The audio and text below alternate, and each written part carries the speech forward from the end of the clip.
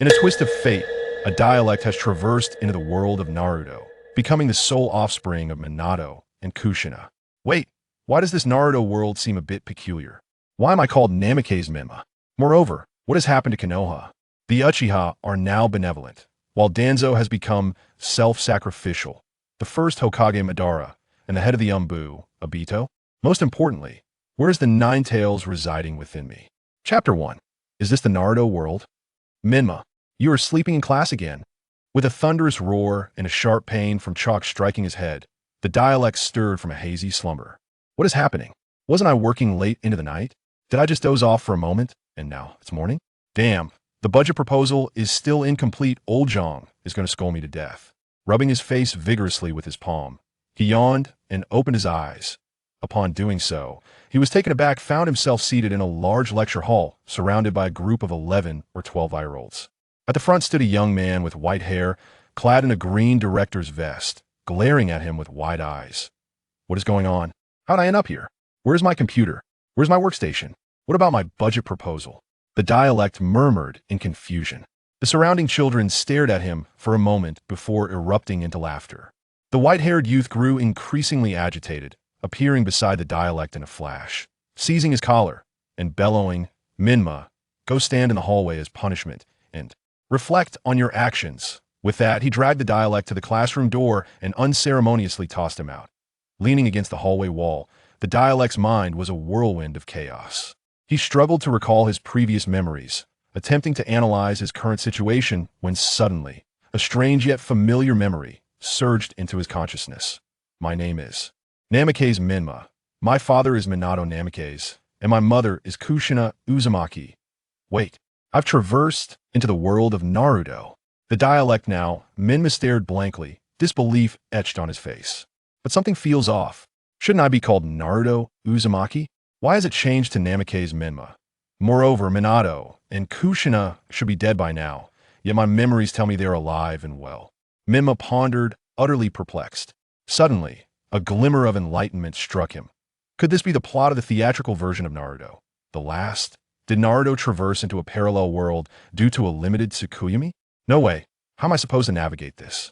One moment I was living my life, and now I find myself in the Naruto universe that if I must accept this fate with the memories of my previous life, I should be able to thrive and excel.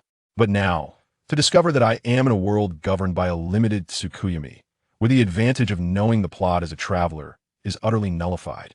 Right? As a traveler, I am a traveler, and according to my past experiences with novels, don't travelers usually possess a golden finger? With this thought, Menma felt a surge of excitement and began silently chanting. System, golden finger, main deity, Shawai, Zazasi Zazasi, Nasita Nalu Zazasi. Well then, no golden finger TT. After attempting dozens of different appellations, Menma scratched his head in disappointment, having failed to unlock the fabled golden finger. After feeling dejected for a while, Menma composed himself and began contemplating his current predicament. First, I must not let anyone discover my identity as a traveler. Otherwise, I might be subjected to the illusionary torture by Danzo and subsequently dissected by Orochimaru. Thankfully, I have absorbed Menma's memories, and as long as I remain cautious, I should not be targeted. Secondly, I must strive to enhance my strength. There is no such thing as perpetual security that I cannot afford to be complacent and hope that Danzo will remain oblivious to my anomalies. Only by improving my capabilities can I adequately respond and retaliate when faced with adversity. Third, I need to gather intelligence. The realm governed by the limited Tsukuyomi diverges from the canonical Naruto storyline, rendering all prior knowledge about Naruto obsolete. I must prepare myself mentally. I also need to reconcile my previous memories with those of this body to avoid any discrepancies that might reveal my identity. Fourth, every action must prioritize survival. I must cling to life. Fifth, Menma outlined dozens of guiding principles for his future conduct. In essence, the overarching message was clear. Prioritize one's life above all else, ensuring safety and minimizing losses while establishing a stable and sustainable growth. Mechanism, ding ding ding. As Menma mused, the school bell rang. The white-haired youth gathered his materials and called for the end of class, prompting the children in the classroom to leave their seats, bustling about in the corridor. Menma, You were punished for sleeping in class and disrupting the lesson, so you must stand in the hallway. However, since you were punished, you missed learning the material, so after school, you'll come to my office for a makeup lesson. Understood? The white-haired youth approached Menma, squatting down to address him kindly. Understood, Mizuki-sensei, Menma replied, lowering his head awkwardly.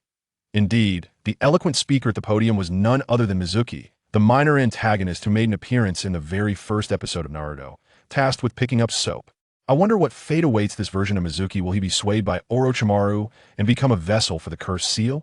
Or will he carve out his own path as a ninja, as depicted in some fan fiction? But what does it matter to me? After all, he is merely a minor character. As Menma contemplated this, he sauntered back into the classroom. From his memories, he learned that it was now lunchtime. Children living nearby had returned home for their meals, while those farther away brought bento boxes to eat in the classroom. Menma settled into his seat and retrieved his bento from the drawer.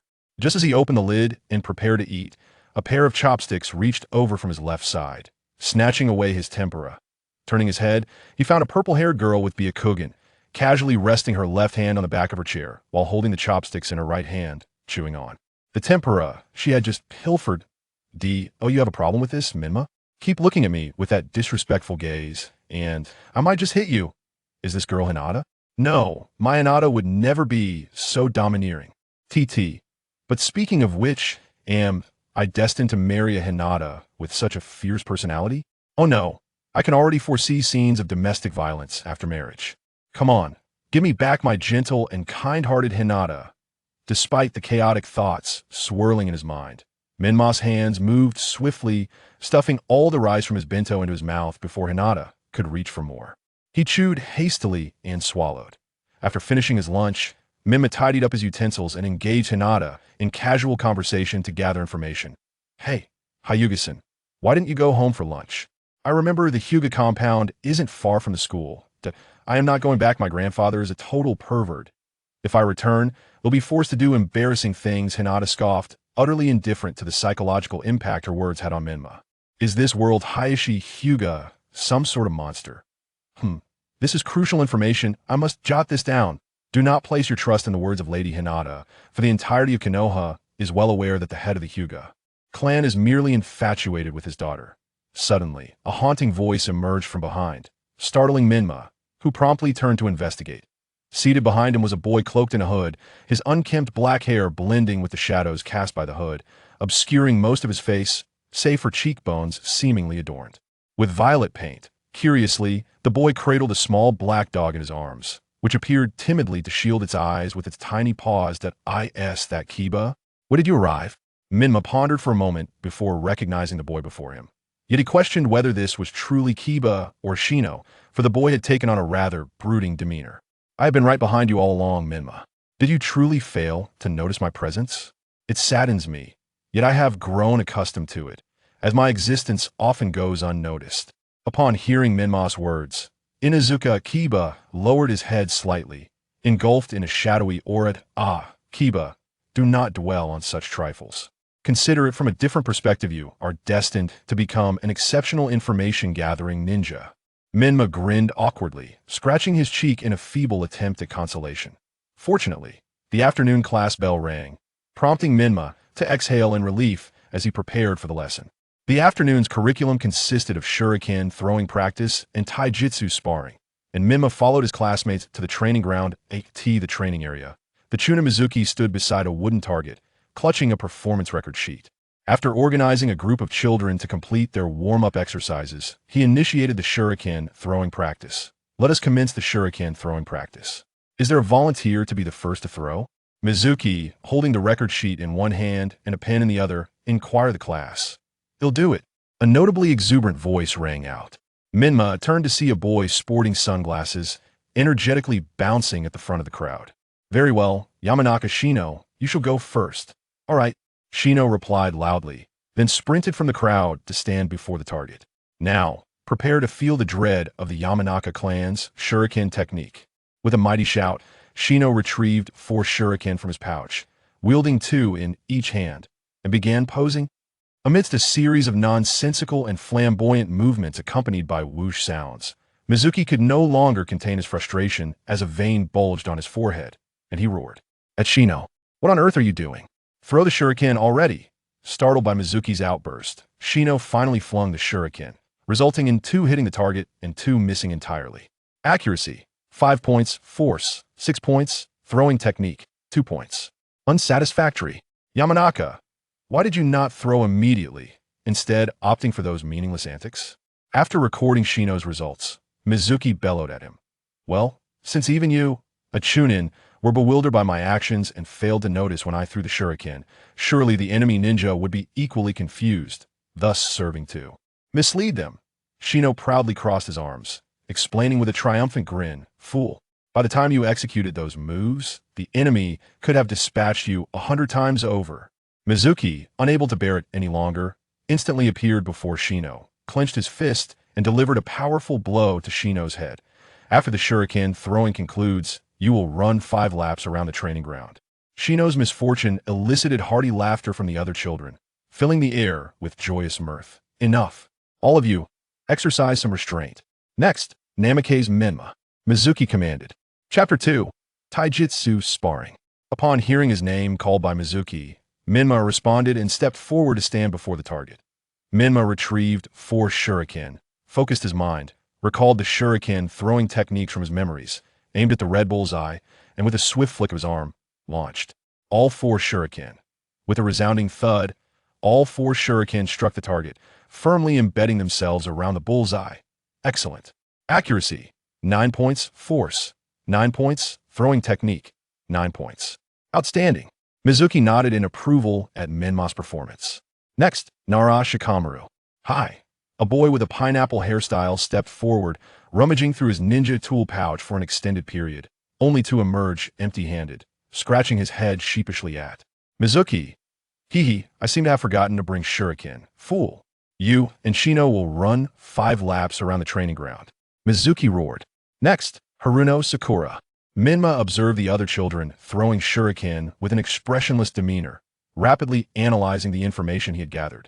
The troublesome girl Hinata, the boisterous Kiba, the attention-seeking Shino, and the seemingly foolish Nara Shikamaru. Remain calm. Remain calm. This cannot be the entirety of it. There must be many who differ from the original Naruto. However, it appears that the character traits have merely altered, while the grand events of the ninja world remain unchanged. Menma reassured himself inwardly. Lost in thought, the shuriken throwing practice concluded, and Mizuki organized the children into formation, announcing the subsequent lesson. Next, we will engage in taijutsu sparring. Choose your opponents wisely. Note, do not target vital areas, and refrain from using offensive ninjutsu. If one party falls or concedes, the sparring ends. Is that clear? Yes. The children chorused enthusiastically. Now, who'll go first? Mizuki-sensei, I wish to challenge Uchiha Sasuke. An eager voice interrupted Mizuki before he could finish his sentence. Indeed, it was the ever-attention-seeking Shino. Very well, Yamanaka Shino, Uchiha Sasuke, stepped forward and formed the necessary hand signs. Upon hearing Mizuki's command, Uchiha Sasuke strolled leisurely from the crowd, hands in his pockets, while a throng of admirers cheered him on. Sasuke-kin go. Sasuke-kin is so cool. Sasuke-kin, give that boastful Shino a good thrashing. Hearing the cheers of his admirers, Sasuke turned, flicked his hair, and with a wink, formed a half-hand sign with his right hand, pressing it to his lips and blowing a kiss to the crowd, grinning with an air of arrogance. I have received your sentiments with your expectations and affection. I shall never be defeated. What is this, Sasuke? This overwhelming aura of a second-rate protagonist is quite absurd. Is there truly no normal person in this world? Sasuke, let me tell you, with such antics, you have lost your position as the leading lady. Positions. With the teacher's command, Sasuke finally turned back, facing the envious and seething Shino, who, unable to contain her jealousy, glared at him disdainfully. With many boys rallying behind him, Shino felt an overwhelming surge of chakra, believing she could match even a tailed beast, let alone the ostentatious Sasuke before her. Sasuke, I shall surely flatten you. At the customary moment for bravado, Shino shouted defiantly at Sasuke. Humph, if you can manage it, then bring it on, Sasuke declared with a dismissive tone as he assumed a fighting stance. Let the sparring begin. With the command from teacher Mizuki, Shino raised his fist and charged at Sasuke with a shrill C, or wide as he approached, Shino aimed a fierce punch at Sasuke's face. I got him, he thought excitedly, envisioning Sasuke being sent flying. Just as Shino's fist was about to make contact, a chorus of gasps erupted from the girls in the class, as Sasuke merely sidestepped, effortlessly evading Shino's seemingly forceful yet fundamentally flawed attack. What? Impossible! Shino exclaimed in shock, attempting to retract his fist, only to have Sasuke grasp his wrist first. In the next moment, Sasuke tripped him with a swift motion of his left foot, sending Shino hurtling to the ground with a heavy thud. Damn it! Shino pushed himself up in an attempt to rise, but before he could regain his footing, Sasuke rushed forward, grabbing the collar of Shino's shirt and forcefully pressing him down, delivering a knee strike to his abdomen. Oof! Shino clutched his stomach, kneeling on the ground and gasping for breath. Seeing this, Teacher Mizuki hurried over to check on him. Once he confirmed that Shino had merely been winded, Mizuki let out a sigh of relief before loudly declaring, "The winner of this match is Sasuke." Now, Shino and Sasuke performed the reconciliation seal. Damn it! Teacher Mizuki, I haven't lost yet, Shino shouted, regaining his composure. I was careless that time. If we go again, I will definitely knock Sasuke out. Next pair, Nara Shikamaru versus Haruno Sakura. Mizuki ignored Shino's complaints, prompting Shikamaru and Sakura to step into the arena amidst Shino's mutterings of discontent. After performing a mutual seal of opposition, Shikamaru and Sakura hopped back 3 steps. Sakura swiftly retrieved 3 shuriken from her ninja tool pouch and hurled them at Shikamaru.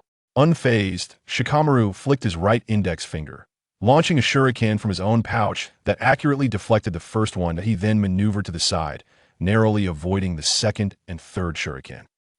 Wait, why is there smoke coming from the back of the shuriken? Oh no, it's an explosive tag. Panic surged through Shikamaru as he pushed off the ground and rolled to the side.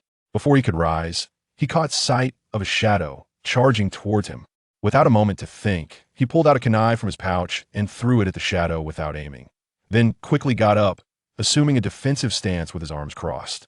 Over his chest, as predicted, Sakura landed a precise kick on his arm, forcing him to stagger back a few steps. Watching Sakura gracefully execute a backflip and land on her feet, Shikamaru's expression turned grave. Sakura, are you trying to kill me? That was just an ordinary paper, not an explosive tag.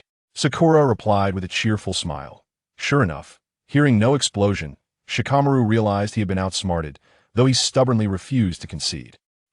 This level of skill is still far from sufficient. I will begin to take this seriously.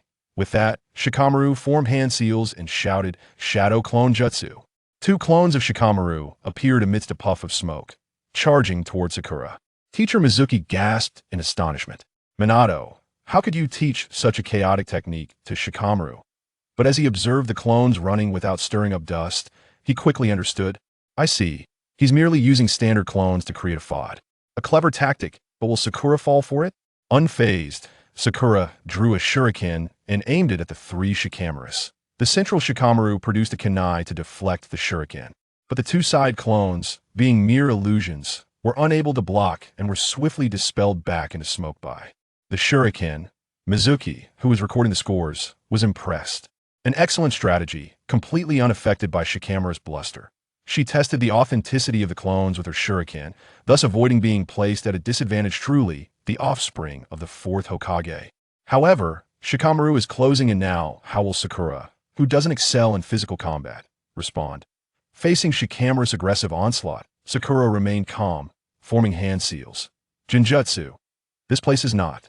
Caught in the illusion, Shikamaru stumbled momentarily, collapsing to the ground, his body quivering uncontrollably. Seeing this, Sakura brandished a kunai, maintaining her guard while retreating. Stop pretending I know. You've already broken my Jinjutsu. Honestly, I thought I could trick you. How did you figure it out? Shikamaru, now sitting on the ground, stood up with a kunai in reverse grip, questioning her. Teacher Mizuki was taken aback. It was already impressive for Sakura to use Jinjutsu at her age, but Shikamaru's ability to immediately recognize and dispel it was astounding. This was well beyond the typical skill level of students from a ninja academy. Sakura's prowess was understandable, being the daughter of the 4th Hokage, but why was Shikamaru so skilled? Were Minato and Kushina truly such exceptional mentors? Rather than that, I would like to ask you, Shikamaru, how did you break my Jinjutsu? Sakura did not directly answer his question. Well, there are various reasons, but I can't disclose them to you. Sakura, after all, a ninja's intelligence is top secret. Shikamaru also refrained from responding to Sakura's inquiry, though he felt a twinge of fear. Had it not been for his prior experience as a mature adult and the mental fortitude gained from 2 lifetimes, he might have truly stumbled into a trap. Yet he found it strange that after being ensnared in the Jinjutsu, he envisioned his old computer desk and unfinished project at that moment. Both Sakura and Shikamaru were on high alert, contemplating their next moves. Sakura's combat skills were remarkable, with no apparent weaknesses. While Shikamaru's taijutsu was superior, it was only marginally so. Moreover, he remembered Sakura's exceptionally high intelligence prolonging the battle would undoubtedly lead to defeat at her hands. Although he was not averse to failure and acknowledged that a loss could aid in his plan to remain inconspicuous, he still felt a sense of reluctance. Even in defeat, he desired to create the illusion of having almost triumphed, thus safeguarding against neglect from the village and preserving his resources for training. Suddenly, he spotted Sasuke in the crowd, and a plan began to form in his mind. Chapter 3. Tuanzong. Encountering the mastermind on the first day, Menma clapped his hands and exclaimed, "Transformation technique, reverse harem jutsu," with a loud bang. A cloud of smoke enveloped the area, revealing an unclothed Sasuke, who, blushing, shielded his modesty with his hands and shouted at Sakura, "Sakura-chan, don't look." The training ground fell silent for a brief moment before erupting into raucous laughter that could shatter the heavens. A multitude of enamored girls screamed, covering their eyes. While the boys cheered, though Sasuke remained fuming with clenched teeth. Menma surveyed the scene with satisfaction. After all, ninjas were synonymous with cunning and unscrupulousness, willing to resort to any means for victory. This technique could even baffle Kagaya Otsutsuki. So, Sakura, how will you respond to your beloved's nakedness? In a state of disarray, you likely struggle to maintain basic chakra control, let alone the precision required to execute Jinjutsu. He chuckled, "Victory is justice. Come now, Sakura-chan. Today you shall experience the sordidness of the adult world." However, when Menma turned around, he was taken aback. Instead of panicking, Sakura displayed remarkable composure, her aura intensifying as she charged toward him. Once within range, she unleashed a flurry of punches and kicks. Poor Menma, with his hands still shielding his vital areas, was unable to defend himself and was sent flying back after taking a punch to the face. After rolling on the ground several times, he finally dispelled the transformation technique. Before he could regain his stance, Sakura's relentless assault came crashing down. Menma barely raised his hands in defense. Realizing too late that this version of Sakura harbored no feelings for Sasuke, he thought, "I must devise a strategy to turn the tide." Just as he struggled to fend her off, he spotted an opening in her attack and shouted, "Water style, water bullet technique." Beside them, Teacher Mizuki's face darkened, nearly breaking his pen in frustration. "What kind of water technique is this? It's merely a childish spitball." "Truly," he asked the child of the fourth Hokage. "His antics are unparalleled." However, the technique was effective, as Sakura instinctively retracted her punch and leaped back 3 paces, looking at him with disdain. "All right, this match is over." No victor declared. Menma, Sakura, formed the reconciliation seal. Teacher Mizuki jumped into the ring to separate the two, fearing that Menma might unleash even more outrageous tactics and test his patience further. Despite the lack of a clear winner, Mizuki now had a better understanding of both Menma's and Sakura's abilities. As the successor of the fourth Hokage, Sakura demonstrated exceptional Jinjutsu talent and commendable taijutsu skills. Though she hadn't performed any ninjutsu, her ability to successfully execute Jinjutsu indicated her potential in that realm as well. Observing the recent bout, her combat awareness appeared to be of a high caliber, worthy of substantial investment from the village. Menma's taijutsu was also commendable, although he had been rather reckless. His mastery of transformation and clone techniques was impressive. Moreover, his ability to react swiftly under duress and turn the tide of battle showcased his excellent combat instincts. Nevertheless, his overly playful nature required proper guidance. Upon hearing Mizuki's remarks, Menma exhaled in relief. After performing the reconciliation seal with the disdainful Sakura, he returned to the group amidst the jeers of his classmates and the furious glare of Sasuke. The next match was Shikamaru Nara against Kiba Inuzuka. As time passed, evening approached, and the class finally completed their battles. Teacher Mizuki recorded the results. "All right, the assessment is complete, and everyone performed admirably. Now, please tidy up and disperse." He added, "Shino and Shikamaru, don't forget to run 5 laps around the training field before going home. Supervise each other, no slacking off. And you, Menma, come to my office." The children scattered, leaving only Shikamaru and Shino to run slowly around the training field, their faces contorted in frustration. Menma, hands in pockets, followed Mizuki into the school building. After 2 hours of Mizuki's relentless lecturing, night had fully fallen. Mizuki, glancing at the dark sky, finally set down his book and said to Menma, "All right, that will be all for today. Remember to review your studies at home, understood?" Upon hearing Menma's lackluster response, Mizuki added, "And no more of those lewd techniques in the future, do you hear me? Hey, if we're talking about that, I'm wide awake. I must discuss with you the positive implications of harem jutsu in the ninja world." Just as Menma was about to elaborate on the merits of harem jutsu, the office door swung open. Turning around, Menma beheld a kind-eyed elder clad in a white ceremonial robe, adorned with the Hokage hat. His right eye and part of his cheek were wrapped in bandages, deep lines etched around his nose, and a scar marked his chin. His right hand was also bandaged and hung at his chest, while he leaned on a cane at the door. "Hokage-sama." Teacher Mizuki sprang to his feet, bowing respectfully. "Ha. No need for formalities. I was merely passing by the school and noticed the lights on, so I came to take a look." The Hokage waved his left hand, laughing heartily. Menma was left dumbfounded. "Tuanzong? What the hell? You should call him Hokage-sama." Teacher Mizuki, raising his fist, playfully struck Menma on the head. "My sincerest apologies, Hokage-sama. It is my failure in teaching, but Menma is usually quite polite. He must be overwhelmed with excitement at meeting you today. Please forgive him." "Not at all. After all, he is the child of Minato. Being a little eccentric is quite normal." Third Hokage Danzo chuckled, showing no concern for Menma's rudeness.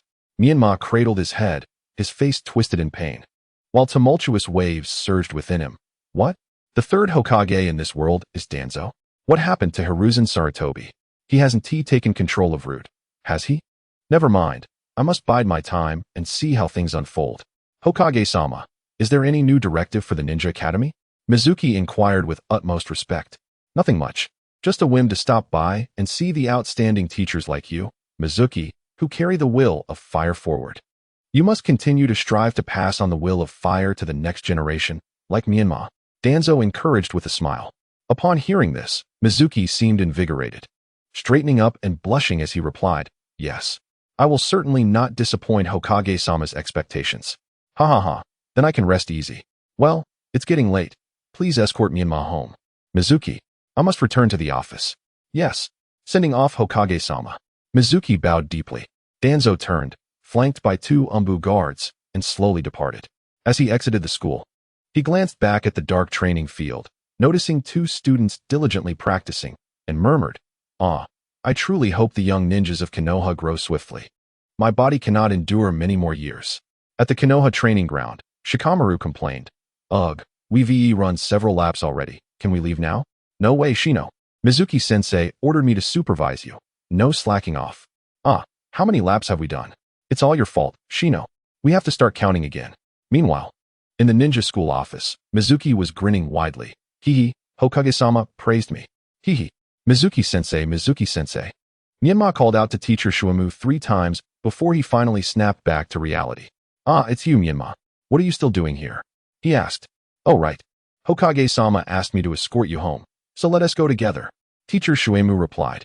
"No, it's fine. I can go back by myself." Menma attempted to refuse. "That won't do. Hokage-sama specifically instructed me to ensure you get home safely. Coincidentally, I need to visit your home to discuss parenting matters with Minato and Kushina."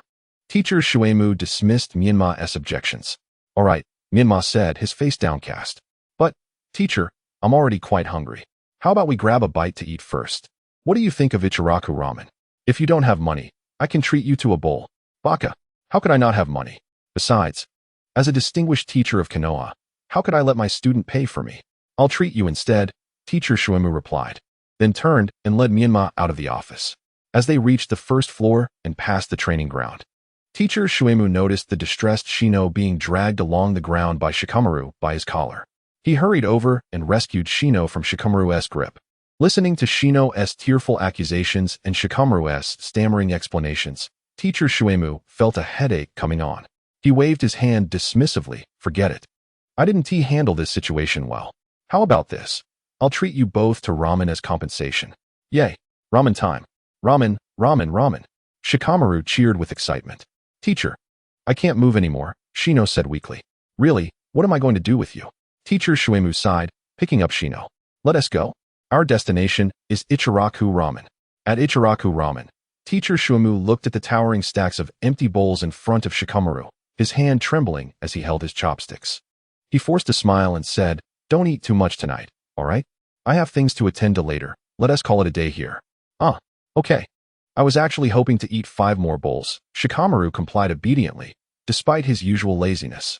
Humph, so you can count clearly at this moment? Shino remarked weakly. When it was time to pay, Teacher Shuemu turned his back to the trio, so they wouldn't see the pained expression on his face. After settling the bill and stepping out of the shop, he carried Shino on his back and said to Menma, Shino is exhausted, so I'll take him home. You and Shikamaru can head back on your own. We can discuss the home visit another time. With that, he turned and walked toward the Yamanaka clan's residence, only to glance back and remind them, don't play around on the way home. Head straight back, understood? Got it. You're so nagging, teacher. Menma waved his hand dismissively without looking back, walking in the opposite direction with Shikamaru. Chapter 4. Minato and Kushina after parting ways with Shikamaru. Menma followed the route he remembered back home. To be honest, he felt a sense of trepidation approaching his familiar abode. He was uncertain whether his parents, whom he had lived with for so long, would be able to discern that their son's soul had been replaced. After standing at the door for a long while, contemplating that one cannot avoid fate, he reached out and knocked, calling out loudly, I'm home. From behind the door, the sound of slippers shuffling could be heard, and soon a gentle voice accompanied the creaking door, Welcome home. Standing before him was a gentle woman with red hair, his mother, Uzumaki Kushina. She wore a green apron and smiled at Menma, asking, Why are you home so late today? Were you on a date with a girl? No. I was kept back for extra lessons by Teacher Shuemu, Menma said, skillfully maneuvering past Kushina. Sitting down at the entrance to remove his shoes and toss his ninja tool pouch beside them, quickly changing into slippers and dashing into the living room. Honestly, Menma, how many times have I told you to place your shoes properly and put your ninja tool pouch in its rightful place? Kushina's voice followed him. In the living room, a blond man in a blue shirt was reading the newspaper. Upon seeing Menma return, he asked without looking up, You were kept back for extra lessons? What did you do wrong at school? Menma crossed the living room, went to the dining area, grabbed the kettle, and without a cup, drank directly from it. No, it's just that with graduation exams approaching, Teacher Shuemu said my transformation technique needed improvement. So he asked me to stay for extra lessons. Menma found it curious how adept he was at lying in this body. It seemed he needn't worry about being found out by Minato and Kushina anytime soon. Although Shuemu isn't particularly powerful, he has a knack for teaching children. Minato remarked, clicking his tongue casually. Honestly, Minato, how can you say that Shuemu is weak? Back when you were in the Ninja Academy, you were just as much of a slacker. Kushina retorted as she tidied up Menma's shoes and returned to the living room to chime in. I'm nothing like him. Shuemu is still a chunin, while I've become a jonin. Minato exclaimed, leaping up as if someone had stepped on his tail. I'm a special jonin. Kushina reminded him, unable to hold back her laughter. A special jonin is still a jonin, even if Shuemu sees me. He must respectfully call me Lord Minato. Minato countered. Is that so? When will you call me Lady Kushina then? I'm a legitimate jonin. Kushina scoffed. Haha, I am a special jonin in the combat division, while you are merely a jonin of the ceiling class. It's not the same, Minato boasted, completely oblivious to the danger that was quietly approaching. Is that so? Are you implying that I can't defeat you? Kushina smiled with narrowed eyes, her red hair billowing behind her like an octopus. Menma, you should return to your room. The upcoming scene is not suitable for children to witness. Seeing the impending imbalance of power about to unfold, Menma quickly interjected with a new topic to divert the escalating tension. By the way, I saw Hokage-sama today. He was so gentle, not at all like the imposing figure depicted on Hokage Rock. Minato seized the opportunity to escape, eagerly joining in the conversation, of course. Hokage-sama is gentle with the comrades in the village, but when it comes to enemies, his presence is truly formidable. But I noticed that Hokage-sama had bandages on his head and hands. Did he sustain serious injuries? Menma asked casually, though he was all ears. No, those aren't bandages from injuries. They are sealing bands with special sealing techniques, Kushina explained. Sealing? Is it because Hokage-sama's power is so great that he needs to be sealed? Menma inquired further. Baka, what are you thinking? Who would seal their own power? Minato replied. Lord Danzo lost his arm during the First Shinobi World War while covering for the second Hokage and his teammates during their retreat. He was injured in the process and lost his right eye as well. Minato continued. Later, Lord Danzo fought his way back to the village. The second Hokage, to honor Lord Danzo's achievements, used the wood release cells left by his brother to create a new arm for him. The Uchiha clan, grateful for Lord Danzo saving Lord Uchiha Kagami, also helped him implant a Sharingan. However, whether it was Hashirama's wood release cells or the Uchiha clan's Sharingan, they placed too much strain on Lord Danzo's body. Therefore, when he is not engaged in battle, he must wear sealing bands to suppress the activity of the wood release cells and the Sharingan. Upon hearing this, Menma was rendered nearly speechless. The self-sacrificing Danzo and the grateful Uchiha. Can this world not be a tad more normal? Observing him, the Minato couple presumed that Menma was deeply engrossed in Danzo's tales, exchanging knowing smiles and encouragingly saying, Well, Menma, if you put in the effort, you too shall become an exceptional ninja like Lord Danzo in the future. After bathing, Menma lay in bed, his mind swirling with thoughts that kept him from slumber. Although he had gained a fleeting glimpse of this world through current intel, countless individuals and pieces of information awaited his verification. Who is the current Jinchuriki of Konoha? Is it Kushina or himself? What is Sarutobi's current role? Is he still the benevolent character depicted in the original narrative? And what about the Sannin, Kakashi, Guy, the Uchiha, and the Hyuga? These inquiries were premature for investigation and would have to wait. The utmost priority now was to embody the role of Namikaze Menma, diligently enhancing his prowess to navigate this ambiguous reality. The next morning, Menma sat at the dining table, consuming the breakfast prepared by Kushina while addressing Minato. Dad, with less than 3 months until the graduation exam, please impart any powerful jutsu you possess. He continued, Look at Sasuke in my class. He has already mastered the great fireball technique, and Sakura can perform Jinjutsu. I am only adept at the transformation technique. How can I achieve a high score in the graduation exam? What? The Uchiha children have mastered the great fireball technique already? This is outrageous. Minato exclaimed. However, Menma, the graduation exam evaluates one aspect of the transformation technique. You are not yet ready to learn other jutsu. Focus on solidifying your foundation first, he advised. At this moment, Kushina patiently interjected. Your father is correct, Menma. Your fundamentals are not sufficiently robust. The Ninja Academy emphasizes a well-rounded development of skills. Master the knowledge provided in school before proceeding to further training. If you rush into learning jutsu, you may develop poor habits in releasing techniques. Consider this. Doesn't Sasuke still need to form hand seals for his great fireball? Isn't it fairly easy to evade? And isn't Sakura's Jinjutsu also challenging to execute successfully? Menma, aiming too high will not serve you well. You must take steady steps. But Sasuke's jutsu looks so impressive. Even the foolish Shikamaru has family secret techniques. And I am the only one left out. It frustrates me. Menma lamented. How about this? Once you successfully graduate and become a Genin, I will teach you a remarkably cool jutsu, alright? This is a technique even the third Hokage frequently employs. Minato pondered for a moment before making this promise. Yes, and I can also teach you a very practical sealing technique. Kushina chimed in. Can you tell me what jutsu it is? Menma asked curiously. Your father will teach you the wind release. Great breakthrough. This is the signature technique of the third Hokage. Lord Danzo once used it to eliminate 5 elite Genin from a Wagakure. Minato proclaimed proudly. And I will teach you the sealing technique.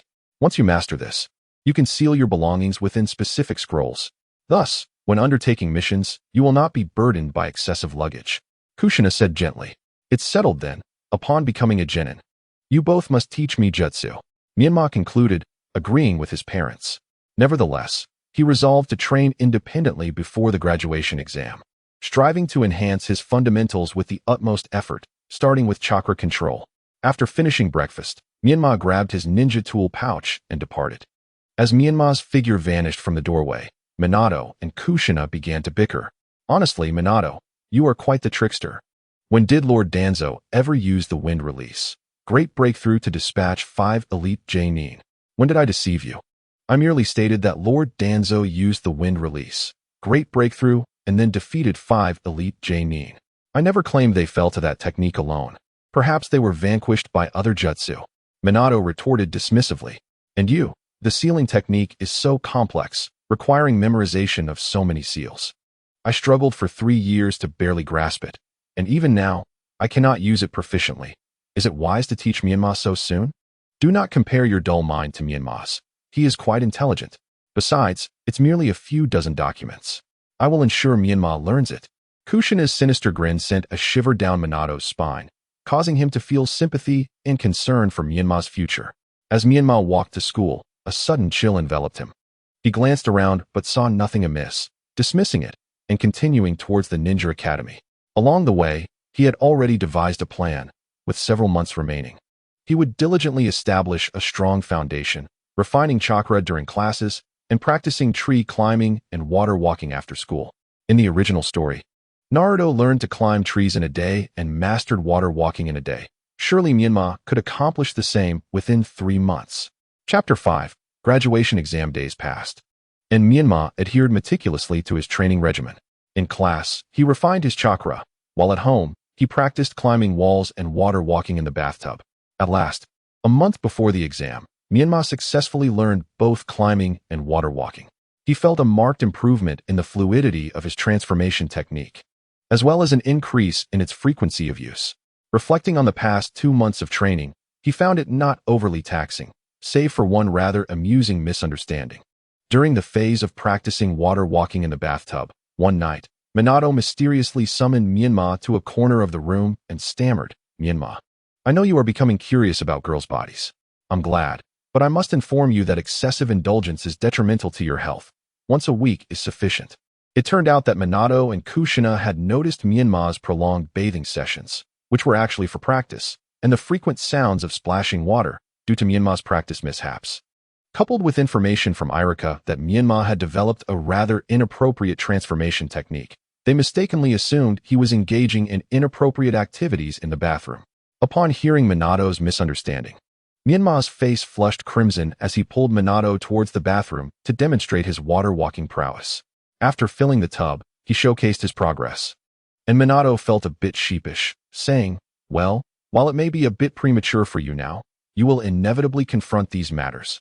What I said earlier still holds true. Menma, learn from your mistakes and improve upon them."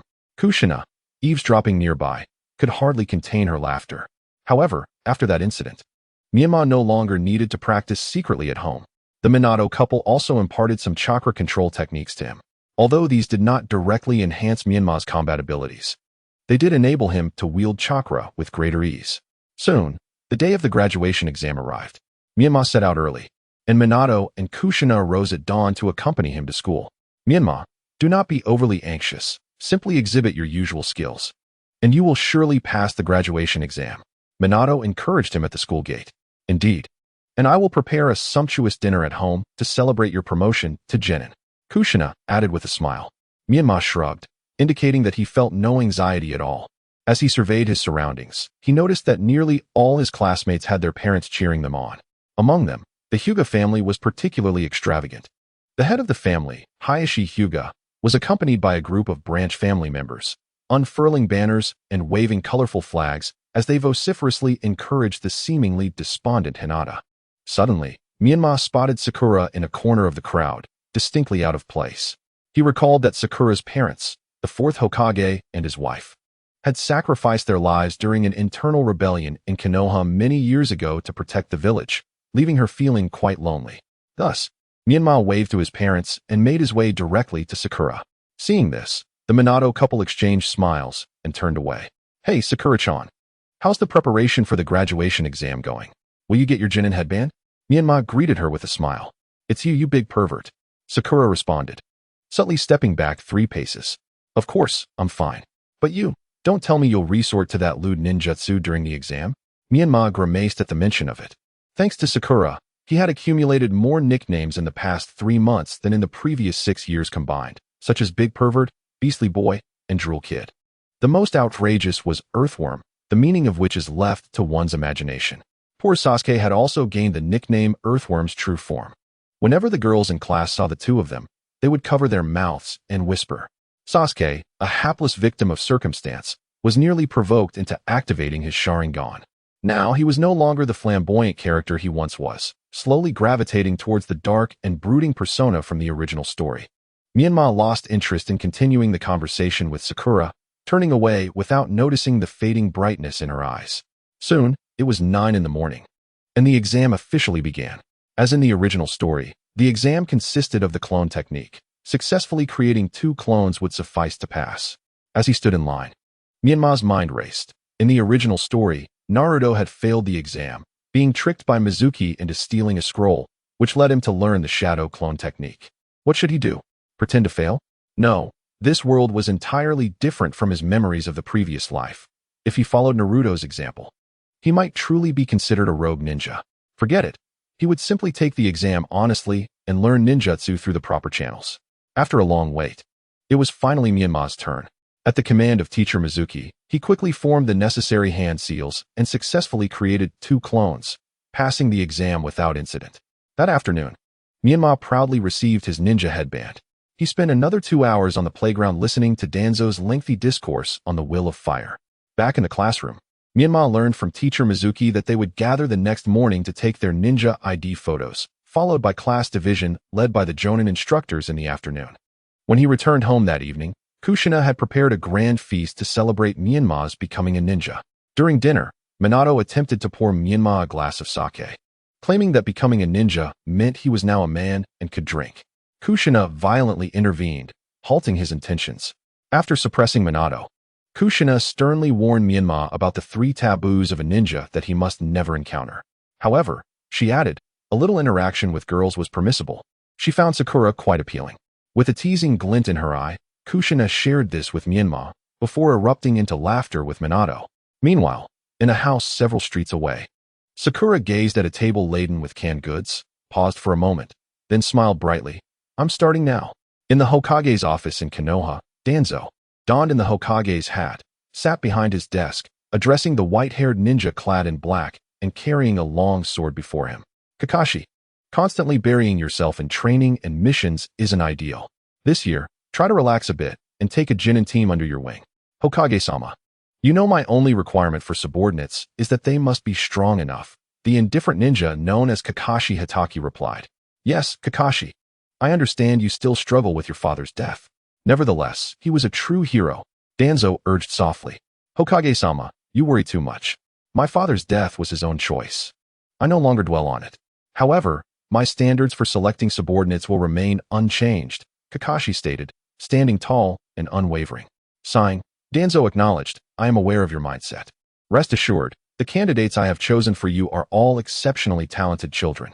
Sakura Haruno, the daughter of your teacher, the 4th Hokage, possesses remarkable skills in ninjutsu and jinjutsu, as well as astonishing chakra control, making her a potential successor to Tsunade. Menma, the son of the Nine-Tails Jinchuriki, has a vast chakra reserve due to his Uzumaki lineage and may have inherited his father's spatial ninjutsu abilities, showing great growth potential. And Sasuke Uchiha, the son of the Uchiha clan leader, has undeniable talent, only awaiting the right moment to awaken his Sharingan, at which point his strength will surge. So, how about these 3 genin? They are undoubtedly the most gifted and powerful in their cohort. Are you willing to take them under your guidance? I would be happy to serve as their supervising jonin, provided they pass my assessment. Kakashi remained steadfast in his principles. All right, we'll proceed as you wish. But the assessment must not be overly rigorous. I will keep an eye on you. Danzo reluctantly agreed to Kakashi's approach. Everything will follow your arrangements, Danzo-sama. Kakashi inclined his head slightly, and with a swift motion, vanished from sight at Danzo's gesture. Sigh, Kakashi's nature is still too rigid. He needs further tempering. I hope he grows a bit in the coming years, so I can confidently pass on the Hokage position to him, allowing my weary bones to rest, Danzo murmured, watching the spot where Kakashi had just been. Later that night in Konoha, Menma lay in bed, tossing and turning, unable to sleep. He was deep in thought about the events of the original story. Naruto had learned the shadow clone technique that night, which he would use throughout Boruto. However, the narrative had altered drastically. Mizuki had not lured him into stealing the scroll, meaning he had no avenue to learn the multi-shadow clone technique. He wondered if his father Minato might know it.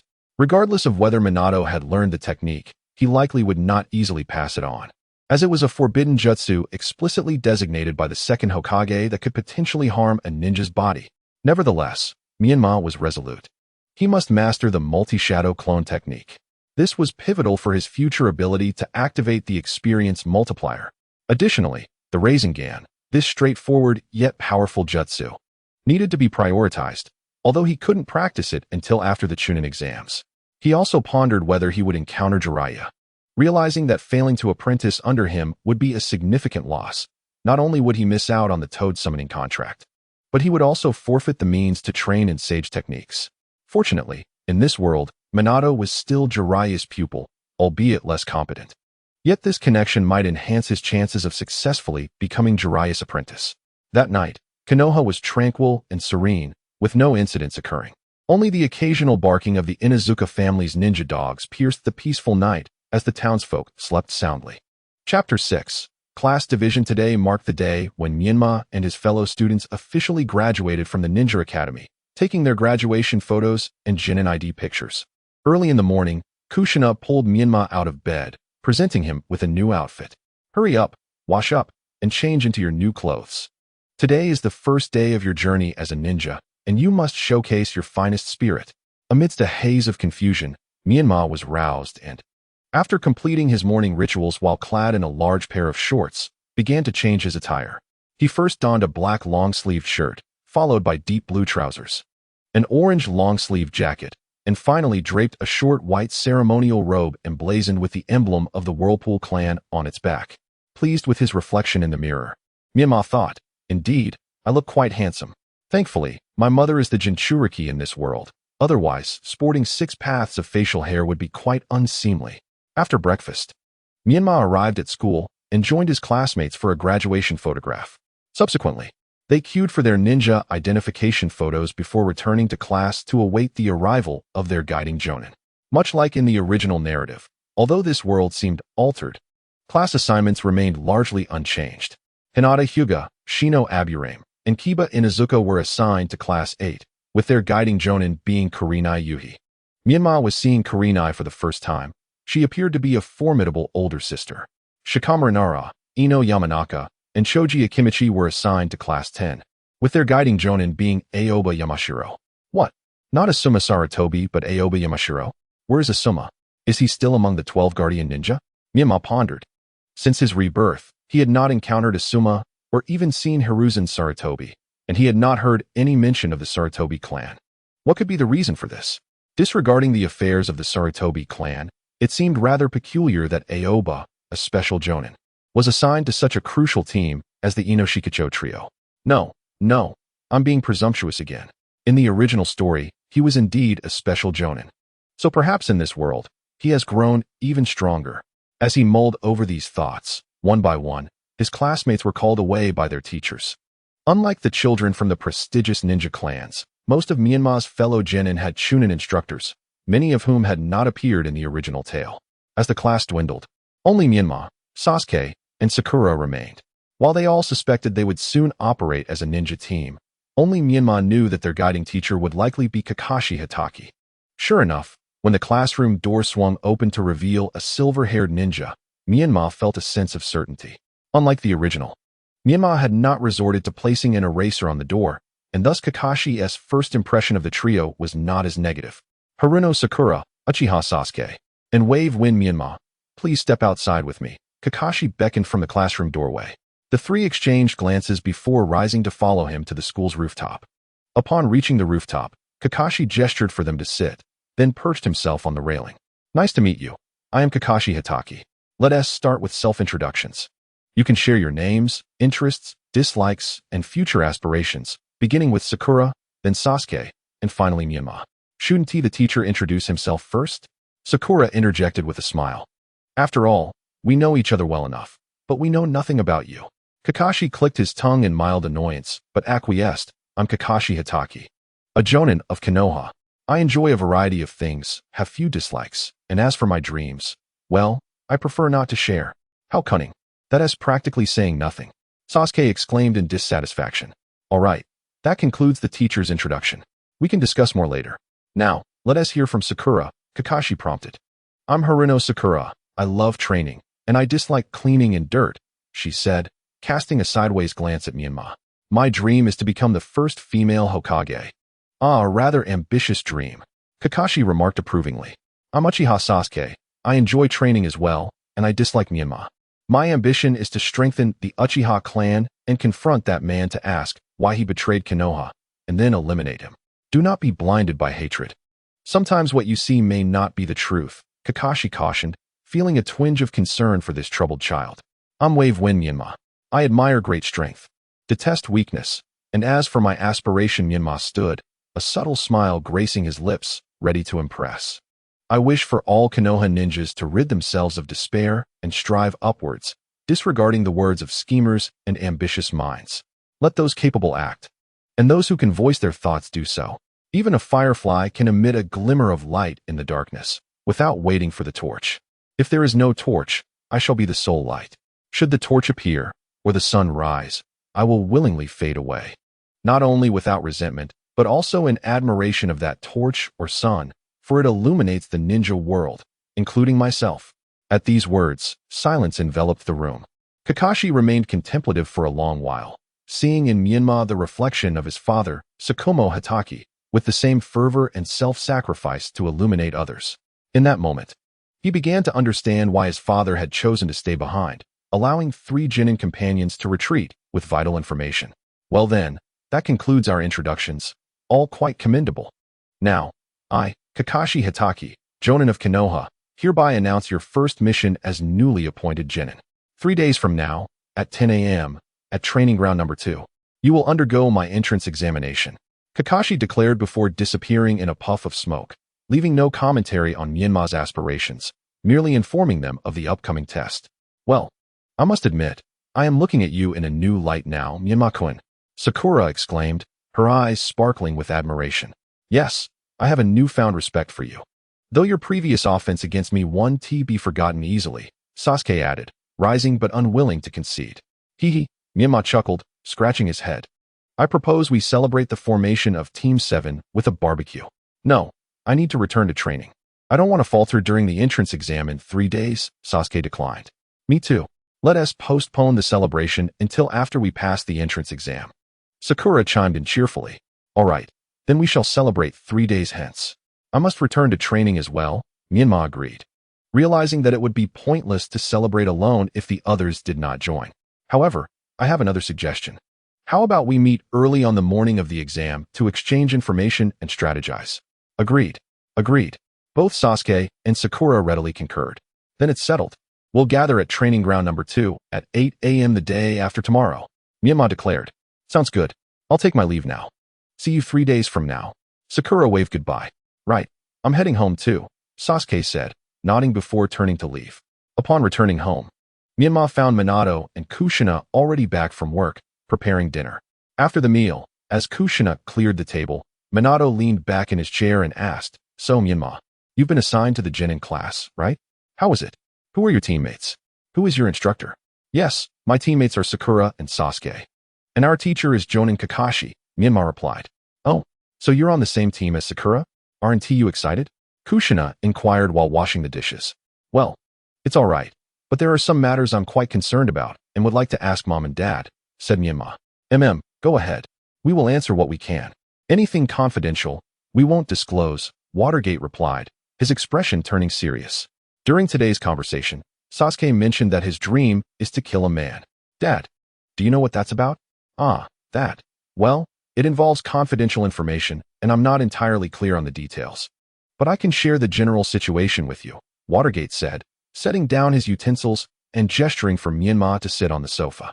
Sasuke has an older brother named Itachi Uchiha, who defected from the village 5 years ago for certain reasons.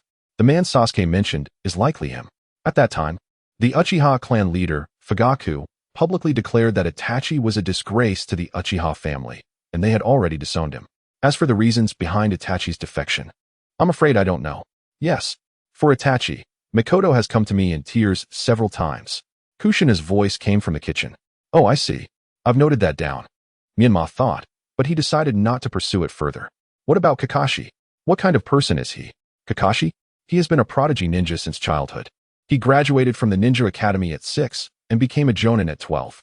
during the Ninja World War over a decade ago. He single-handedly broke through the Rock Village's defenses, inheriting his father's title. However, he can be somewhat extreme. Serving under him is not easy, Watergate explained, stroking his chin. That's not entirely accurate. Kakashi's behavior has its reasons. His father, the White Fang, discovered an enemy trap during a mission. He ordered his comrades to retreat while he completed the task alone. After enduring great hardships to finish the mission, he returned to the village, but succumbed to his injuries. Kakashi was only 5 at the time. Thus, he has always harbored a deep-seated belief that his father's death was related to strength. If his father had been powerful enough, he could have completed the task without dying. If the other ninjas had been strong, his father wouldn't have had to go alone. If the village had been strong enough, the enemy would have hesitated to take lethal action, and his father would have survived. Yes, that's what he said back then, Kushina added. Jonin Kakashi is a very trustworthy person. Although he is strict and emphasizes the strength of his teammates during missions, he also ensures their safety. He is a reliable man, just like his father. Indeed, during the Battle of Kanabi Bridge, he rescued his teammates Rin and Uchiha Obito from the encirclement of rock ninjas, even at the cost of one of his eyes. Later, the Uchiha clan gifted him a Sharingan as a token of gratitude, enhancing his abilities. Watergate interjected. Chapter 7. Pre-exam training, so there's such a story behind all this. Menma exclaimed. That's why your acceptance into Kakashi's team makes your mom and me very happy. Watergate smiled. Well, it's not a sure thing yet, Menma replied, feeling gloomy. Kakashi-sensei mentioned there would be a team entrance exam, and only those who pass can become his subordinates. Well, the exam will likely focus on teamwork and friendship bonds. If you can perform well, it should be fine, Watergate reassured him. Not quite. Watergate interrupted sternly. Kakashi has only one standard for choosing subordinates. They must be strong enough. Of course, for freshly graduated genin like you, the assessment might be a bit lenient. But if you approach it casually, you will surely be eliminated. How can this be? Menma exclaimed, horrified. But I can't do anything other than the body flicker technique. Don't worry. Dad has taken 3 days off to help you with intensive training. Your strength should improve significantly. Watergate patted his chest confidently. Mom will also provide logistical support. Kushina chimed in. Tomorrow, you must teach me an incredibly powerful ninjutsu. I want to send Kakashi-sensei flying. Menma declared excitedly. Ha, that's impossible.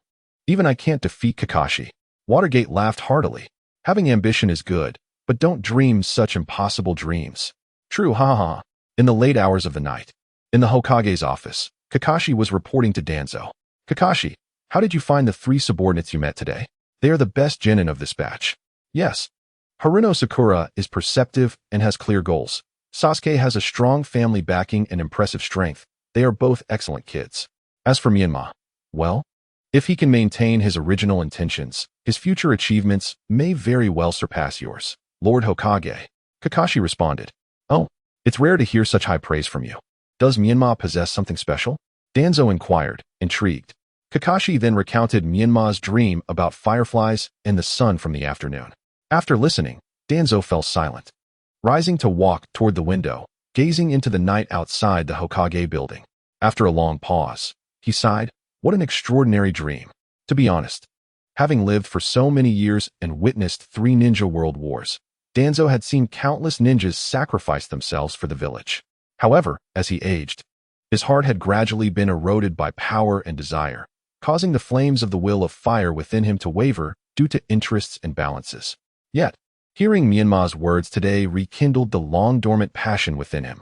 He felt as if the spirited first and second Hokages were smiling at him, both affirming and reproaching him. They reproached him for having forgotten his original intentions, while affirming that he had now found himself again. Kakashi, please take good care of these children. Their future is entrusted to you, Danzo said earnestly, gazing out at the myriad lights of the village. Rest assured, I will not disappoint your expectations, Lord Danzo. I will nurture these children into talents. Kakashi promised solemnly. Danzo nodded at Kakashi's words and waved him off, signaling his dismissal. Thank you, Lord Danzo, Kakashi said as he left, but Danzo did not respond, remaining by the window. Tonight, Konoha remained peaceful. The next morning, Watergate took Menma to the forest outside the village. As a special jonin, Watergate had work to do. His daily task was to patrol the safety of Konoha's surroundings. Therefore, after failing to take a day off, He took advantage of his position to bring Menma to his workplace. After instructing 3 Chunin to patrol separately, Watergate led Menma to a clearing in the woods. "Hey, Dad, won't bringing me here to train interfere with your work?" Menma asked, puzzled by Watergate's seemingly lackadaisical attitude. In his eyes, ninjas should be serious and dedicated, completing tasks with utmost diligence. "It's fine. Your dad is a special jonin. If I don't have this little privilege, I might as well be a Chunin," Watergate declared proudly.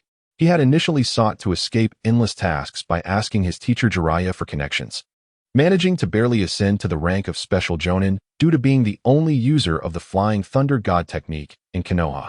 Watching his peers like Mizuki become Chunin, while others like Obito and Keaton were still diligently guarding the gates, he felt increasingly vindicated in his choice. However, Watergate was unaware that Konoha had its own considerations. Although his strength was mediocre, he had a wonderful wife. Setting aside the identity of the Nine-Tails Jinchuriki, Kushina herself is proficient in sealing techniques, possesses a bloodline limit, and wields the strength of an elite jonin, making her a valuable asset that Konoha would go to great lengths to recruit. Even when Minato sought to apprentice under Jiraiya, it was Danzo who humbly requested Jiraiya's consent. Minato, facing Menma, raised a finger and stated, "Your father once promised to teach you ninjutsu, specifically the wind release. Great breakthrough, once you became a genin. Allow me to demonstrate first, after which I'll explicate the key points of this technique." Upon finishing his words, and under Menma's earnest gaze, Minato spread his feet shoulder-width apart and swiftly formed the tiger, boar, and serpent hand seals before inhaling deeply and exhaling rapidly towards Menma. An intense whirlwind accompanied his breath, forcing Menma's face to contort under the pressure, his hair blown back. Yet, aside from this, no further phenomena occurred. "Is this it?" Menma's lips twitched. He could hardly fathom any purpose this technique served beyond functioning as a mere wind machine for adversaries. How had Danzo used this technique to vanquish 5 jonin in the past? Was it merely due to the force of his breath? Perceiving Menma's inner turmoil, Minato hastily clarified, "I merely demonstrated the technique while deliberately controlling its power. This technique requires an increased chakra infusion to augment its potency." "Really? I find that hard to believe." At that moment, Menma was overtaken by a wave of skepticism. Indeed, if Lord Danzo were to unleash this technique, its impact would rival that of a tremendous hurricane. Noticing Menma's doubt, Minato quickly cited Danzo as an example, explaining that the great breakthrough is the foundational wind release technique, with many others such as wind release, wind blade, and wind release, wine cutter being developed from it. It is also one of the 10 essential techniques that a Chunin must master. Menma began to take this seriously and continued to listen intently as Minato elaborated. "Now, allow me to explain the key aspects of this technique. First, the hand seals must be executed in the order of tiger, boar, and serpent. Within a span of 2 seconds, Menma listened while attempting the hand seals himself. Next, you must channel chakra within your body, concentrating as much as possible in your lungs and throat during the sealing process," Minato instructed. Menma nodded in understanding. "Finally, take a deep breath and exhale rapidly, infusing chakra into the air during the exhalation. The more chakra you infuse, the greater the power of the great breakthrough." Menma indicated that he comprehended this, then, with a determined expression, swiftly formed the hand seals, gathering a substantial amount of chakra, inhaling deeply and exclaiming, "Wind release, great breakthrough." A fierce whirlwind erupted, hurtling towards Minato. The latter's expression shifted, and he quickly raised his finger, vanishing instantaneously and evading Menma's technique just in time. The great breakthrough soared a considerable distance before striking a tree, producing a resounding crash as a trunk, thick as a man's waist, shook violently, shedding a significant portion of leaves. Menma felt a sense of satisfaction regarding the technique's power. Achieving this effect with less than 1/20th of my chakra is quite impressive." However, it was his first attempt at releasing ninjutsu, and his chakra control was not yet refined. Only a fraction had been infused into the technique, while the rest dissipated within him. Additionally, his speed in forming the hand seals was insufficient, and his pre-casting movements were too pronounced, making it easy for enemies to evade. This was an area for future improvement. Minato, having narrowly avoided danger, was astonished by the technique's potency, even beginning to question his existence. "Who am I? Where am I? What just happened? Oh, right. I was observing Menma release his ninjutsu. But can someone explain this overwhelming power?" Did I not just teach him the wind release? Great breakthrough? Or was it actually the wind release? Vacuum great sphere? Menma, pleased with the devastation before him, turned to seek his father's opinion. Upon turning, he found Minato sitting under a distant tree, still in shock as he gazed at him.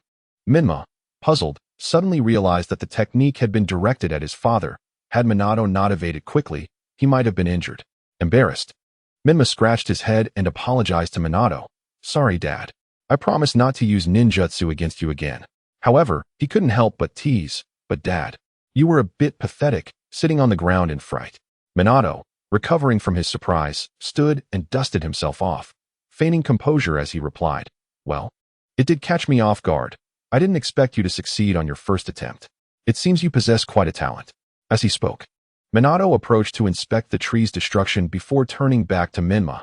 And as for me sitting on the ground, it wasn't from fear of you, but rather due to the nature of this ninjutsu. What ninjutsu? Menma asked, intrigued. This technique is known as the Flying Thunder God technique. Developed by the second Hokage as a space-time ninjutsu, it allows the user to instantaneously transport to a predetermined location. Currently, I am the only one in Konoha who has mastered it, Minato proclaimed proudly. However, this technique has a drawback. The user cannot control their form during the teleportation, nor can they direct their facing after execution, limiting its practical application. Is this world's Flying Thunder God technique really that ineffective? Or is it that this version of Minato is simply not formidable enough? It must be the latter. Menma's lips twitched in exasperation. He could hardly comprehend the purpose behind the second Hokage's development of such a technique. If it was merely for evasion and relaying information, the cost seemed excessively high. Minato grumbled in discontent. Hey, if that golden flash hears you, he'll make you pay dearly for your insolence, even at the cost of his own life. Chapter 8. My son Menma. Possessing the potential of a Hokage Menma. Continue your practice here. Your father is off to patrol, Minato said, crossing his arms and stroking his chin, before turning to venture deeper into the woods. Once hidden among the dense trees, Minato leaped into the canopy, swiftly making his way toward Konoha. Kushina. At the Konoha ceiling class building. Kushina was organizing documents when she suddenly heard someone calling her in a hushed tone from the window. Turning to investigate, she saw Minato peering through the window with a furtive expression. Minato? What is it? What's the matter? Kushina asked, puzzled, as she approached the window. Kushina, please take a leave of absence and come home immediately. I have something very important to discuss with you, Minato whispered before vanishing in an instant. What could it be? Kushina wondered, intrigued yet perplexed. She quickly wrapped up her work and headed home. Upon arriving home, she found Minato seated on the sofa with a serious expression, causing her heart to skip a beat. Without bothering to remove her shoes, she hurried over and asked, Minato, what has happened? Well, it's about Menma. Did you know? Your son is a genius, Minato proclaimed earnestly. You call me back just to tell me this? Kushina was momentarily taken aback before her anger flared. If you don't explain this properly, I will make you pay for it. Kushina, please calm down. Minato, unperturbed by her fury, gently admonished. Menma isn't just an ordinary genius. He is a genius among geniuses. With that, Minato recounted in detail the events of the morning when he taught Menma ninjutsu in the woods. Are you saying that Menma successfully released ninjutsu on his first attempt? Not only that, but the power of ninjutsu far surpasses its original strength. Kushina wore an expression of disbelief. Were it not for her intimate understanding of Minato, she might have suspected he was recounting a myth. After all, I have never witnessed anyone capable of executing a jutsu of such magnitude as to yield the effects of a high-level ninjutsu through a mere basic technique. This was still the first time Menma had executed ninjutsu, and he was not yet fully adept at it. I suspect that with a few more practice sessions, he could indeed reach the level of a high-level ninjutsu, Minato mused. Not good. Minato, you must return immediately and bring Menma back. And you must erase any traces of his ninjutsu release. Kushina seemed to have suddenly recalled something, commanding Minato without delay. Are you saying? Minato abruptly realized something, his expression turning serious. I'm on it. And with that, he vanished in an instant. Moments later, the living room was filled with a whoosh as two figures suddenly appeared, crashing onto the floor. Menma, still dazed, had just been practicing ninjutsu when his father appeared out of nowhere. Without a word, Minato unleashed a barrage of strikes upon the large tree that Menma had just used for his technique, not stopping until it had toppled. Before Menma could inquire about the reason, Minato seized his arm, and in the blink of an eye, father and son found themselves sprawled on their living room floor. Kushina hurriedly rushed to help them up, her expression grave as she asked Menma, "Menma, tell me honestly, how much chakra did you use when you executed ninjutsu today?" Less than 5%, I suppose. Why do you ask? Menma replied candidly, albeit perplexed. Kushina's eyes widened in disbelief as she turned to Minato. Minato, how much chakra could you release during your graduation from the Ninja Academy for a high-level jutsu? Minato chuckled ruefully. When I graduated, I barely knew any ninjutsu. I only learned my first high-level jutsu a year into being a genin, and even then, I could only release 2 before exhausting my chakra. Indeed, even among our Uzumaki clan, renowned for its chakra reserves, the most gifted genin typically possesses only half of Menma's current chakra, Kushina remarked. Hearing this, Menma began to grasp the situation. It seemed he was somewhat of a prodigy. However, he remained unimpressed, thinking that in the vast ninja world, talented individuals were a dime a dozen. His modest gift felt inconsequential. Seeing Menma's indifferent demeanor, Kushina sighed. Menma, humility is a virtue. But you have yet to comprehend your father's and my intentions. Menma looked puzzled. Isn't it just a bit more chakra? It's not like I have a ton of chakra, it's just a fraction of that. Menma, you may not fully understand the implications of this. Allow me to explain. Minato said seriously. Your Jounin instructor, Kakashi, once told me that he can only release Raikiri 4 times a day, and each Raikiri consumes approximately 3 times the chakra of a high-level fire style, Great Fireball technique. Since I also know the Great Fireball technique under standard conditions, the chakra consumption for both the Great Fireball and the Great Breakthrough is roughly equivalent. Therefore, your current chakra capacity already surpasses Kakashi's. However, that's not a fair comparison. A significant portion of Kakashi's chakra is used to suppress his Sharingan. Nevertheless, even so, Menma, your chakra quantity exceeds that of the vast majority of Chunin, Kushina added. Moreover, as you enter puberty and undergo physical development, you are about to experience a rapid growth phase in your chakra capacity. So what? No matter how much chakra I have, can it compare to a Jinchuriki or a tailed beast? Menma still did not grasp the significance. Menma, although I am uncertain how you acquired information about Jinchuriki and tailed beasts, I must clarify that these are entirely different concepts, Kushina continued. While the chakra of a Jinchuriki and a tailed beast is indeed immense, there is a limit to how much tailed beast chakra a single Jinchuriki can contain. Take me for example, and let us use Kakashi as a reference. If Kakashi's chakra capacity, allowing for 4 Raikiri, is 100, my chakra is 300.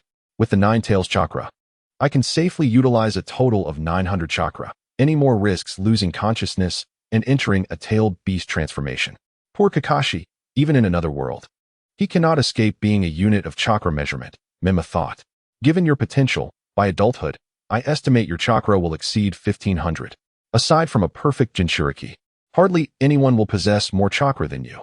Furthermore, when consuming the same amount of chakra, your ninjutsu will wield significantly greater power than that of an ordinary ninja.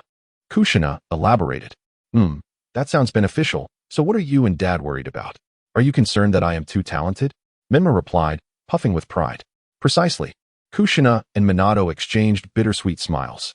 If you were merely an ordinary prodigy, your father and I would be elated and boast about you to our friends. However, your gifts are so extraordinary that they instill fear in us. It is not your talent that frightens us, but rather the potential for others to covet it, Minato interjected. Beyond Konoha, there are 4 other major ninja villages and numerous smaller ones. Your mother and I fear that should word of your abilities spread, you may become their target for hunting and elimination. Even in Konoha, safety is not guaranteed. Ever since that individual defected, I have been troubled, Kushina said, her voice heavy with concern. Kushina, mind your words. Minato interjected sternly, and Kushina quickly fell silent, realizing her mistake. Menma understood. He grasped the simple truth that the more exceptional one is, the more likely they are to attract envy and danger. I see, from this point onward, I will keep my talents hidden. Kushina and Minato exchanged glances, surprised at how easily Menma comprehended the gravity of the situation. They had expected to expend great effort to explain, yet Menma's extraordinary talent was matched by a maturity beyond his years. Since you understand the implications, we shall not elaborate further. Remember, unless you are faced with life-threatening circumstances, you must never reveal your gifts, Minato said earnestly. Menma nodded in agreement, contemplating the matter even more deeply than Minato. Concealing his talents was essential, but the extent and methods of doing so required careful consideration. He needed to control not only his chakra volume, but also the power of his ninjutsu release. Dad, starting tomorrow, I will work on refining my chakra control, Menma declared. You are correct. However, my own chakra control is not particularly refined either, so starting tomorrow, you will learn sealing techniques from your mother, Minato replied. By the way, speaking of sealing techniques, Mom, do you have any effective methods for sealing my chakra? Menma inquired. Kushina pondered for a moment before responding. Indeed. There are sealing techniques that can restrict chakra flow within a ninja's body, such as the 5-element sealing technique, which can interfere with chakra flow. However, these techniques have significant limitations, and I will need to consider improvements. Here is the plan for the next couple of days. You will practice combat with your father to enhance your physical skills. Minimize the use of ninjutsu, and if you must use it, reduce the chakra input as much as possible. I will work on refining the sealing techniques, aiming to limit your chakra levels to those of an ordinary genin. Ideally, I will add a safety mechanism to allow for unsealing in emergencies, Minato added. Understood, understood. I will consider the improvements, Kushina dismissed with a wave of her hand. Thus, over the following 2 days, Menma trained in physical techniques with Minato while Kushina focused on perfecting her sealing methods. During a sparring session with Might Guy, Minato once again marveled at the prodigious talent of Menma. Beyond the sheer volume of chakra, Menma's rapid acquisition of taijutsu was astonishing. Not only was he quick to respond, keeping pace with Minato's assault, but his imaginative tactics also caught Minato off guard. Indeed, while Minato restrained his strength and speed to the level of a genin, his combat experience was genuine. Based on Minato's assessment, Menma's proficiency in taijutsu had already reached a level comparable to that of the talented Rock Lee upon his graduation. My son Menma possesses the potential of a Hokage, Minato mused proudly to Kushina while lying in bed. Chapter 9. The examination begins. 2 days swiftly passed, and Menma's taijutsu skills had made remarkable strides. However, Kushina remained engrossed in her research, sporting dark circles under her eyes without a hint of progress in her sealing techniques. Today marked Kakashi's team assessment day, and Menma arrived early at training ground number 2, discovering that Sakura and Sasuke were already present. Good morning, Sakura and Sasuke, Menma greeted cheerfully. Have you had breakfast? Yes, we have, replied Sasuke and Sakura in unison.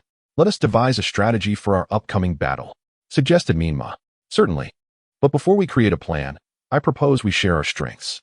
After all, understanding our teammates is essential for effective collaboration. Sakura smiled warmly. I agree. I'll go first. I excel in shuriken throwing, my taijutsu is solid, and I can perform the jutsu of the Great Fireball, Sasuke stated. As for me, I am adept in taijutsu. According to my father, I could stand my ground against an average nin in a short skirmish. My ninjutsu is limited to the body replacement technique, Menma added. Now it's my turn.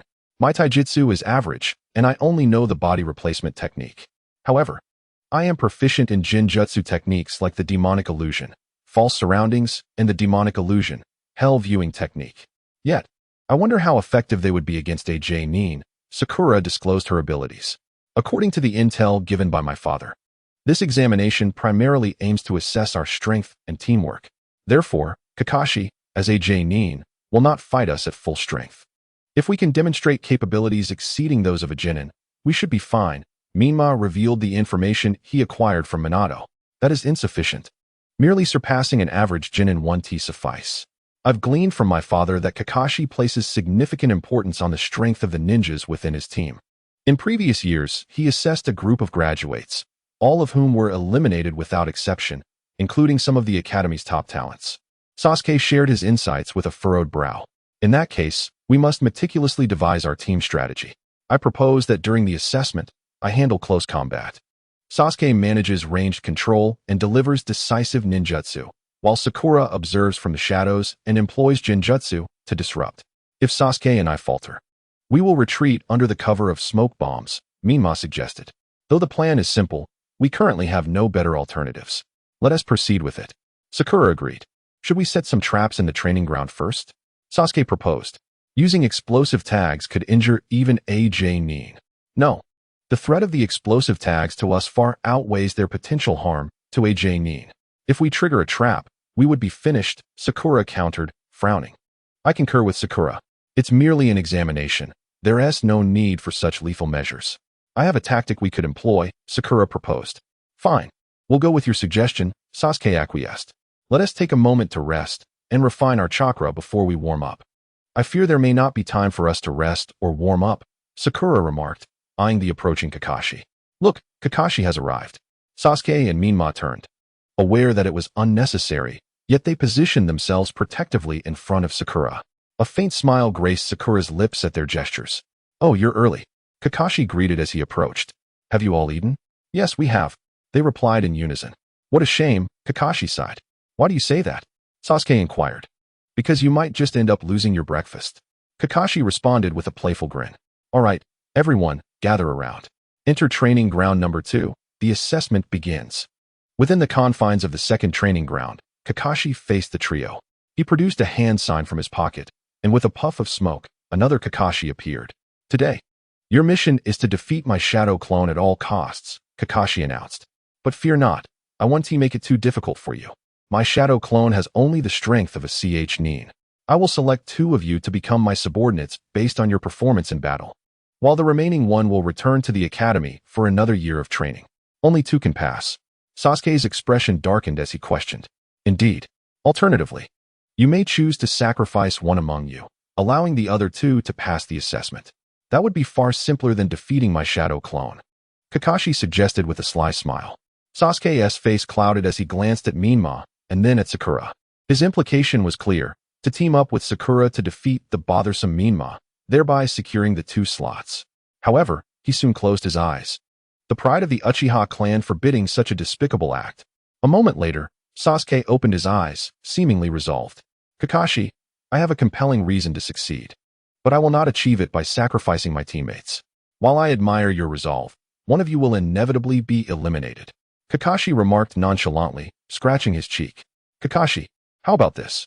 I propose that the 2 qualifying slots go to Sakura and Menma. As for myself, I will face your shadow clone alone.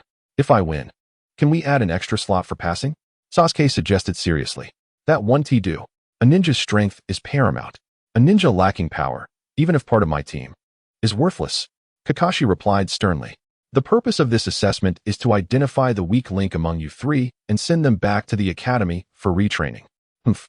While I find your solo bravado unappealing, I refuse to be regarded as a burden, Menma retorted, continuing, I propose that since one must be eliminated, we 3 join forces to thoroughly defeat this esteemed Nin before dragging him back to the academy for retraining. What do you say? Are you out of your mind? Kakashi is a renowned Nin. How could we possibly defeat him? Sasuke exclaimed, astonished by Menma's audacity. Though it may be a foolish notion, it resonates with my sentiments. Sakura chimed in. Moreover, I am the orphan of the 4th Hokage. Sasuke, you are the heir of the Uchiha clan, and Menma is the last descendant of the Whirlpool clan. With such backgrounds, do you think any Konoha ninja would dare to truly harm us? You make a valid point. Sakura, let us proceed with the plan. Sasuke contemplated for a moment, realizing there were no better alternatives. Then let us prepare as previously outlined, Menma declared, his right fist striking his left palm, cracking his knuckles in anticipation. Kakashi appeared to have caught wind of an amusing jest, throwing his head back in laughter, only to soon lower it, his expression darkening. What are you all babbling about? Do you think a few brash kids can defeat a Jonin? You won't know until you try? Menma met Kakashi's gaze unwaveringly, refusing to back down. How amusing, truly fascinating, Kakashi remarked, though no mirth sparkled in his eyes. I haven't heard such a delightful joke in ages. To reward you, I shall personally break your limbs. As he spoke, an overwhelming aura of menace emanated from Kakashi, causing Menma and his companions to feel as if they were staring into the abyss of a ravenous demon, a sea of blood and carnage. Their bodies trembled uncontrollably. They could not even move, let alone attack. Was this the extent of Kakashi's power? Menma grit his teeth, desperately holding on, noticing Sakura beside him, drenched in cold sweat, her complexion pale. Sasuke was not faring much better, beads of perspiration dotting his forehead, his eyes a fiery crimson. With you 3 in such a pitiful state, how dare you provoke a seasoned Jonin? Kakashi's voice was cold. They had to act, or they would crumble before Kakashi even had to lift a finger. Menma steeled himself. biting down hard on his tongue, the sharp pain and the metallic taste of blood momentarily alleviating the oppressive aura. "Sakura, look into my eyes and use the technique," he shouted. Upon hearing this, Sakura instantly focused her energy, casting the technique towards Menma. Suddenly, he found himself confronted by an unfinished project on a computer screen. The clock ticking ominously close to midnight. What could be more terrifying than the endless cycle of 007 and unending revisions? With a roar, Menma shattered the illusion. His body still trembling, but regaining some mobility. "Sasuke, weren't you going to kill that man? How can you fall here?" Menma bellowed at Sasuke. Sasuke, upon hearing this, felt a surge of hatred, his pupils trembling violently. He abruptly shut his eyes, and when he opened them again, a single tomo appeared, slowly spinning in his blood-red irises. "Oh, has the pressure awakened your eyes?" Kakashi observed Sasuke's transformation, momentarily taken aback, his killing intent slightly abated. "Now's your chance. Sasuke, attack me," Menma shouted, crouching low, launching himself at Kakashi like an arrow. At the same moment, Sasuke swiftly retrieved a kunai embedded with an explosive tag from his ninja tool pouch, aiming it at Menma's back. Explosive tag? How reckless. Kakashi's expression hardened as he suppressed his killing intent, vanishing in an instant to appear behind Menma. He kicked Menma away while snatching the kunai with the explosive tag, tossing it far into the distance. A thunderous explosion echoed in the air. "Sasuke, are you trying to kill Menma?" Kakashi questioned sternly. "No, Sakura and Menma just reminded me. We're betting that you won't stand by and let us fall." Sasuke glared with his single tomo Sharingan. "Indeed, I urged Sasuke to attack me, and it seems our wager was correct," Menma explained, grasping his kunai backward towards Kakashi. After all, this was merely an assessment. A jonin from Konoha would never stand idly by as a fellow village ninja perished before his eyes. Moreover, our identities are quite special. Kakashi, you would never dare let us come to harm. Kakashi's anger flared at their audacity. Realizing these unruly genin were merciless not only towards adversaries, but also towards themselves. As they claimed, he would never allow them to be harmed. Although this method was somewhat shameless, it was a reflection of the ninjas' relentless pursuit of their goals. The plan had to shift. "I will attack Kakashi and Sakura, Sasuke. You two must give it your all against me," Menma proclaimed, charging towards Kakashi. Chapter 10, Team 7, Established. Kakashi had never felt so constrained in battle, having to guard against enemy assaults while ensuring the safety of his opponents. He would rather breach the defenses of the Rock Ninja than engage in this farcical skirmish. Yet, there was no choice. These three brats were of unique status and extraordinary talent. His earlier miscalculation had led to being drawn into Menma's offensive rhythm. Truth be told, if not for his overwhelming concern for Menma's safety, he would have easily handled Menma's mediocre Chunin-level taijutsu without breaking a sweat, even if faced with 10 of him. Sakura's kunai went awry. No matter, Sasuke's shuriken were aimed at me. Kakashi suddenly sensed something amiss. Aimed at me? Clever little trick, Kakashi thought as he deflected Menma's strike, slightly tilting his head to evade Sasuke's trio of shuriken. Just as he intended to reprimand Menma, a clattering sound from behind caught his attention, followed by the swift approach of shuriken. Without a second thought, Kakashi sidestepped, pushing Menma away, then pivoted to deflect the incoming shuriken with his kunai. What just happened? Kakashi leaped back 3 steps, dispelling the shadow clone he had sent out earlier. From the clone's perspective, he discovered the truth. Sasuke's shuriken had collided with Sakura's kunai, altering their trajectory. So that was it. The Uchiha's eyes combined with that person's shuriken technique truly affirmed their reputation as the strongest clan in the ninja world. Kakashi silently admired their skills. "Sasuke, Sakura, continue your assault." With Sasuke launching another barrage of shuriken, Menma charged at Kakashi for a second round. Kakashi began to understand. While these three proclaimed their intent to attack Menma to restrain him, Sasuke and Sakura had not genuinely followed through.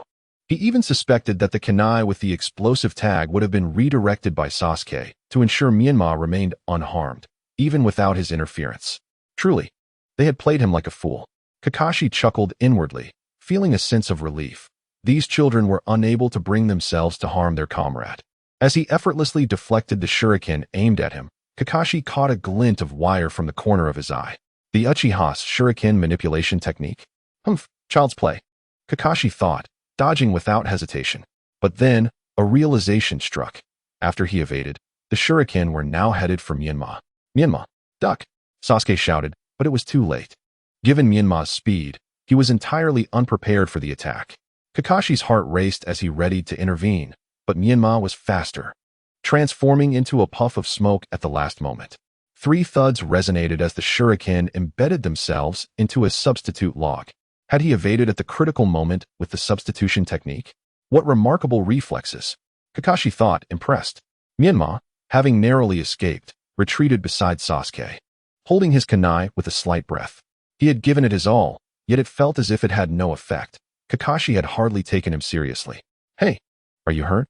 Sasuke glanced at Menma, inquiring. With your shuriken, it's going to be a while before you can hurt me, Menma replied. Although aware that Menma's remark was intended to alleviate his own guilt, Sasuke still felt irritated, responding with a hint of sarcasm. So, can you still fight? If not, step behind me. Menma spat out a mouthful of bloodied saliva. At this level, I could keep Kakashi occupied for an entire day. What about you, Sakura? Sasuke turned to inquire. No problem, we can continue to fight. Sakura replied, her focus and vigilance unwavering. All right, it's time to adjust our combat strategy. Sakura, be prepared to provide support, and if you have any spare energy, use Jinjutsu to create distractions. Sasuke, I'll take the lead and engage Kakashi. You seize the opportunity to strike him hard. After stating this, Menma threw a smoke bomb in front of him and dove into the cloud. Humph. Don't give me orders, Sasuke retorted, yet his body obediently followed Menma into the fray. The smoke enveloped the 3 of them. Observing Menma and Sasuke charging out of the smoke, Kakashi felt a sense of resignation and internally assessed. Their tactics were rudimentary, and their timing in battle was lacking. Only their physical prowess was commendable. However, as a hastily assembled team, their coordination was evidently insufficient. Sasuke should be collaborating with Menma to launch a coordinated attack, rather than lurking with kunai on the sidelines. Kakashi nonchalantly kicked Menma back into the smoke. After playing along for long enough, he had discerned the capabilities of the trio. It was time to bring this farce to an end, starting with Menma. Kakashi dashed forward, intending to eliminate Menma first, and then deal with the remaining 2 at his leisure. As he entered the smoke, he heard Menma shout, Sasuke, now's your chance. A brilliant fireball tore through the smoke, hurtling towards Kakashi with alarming speed. Have they reached this level already? Although Kakashi had attempted to overestimate their abilities, he was still taken aback to find that Sasuke had mastered the formidable Great Fireball technique. Surprised yet unfazed, he swiftly crouched down, formed several hand seals, and slammed his hands onto the ground. Earth-style, earth wall. With a resounding explosion, the fireball collided with the earthen wall, dissipating and leaving behind a charred stone carving. But it wasn't over yet. Fire-style, Phoenix Fire Jutsu. With Sasuke's shout, dozens of small fireballs circumvented the earth wall, launching towards Kakashi. Kakashi, taken aback, quickly formed hand seals. Water-style, multiple water wall. 3 columns of water surged up, sizzling as the fireball struck, extinguishing them and releasing a thick mist. The shurikens hidden within the flames were scattered by the powerful water flow, rendering them harmless. Suddenly, the ground beneath Kakashi shifted. Before he could react, a mud-stained fist erupted from the earth, aiming for his chin. As Kakashi prepared to evade, Sakura's Jinjutsu followed. Illusion. This place is not. With impeccable timing, Sakura's Jinjutsu only managed to cloud Kakashi's mind for an instant due to the disparity in strength. Nevertheless, that brief moment of distraction allowed Menma's fist to land squarely on Kakashi's chin. Hit. Menma's heart soared with joy. Success. Sakura and Sasuke watched as Kakashi was sent flying, equally exhilarated. With a loud bang, the airborne Kakashi transformed into a cloud of smoke. Shadow clone. When did that happen? Menma's expression changed dramatically. It must have been when the smoke bomb obscured our vision. Truly, he is a Jonin. Sakura's voice echoed. A brilliant tactic, a perfect collaboration. Kakashi clapped his hands, emerging from behind a large tree. First, you obscured my line of sight with the smoke bomb. Then Sakura used a transformation technique to impersonate Sasuke, disrupting my judgment. Sasuke lay in wait within the smoke, and the 2 fire techniques were feints designed to divert my attention. Sakura's timing in releasing her Jinjutsu was impeccable. The final blow came from Menma's underground assault, and I suspect the tunnel he hid in was dug by Sasuke while concealed in the smoke. Kakashi was thoroughly impressed with the 3 genin. An impeccable tactical collaboration, a flawless team effort. It was hard to believe that these were 3 students fresh from the Ninja Academy, possessing such skill and combat intellect. TCH, he saw through us. Menma felt discontented, while the other 2 wore grim expressions. Well, although your prowess ranks you among the finest of genin, as the consequence of your provocation towards a jonin, I deem you all unqualified. Kakashi feigned a gloomy demeanor, though internally he was quite satisfied. However, I shall grant you a chance. Select 1 person to be eliminated and return to the academy, and I will pass the remaining 2. The trio exchanged glances, speechless. So, will you choose to have all 3 eliminated, or will 1 be chosen for elimination? Make your decision swiftly. Kakashi pressed, embodying the role of a relentless taskmaster. Menma, Sasuke, choose me. My chakra control is exceptional, and the head of the Konoha hospital admires me. Even if I am eliminated, I can still become a medical ninja. Sakura broke the silence. Humph, how could a member of the Uchiha clan accept charity from a woman? Moreover, my clan possesses abundant resources, and many esteemed jonin exist within. Do I really lack a guiding jonin? Though Sasuke's words were harsh, his sentiment mirrored Sakura's. No, Sasuke, you have a compelling reason to pass. With Kakashi's guidance, you will draw closer to your goal of avenging that man, Menma countered, then turned to Sakura. Sakura, this battle plan was yours. Your talent as a ninja far surpasses that of a medical ninja. Therefore, you must also pass. Besides, the best medical ninjas should possess formidable strength to deter enemies and protect their comrades.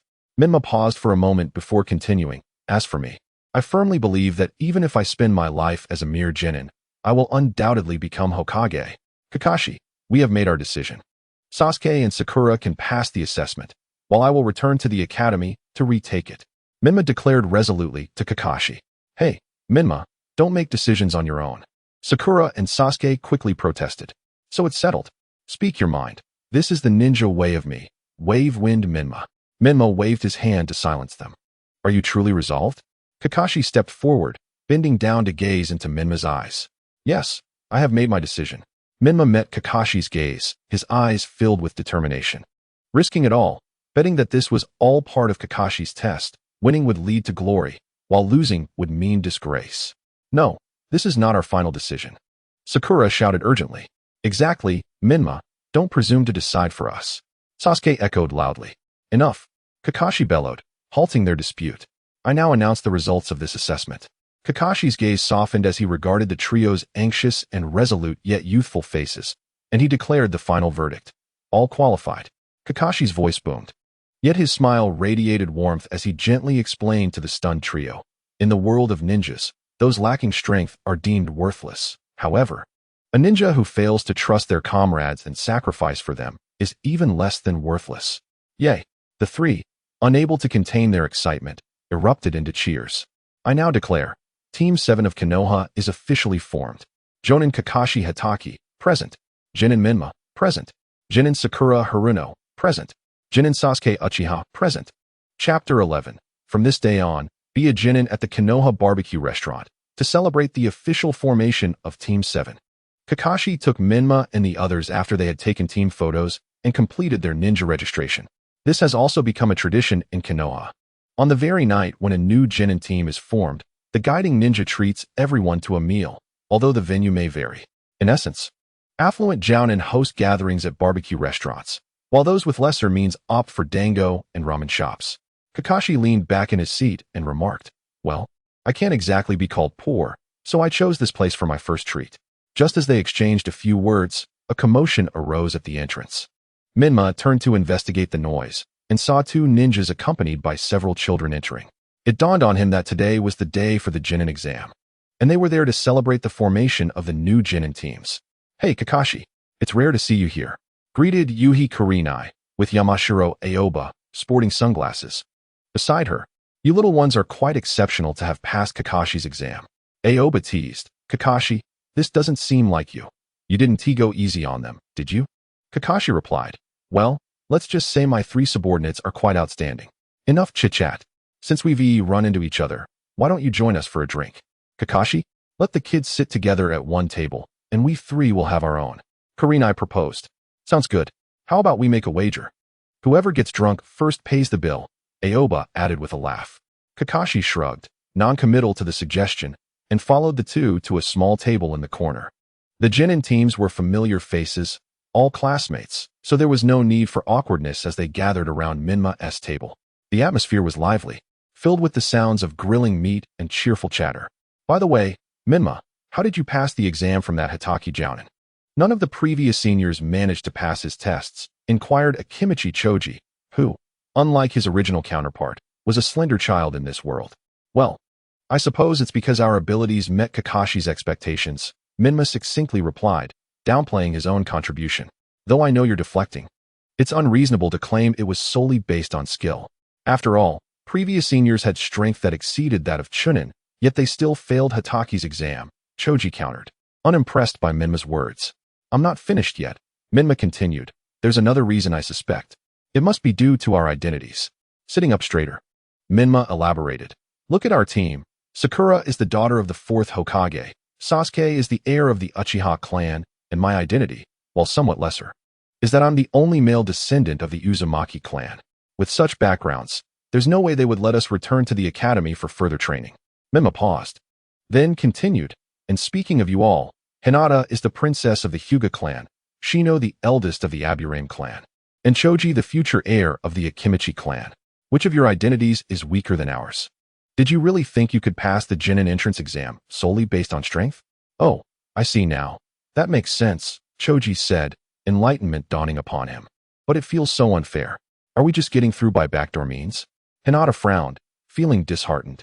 The atmosphere at the table shifted noticeably, becoming more somber. Menma realized his words might have been ill-timed and quickly stood up, placing his hands on the table to salvage the situation. What are you all thinking?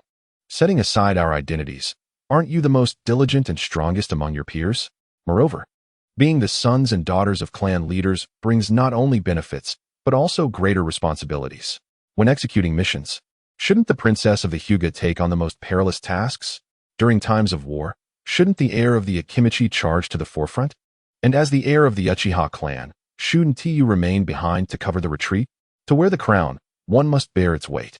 If we enjoy privileges greater than those of ordinary ninjas, we must also shoulder responsibilities that exceed theirs. A flame that seeks to burn brighter must continually be fed with larger logs. What ordinary ninjas can do, we must do. What ordinary ninjas cannot do, we must do even more. This is the will of fire. As Menma's words resonated, the group's spirits lifted, their eyes sparkling once more, and a cheer erupted. Relieved to see the atmosphere rejuvenated, Menma sat back down. Just recalling those countless motivational sayings from my past life, I figured I could charm you all, unbeknownst to him.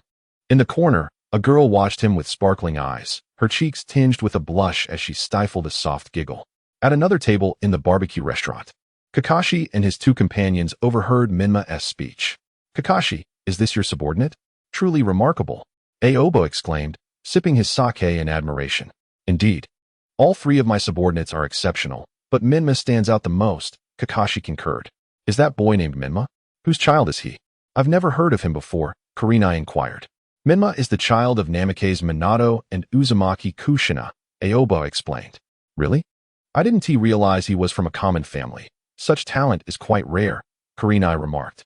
He isn't exactly from a common family.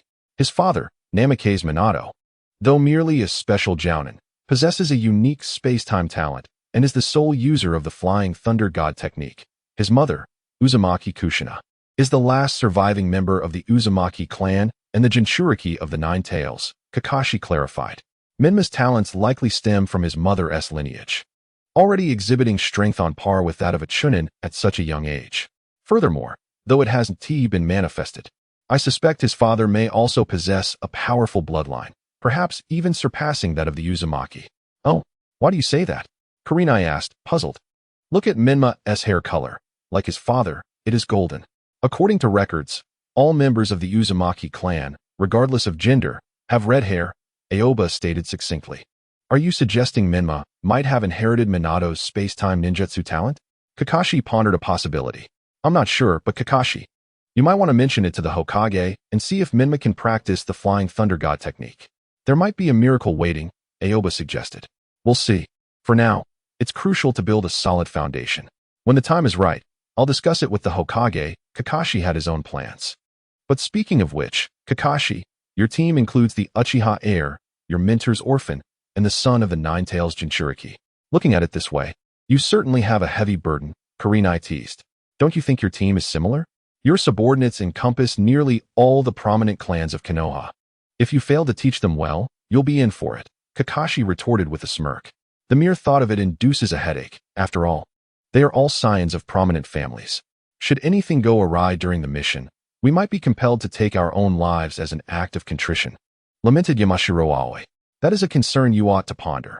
My subordinates could easily participate in the Chunin exams at this very moment, Kakashi scoffed. Oh, come on. My subordinates are quite exceptional too. Why-hi Kurenai retorted, somewhat dissatisfied. By the way, speaking of the Chunin exams, I have some news, Yamashiro Aoi continued. I have heard that next year, we might jointly host the Chunin exams with several small ninja villages surrounding the Land of Fire. Oh, is that so? That would indeed be a splendid opportunity. It would allow these children to witness the diverse jutsu of other ninja villages, broadening their horizons, which would be beneficial for their future growth, Why-hi Kurenai remarked. Moreover, it would also serve to showcase Konoha's military prowess. Those small ninja villages have begun to stir up trouble again. It would be prudent to use this Chunin exam to send them a message, Kakashi observed. Looking beyond the immediate implications. That is not what I meant, Yamashiro Aoi waved his hand dismissively. What I was proposing is that we send these children into the Chunin exams next year. Their strength is already sufficient, and they can gradually acquire the remaining experience over the next half year. Most importantly, if they become Chunin, they can lead teams on missions, and we will no longer have to babysit them. While it may seem a bit escapist, it is not without merit, Kakashi concurred. Isn't that a bit too soon? These children possess remarkable talent. Shouldn't we allow them a few more years of training to ensure their protection? Kurenai expressed her concerns. True talent is nurtured through growth. Excessive protection can hinder their development, Kakashi asserted. I concur with Kakashi. Consider his achievements at their age. He had already faced countless life and death battles on the battlefield. Yamashiro Aoi added. However, we are not in a time of war now. Kurenai still harbored some reservations. I understand your perspective, but we cannot shield them for a lifetime. Kakashi interrupted Kurenai, stating, besides, I have faith in my subordinates. I believe they will mature sufficiently to stand on their own before the Chunin exams. That is a valid point, especially regarding your student, Narashikamaru. I see potential in him to become Hokage, Yamashiro Aoi agreed. Oh, come now? You think you can discern others' potential? Kurenai scoffed. He says that about everyone. Last time he claimed that Namikaze Menma had the potential to be Hokage too. Kakashi mercilessly exposed Yamashiro Aoi's exaggeration. Ha ha ha. If Namikaze Menma were to become Hokage, I could unify the ninja world. Kurenai laughed heartily. Well, flattering words are free. Why not say a few to make others happy? When I mentioned this to Minato last time, he was so pleased that he treated me to drinks. Yamashiro Aoi said nonchalantly. Ha ha. The barbecue restaurant was filled with a joyous atmosphere. Chapter 12. A day in the life of a genin that evening, after the gathering. Kakashi instructed the trio to assemble at the mission hall the following morning before he took Yamashiro Aoi's wallet and led him to settle the bill before departing. They each returned to their respective homes. The next morning, the three arrived at the Konoha mission hall, where, under Kakashi's guidance, they located the Chunin responsible for issuing missions. Oh, isn't that Irika? Back from the border? Kakashi recognized the Chunin with the pineapple hairstyle, who was also familiar to Narashikamaru. However, it seemed that he had been influenced by the parallel timeline. Irika was no longer teaching at the Konoha Academy, but was instead actively serving as a seasoned Chunin along the borders of Konoha. Ah, Kakashi. Irika, sporting a pineapple hairstyle and bearing a scar on his nose, greeted with a smile. The tasks at the border have been relatively light in recent years, so I requested a transfer back. I'm taking this opportunity to hold my wedding with Sadaru. Make sure to bring a generous red envelope when I send you the invitation. Irika surveyed the three behind Kakashi and teased. I've heard that you've taken on the role of a J-nin instructor. One cannot help but worry about the fate of these genin. Well, you should focus on yourself. My affairs are not your concern, Kakashi retorted with a smirk. Still a Chunin, but soon to be a special J-nin. Irika replied, unabashedly proud. Is that so? Congratulations. Kakashi offered a light-hearted commendation. Is that all you say? What about a gift? Irika protested. Well, I'll give you a gift when you get married. For now, can you help me find a suitable mission for these newly graduated genin? Kakashi replied dismissively. Uh-huh. Whenever the topic of money arises, you change the subject? Irika grumbled, but began to sift through the mission list. How about this one? A D-rank mission to assist the Inoue family with their children for a day, with a reward of 1,000 Ryo. The village takes no cut. Let us find another. I've already taken care of 3 children, and I don't want to add another to the mix, Kakashi declined. Then how about this one? Help Mrs. Mary find her lost kitten. The reward is quite decent, 3,000 Ryo, and the village takes no cut, Irika suggested. Forget it, that mission isn't suitable either. I'll be direct. Are there any combat-type missions? I want to give them some training, Kakashi inquired. Hey Kakashi, isn't it a bit too soon for a battle mission right off the bat? Irika expressed his concern. Not to worry, my subordinates are quite capable, and besides, I'll be watching, nothing will go wrong, Kakashi reassured him. Very well then. We can do this one. Assist villagers in driving away wild boars that are destroying their fields, with a reward of 10,000 Ryo. According to the villagers' intel, the boars are quite large, so driving them away will suffice. If we manage to kill one, there's an additional reward of 10,000 Ryo. Irika pointed to the task on the list. That one it is. Our Jin and Team 7 will undertake this mission, Kakashi decided without hesitation, greeting Irika before exiting the mission hall with the trio. As Kakashi led the 3 towards the mission site, Shikamaru asked, Kakashi-sensei, do you know that Chunin from earlier? It seemed like you two were quite close. Yes, his name is Yumino Irika, a remarkably talented ninja, on par with my own combat abilities, Kakashi responded. Hearing this, Shikamaru raised an eyebrow. Is this world's Kakashi truly evenly matched with Irika, or is Irika's strength genuinely that formidable? Then why is he still merely a Chunin? He pondered. Well, some events transpired that delayed his promotion, and he was assigned to the borders of Konoha and the Land of Water. His return was due to the fading impact of those events, allowing his promotion to be reconsidered, Kakashi explained. What events? Sakura inquired with curiosity. Classified. You are not yet qualified to know, Kakashi replied, evading the question. Hey, Kakashi-sensei, you're being sly, using the excuse of secrecy just to avoid explaining, Shikamaru protested. Well, let us leave it at that. Kakashi did not argue further.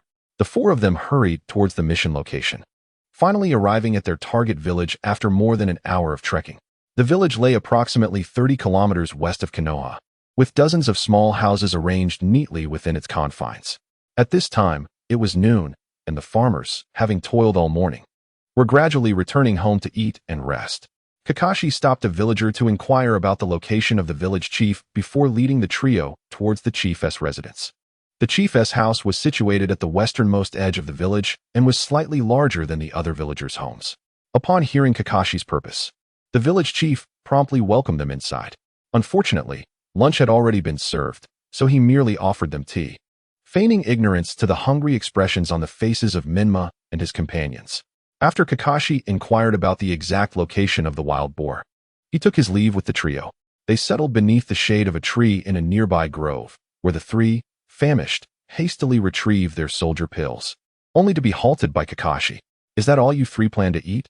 He queried. What else can we have? The village just served tea, Menma replied with irritation. What is the target of this mission?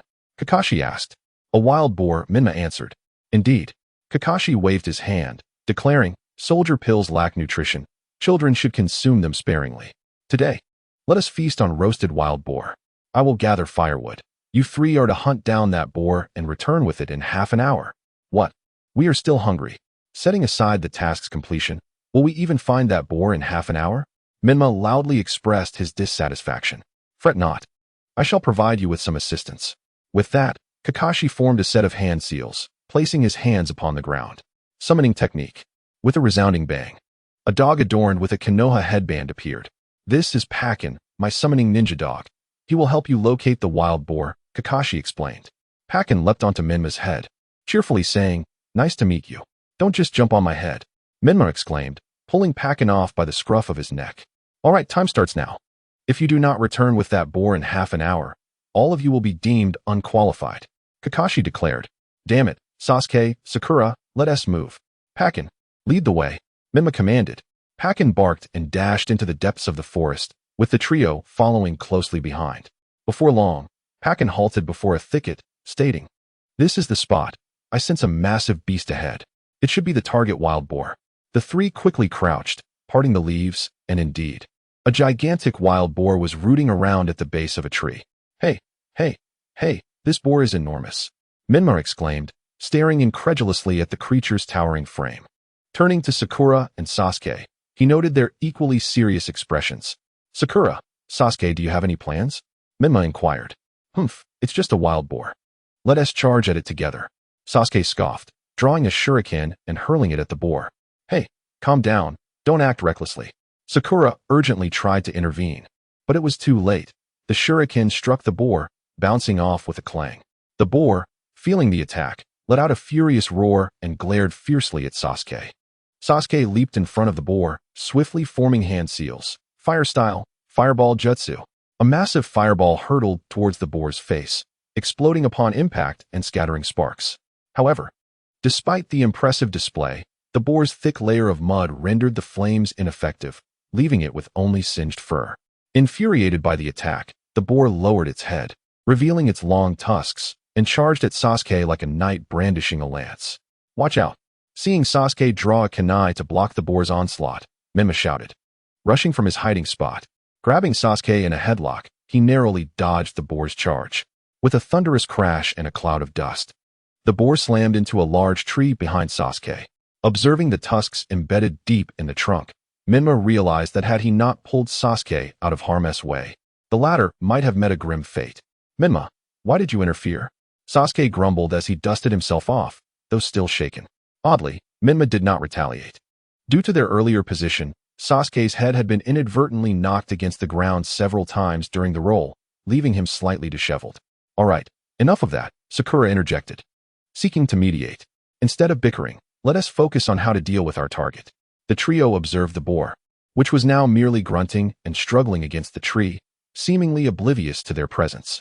As they circled to the side, they noticed the boar's tusks deeply embedded in the trunk, rendering it momentarily trapped in a scene reminiscent of a fable, though this time it was a tale of a boar rather than a hare. Chapter 13. Mission accomplished. What should we do now? Menma asked, throwing a shuriken at the boar, which predictably failed to penetrate its defenses. We can't harm it. Nor can we kill it. Do any of you have powerful jutsu? My fire style 1T sufficed to kill it, Sasuke admitted, observing the boar still futilely attempting to free itself. What if we try explosive tags? Sakura proposed. Sasuke, shoot a kunai with an explosive tag into its eye. Then detonate it.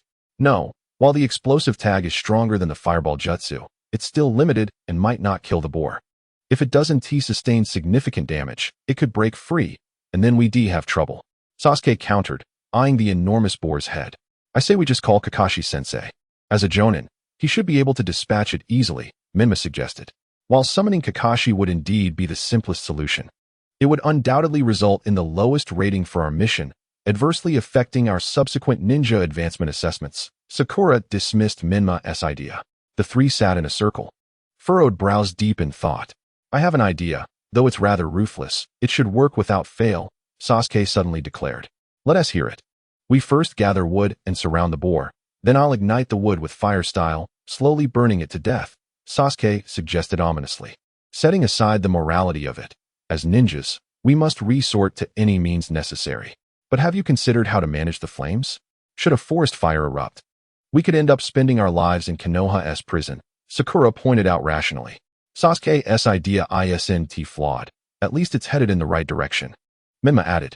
In other words, we just need to resolve the issue of controlling the fire. How shall we manage that? Just so you know, I only possess basic water-style techniques. Which 1T extinguish a large fire? Sakura queried. We don't need to burn the entire boar, just its head will suffice. Even if we can't kill it, the scorching smoke should suffocate it, leading to its demise. Moreover, I've read that creatures gradually lose strength and consciousness during suffocation, which would minimize the risk of a last-minute retaliation, Menma analyzed calmly. I oppose. You cannot do that. Parker emerged from his hiding place, having overheard the discussion among the trio. If he did not intervene soon, they might tread a path from which there was no return. Why? The three were puzzled. This was an unspoken rule of the ninja world. Apart from the necessity of interrogating for information, ninjas must not torment or abuse incapacitated foes. Parker stated that although this rule had become a mere formality after several ninja wars, he still hoped they would adhere to it. While ninjas could resort to any means to accomplish their missions, He wished they would maintain a fundamental respect for humanity.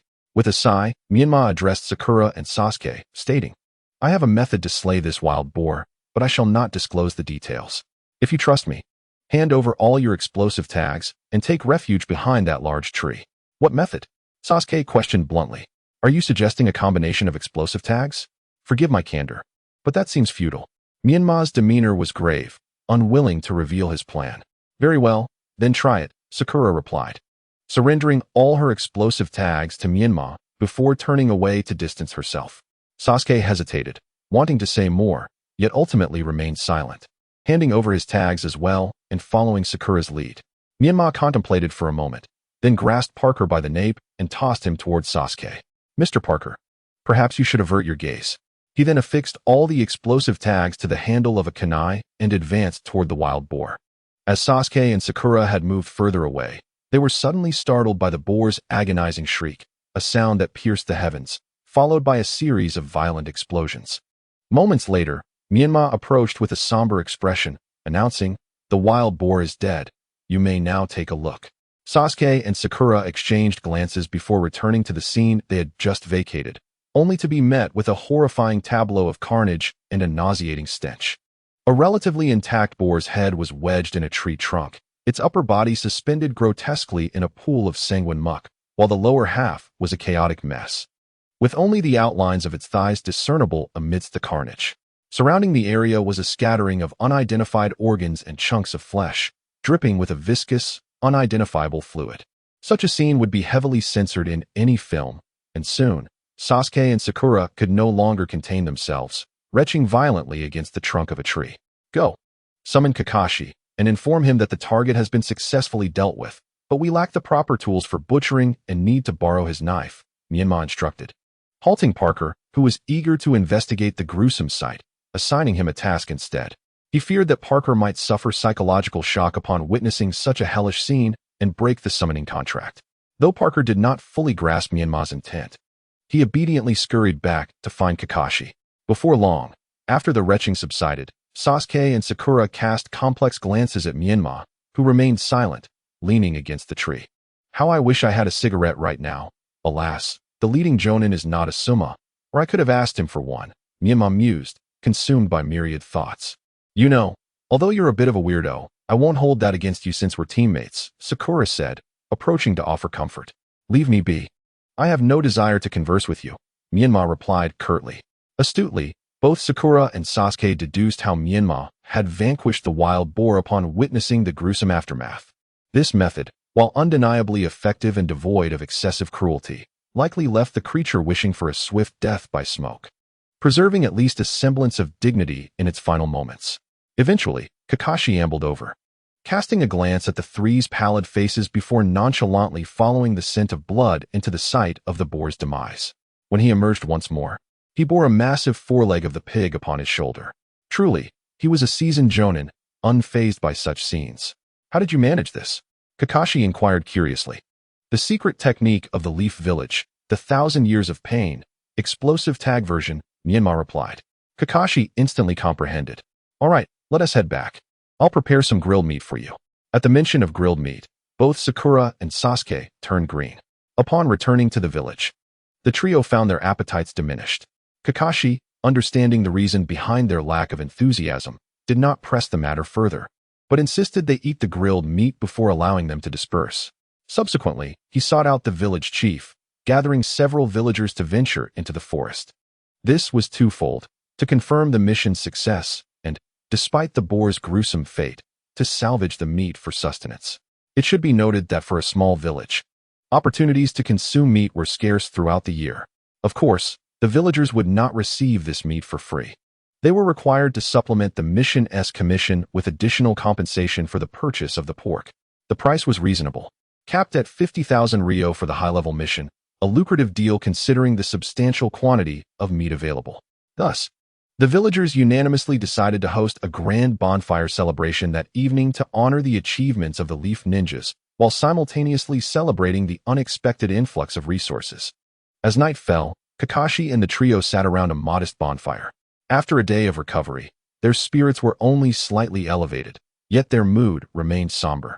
starkly contrasting with the laughter and merriment of the villagers around them. Recognizing that their spirits were dampened by the day's bloody events, Kakashi resolved to say something uplifting. Aware that addressing the psychological well-being of his subordinates was also a facet of his role as a guiding jonin. Let us lift our spirits and reflect on today's mission, Kakashi declared, casually picking up a twig, breaking it, and tossing it into the flames. Menma, you start. Yes. Menma leaned forward, accurately inserting a stick into the fire before beginning his analysis of the day's tasks. Today's mission was to subdue the wild boar that attacked the villagers, with the objective of eliminating the target if circumstances permitted. Although we ultimately succeeded, there were numerous shortcomings during the mission. Had it not been for mere chance, one of us might have sustained injuries. First, regarding intelligence gathering, after accepting the mission from the task hall, we failed to collect detailed information about the target, which left us inadequately prepared to confront it. Excellent. Is there anything else to add? Kakashi prompted. I believe the target we encountered was somewhat abnormal, Menma considered, speaking candidly. Its size was excessive, its speed astonishing, and its defenses formidable. Rather than a mere wild beast, it resembled a summoning creature imbued with chakra. Indeed, I share that sentiment, Sasuke interjected, echoing Menma's observations.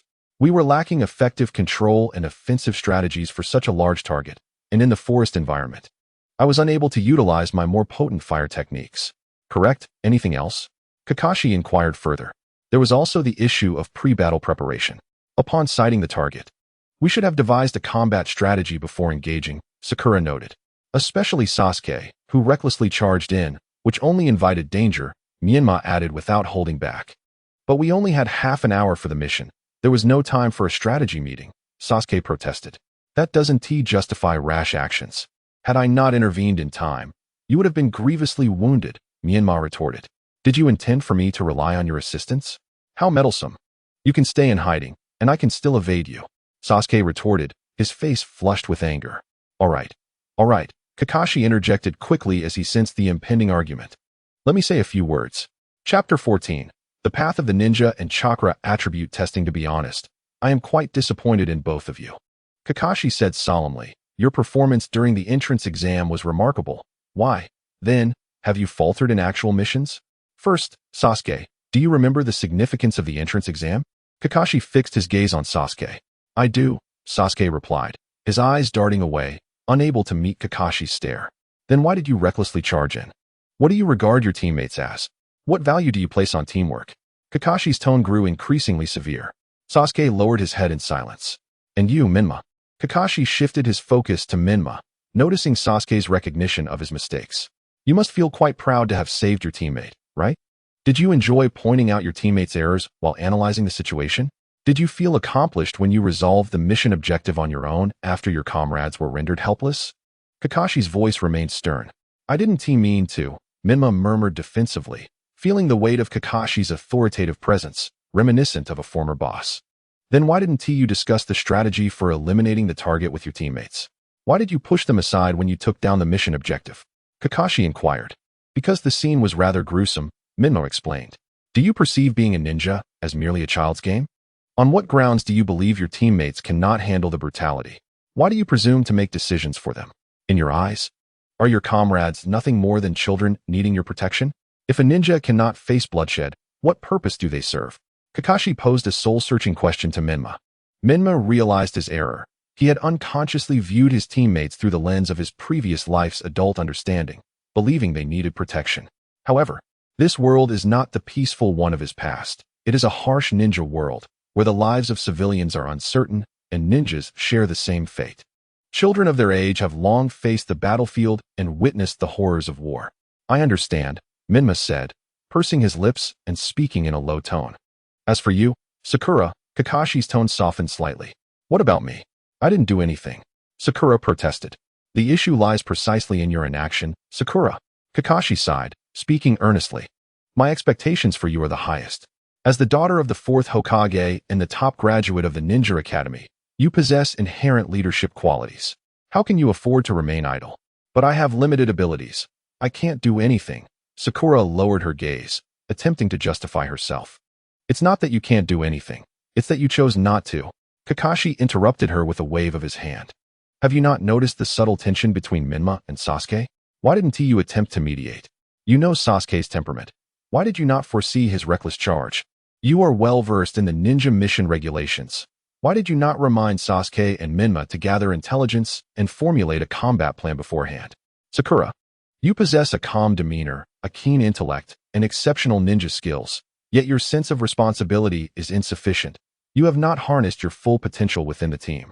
Is it that you believe being a female ninja means you must naturally submit to the leadership and protection of your male counterparts? Sakura, in the team, your role should encompass that of an executor and strategist. But I desire for you to evolve into a leader and decision-maker so that you can swiftly become a self-reliant ninja. Now, I shall refrain from further elaboration and summarize. Kakashi clapped his hands to draw the trio's attention. Ninja skills can be learned gradually. Combat awareness can be accumulated over time. Tactical abilities can be cultivated steadily. However, the most critical aspect of being a ninja, teamwork, must be firmly established from the outset. Only then will your journey as ninjas extend far and wide. I leave you with this thought. If you wish to go fast, go alone. If you wish to go far, go together.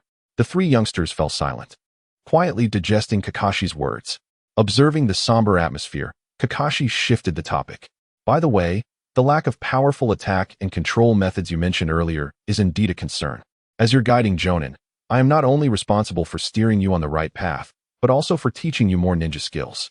Rest well tonight, tomorrow. After we report back to the village, I will teach you how to train. Upon hearing this, Menma and the others finally smiled. Late at night, the campfire crackled, and Kakashi sat vigil by the flames while the three genin slept beside him. Suddenly, Menma turned over and sat up. After a moment of silence, he spoke. Kakashi. Kakashi mumbled, his brow furrowed, not lifting his head. Although you make valid points, I still believe I did not err. Deep down, I think it's wrong to expose children to the bloodshed and darkness of the ninja world too early. Menma gazed into the fire, its flickering light casting shadows across his face. Yet this ninja world is rife with conflict and hatred, accompanied by bloodshed and darkness. What can you, a mere genin, do about it? Kakashi asked. I don't know what I should do, but I will seek answers to make the ninja world better, Menma replied before lying back down. Still just a child, speaking such grandiose words. Kakashi mused inwardly, unaware that the corners of his mouth had curled into a slight smile. Early the next morning, armed with the villagers' additional rewards, the four set off on their return to Konoha. Upon delivering the mission at the task hall, and after deducting the village's share, each of the three genin received 10,000 ryo as payment. The remainder was, of course, pocketed by Kakashi. Sasuke, the scion of a wealthy family, was indifferent to the sum, while Sakura, as the daughter of the fourth Hokage, had ample inheritance and compensation, leaving her unperturbed. Kakashi, being a seasoned elite jonin, had savings that were essentially inexhaustible. Only Menma, after receiving his 10,000 ryo, carefully placed the bills into his frog wallet. Given that Kushina was strict and provided minimal allowance, Menma had to contemplate for quite some time before indulging in a bowl of Ichiraku ramen that cost 60 ryo. Minato, too, was under his wife's thumb, not daring to hide any savings and occasionally pilfering from Menma's meager pocket money. With time still on their side after completing the mission, Kakashi took the trio to the training ground, as he had promised to teach them ninjutsu. In the center of the training area, Kakashi stood facing the three, retrieving 3 pieces of paper from his ninja gear. Before I teach you ninjutsu, I must first test your chakra attributes. Kakashi distributed the paper to each of them, continuing. This is chakra test paper. Place it in the palm of your hand and infuse it with chakra. It will reflect different conditions based on your chakra attributes. Water chakra will moisten the paper, lightning chakra will crinkle it, fire chakra will scorch it, wind chakra will slice it, and earth chakra will shatter it. Test your chakra attributes and then report back to me.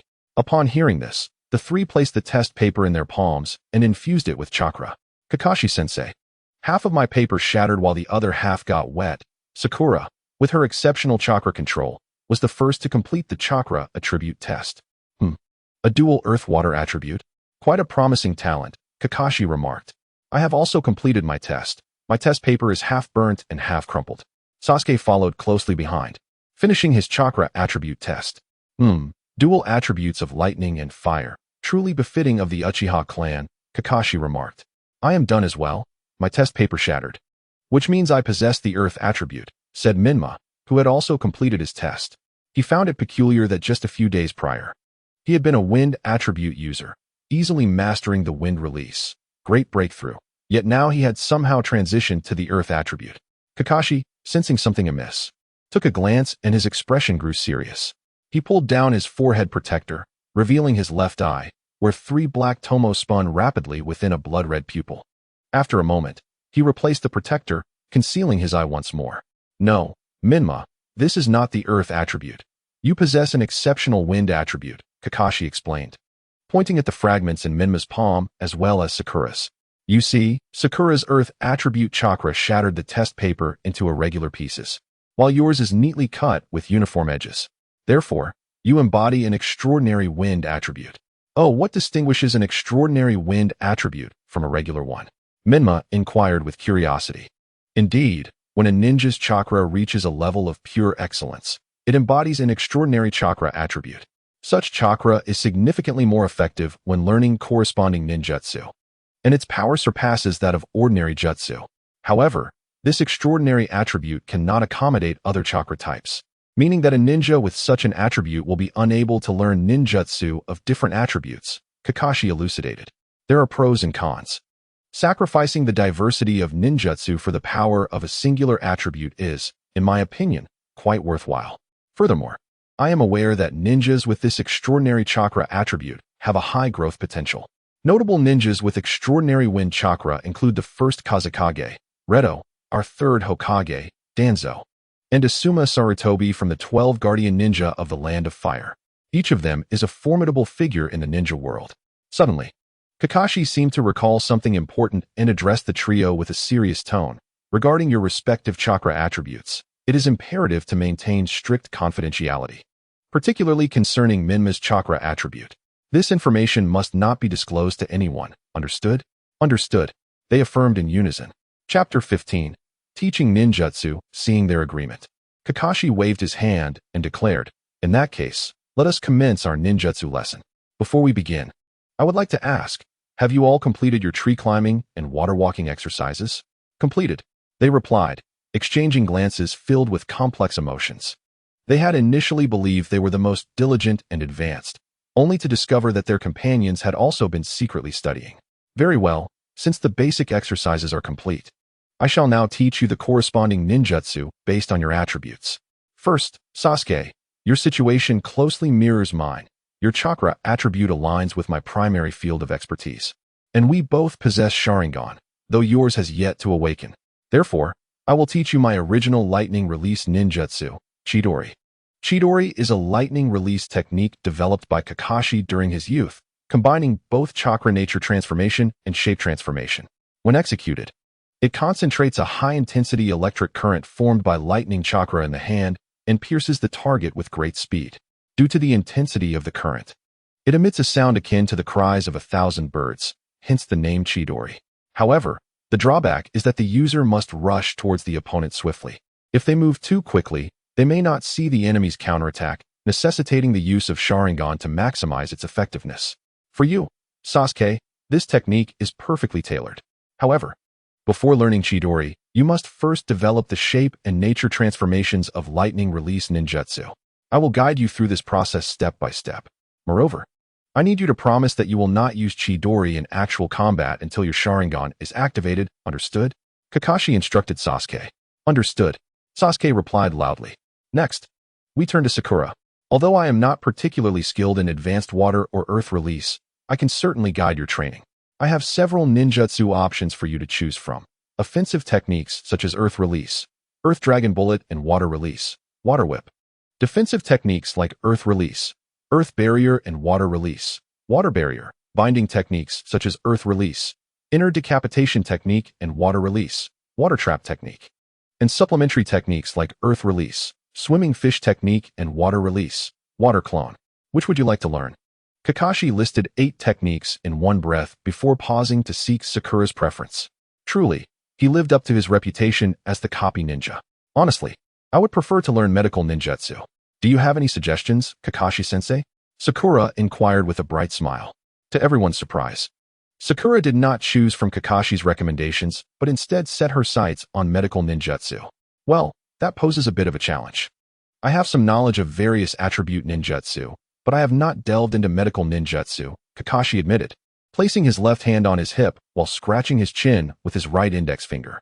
However, it's not a problem. I have a good relationship with the head of the Konoha hospital, and I can recommend you to her for medical training. Unfortunately, Lady Tsunade is not in Konoha, otherwise, she would be your best teacher. Then I will rely on you, Kakashi-sensei, Sakura said with a smile. And what about me, Kakashi-sensei?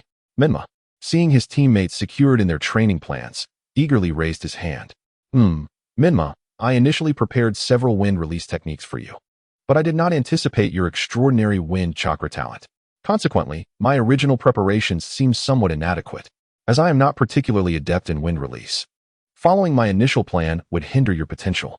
While it is not impossible to train, the existing methods I have for wind chakra would only unlock about 80% of your talent, which would be a waste, Kakashi explained, appearing troubled.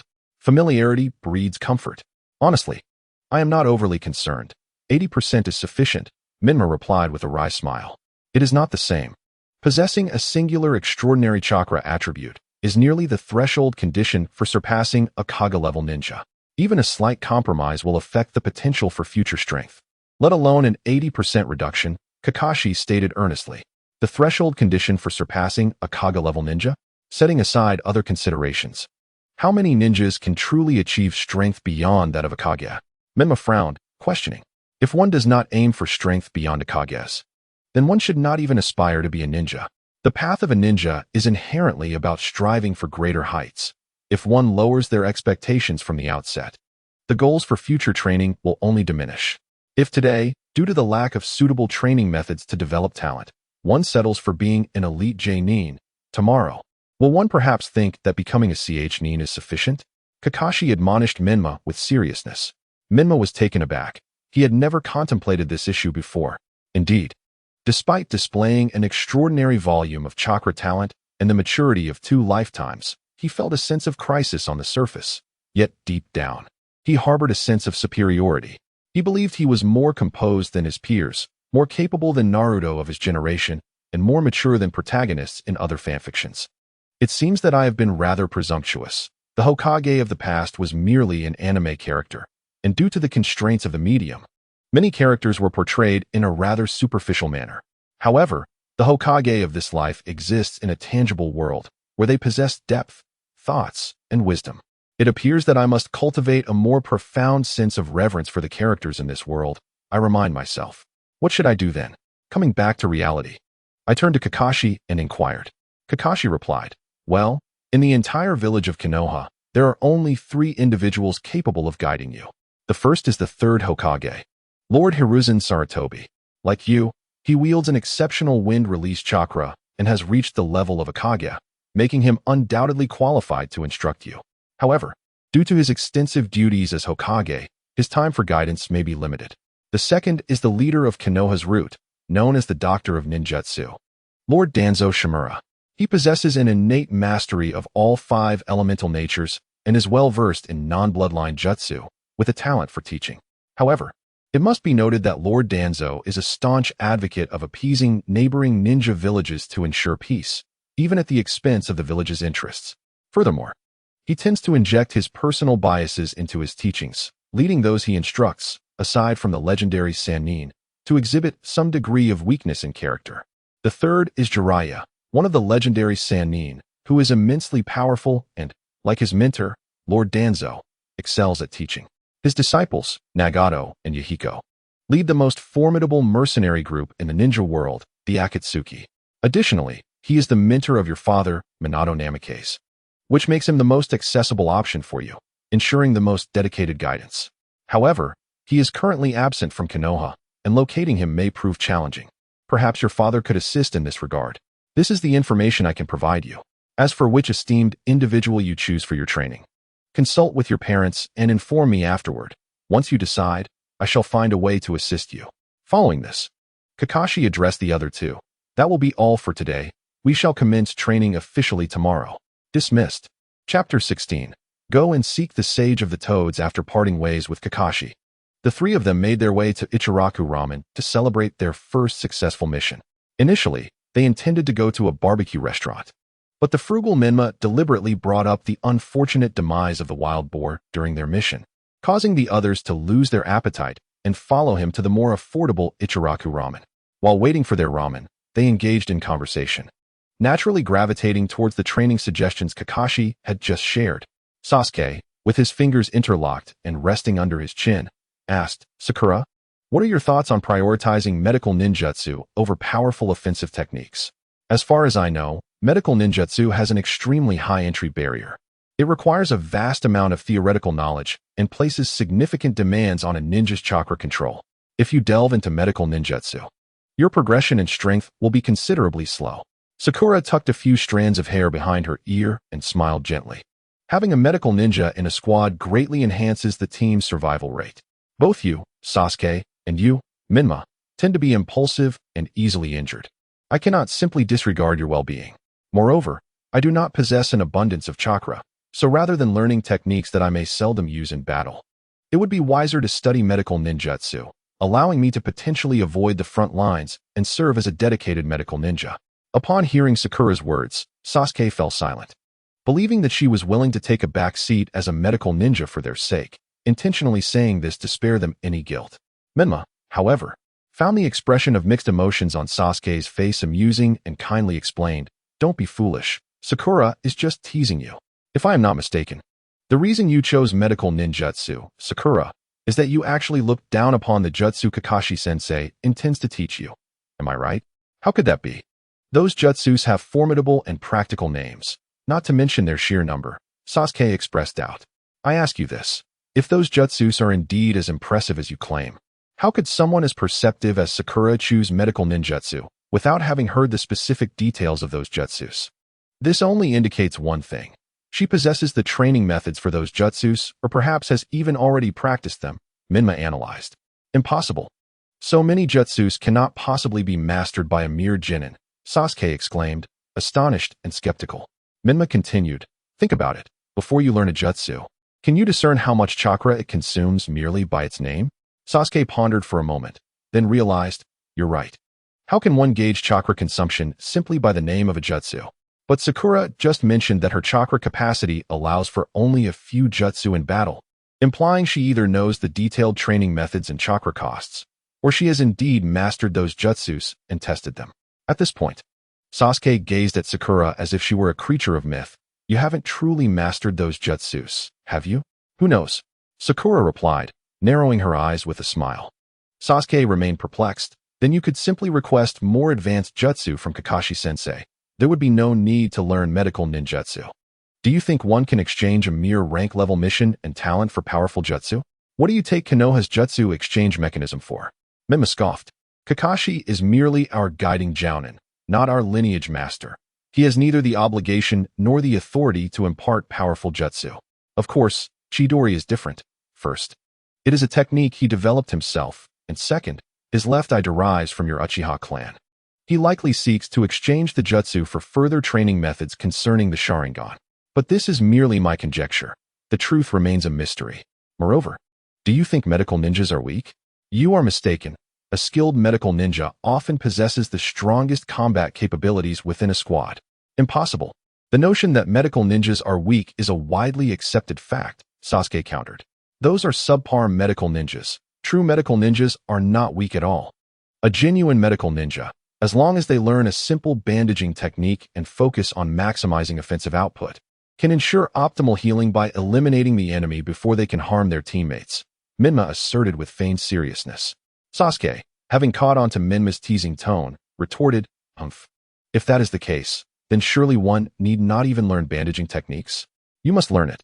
The bandaging technique is not merely for dressing wounds. It serves to restrain troublesome teammates and capture enemies."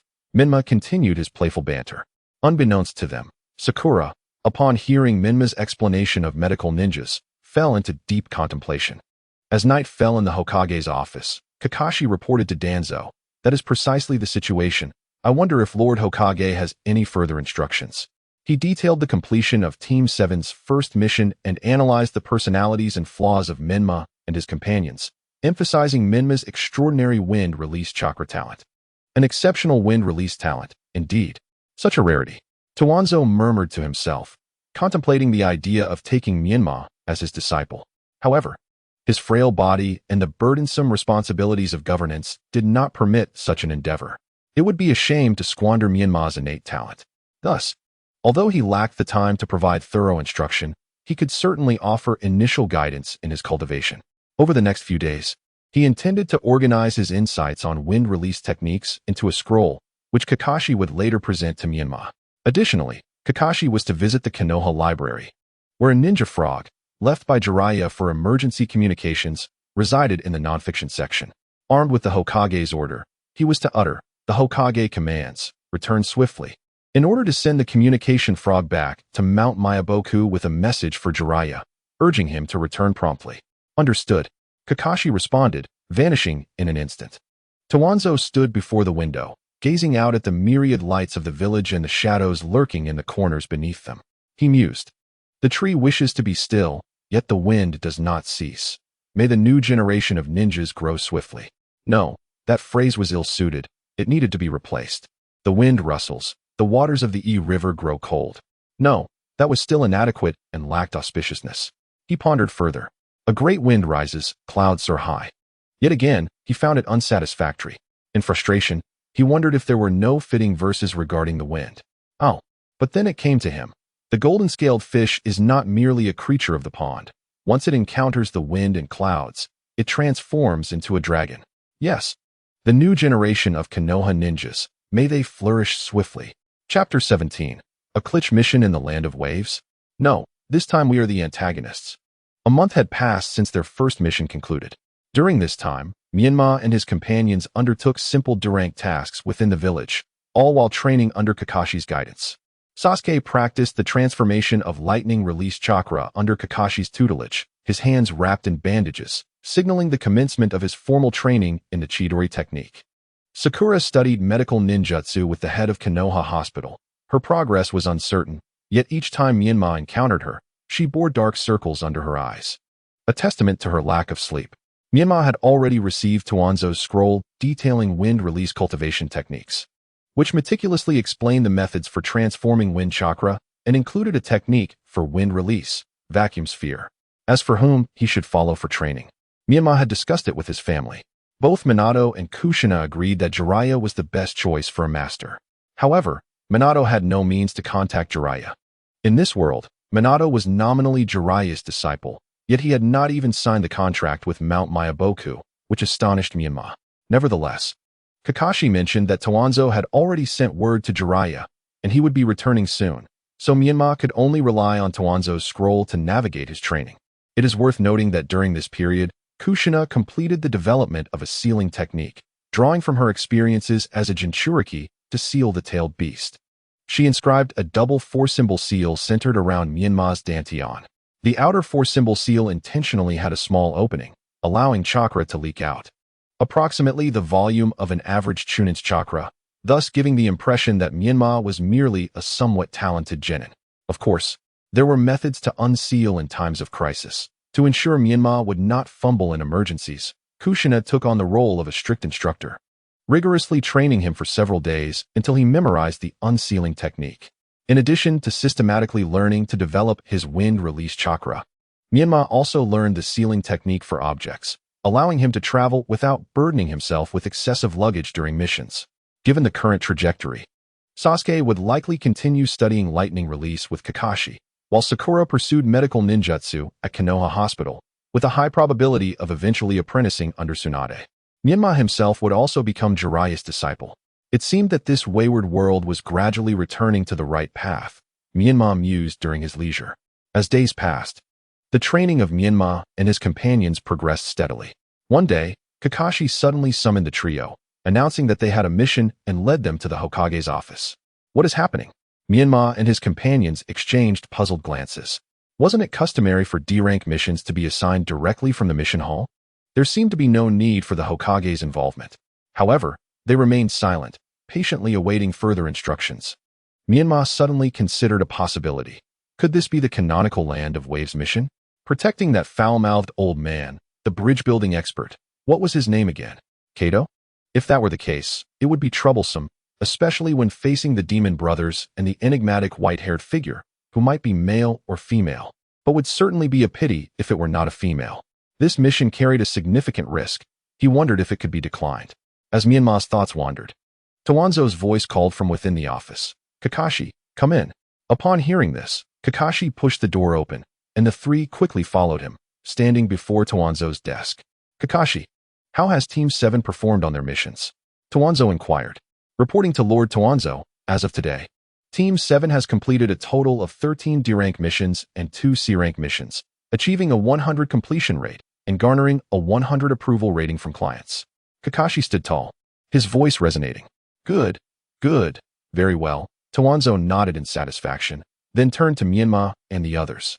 I believe Team 7's genin have accumulated sufficient experience. It is time to challenge a C-rank mission. What do you think? Are you confident? Yes. Menma and his companions stood upright, their voices strong. Excellent. Such spirit. Tawanzo praised with a smile before slightly tilting his head and gesturing with his hand. The secretary and bodyguard, Yamashiro Aoi, nodded and exited the room, soon returning with a short, middle-aged man dressed in a black suit, sporting sunglasses and slicked-back hair. At Tawanzo's signal, Yamashiro Aoi began to briefly introduce the mission. This is the client, Mr. Kato, a merchant from the Land of Waves. He seeks our protection to escort him back to the Land of Waves and to halt the construction of a bridge leading to the outside world. After our assessment, this mission has been classified as a C rank. Upon hearing the mission details, Menma was utterly bewildered. It was indeed a mission in the Land of Waves, but the roles were completely reversed. Were they not supposed to protect the foul-mouthed bridge builder? Were they not supposed to combat this unscrupulous merchant? How could they now be tasked with protecting the antagonist? This was not how Konoha operated. Menma was unwilling to accept such a distorted mission and contemplated refusing. Yet, this was a task personally issued by the Hokage, and with the supervising Jonin remaining silent, could a mere genin like him voice his dissent? Was this truly how the Hokage was treated? Tawanzo seemed to sense Menma's internal struggle and inquired, "What is the matter, Menma? Do you have something to say?" Menma's expression hardened. He longed to communicate his desire to decline the mission, but the words that escaped his lips were instead, reporting to Lord Tawanzo. The Land of Waves is located to the east of the Land of Fire, a small nation situated between the Land of Fire and the Land of Water. If we encounter hostile ninjas from the Land of Water during the mission, what should we do? Will a conflict with enemy ninjas affect Konoha's diplomatic relations with other nations? Kakashi's expression shifted upon hearing Menma's words, and he quietly admonished, "Be silent, Menma. This is not for you to ponder." Immediately, Kakashi turned to Tawanzo and bowed apologetically. "I sincerely apologize, Lord Tawanzo. It is my failure in discipline." Tawanzo, however, dismissed the concern with a wave of his hand, smiling as he gestured for Kakashi to rise. "I have heard that your subordinate, Menma, is exceptionally talented, capable of contemplating issues from the Hokage's perspective. Today, I have finally witnessed it." He then addressed Menma. "Your ability to think this deeply is commendable. However, your lack of experience is evident, and your unfamiliarity with the foreign policies of Konoha is apparent, which is why you pose such questions. We of Konoha do not seek trouble, yet we are not afraid of it either. Proceed boldly with your missions, unperturbed by the potential strain on Konoha's relations with other nations. Remember, as long as you uphold Konoha's interests, the village will stand as your staunchest ally." In Chapter 18, I am the Hokage. Menma was momentarily taken aback by Danzo's words, but he quickly regained his composure, adopting a demeanor of gratitude, pride, and determination as he replied loudly, "Yes. Thank you for your guidance, Lord Danzo." At that moment, Kato, who had been silently observing, suddenly interjected, "Arnosa, Lord Hokage. It's not that I distrust Konoha, but could you possibly send a few more capable ninjas?" Danzo's expression darkened, his demeanor shifting from calm to imposing. Kato, intimidated by Danzo's presence, began to sweat profusely, hurriedly explaining, "I am not questioning the Hokage's decision. It's just that these ninjas appear to be mere children." Before Danzo could respond, Kakashi, displeased, swiftly appeared behind Kato, brandishing a kunai at his throat, and spoke in a low, menacing tone. "These children possess the power to easily end your life 10 times over. Do you understand?" Kato trembled, unable to articulate a response. Danzo waved his hand, signaling Kakashi to release Kato, and explained, "Do not be deceived by their youth. Their strength is formidable. Among them, Sakura is the daughter of the 4th Hokage. Sasuke is the young clan leader of the Uchiha, and Menma has received my true teachings. Moreover, they are led by Konoha's strongest Jonin, Hatake Kakashi. So, do you still have any objections? No, none at all. I will fully comply with the Hokage's arrangements.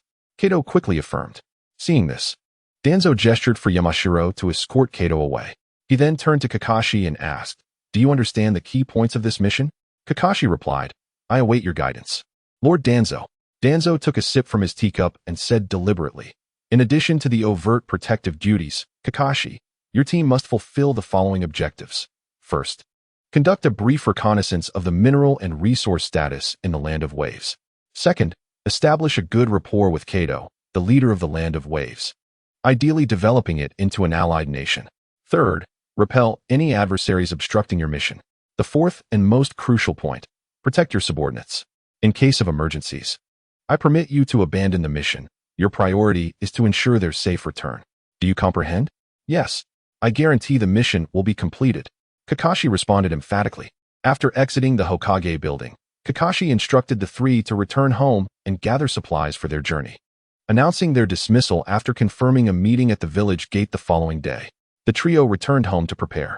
Meanwhile, in the Hokage office, Danzo sat behind his desk, gazing at his old comrade with mixed emotions. Hiruzen, why have you left your roots to come here? The elder, with a white beard and a face marred by age spots and wrinkles, spoke with a heavy heart. How could you accept the mission in the Land of Waves? Are you not aware that Kato is a heartless merchant who drinks the blood of the people? By aiding him in oppressing the citizens of the Land of Waves, are you not complicit in his villainy? Do you not fear the repercussions on Konoha's reputation? You are too naive, Hiruzen. Danzo rebuked. In the ninja world, there is no concern for justice or injustice, only for profit. I accepted the commission based on Konoha's interests. What is wrong with that? But not all commissions should be accepted. You know that the Land of Waves is a strategic location between the fire and water nations. By sending Kakashi to investigate the internal armed forces of the Land of Waves, you will undoubtedly raise eyebrows among our allies. Hiruzen continued, trying to reason with him. Enough. Hiruzen, how can you speak such words? Do you even remember your own identity? You are a ninja of Konoha. What allies? Who are our allies? Listen to the nonsense you are uttering. Do you even realize where you stand? If it weren't for Master Tobarama's dying wish for me to look after you, you would have long been imprisoned in Konoha. Danzo thundered in anger. Hiruzen recognized he had misspoken, but decades of rivalry with Danzo prevented him from admitting his error. So he changed the subject. Very well, you are correct, but why must Team 7 handle such a perilous mission? Can't you dispatch others? Are the lives of those genin less valuable than others simply because they hail from prominent backgrounds? If they wish to enjoy greater resources, they must also make greater contributions. Danzo asserted firmly. Yet, Hiruzen desired to continue the discussion, only to be interrupted by Danzo. Enough, Hiruzen, you may leave now. Danzo, you will undoubtedly regret this. Hiruzen thought to himself. I am the Hokage. Upon hearing this, Hiruzen's face contorted, and a surge of destruction surged within him, but he ultimately restrained himself, allowing his frustration to manifest as a cold snort as he stormed out. As he exited the Hokage building, Hiruzen glanced back, knowing that one day he would ascend to Danzo's position. With another cold snort, he walked away slowly. After watching his old friend depart, Danzo summoned his security. Yamanaka Takaru, my Hokage office is like a sieve. Confidential information spreads faster than the gossip of a third-rate tabloid. What are the Anbu doing? Takaru, investigate which clans are meddling behind the scenes. Find out and cut off their claws. In the depths beneath Konoha, at the headquarters of the root, Hiruzen sat alone in his office, stewing in the humiliation Danzo had inflicted upon him. He muttered to himself, Just wait. Danzo, your arrogance will not last long. I will ensure you do not lead Konoha into the mire of war. After a while, he summoned a root ninja clad in a black hooded cloak and an owl mask. Yao, go find Orochimaru and inform him that if he wishes to keep those children safe, he had better heed my counsel. The night in Konoha remained lively and peaceful. Yet beneath the myriad of lights lay an endless darkness. Menma remained oblivious to the undercurrents stirring within Konoha. A conspiracy regarding the struggle for power was brewing, and none could predict when this beast, named conspiracy, would reveal its sharp and bloodthirsty claws. Chapter 19. Departure to the Land of Waves. The following morning, at the gate of Konoha village, Kato directed his workers in organizing the caravan and cargo. Upon seeing Kakashi and the 3 members of Team 7, he beckoned them to join him in his lavish carriage. Except for Menma, the other 3 carried large packs on their backs. Faced with the questioning gazes of Sakura and Sasuke, Menma pointed to the enormous scroll he was carrying. "This is a sealing scroll. All my belongings are sealed within." "Convenient. Isn't it? But Menma, your scroll isn't much smaller than our backpacks." Sakura pointed out the truth. Menma paused, realizing she was correct. "Then what is the point of bringing this sealing scroll? Do not be so dismissive. There are benefits to carrying a sealing scroll." Kakashi interjected to support Menma. Menma gazed at Kakashi with sparkling eyes, as the background music played a hopeful tune, suggesting the anticipation of discovering love. "At least Menma could help us seal our luggage inside," Kakashi explained while tossing his bag to Menma. Sakura and Sasuke, coming to a sudden realization, followed suit and threw their bags to Menma as well. Menma was left in tears, achieving a world where only she bore the wounds. After this little interlude, the group boarded Kato's carriage. Throughout the journey, the members of Team 7 admired the scenery through the carriage window, having never ventured far from home. They were exhilarated by the unfamiliar sights and the thrill of leaving home for the first time. Meanwhile, Kakashi engaged in casual conversation with Kato, though as a seasoned ninja, extracting mission information from the client had become second nature. Before long, Kato boasted about his own contributions, proclaiming, "The land of waves owes its current peace to my efforts. Those impoverished citizens cannot comprehend my struggles. I aspire to build a grand bridge to bring prosperity to the land of waves." They fail to realize that the more impoverished the land of waves is, the safer it remains. Its strategic location as a buffer between the land of fire and the land of water has made it a coveted prize since ancient times. The ninja world may be relatively peaceful now, but who knows when the next war will strike. Once conflict arises, a wealthy island nation becomes ripe for the taking. Is wealth truly so important? Do lives not hold greater value than money? Their inability to grasp this, and their desire to oppose me, is sheer foolishness. Especially that bridge expert and his short-sighted family. The son leads the rebellion against my rule, while the father seeks to construct a bridge to undermine my authority. Even more foolish are the villagers who idolize them. Is being a hero so easy? In troubled times, a nation with heroes must surely be suffering. Those fools are willing to endure the land of waves' misfortunes to become heroes. How selfish.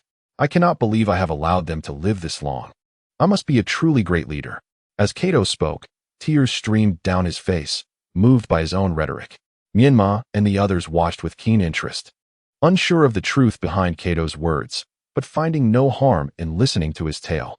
After traveling for a considerable distance, they found themselves quite far from Konoha.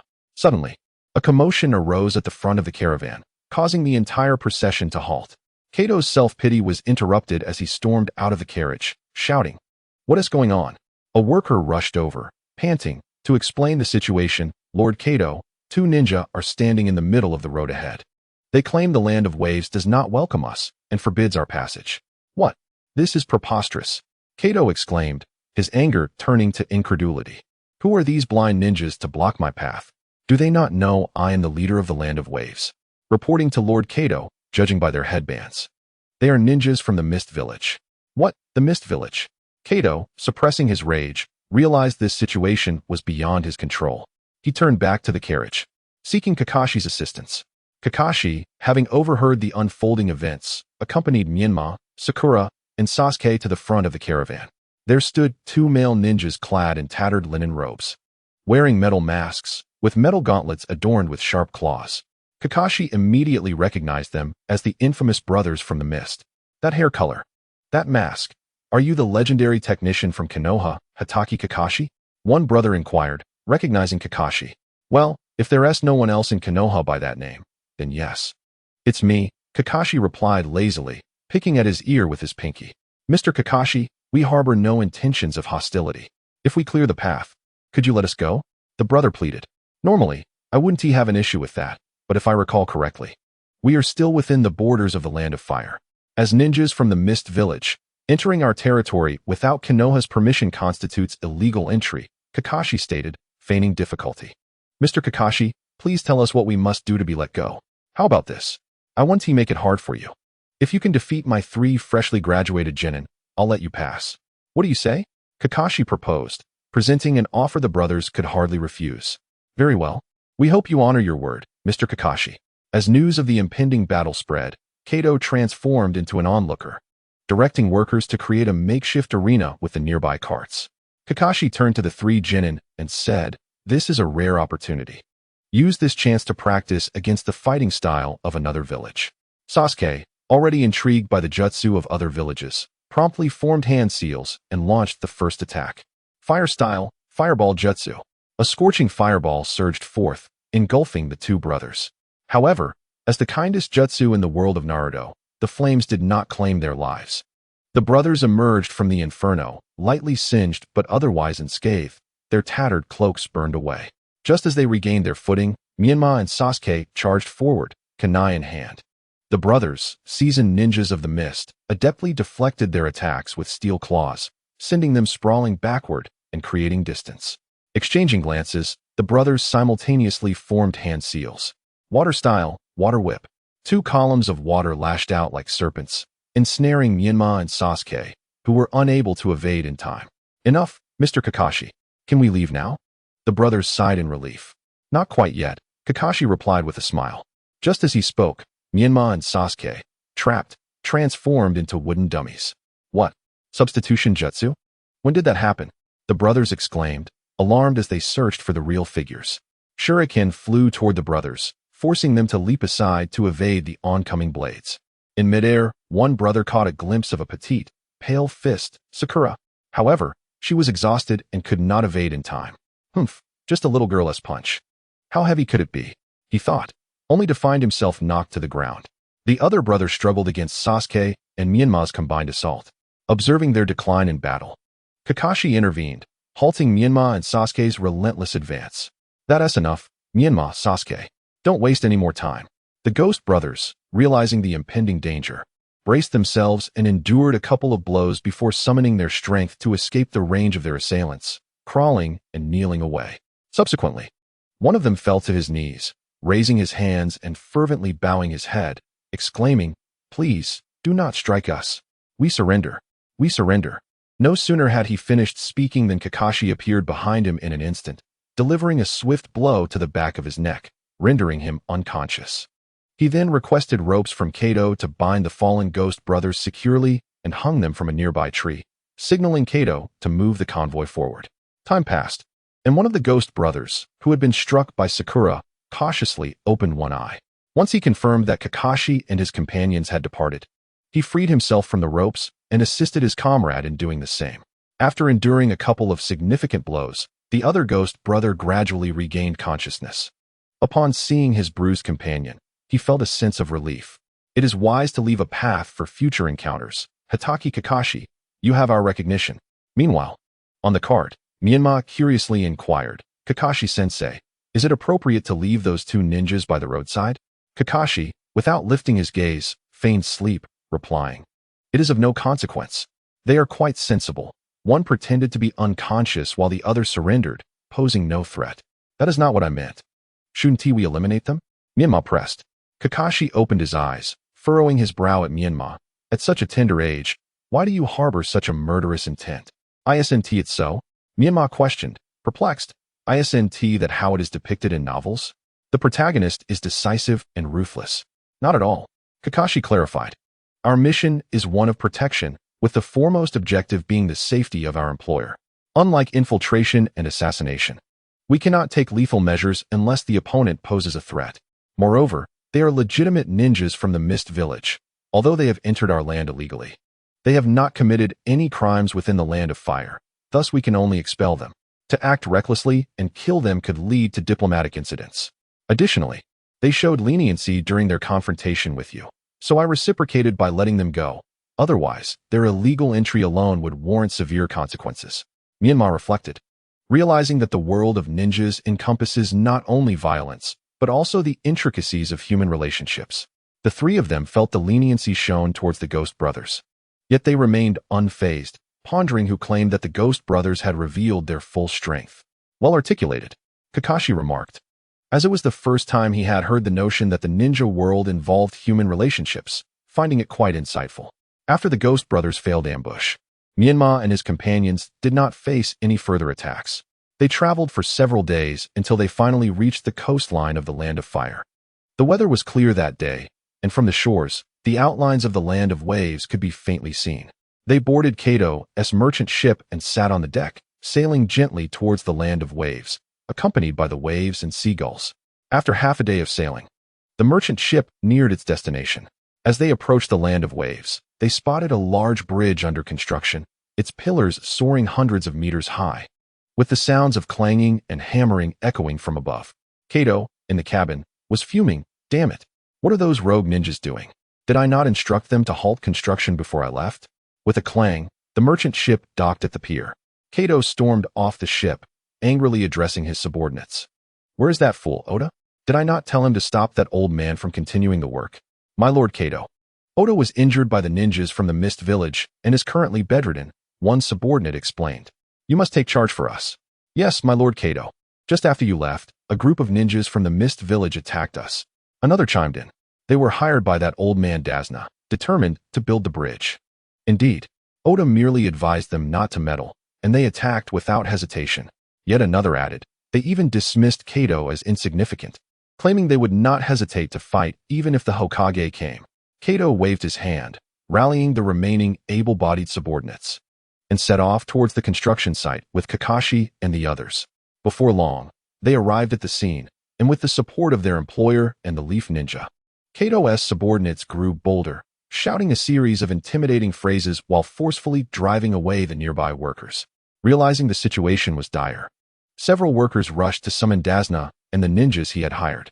Shortly after, Dazna appeared with a group, confronting Kakashi and his companions.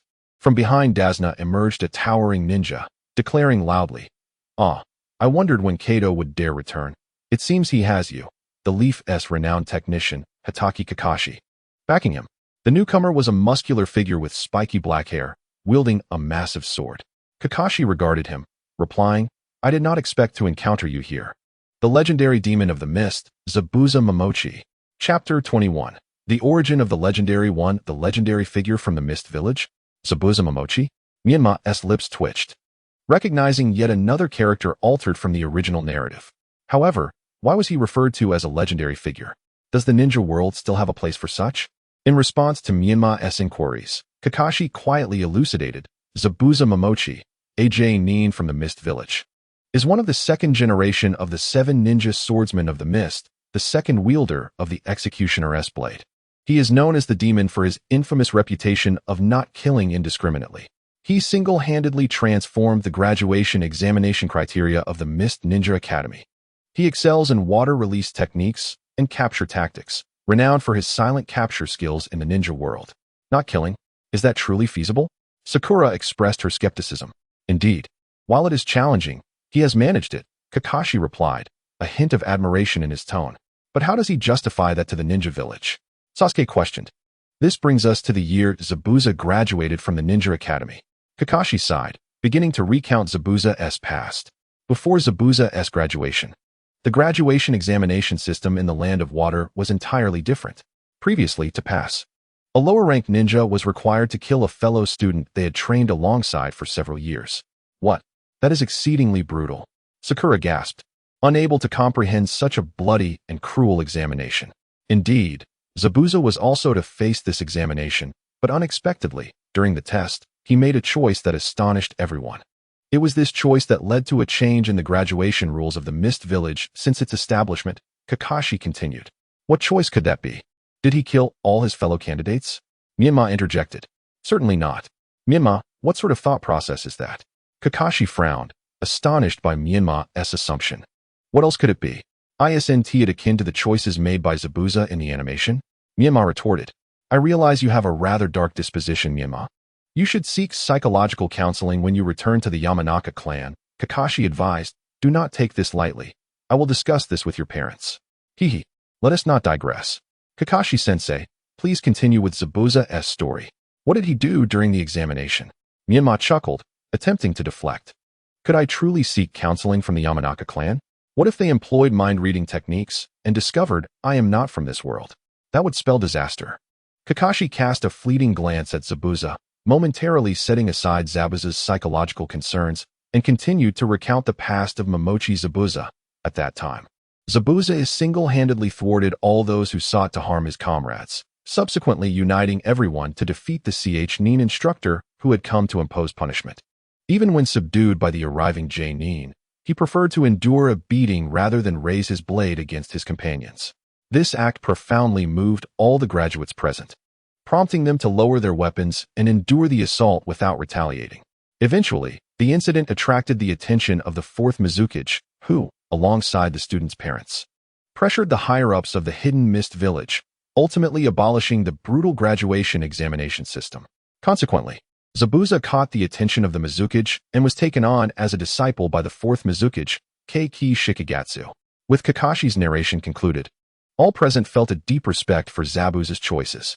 In this ninja world, the act of killing was commonplace, and Zabuza's refusal to take lives stood as one of the rare rays of sunshine in this bloody, dark realm. All right, Kakashi, enough of the idle chatter. Let us discuss how to address the current situation. Zabuza interrupted Kakashi's introduction. I have no desire to engage in a needless conflict with you Leaf Ninjas. So might I request that you cease your actions? Our Leaf Ninjas do not abandon a mission once we have accepted a commission, Kakashi retorted. Thus, I must ask you, Mr. Zabuza, to return to the land of water, especially as your employer does not seem capable of affording the task's remuneration. Zabuza shook his head. There is no need for your concern. We have received orders from Lord Mizukage and, as of yesterday, established diplomatic relations with the Land of Waves, which has officially become our ally. The expenses for constructing the bridge will be fully borne by our Land of Water. Preposterous. The leader of the Land of Waves, Kato, was with us just yesterday. With whom, may I ask, did you establish this alliance, Mr. Zabuza? Kakashi detected a flaw in Zabuza's words. Zabuza replied, Oh, you mean that dictator? He is no longer the leader of the Land of Waves. We dismissed him through a referendum yesterday. Furthermore, we have elected a new leader. None other than the esteemed old man beside me, Dazna. Kato's fury mounted as he listened. A bunch of simpletons, conspiring to form an alliance with the Land of Water behind his back, and even banding together to dismiss him. What right did they have to oust him? Only the Daime had such authority. Yes, the Land of Waves lacks a Daime, but do you think I, Kato, went to the Land of Fire for leisure? Did you truly believe my journey there was for trade? Wrong. You are gravely mistaken. I visited the Daime's residence in the Land of Fire and procured the Daime's written endorsement with a hefty sum. I am now a legitimately recognized Daime of the Land of Waves, acknowledged by the Daime of the Land of Fire. He leapt forward, brandishing the Daime's document, shouting at Dazna and his group, I am the Daime of this nation, the Daime recognized by the Land of Fire. What right do you impoverished ants have to dismiss me? Dazna sighed and shook his head, retrieving a similar document from his robes. I possess this document as well. I too am the Daime of this nation, recognized by the Land of Water. Kato, agitated and incredulous, never anticipated that in just a few days, everything would spiral beyond his control. He thought obtaining the endorsement from the Land of Fire would ensure a seamless acquisition of the Land of Waves. Yet unexpectedly, Dazna emerged as a formidable opponent, brandishing the endorsement from the Land of Water. Kato, in a fit of rage, called out to Kakashi, Ninja of the Leaf, Hurry. Help me eliminate Dazna. I shall increase your reward tenfold. Kakashi sighed and declined. I am sorry, Mr. Kato. There exists an unyielding rule in the ninja world. Ninjas must not harm Daime-s or their heirs. As it stands, both you and that bridge expert are heirs of the Daime of the Land of Waves, and we cannot act against either of you. Moreover, there is a formidable protector by Dazna's side, making it impossible for us to carry out an assassination without jeopardizing your safety. Kato was consumed by impotent rage. Kakashi, observing the scene unfold, felt a headache coming on. Let us talk, Zabuza proposed. Very well, let us converse, Kakashi agreed. We shall discuss our matters, while they address theirs. Zabuza gestured towards Dazna and Kato. Agreed. We shall meet tonight at the dock, Kakashi decided on behalf of Kato. With the situation having escalated to this point, it was no longer merely an internal matter of the Land of Waves. It had transformed into a strategic confrontation between the Land of Water and the Land of Fire. Chapter 22. Negotiation, Kato and Dazna. Under the cover of night, the docks were ablaze with light. A makeshift area had been cleared, with a conference table set between the two opposing parties, the merchant Kato and the bridge expert Dazna. After an afternoon of reflection, and despite still feeling quite incensed, Kato was at least able to sit down and engage in discourse. Speak. Why have you chosen this course of action? Kato broke the silence. I simply wish to no longer live under your yoke, Dasna replied. Kato felt wronged and retorted. How have I enslaved you? You work for me, and I pay you. Though I cannot provide you with lavish meals, I ensure you are fed. Do you know how many places in the ninja world lack even a morsel of food? Dasna shook his head. The labor we provide far exceeds the remuneration you offer. After receiving our pay, we must spend a significant portion to buy food from you. We are exhausted merely trying to fill our stomachs. My grandson is already 8 years old and has never attended school. If this continues, he will end up like me, merely a carpenter, trudging through life in ignorance. But this is how the ninja world operates. The children of daime-s become daime-s, and the children of farmers remain farmers. Each person has their role, Kato protested, feeling aggrieved that the people's consciousness had awakened only in his land of waves. Is that an acceptable state of affairs? Dasna countered. Why should you live in luxury while we are left to scrape by? Why does your home shine with gold while we reside in squalor? Why are you wealthy beyond measure while we languish in poverty? Do you believe my life is idyllic? Do you understand the sacrifices I have made? Kato defended himself. I will tell you. I toil endlessly to sustain you all. I navigate the treacherous waters between two great nations, treading carefully, fearing that a single misstep could spell disaster for the land of waves. Because of my wealth, I live in constant fear for my life. Do you comprehend any of this? No, you do not. You only see what you wish to see while turning a blind eye to the blood and tears behind the scenes. Dasna dismissed him. Who asked you to do this? Was it not for your own benefit? The atmosphere grew tense. Let us set aside that matter for now and discuss what conditions you agreed to in order to secure the support of the land of water, Kato suggested, rubbing his temples and sighing. Nothing much. I merely agreed to open the trade port and allow the land of water to establish a police station at the docks to ensure the safety of their merchants. Dasna replied nonchalantly. What? Kato exclaimed, aghast. Open the trade port. Allow the land of water to station troops? Have you lost your mind, Dasna? What of it? I am doing this for the good of the land of waves. By opening the trade port, we can rapidly enrich ourselves.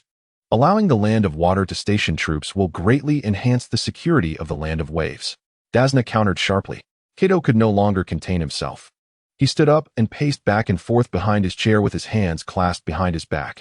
He then turned around and pointed an accusatory finger at Dazuna, exclaiming, Foolish, foolish, utterly ignorant of your own folly. Do you not realize that the two conditions you have agreed to will plunge the land of waves into the abyss? Opening trade ports. Do you comprehend what that entails? Yes, indeed, we can procure many necessities from the land of water. But does the land of water require anything from us? Do they have any need for our fish or seaweed? Do you not understand that once you acquiesce to this condition, the wealth of our nation will flow out, leaving us in greater poverty?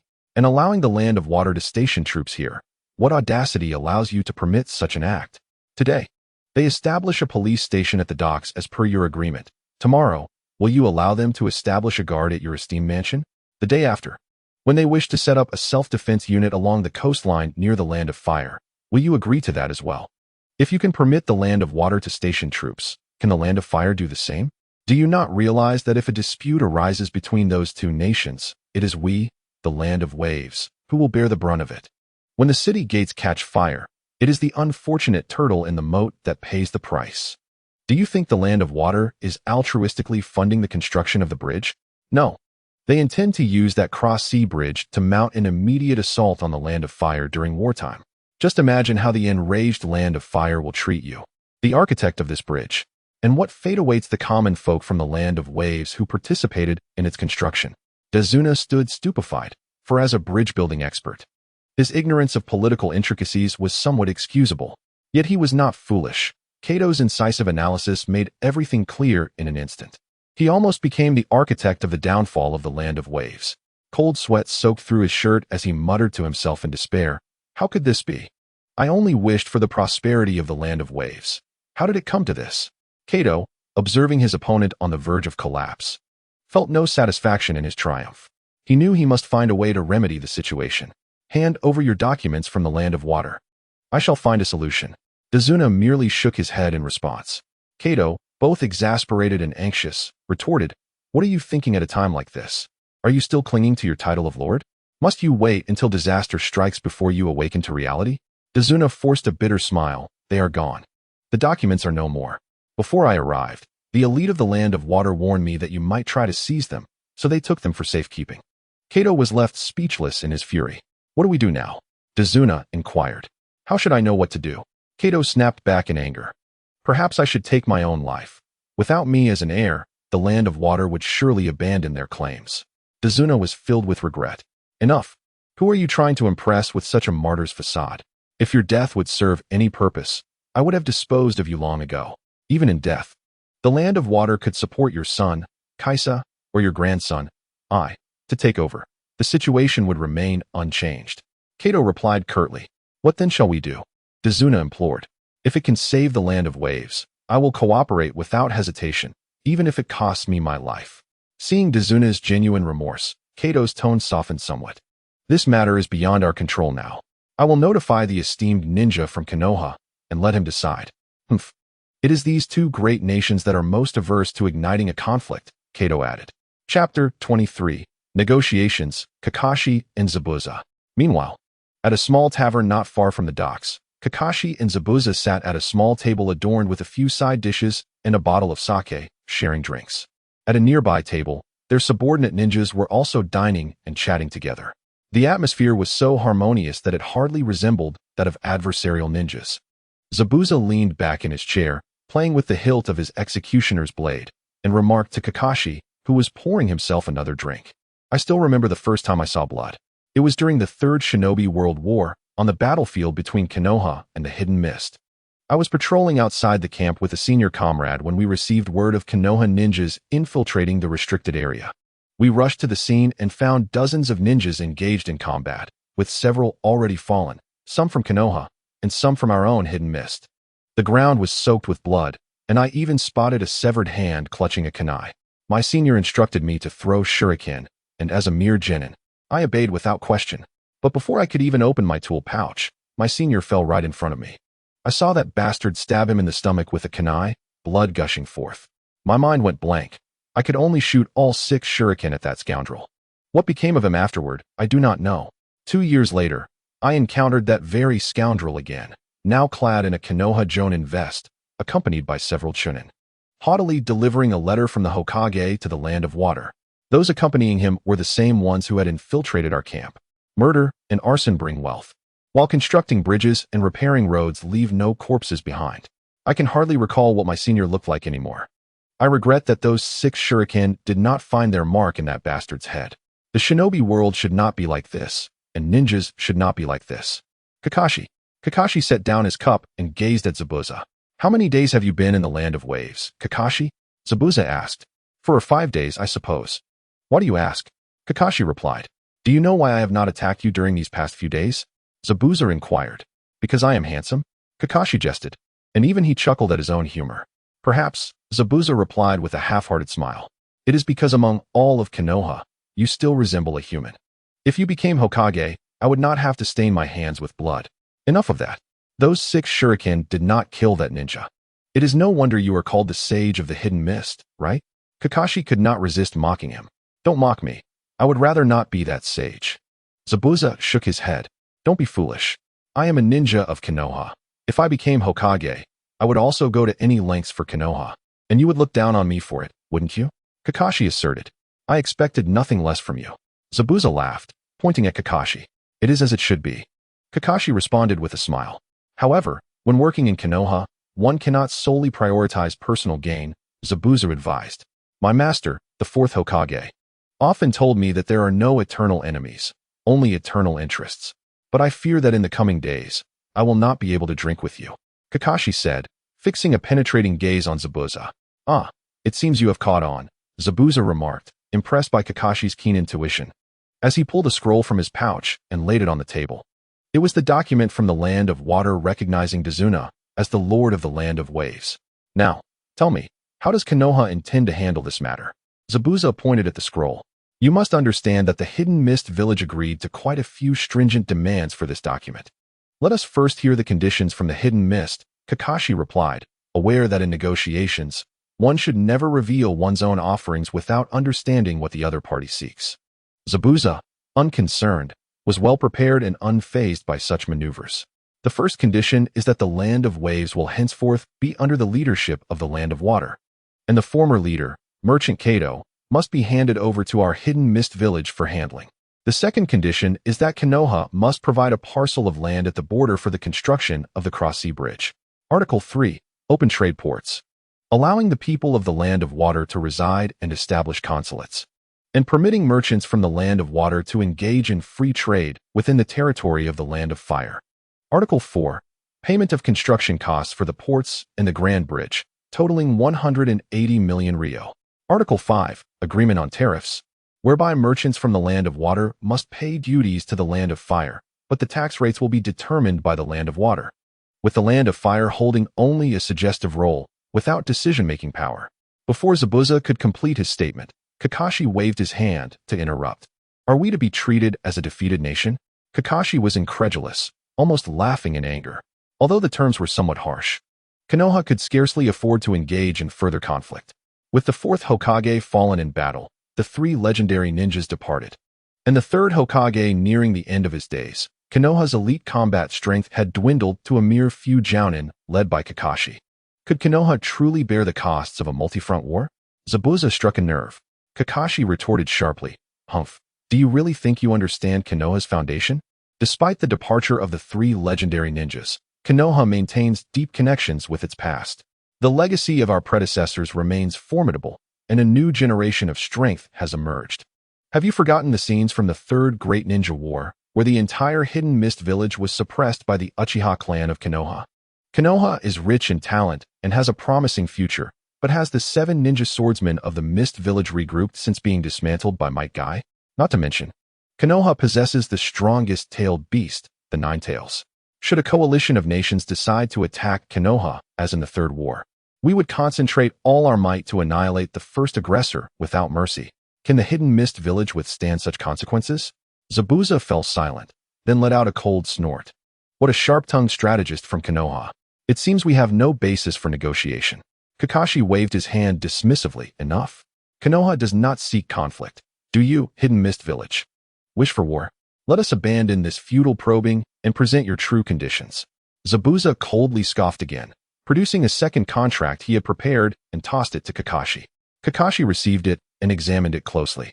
This contract did not contain significant issues. It outlined the cooperation between both parties, the demarcation of the Land of Waves, and the clauses were relatively balanced.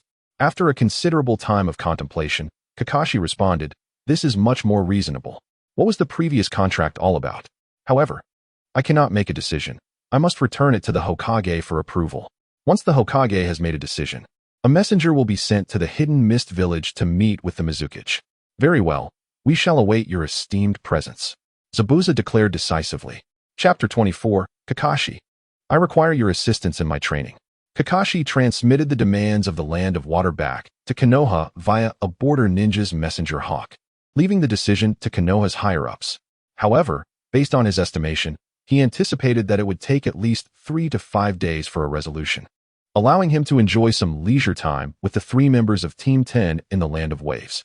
During the wait for news from Konoha, Kakashi also took the opportunity to converse with Kato, who expressed understanding of Kakashi's actions and voluntarily canceled the mission to sabotage the Grand Bridge. Zabuza also requested that Tazuna halt the bridge's construction temporarily. After all, at this critical juncture, no one wished to provoke the other. Who could foresee whether a trivial reason might ignite conflict? 3 days swiftly passed, and as Kakashi had predicted, the decision from Konoha's higher-ups had arrived. The advisory council agreed to most of the cooperation terms, but added some suggestions from Konoha. However, Konoha did not intend to send a messenger to the Land of Water for formal discussions. At the end of the letter, Danzo granted Kakashi the authority to act at his discretion. Konoha could make reasonable concessions, but it absolutely would not permit the Hidden Mist village to station an organized military force in the Land of Waves. Upon finishing the letter, Kakashi felt a headache coming on. This matter should have been addressed by formal envoys from both nations. Yet, for reasons unknown, both the Land of Water and the Land of Fire tacitly refrained from requesting a meeting and delegated the decision-making power to Kakashi and Zabuza. Meanwhile, the opinions of the Land of Waves seemed to hold little significance. Kakashi summoned Zabuza to discuss the details of the contract terms. Overall, the situation was promising, but 4 clauses remained contentious. The first concerned the distribution of mission commissions in the Land of Waves. The Hidden Mist Village advocated for an equal split, while Konoha argued for a 7-3 division in favor of Konoha, citing proximity. The second point involved the return of long swords, Seiken and DK, confiscated by Konoha during the Third War. The Hidden Mist Village demanded their unconditional return, while Konoha offered to return them for a price of 30 million ryo each. The third issue revolved around the exchange of prisoners. The Hidden Mist sought to trade 47 Konoha captives for 64 of their own, while Konoha proposed a 1-for-1 exchange. The fourth and most crucial point pertained to the sovereignty of the Land of Waves. The Hidden Mist Village insisted on a shared governance arrangement, with military and political power equally divided, while Konoha argued that the political authority should return to the Land of Waves, free from external interference. Kakashi and Zabuza fell silent, fully aware of the crux of the matter, yet neither was willing to yield. Let us resolve this in accordance with the traditions of the ninja world, Zabuza suggested to Kakashi. The so-called tradition referred to the practice of resolving disputes through combat, where the victor naturally gained the right to make decisions. With no better options, Kakashi reluctantly agreed. Back at Kato's location, Kakashi summoned the members of Team 10 to explain the situation. This is the current state of affairs. Therefore, 3 days from now, we will engage in battle. I will confront Zabuza, while the 3 of you will face his 3 subordinates. The members exchanged glances, and Kakashi sensed their apprehension. He reassured them, there is no need to be nervous. Your victory will determine the first 3 clauses. Winning would be ideal, but losing is not the end. The most significant clause rests upon my duel with Zabuza, and I assure you, I will not be defeated. Now, let us commence our strategy meeting. Since the opponent has determined the mode and timing of the battle, we can decide the order and matchups. Is there anything anyone would like to contribute? Menma looked at the others and began, allow me to speak first. I have gathered some intelligence on our opponents that may be beneficial. As for Zabuza, I trust Kakashi-sensei is more familiar with his information than I am. As long as Kakashi-sensei can achieve a swift victory and avoid a protracted battle, victory is assured. The opponent's beautiful young woman is named Mizunatsuki Shiro, possessing the ice release bloodline limit, wielding 1,000 blades, and excelling in ice ninjutsu. Her characteristics include remarkable speed, and her secret techniques are 1,000-kill water flight and mirror ice crystal. The 1,000-kill water flight technique utilizes her bloodline to condense moisture in the air into small, hard ice senbon for attacking. The mirror ice crystal technique condenses moisture in the air into ice mirrors that surround the opponent, allowing the user to move freely within the mirrors to strike. Menma spoke confidently, but Kakashi interrupted, curious, such detailed intelligence, where did it come from? Menma glanced at Kakashi and fabricated a story. Before our departure, my mother believed I was most likely to encounter hostile ninjas from the Land of Water. So she briefed me on common ninjutsu, notable ninjas, and bloodline clan information from the Land of Water. A few days ago, while you and Zabuza were drinking, I managed to extract their names and learn about their clans. Kakashi shrugged, aware that Menma was fabricating, yet he trusted that Menma would not jeopardize them at such a critical moment, so he chose not to expose the lie. Menma continues to share intelligence. That white-haired boy, the one with the sharp teeth, is highly likely the younger brother of the genius ninja from the Mist Village, Hozuki Mangetsu, known as Hozuki Sujetsu. The Hozuki clan is descended from the second Mizukage, Hozuki Mayanaka, and possesses secret techniques such as the water transformation technique, which allows them to turn any part of their body into water, rendering them immune to physical damage. However, this technique has a weakness against lightning release ninjutsu. Additionally, there is the water release, water gun technique, a secret ninjutsu passed down through generations of the Hozuki clan, which transforms the user's fingers into a gun-like shape, shooting out liquid projectiles that pierce enemies like bullets. As the younger brother of the Mist Village prodigy Hozuki Mangetsu, Hozuki Sujetsu also possesses remarkable swordsmanship talent.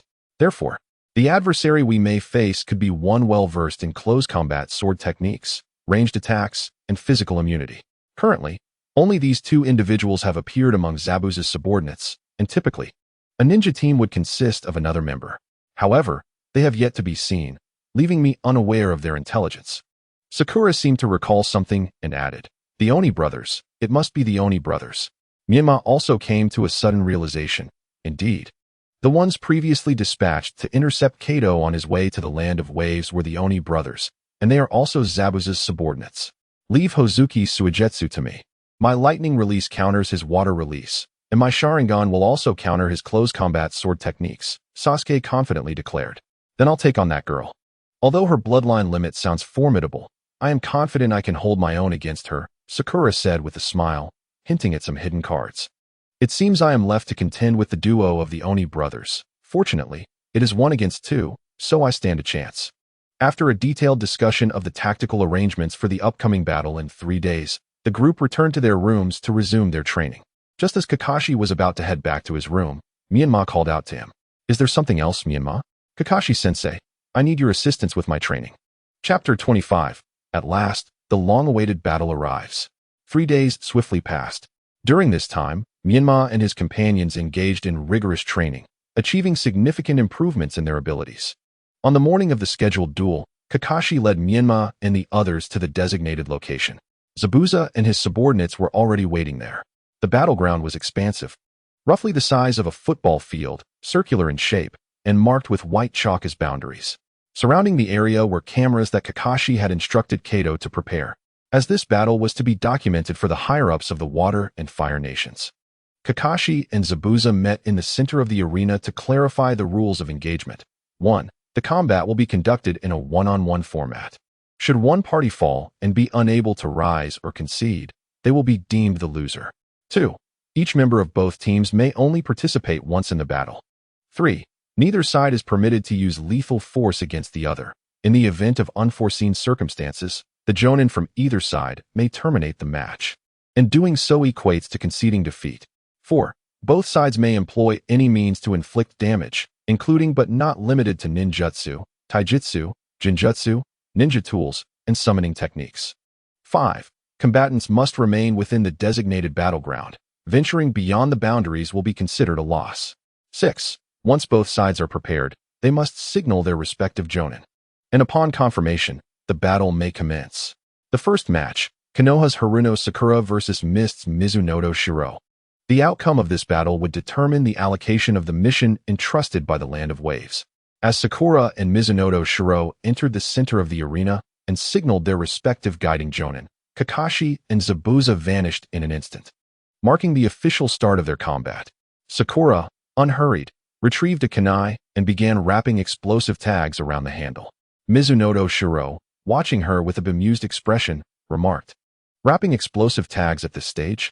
How tardy. It's not late at all." Sakura countered as she completed the wrapping on one kunai and proceeded to the next. Mizunoto Shiro observed patiently, refraining from launching an attack. She intended to defeat Sakura decisively once she was fully prepared. The cameras were rolling. This battle was not just about winning, but winning with style. As Sakura continued her preparations at a leisurely pace, Mizunoto Shiro grew slightly bored. She tapped her neck and the back of her head, addressing Sakura. "All right, save your efforts. Just a quick jab to Fengqi and Yufu, and you'll be out cold. It's painless. Trust me, I'm quite precise with my acupuncture." Sakura, tossing the kunai she had just wrapped behind her, replied with a smile, "You've never been pricked. How do you know it won't hurt? Your ice Senbon is best suited for surprise attacks at close range. In this wide-open space, a frontal confrontation seems less advantageous." Mizunoto Shiro noted, her demeanor shifting as she prepared to advance. Suddenly, Mizunoto Shiro formed hand seals, conjuring 2 ice Senbon, and launched them at Sakura. In response, Sakura swiftly grasped the kunai from the ground, wielding it expertly to deflect the incoming Senbon. As Mizunoto Shiro charged forward, she continued to conjure ice Senbon, needing to close the distance to execute her secret technique decisively. Sakura performed several backflips, her movements graceful as she adeptly dodged or blocked all attacks. During a moment of respite, she kicked the kunai she had previously thrown toward Mizunoto Shiro. "Humph, such a blatant trajectory. Do you think you can harm me?" Mizunoto Shiro scoffed, easily sidestepping the kunai. Boom. With a shout, Sakura activated the explosive tag on the kunai, which erupted in a brilliant flash. Not good. Mizunoto Shiro hastily halted her assault, forming a hand seal, ice release, ice barrier. A thick wall of ice materialized, shielding her from the explosion. The blast echoed loudly, generating a gust of heat and smoke. Yet the ice wall remained unscathed, and Mizunoto Shiro, sheltered behind it, emerged uninjured. Earth release, Yellow Spring Marsh. Sakura countered with her own ninjutsu, summoning a 5-meter-wide circular marsh directly beneath Mizunoto Shiro's feet. Child's play. Mizunoto Shiro stomped her right foot, sending a wave of frost radiating outward, freezing the marsh and preventing her from being ensnared. Water release, Water Surge Wave. Sakura continued her offensive, unleashing a massive water column toward Mizunoto Shiro, yet it was deflected by the ice wall, creating a shallow pool in the arena. Using water release against an ice release user? You clearly don't know the meaning of defeat. Ice release, Ice River Technique. Mizunoto Shiro shouted, instantly freezing the surface of the water into a solid sheet of ice. Emerging from behind the ice wall, she spotted Sakura retreating. What is the point of running away? Ice release, Ice Instant Body. In a mere blink, Mizunoto Shiro traversed dozens of meters, closing in on Sakura. Secret technique, Mirror Ice Crystals. Walls of ice crystals rose around Sakura, encircling her. Gazing at the panicked Sakura within, Mizunoto Shiro smirked. I must thank you for your water release. Without your ninjutsu flooding the area, I wouldn't have been able to create such an expansive ice surface for my technique. Without your assistance, executing my secret technique would have been quite the challenge. Sakura gritted her teeth, fixing her gaze on Mizunoto Shiro. So, how should I express my gratitude? How about granting you a deep, eternal sleep? Do stay still, unless you wish to become a porcupine. Secret technique, 1000-kill water flight. Countless ice senbon materialized from the surrounding ice crystals. Surrender, Leaf Ninja. Otherwise, these senbon shall pierce your very being. Mizunoto Shiro urged. Sakura was drenched in cold sweat, yet she remained unwilling to concede. How absurd. Even at this juncture, why persist in a futile struggle? Very well, I shall accompany you on this journey. Mizuki-bai, with a sense of resignation, aimed for Sakura's neck and unleashed a kunai. Clink. The kunai pierced through Sakura's neck, shattering upon the icy surface. Under the assault, Sakura began to dissolve slowly, transforming into a puddle of mud. What? A clay clone? When did that happen? Mizuki-bai was taken aback, scanning the surroundings for Sakura. At that moment, Kakashi suddenly appeared, proclaiming loudly, "The first match has concluded, and the victor is Haruno Sakura, from Konoha." What? Impossible. How could I have lost? What does this mean for a Konoha Jonin? Mizuki-bai shouted angrily at Kakashi. Chapter 26. The second match, Sasuke vs. Suigetsu, Part 1. In response to Mizuki-bai's inquiry, Kakashi offered no explanation, instead turning to Zabuza. Zabuza stood at the sidelines, arms crossed, shaking his head as he remarked, "You indeed lost this round, so step down." Although confused, Bai complied.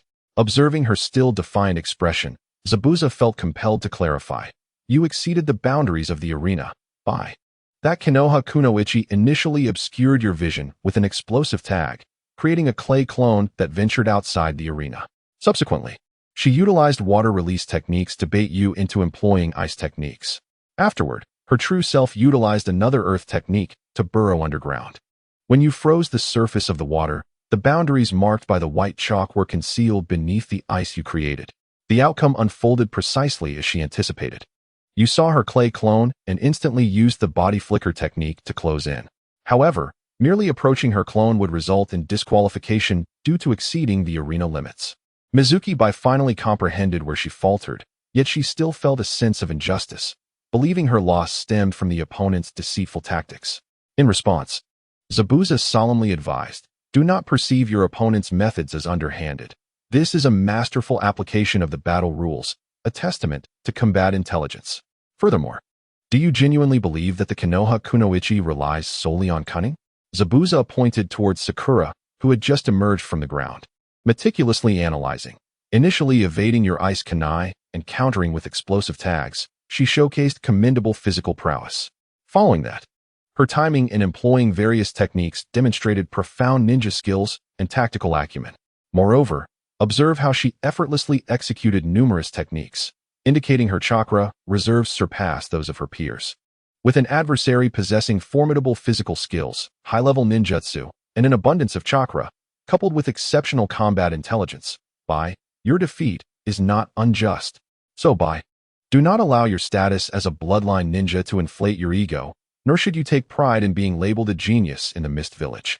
There are always greater mountains and more skilled individuals beyond your horizons. If you can recognize your shortcomings from this battle, then this loss will have been worthwhile. The first match concluded with Konoha's Haruno Sakura defeating Mist's Mizuki Bai. Sakura and Kakashi descended from the arena. Well done, Sakura. Menma and Sasuke cheered for her. Thanks to Menma-kun's intelligence. Sakura smiled in gratitude, reminding Sasuke that he was up next, and to give his all. Rest assured, I shall not falter. Sasuke confidently strode towards the center of the battlefield. A word of caution, Sasuke-kun, try to refrain from using fire techniques. The icy terrain may adversely affect your opponent's water transformation technique, Sakura advised. Alright, thanks. Sasuke waved dismissively without looking back. The combatants were now in position. Kakashi and Zabuza exchanged a knowing glance and nodded before vanishing in an instant, leaving the arena to their two subordinates. The second match, Konoha's Uchiha Sasuke vs. Mist's Zuki Suigetsu. As the battle commenced, Uchiha Sasuke began to unleash a flurry of shurikens towards Zuki Suigetsu while deftly leaping backward to create distance. Unfazed, Suigetsu formed hand seals and struck the ground. Water release. Water barrier. A torrent of water surged upward, forcefully knocking Sasuke's shurikens aside. Subsequently, Suigetsu produced a scroll, unfurling it upon the ground, summoning technique. With a resounding bang, a massive blade manifested in his grasp.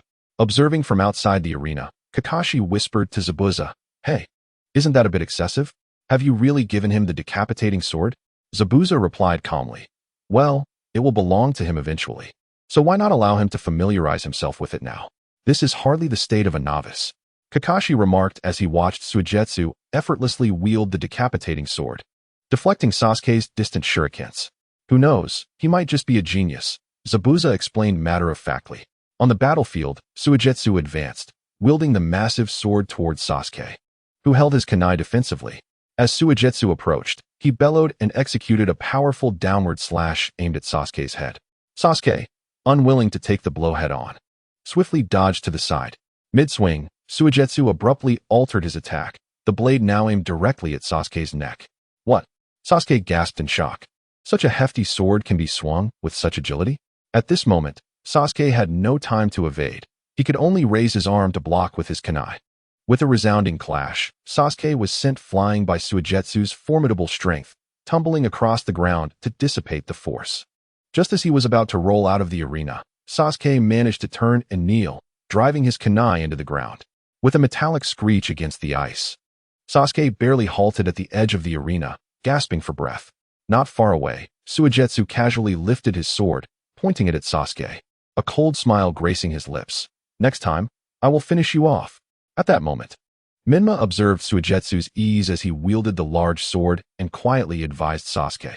"Sasuke, he possesses considerable strength. He is likely trained in the water arm technique. Do not engage him in a direct confrontation. Aim for his midsection instead." Sasuke turned and spat. "It's not that simple." With that, Sasuke surged forward. While Suigetsu held the sword, poised in a mid-level stance, the blade aimed at Sasuke, subtly adjusting its direction as Sasuke sprinted at high speed. "Closer, closer. Just a bit more, and I can cleave you in two." Suigetsu's lips curled into a cruel smile. Huh. Just as Sasuke entered the range of the decapitating sword's attack, Suigetsu aimed for Sasuke's head with a vicious swing. In a split second, Sasuke pushed off the ground with his right foot, twisting his body to narrowly evade the lethal strike. With a flick of his fingers, he redirected his kunai, inflicting a deep gash across Suigetsu's waist. Suigetsu had no time to react, only catching a fleeting glimpse of a pair of crimson eyes. It turned out that Sasuke had activated his Sharingan, which was why he could dodge Suigetsu's attack at the last moment. Suigetsu knelt on one knee, clutching his wounded side, glaring fiercely at Sasuke. After rolling to dissipate his momentum, Sasuke stood up nonchalantly, regarding Suigetsu with disdain. "Didn't the person who taught you swordsmanship inform you that one should not exhaust all their strength? It seems his skills are lacking as well." This time, he aimed not only to injure, but to strike at the heart. Damn it! Suigetsu glared fiercely at Sasuke. No one could insult his brother. No one. Chapter 27. Sasuke vs. Suigetsu, Part 2. Can we declare the battle concluded now, Jonin of the Mist Village? Sasuke called out to the injured Suigetsu, who was now incapacitated. "Damn it, I have not yet lost." Water release, water cannon.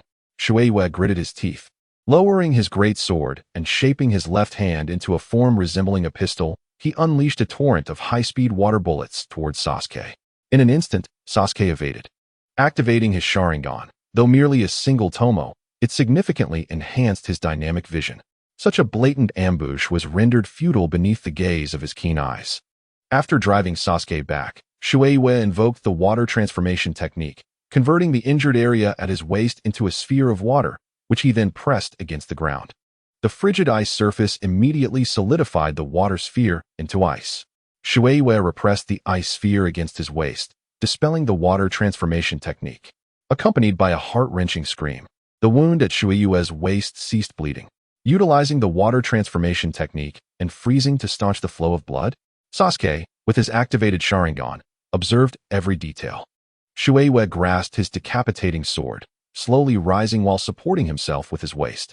He swayed slightly, the agony from his wound and the chill causing him to furrow his brows.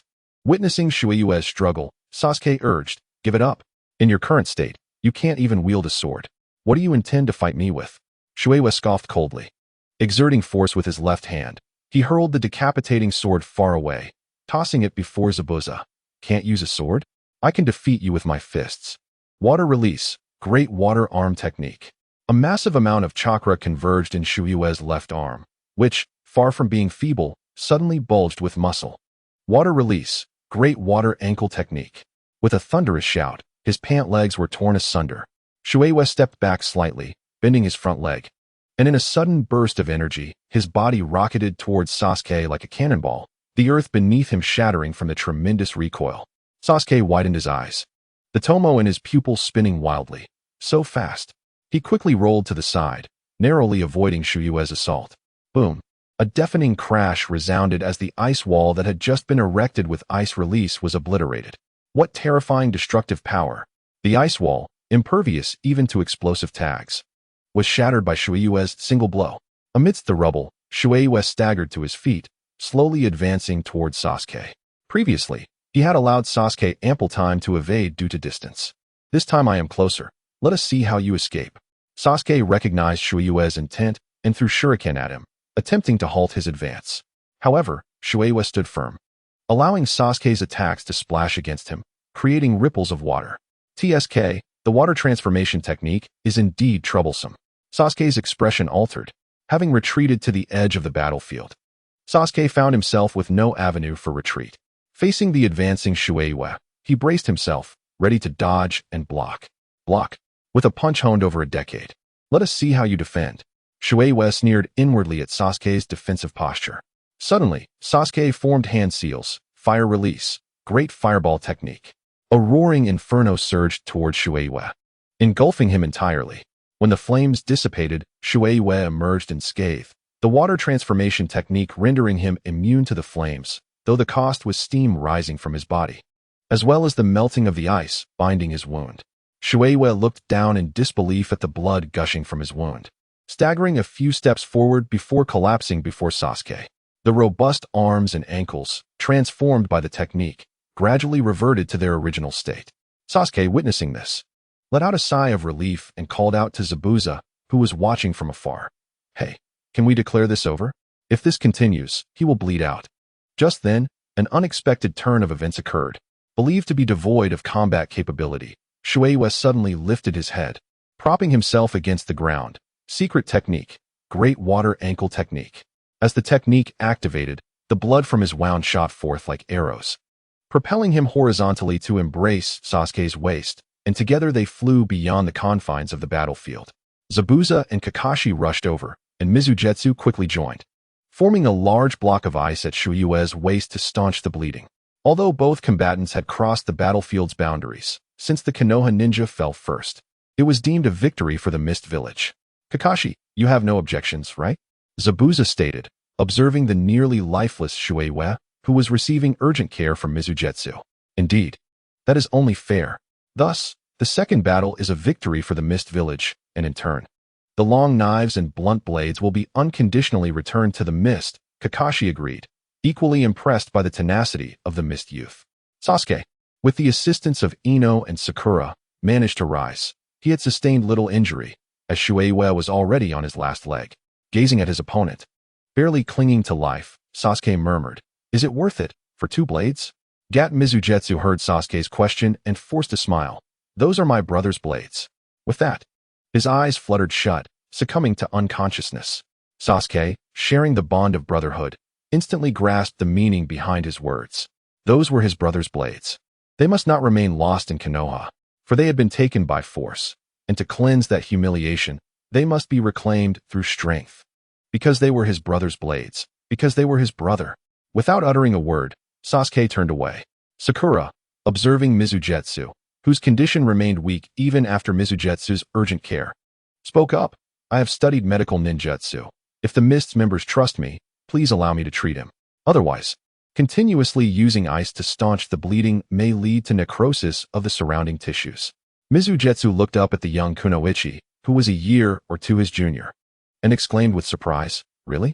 Please, I beg you to save him." After consulting with the 2 jonin, Sakura commenced her treatment on Shueiwa. As a faint green light glimmered, Shueiwa's wounds began to heal slowly. The rapid regeneration of cellular tissue brought intense itching and pain, causing the unconscious Shueiwa to scream and convulse. Consequently, Mizujetsu and Ino had to hold down the thrashing Shueiwa, allowing Sakura to continue her treatment.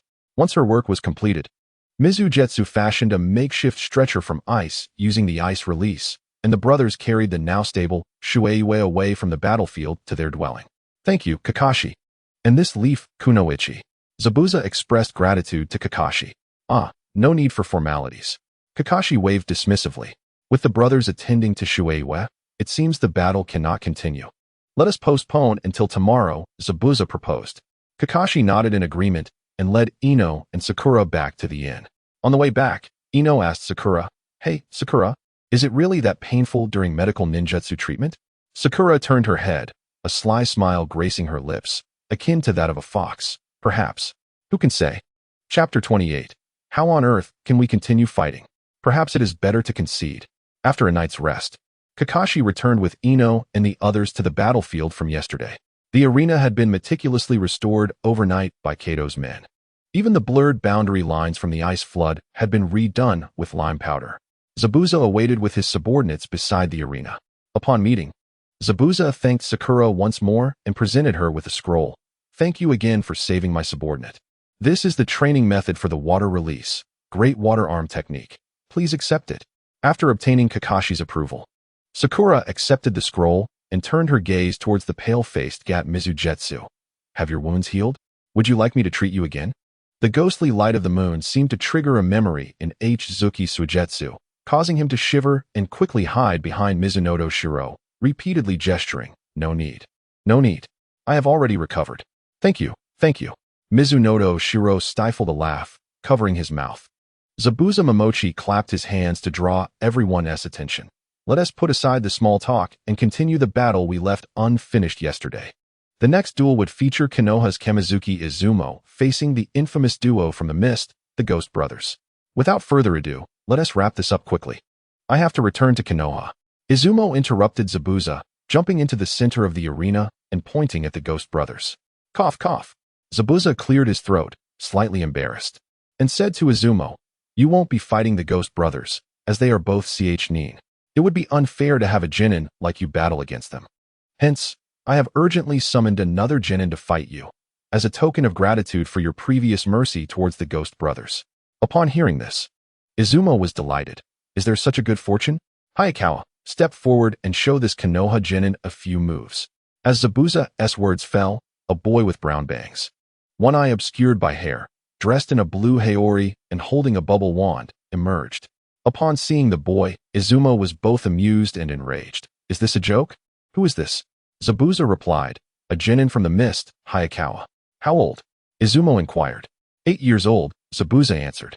Izumo seized Hayakawa and bellowed, "This is 8 years old?" Zabuza shrugged. "No one believes it, not even I. At 3, he was as tall as his mother. At 5, he matched my height. And now, at 8, he looks like this." Izumo fumed. "Burning paper at a grave? Are you trying to fool me?" Zabuza raised his hands in surrender. "Regardless, he is indeed a genin. If you don't believe me, I can show you his ninja license." Izumo stepped back, took a deep breath to suppress his anger, and said, I will accept that you say he is 8. I will also accept that you claim he is a genin. But what about this so-called gratitude? Is there such a thing? This is clearly repaying kindness with malice. Can't you missed ninjas do anything decent? Just a little bit? Honestly, if you had even a shred of conscience, you wouldn't dare to use a Jinchuriki against a mere genin. Kakashi's expression grew serious upon hearing this. He grasped Zabuza's right wrist and asked, Jinchuriki? Izumo, is this true? Zabuza's countenance darkened as he gripped the hilt of his sword, glaring at Izumo with murderous intent. How do you know? The identity of Jinchuriki was strictly confidential among the nations and should not have been known to Izumo. If Izumo's answer was unsatisfactory, Zabuza would not hesitate to execute him on the spot. Humph, his chakra feels very much like my mother's, warm yet with a hint of coldness. Naturally, Izumo could not admit he had seen the anime and knew the character's background, so he fabricated a story. So that's how it is. Kakashi understood and attempted to explain to Zabuza, hoping to quell his murderous intent. This child's mother belongs to the Uzumaki clan, and this must be the clan's innate sensing ability, allowing him to perceive the temperature of human chakra. Zabuza remained skeptical. Sensing the temperature of chakra does not explain how he knows Hayakawa is a Jinchuriki from the mist. Kakashi sighed and clarified, this child's mother is also a Jinchuriki. Zabuza suddenly realized, releasing his grip on the sword, and looked at Kakashi's grasp on the boy's wrist, saying, aren't you going to let go? Kakashi not only refused but tightened his grip. Let us discuss your use of a Jinchuriki disguised as a genin. Do you think that's fair? Zabuza retorted, Humph, we learned it from you Konoha. Kakashi shot back, nonsense. When did we ever do such a thing? Zabuza scoffed. During the Third War, a watermelon-headed ninja from Konoha disguised himself as a genin and fought against our 7 ninja swordsmen, killing 4 and severely injuring 3. Have you forgotten? Kakashi was momentarily speechless, and after a while, he replied, but my guy was genuinely a genin. Zabuza dismissively countered, and Hayakawa is also genuinely a genin. Kakashi released Zabuza's wrist, feeling at a loss for words for the first time as a Konoha shinobi. Hey, Kakashi-sensei, are you just giving up? Izumo shouted. Well, there's no helping it, Izumo. You'll have to fight Hayakawa. If it's too much, you can always forfeit, Kakashi said apologetically. Listen, are you speaking in a way that makes sense? I'm genuinely furious. You want me to try, and I might just perish. It's all right, Izumo. Fighting a Jinchuriki is also a rare experience. Kakashi encouraged once more. What about you? Izumo glared at Kakashi, his eyes conveying a clear message. Kakashi hastily waved his hands, indicating he still had a battle with Zabuza ahead. Ridiculous. The opponent is a Jinchuriki. If you step up, he might hold back. But I might not be so fortunate. Kakashi thought. Izumo, unwilling to relent, suggested, what about sending other genin from Konoha? I remember an elder named Maruhoshi Keikai, who is a genin but possesses the strength of an elite jonin. Kakashi refused. Do you think a 71-year-old man, after a 4-day journey, would have any fighting strength left? What about the others? I remember the promotion system at the roots of Konoha is different from ordinary ninjas. Perhaps they have powerful genin. Forget it, Izumo. Among Konoha's genin, you are already among the strongest, Kakashi sighed, shaking his head. If you are truly afraid, just forfeit. Is that really okay? Izumo's eyes sparkled. Indeed. However, this battle will be recorded and presented to the higher-ups of Konoha and the Land of Fire, so it might affect your future evaluations and promotions, Kakashi said nonchalantly. Enough talk, I'm in. Izumo exclaimed, tears streaming down his face. Chapter 29. Even if I'm not a Jinchuriki, I can still hold my own. Izumo hesitated as he prepared to step into the arena. Suddenly, he seemed to remember something and dashed back to Sasuke. Sasuke, I have a favor to ask. Speak. Sasuke replied succinctly. I heard that the Uchiha clan's Sharingan can be used instantly. Can I borrow your 2 eyeballs for a bit? Izumo blurted out. Get lost.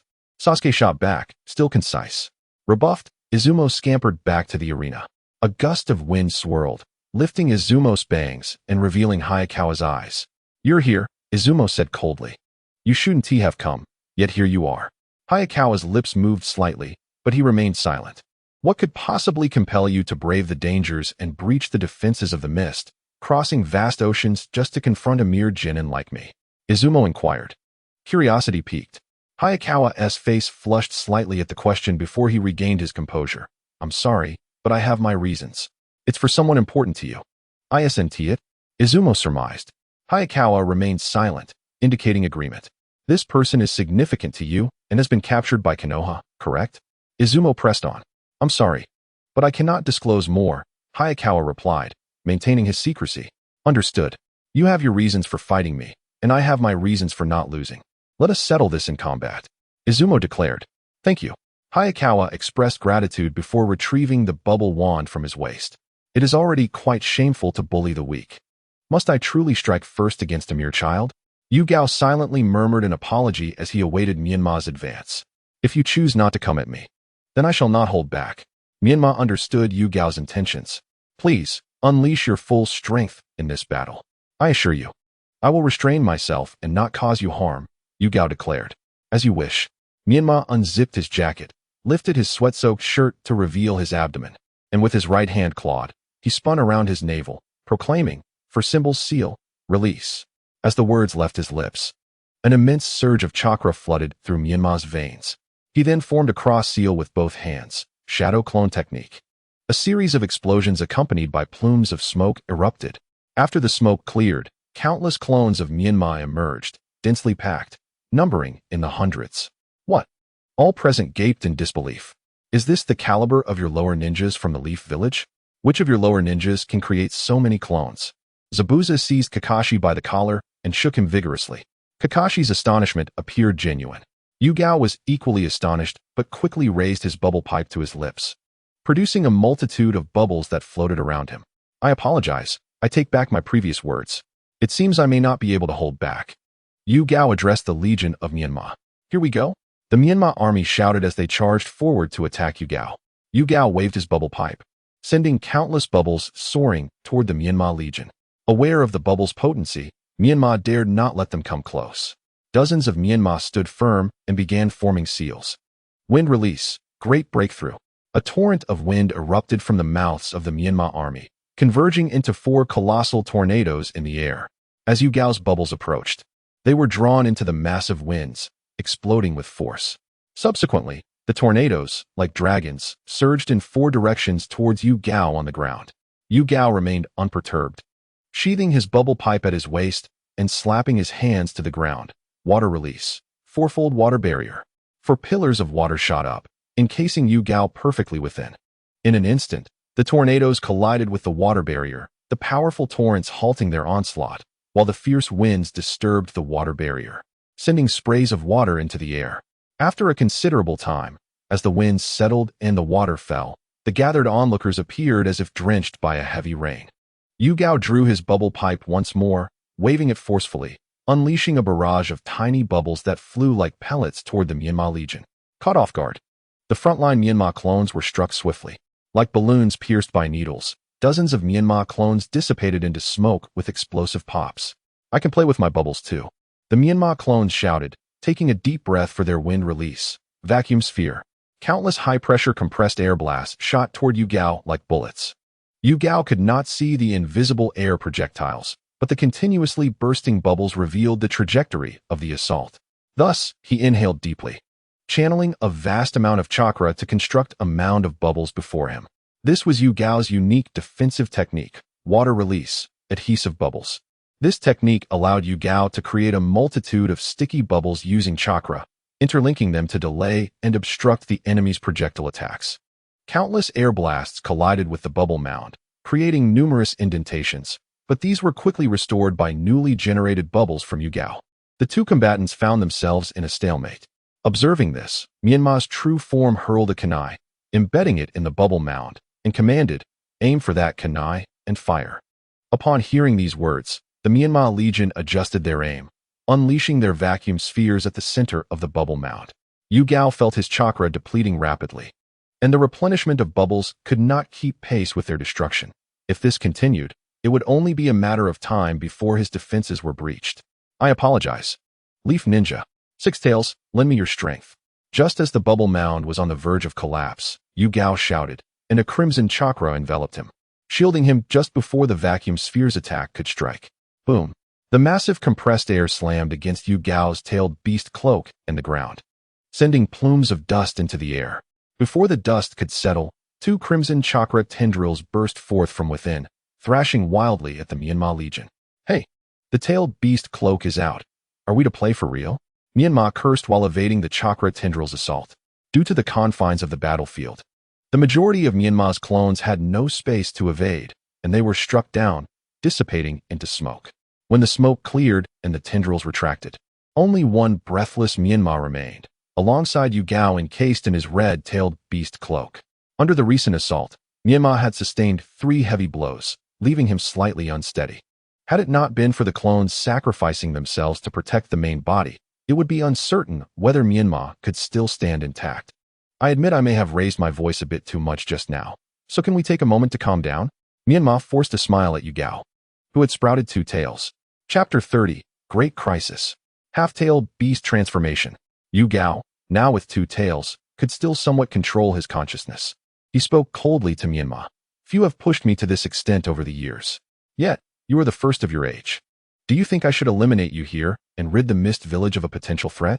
Menma, sensing the murderous intent in Yugao's tone, felt a chill run down his spine and quickly raised his hands in surrender. I yield. No sooner had he spoken than a chakra tendril erupted from the ground, striking Menma heavily in the abdomen. The last syllable of his surrender turned into a cough of blood before Menma could land. Another chakra tendril swiftly shot from Yugao's back, ensnaring Menma's neck and lifting him into the air. Menma struggled to grip the tendril, choking him, but the strength of a tailed beast far surpassed that of a human.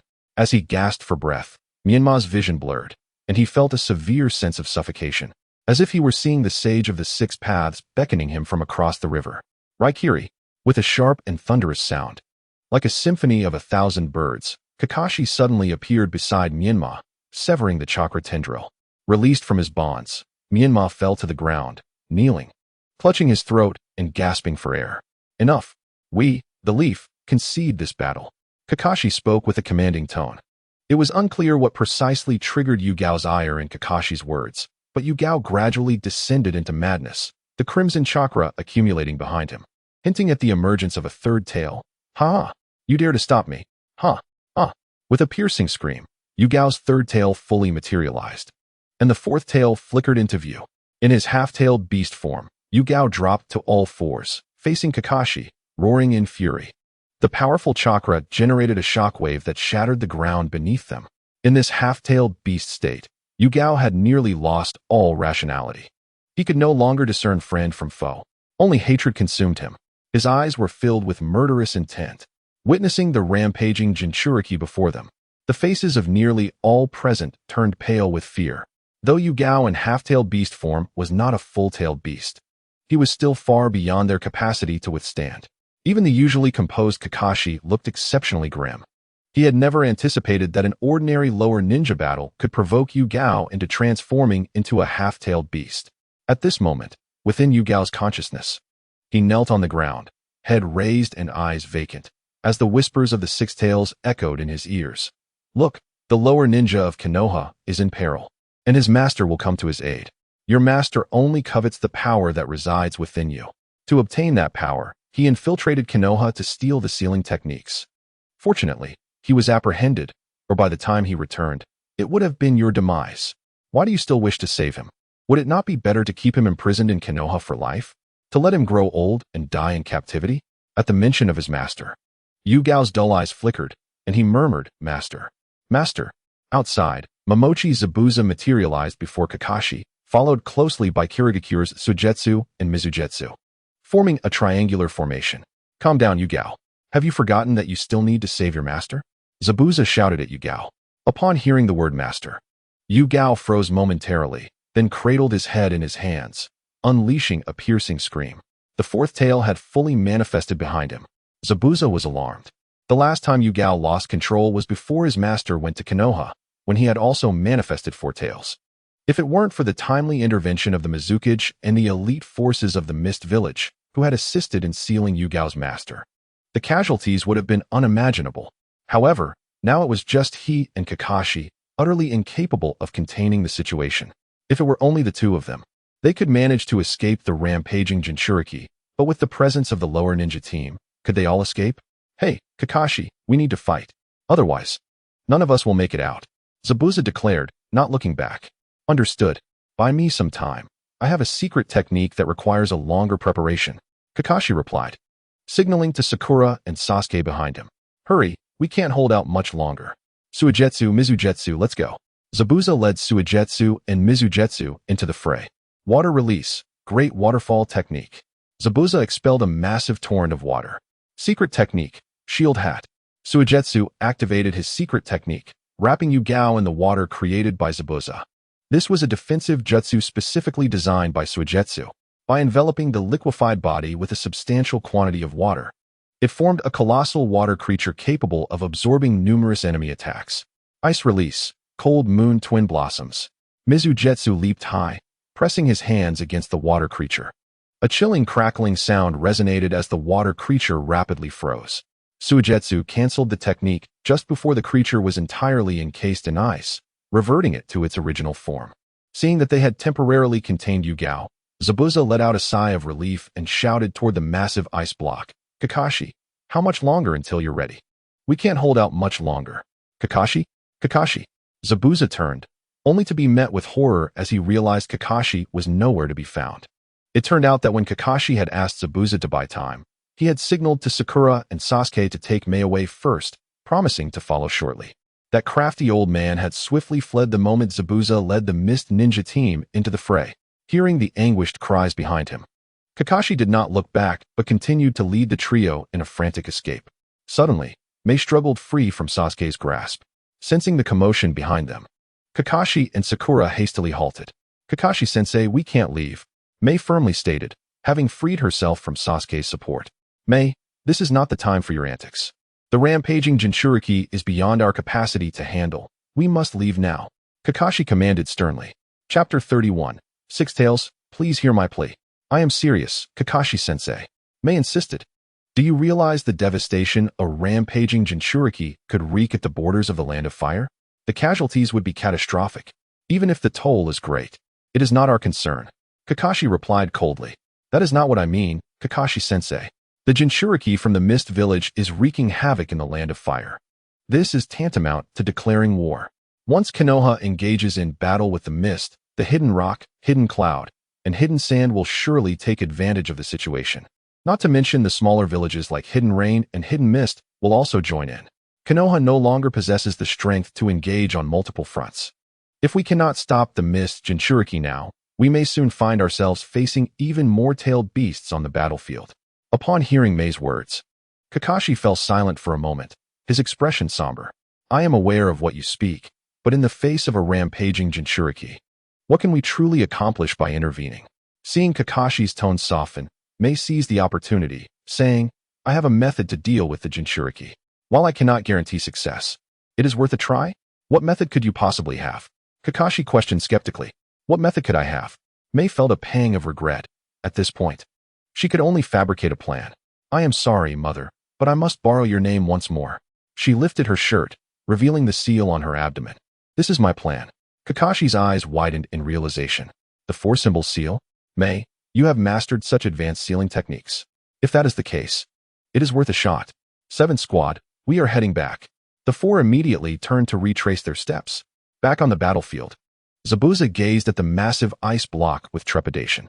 Suddenly, a crack appeared on its surface. Zabuza's eyes widened in alarm as he shouted, Get back! The trio swiftly distanced themselves from the ice block. In the next instant, a thunderous explosion erupted as the ice shattered. Yugao lay on the ground. His mouth twisted into a grotesque grin. I will kill you all. Before his words had fully left his lips, Yugao lunged toward Zabuza and the others like a wild beast. This is bad, Suigetsu exclaimed, promptly activating his technique, transforming into a larger water creature, and carrying Mizujutsu and Zabuza away in retreat. White and Zabuza did not remain idle, unleashing a barrage of jutsu to impede Yugao's advance. Ice spears erupted from the ground, thrusting toward the rapidly charging Yugao, yet he effortlessly evaded them with his partially tailed beast form. Water dragons emerged in the air, lunging at Yugao, only to be shattered by the chakra tendrils extending from his back. Furthermore, the chakra tendrils suddenly coalesced into a gigantic hand, poised to strike at the trio. Should that hand make contact, their fate would be sealed. In a split second, Zabuza swiftly formed hand seals, water release, water prison technique. A colossal water sphere enveloped the two, along with the reverted Suigetsu.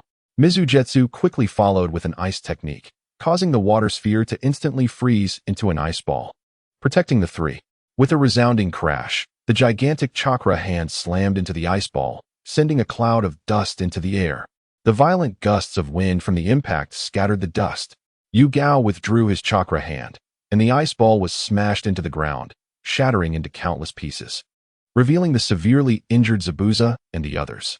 Mizugetsu lay pale, slipping into unconsciousness, cradled by Suigetsu. Suigetsu, with blood trickling from his lips, had sustained internal injuries and sat on the ground, gasping for breath. Peach Land, Zaibu Zhan, stood unsteadily, propped up by his blade, bloodied and battered, with a pronounced twist in his left foot and calf, unmistakably fractured. He raised his sword, its tip aimed at the Six Tails, and bellowed with fervor. Six Tails. In the name of the 7 ninja swordsmen of the mist, I, Zaibu Zhan, declare, from this moment forth, if you wish to harm my disciple, you must first step over my lifeless body. Yu Gao cast a glance at him, releasing a long, exasperated howl. Again, this tiresome display of a master defending his disciple. When will it cease? Since you refuse to disappear, allow me to assist in your demise. Yu Gao tilted his head back, mouth agape.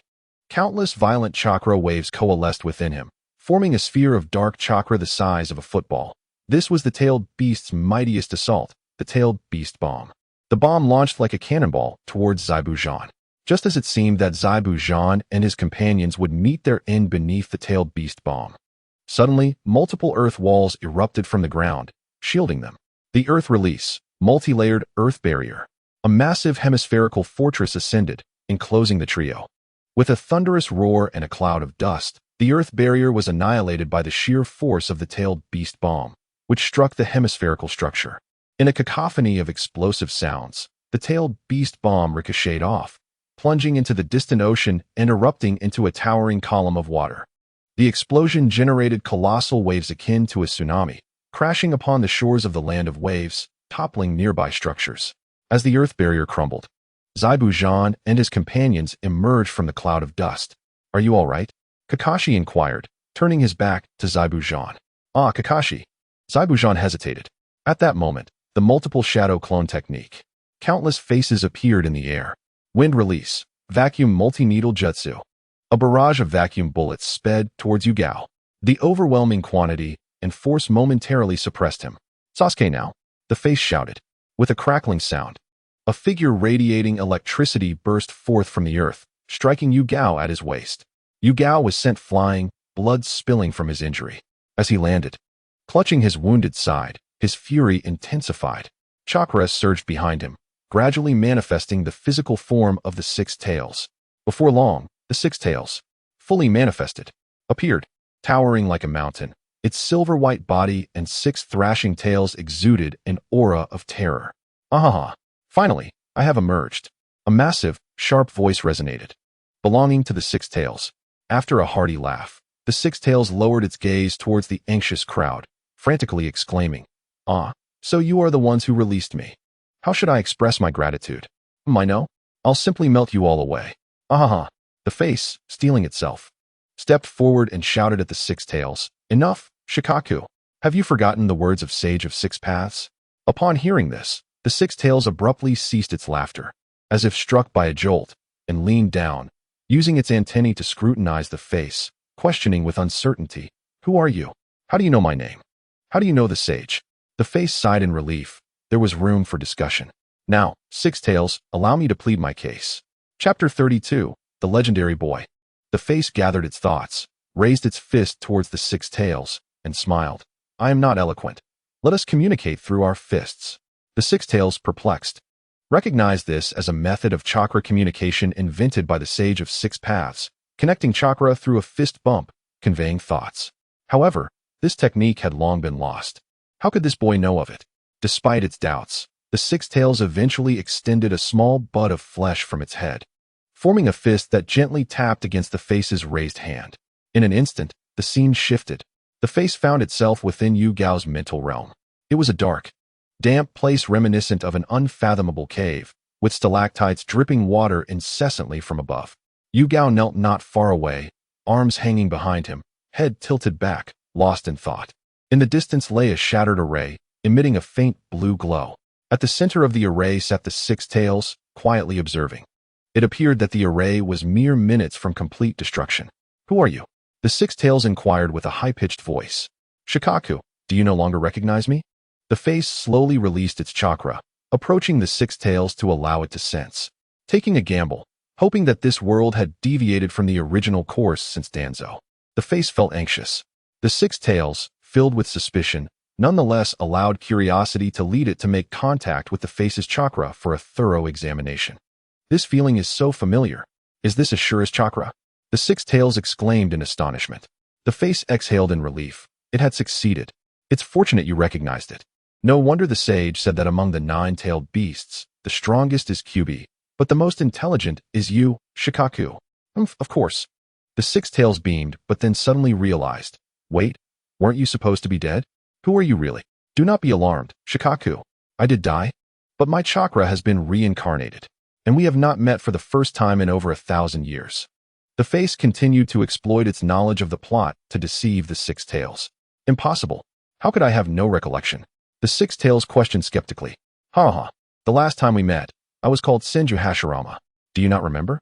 I even fought you once, ultimately delivering you to the village hidden in the mist." Senju Hashirama. The six tails remained unconvinced. "Indeed, but at the time, Hashirama's chakra was too overwhelming. I could only linger within him. Which is why we did not meet. My apologies, Shikaku." The six tails remained half-convinced. "By the way, Shikaku, how is Gaara? Does he still enjoy playing with children like before? You two were the best of friends, so I placed you in the same country." He is the same as always. The current Jinchuriki he found seems to be just another child who never grows up.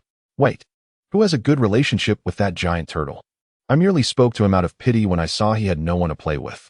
The six tails finally accepted that the boy before it was the reincarnation of Ashura. All right then. Let us just say you're correct. But enough of this idle chatter. Let us get to the matter at hand. I was just about to ask, what exactly do you wish to discuss? The six tails replied earnestly. I have sensed unusual activity on the moon. Grandma might be emerging. The face, aware of the need to shock, dropped a bombshell. What? Impossible. The six tails' high-pitched voice echoed throughout the space. I hope I am mistaken. The face sighed. But Shikaku, do you recall the sage's final words to you? You mean? The six tails hesitated. Yes, the prophecy given by Gamamaru, stating that one day a golden-haired, blue-eyed boy would frolic with the tailed beasts, guiding their power to bring monumental change to the ninja world. The six tails scrutinized the face before it, shock and delight etched across its features. Indeed, it is precisely as you have surmised. Menma comprehended the thoughts of Xihound, who preemptively claimed that title. However, on another note, I shall find the opportunity to investigate the moon and ascertain whether grandmother's seal has been compromised. I shall accompany you. I, too, do not wish to remain within this Jinchuriki any longer. Seizing this chance, I might as well inhabit your body, declared Xihound. No, Menma hastily interjected. If I were to allow you to reside within me and the true Ashura were to be discovered, then my prior assertion of having awakened Ashura's memories would be rendered null and void. Nevertheless, such thoughts aside, Menma swiftly devised a rationale to placate Xihound. Your current Jinchuriki is a ninja from the Mist Village. If you were to suddenly manifest within my being, it would undoubtedly incite war. Once war breaks out, I would inevitably be entangled, leaving me no time to investigate the moon. Moreover, we are still uncertain whether the disturbances of the moon's seal are of human origin, hence we must conceal ourselves even more. Xihound, you are the wisest among the tailed beasts. Surely you understand my meaning. Xihound suddenly enlightened. I see. Very well, I shall heed your counsel. What shall we do next? Well, shortly, I will feign an attempt to seal you. You shall cooperate by retracting into the Jinchuriki's body and then lurking in the shadows.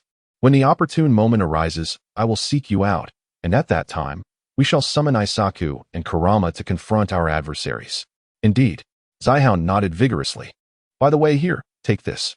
I must say, this reincarnated body of yours possesses a rather meager chakra reserve, far inferior to that of Senju Hashirama. With that, Xihound extricated a small portion of his chakra, which burrowed into Menma's body. This is a fragment of my chakra, roughly equivalent to that of a Shikaku. Conserve it. For once it is depleted, there shall be none left. Menma felt the alien chakra within him, his mind swirling with thoughts. This chakra would undoubtedly bring him trouble. But that was a concern for another time. For now, he needed to navigate the immediate challenge. Maintaining his composure, he expressed gratitude. Well then, let us proceed outside. Remember to remain hidden, and do not harm this Jinchuriki. All right, I understand. Xihound replied in a high-pitched voice. The scene then shifted, and Menma's consciousness instantaneously returned to his own body. Chapter 33. The aftermath of the Wave Country mission. Upon returning to his body, Menma, with his back to the others, dramatically formed the hand seals, sealing technique. For symbols seal. Xihound, as previously agreed, retracted into Yutaka's body, simultaneously healing the injuries at Yutaka's waist. He truly accomplished it. Kakashi was astonished. Menma, how many secrets do you still harbor from me? After sealing the 6 tails, Menma gradually approached Kakashi and the others. No one spoke. They were incredulous that a task which had stymied 2 seasoned elite jonin was effortlessly resolved by Menma. Zabuza, contemplating, thought that had it not been for his broken leg, he would have resorted to breaking his own code of not killing, eliminating Menma on the spot. The sheer strength of Menma rendered the Jinchuriki devoid of any strategic deterrence, necessitating a complete re-evaluation of the rules within the ninja world. Menma recognized that he had garnered too much attention, so he hastily sought to mitigate the situation. Well, you don't truly believe that I alone could seal a tailed beast, do you? The majority of my chakra was expended in breaking the seal, and what little remains was nearly consumed in the recent battle. Moreover, this seal is temporary and will last a maximum of 3 days. Therefore, you should promptly return him for a proper sealing. Oh, I see. Zabuza reluctantly accepted Menma's words, primarily because he could not contend with Kakashi. If conflict arose, the 3 of them, along with Yutaka, would undoubtedly perish. Thus, it was best to take the opportunity to withdraw gracefully. One must ensure their own survival. Zabuza reconciled with himself. By the way, weren't there 6 of us? Where did the demon brothers go? Perhaps sensing that the danger had abated, or perhaps hearing Zabuza's internal reprimand. The demon brothers, who had been feigning death, instantly appeared beside Zabuza, one supporting him while the other knelt to check on Mizuki and Suigetsu. Zabuza, with the support of the demon brothers, addressed Kakashi. Kakashi, regardless of the outcome, thank you. Kakashi waved his hand dismissively. If gratitude is to be expressed, it should be directed towards my subordinate. He is the true hero of this incident. Zabuza turned to Menma. Kazuki Menma, I am genuinely grateful to you. Had it not been for you, we might have perished. I shall refrain from further words. Should there ever be a need for my assistance, I, Zabuza Momochi, will do my utmost. Menma scratched the back of his head, feigning a naive demeanor as he chuckled. Not at all, Zabuza. You are far too courteous. By the way, I do have one request. Would you mind keeping this incident confidential? It would be troublesome if other ninja villages were to learn of it. No problem. We will keep it under wraps. Zabuza solemnly promised, although internally he contemplated informing the Mizukage upon his return. By the way, Kakashi suddenly recalled something. What about the final match? Zabuza pointed at his broken leg with a wry smile. Given my condition, how can I fight? Let the final match be counted as a victory for you, Konoha. Well, thank you for that, Kakashi casually remarked. After Sakura performed some basic first aid, Zabuza led the group back to the Land of Water. They were unaware if Menma's claim of 3 days held any truth, but caution was wise. The priority was to return the Jinchuriki to the Land of Water. Zabuza bid farewell to Kakashi and Menma, embarking on a grand ship back to the Land of Water. Kakashi also informed Kato to disperse the remaining commission fee. Kato understood that this was the best outcome. Although the expensive letter from the daimyo had become worthless, at least the Land of Waves and his own life were preserved. As long as he refrained from constructing bridges, he would not provoke the nerves of the Land of Water, and if he kept the military presence at bay, he would avoid infringing upon the boundaries of the Land of Fire, allowing him to continue surviving in the narrow gap between the 2 nations. He was quite satisfied with that. It was certainly better than the plight of the Land of Rain. Kato reassured himself. Due to the tsunami caused by the tailed beast bomb, which devastated coastal homes, Dasna was preoccupied with disaster relief. So Kakashi and the others did not encounter him upon their departure. However, they did see Dasna's grandson, Inari, who glared at Kakashi and the others with hatred. According to Kato, Inari's stepfather, Kaisa, had perished in the disaster while attempting to save others, swept away by the waves. The seeds of hatred had been sown. It was uncertain what kind of fruit they would bear. Menma also felt a twinge of guilt. Had he surrendered earlier, the Six-Tails Jinchuriki would not have gone berserk, and this disaster could have been averted. However, he only felt remorse for a fleeting moment before he let it go. The deceit lay with the Mist Village. The rampage was Yutaka's doing, and it was the Six-Tails who had unleashed the Tailed Beast Bomb. What did it have to do with me, Menma? Before returning, Kato generously provided an additional 1 million ryo to Kakashi and another million solely for Menma. Acknowledging that he had seen through the footage that Menma was the principal contributor to resolving the crisis of the rampaging Jinchuriki. Do not worry, brother Menma. I have completely destroyed the footage from the camera, ensuring that no one will ever learn of this incident, Kato assured Menma with a pat on his chest. Truly, a businessman capable of rivaling nations in wealth. Such discernment is what allows him to prosper. On the journey home, Kakashi pondered deeply, grappling with conflicting thoughts, yet ultimately, personal interest overcame the public good. He resolved to keep this matter to himself, not even confiding in Danzo. Menma, too, bore a heavy heart. The six-tailed chakra within oneself may elude the notice of figures such as Zabuza, Kakashi, or even Danzo. Yet it is certain that it cannot escape the keen awareness of Kushina. How should one elucidate this matter to her? Menma wrestled with his thoughts in deep distress. In contrast, Sakura and Sasuke appeared unfazed, their understanding of the implications of sealing a tailed beast still quite limited.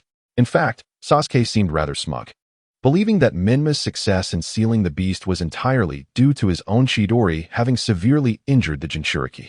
Meanwhile, chaos reigned atop Mount Miyaboku. Frogwave, did you not claim that the great sage had awakened? Why then is he slumbering once more? Sage Fukasaku inquired of a deep green toad. It is indeed true. Sage Fukasaku, the great sage had just awakened and instructed me to summon you and Elder Shima, but upon your return, he fell asleep again. Frogwave explained with a note of grievance. Perhaps we should rouse the old sage. After all, I have a pot of soup simmering, and Frog Gigi and Frog Ryu will be arriving shortly. It would be unwise to have them arrive on empty stomachs, especially at their growth stage. Elder Shima chattered incessantly. Enough already. You're driving me mad. Sage Fukasaku interrupted impatiently. Oh, you old frog. Have I said but a few words, and you already find me tiresome? I toil tirelessly to serve you 4 generations. Elder Shima scolded, tugging at Sage Fukasaku's ear, though one might question if frogs indeed have ears. Amidst the commotion, the great sage finally stirred from his slumber. Chapter 34. The Chunin exams are approaching. Upon witnessing the great sage awaken, Sage Fukasaku hastily extricated himself from Elder Shima's grasp. Standing respectfully with head bowed, awaiting the sage's command. Elder Shima, recognizing the gravity of the moment, also fell silent, both waiting with bated breath. The great sage took his time to awaken, observing the gathered toads below, and slowly inquired, Who are you? Great sage, we are Fukasaku and Shima. Sage Fukasaku responded with utmost respect. Oh, Fuka what? Fukasaku and Shima. Oh, what Shima? Old frog, have you lost your wits? Elder Shima shouted in exasperation, prompting Sage Fukasaku to swiftly restrain her. Oh, it comes back to me, Fukasaku and Shima. What brings you here? At this point, even the usually placid Sage Fukasaku could no longer contain himself, bellowing, Did you not summon us, old sage? Oh, it comes back to me. I had another dream. The great sage replied languidly. Both Sage Fukasaku and Elder Shima were taken aback, for the great sage's dreams were no ordinary dreams. They were prophecies. In his youth, he had foretold events for the Sage of 6 Paths, which ultimately shaped the current state of the ninja world. What revelation would he impart this time? They stood attentively, eager to listen.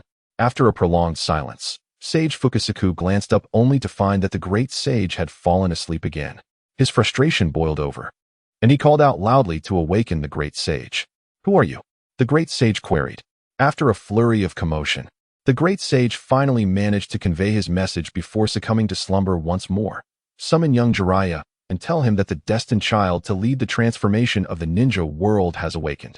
He dons a golden garment, akin to flames, and leads colossal allies into battle against pallid adversaries. He is in dire need. Hurry, find him, guide him, and assist him. Otherwise, the entire ninja world shall plunge into an unprecedented crisis. Thus, a cacophony of toads set off to fulfill their task, turning our attention back to Menma. After 3 arduous days of travel, he and his companions finally returned to Konoha. After agreeing to meet at the training grounds the following day, they parted ways. Kakashi headed to the Hokage's office to report, while Menma and his friends returned home to recuperate. As Menma stood at his doorstep, a sense of trepidation enveloped him. He was uncertain how to explain the six-tailed chakra within him to his parents. Well, it is better to confront it than to avoid it, he resolved.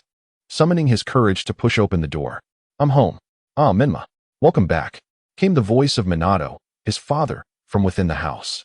After changing his shoes, Menma entered the living room to find his father, Minato, clad in an apron, busily preparing a meal. Where's Mom? Menma inquired, curiosity piqued.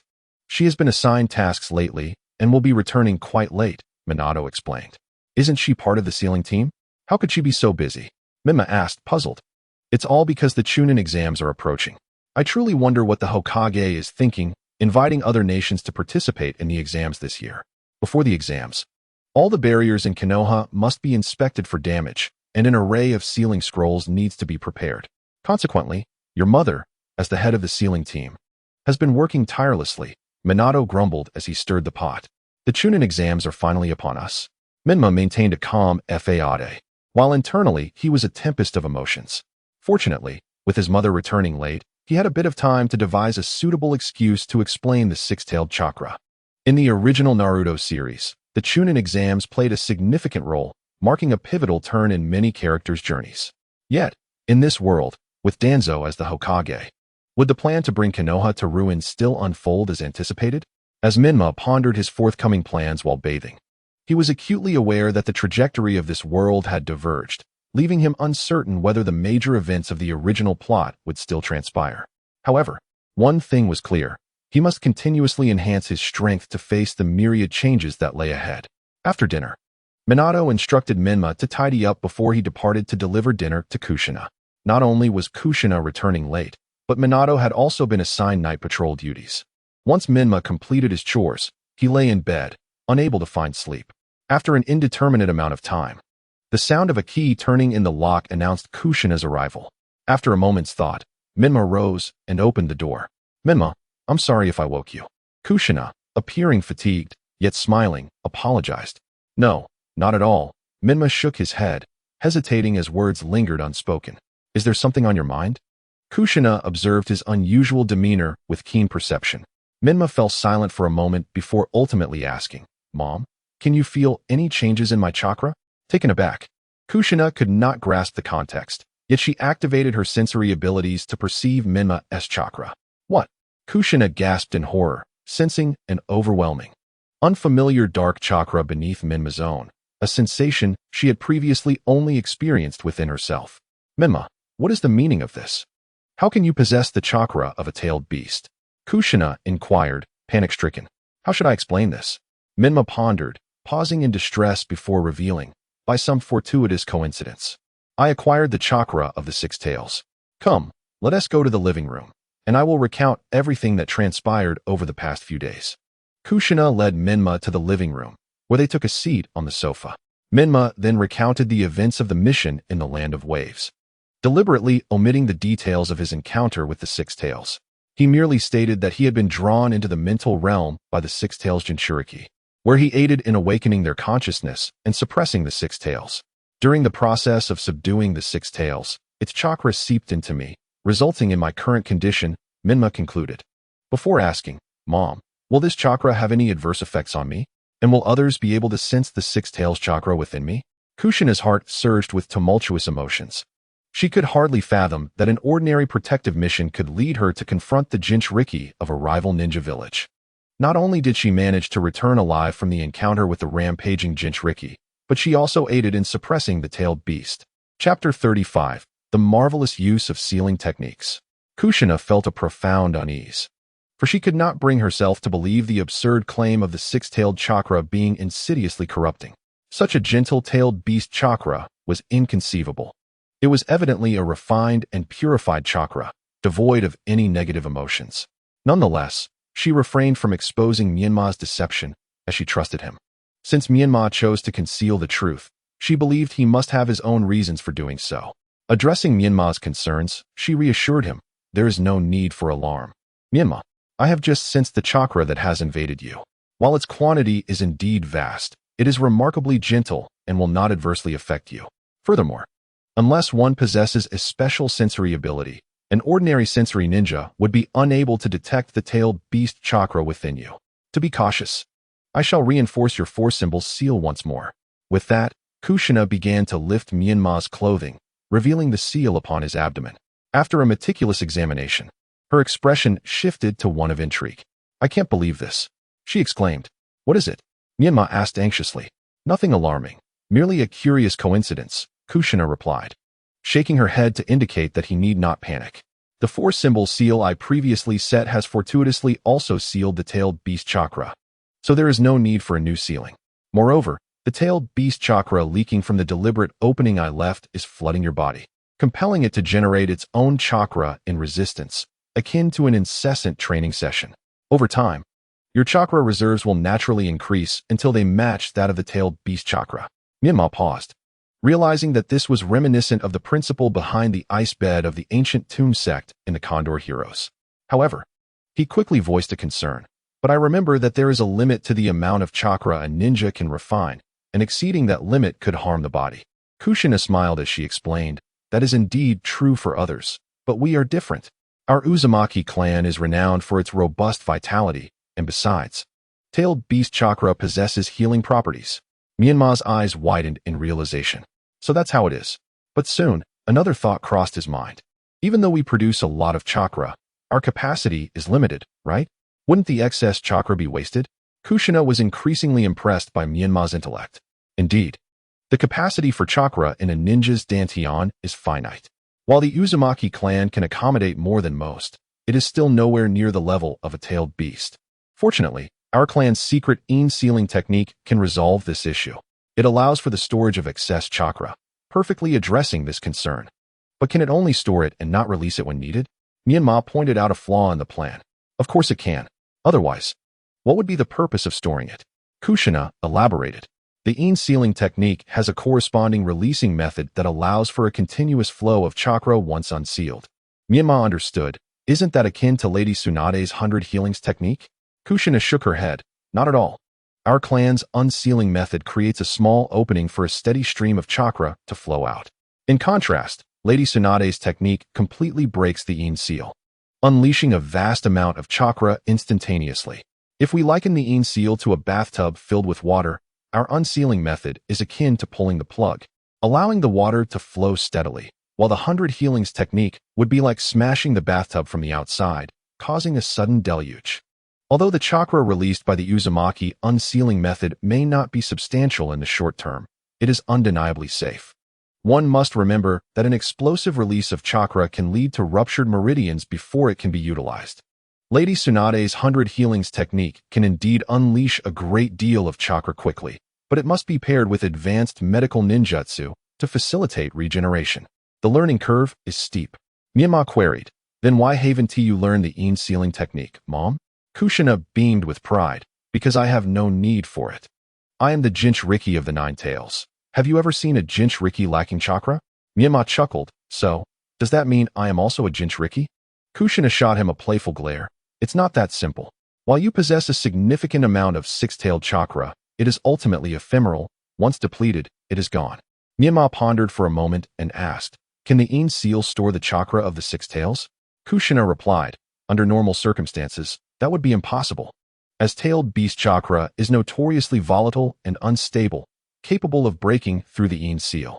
However, for some reason, your six-tailed chakra is unusually gentle, so it should indeed be storable with the seal. Upon hearing this, Menma was struck by a bold idea. Mom, what if I do this? I can first use the seal to store the majority of the six-tailed chakra, leaving a small portion within the four-symbol seal. Then, I can use the chakra leaking from the four-symbol seal to stimulate my own chakra refinement. The refined chakra can also be stored in the seal. This way, I won't have to worry about the four-symbol seal breaking and flooding my meridians, and I will have a nearly endless supply of chakra. Kushina was taken aback by Menma's suggestion. After careful consideration, she realized it indeed had potential. Well done, Menma, she exclaimed, tousling his hair affectionately. Regardless of whether it works or not, you must learn the sealing technique. Understood, Menma promised. At that moment, Kushina suddenly remembered something. She dashed back to her room and returned with a large stack of books. Menma, these are introductory texts on Uzumaki sealing techniques that I painstakingly gathered while you were on your mission. I noticed your aptitude for sealing techniques when you mastered the sealing method in such a short time. Originally, I intended to gift these to you upon your promotion to CH Nin, but since the timing is perfect, I present them to you now. Menma gazed at the towering pile of books, tears of gratitude welling in his eyes. He had never imagined that even in the world of Naruto, he would be bound to the fate of studying diligently. Thank you, Mom. These must have cost a fortune, he inquired. If they were expensive, perhaps you could return a few? Kushina, seemingly oblivious to his underlying meaning, smiled and waved her hand dismissively. As long as you are willing to learn, I would spend any amount of money. Chapter 36. To the mountain home, the figure of Kushina before Menma gradually merged with that of his mother from his previous life. He could almost hear her voice. As long as you are eager to learn, your father and I would sacrifice everything to provide you with an education. Thus, Menma returned to his room and retrieved the sealing scroll, heading to the living room. He unfurled the scroll, located the appropriate position, and performed the seals to unseal it. With a resounding pop, a small pile of cash appeared on the scroll. Mom, this is the money I earned during my trip to the land of waves, 1 million ryo. Please use it to support the household. Upon seeing this, Kushina was deeply moved and embraced Menma tightly. With a solution to the potential hazards of the tailed beast chakra within him, Menma finally felt a sense of relief as he held Kushina, savoring this rare moment of warmth. The following morning, Kakashi, Menma, and others gathered at their usual meeting spot. The first order of business was the eagerly awaited division of spoils. Excluding the 1 million ryo that Kato had given solely to Menma, Kakashi held on to the task reward of 200,000 ryo and an additional 1,000,000 ryo from Kato, totaling 1,200,000 ryo. Due to the evident escalation of this task beyond its original classification, the village has elevated its level. Although there is no additional monetary reward, the village will no longer take a commission from the task remuneration. Thus, the 4 individuals can equally share 1.2 million ryo, resulting in a sum of 300,000 ryo each. Following the division of the spoils, Kakashi introduced 2 significant matters. The first is that, in a month, the annual CH Nin exams will take place. Unlike previous years, Konoha will not conduct the exams independently. Instead, it will join forces with Sunagakure to host the event. In addition to the 2 major nations, smaller countries such as the Land of Rain, the Land of Rice, the Land of Waterfall, and the Land of Grass have also been invited to participate. The scale of this event far surpasses that of past years. Consequently, the higher-ups in Konoha have issued a strict directive to meticulously select the most outstanding genin for the examination from all eligible candidates. It is imperative to demonstrate prowess and charm in front of the leaders of various nations. As the foremost genin squad in Konoha, the trio of Menma, along with their teammates, is required to participate in this examination. As Kakashi explained, he distributed several forms to the trio. They need to fill out a registration form for the CH Nin exams and a parental consent form, which should be signed by their parents. He added that Menma's forms were at the Yamanaka residence, and he had already spoken to Inoichi. Menma should first undergo a psychological counseling session and then retrieve the registration form. Menma was taken aback and then smiled wryly, wondering how Kakashi could still remember this after several days. However, he kept his thoughts to himself. It was merely a counseling session, and surely Inoichi would not resort to interrogation methods. After everyone received their registration forms, Kakashi announced the second matter. There is another issue at hand. Due to the excellent completion of our task in the Land of Waves, we have gained a certain level of notoriety among the various nations. Consequently, a B-rank mission has been specifically entrusted to us. The task is set to commence in 10 days and will conclude within approximately half a month. So it will not interfere with your CH Nin exams. Therefore, I have accepted it. For the next few days, there will be no other missions. So everyone should take this time to rest and enhance their skills. That will be all. If there are no further questions, we shall disperse. Menma, do not forget to visit the Yamanaka residence. After parting ways with the others, Menma returned home for lunch. After studying the basics of sealing techniques for a while, he noticed it was about time and made his way to the Yamanaka residence with heavy steps. To be honest, Menma was unsure of the exact location of the Yamanaka clan's residence. He only knew that they owned a flower shop on Konoha's commercial street. So he headed in that direction. As expected, the Yamanaka flower shop was open for business, and his classmate Ino was helping customers. Menma arrived at the shop's entrance and saw Ino assisting a customer in selecting flowers. He refrained from interrupting her work and casually picked up a potted flower to admire it. After sending the customer off, Ino noticed Menma at the entrance and greeted him with a smile. "Good afternoon, Menma-kun. Are you here to buy flowers?" Menma turned to face the charming girl, momentarily lost in thought. However, he quickly regained his composure and mentally chided himself for being so easily swayed by her beauty at nearly 50 years of age combined across 2 lifetimes. He smiled and replied, "Ah, good afternoon, Ino-chan. I am here to find your father, Inoichi-san. Kakashi-sensei mentioned that my registration form for the CH-NIN exams is with him." "Oh, is that so?" "Unfortunately, he should be working in the intelligence department at this time and won't return until evening. However, it's almost quitting time. So why not wait here for a bit?" Ino suggested. Would that be a bother to you, Ino-chan?" Menma asked, feeling a bit awkward. Ino flashed a wide smile. "Not at all, Menma-kun. The shop is rather quiet, and it would be nice to have someone to chat with." Since that was the case, Menma decided to stay. Ino was delighted and continued. "By the way, besides coming to get the registration form from my dad, you must have other matters to discuss?" "Yes. It's also because Kakashi-sensei is being overly concerned." Menma explained the situation to Ino, detailing how Kakashi had insisted he undergo psychological counseling with Inoichi before he could participate in the CH-NIN exams. "Ino-chan, don't you think Kakashi-sensei is making a mountain out of a molehill?" Ino tilted her head in thought before responding. "While I know that you, Menma-kun, are a gentle and kind person, Kakashi-sensei must have his reasons for doing this." "Ah, Ino-chan, you are quite cunning. You said something but also seemed to say nothing." Menma teased. "Not at all," Ino laughed in response. Time flew by as they chatted and laughed, and soon it was evening. After helping Ino tidy up the shop, Menma accompanied her to the Yamanaka residence. "Thanks to you, Menma-kun. I would have been at a loss for how long it would have taken me to tidy up those flowers." Ino expressed her gratitude with a smile. Menma waved his hand dismissively. "Is this how you work every day, Ino-chan?" "Not quite. Usually, it's my mom who manages the flower shop. But with the CH-NIN exams approaching and so many ninjas and merchants from other countries expected in Konoha, the demand for flowers is quite high. My mom went to the land of flowers to restock, so I'm helping out at the shop," Ino explained. Chapter 37. The documentarian Jiraiya. As they arrived at the Yamanaka clan's residence, Menma presented a gift he had purchased along the way to Inoichi when he opened the door. "Thank you. You are too kind, Menma-kun. Please come in," Inoichi said with a smile, ushering Menma and Ino inside. "Dad, you chat with Menma-kun for a bit. I'll go prepare dinner. I hope Menma-kun can stay for a meal." Ino dashed into the kitchen, leaving no room for Menma to decline. "Isn't this a bit too much trouble for you, Ino-chan?" Menma said, feeling somewhat flustered. He had never been treated this way before. "Ha ha ha, not at all. I heard from the neighbors when I returned that I must thank you for helping Ino with the shop." Inoichi chuckled heartily. "Then I shall graciously accept your hospitality." Menma expressed his gratitude. "You are too polite, Menma-kun," Inoichi replied. "Now, come with me to my study." In the study, Inoichi prepared 2 tatami cushions and poured 2 cups of tea, gesturing for Menma to sit and enjoy while they conversed. "Menma-kun, I have already heard about your situation from Kakashi. Regarding what Kakashi said about your murderous intent, what are your thoughts?" Inoichi cautiously organized his words. Menma gave a wry smile and said, "Kakashi-sensei's words may not have been quite accurate. This is likely a misunderstanding on his part. I merely had some extreme thoughts due to my lack of experience. It shouldn't be a significant issue."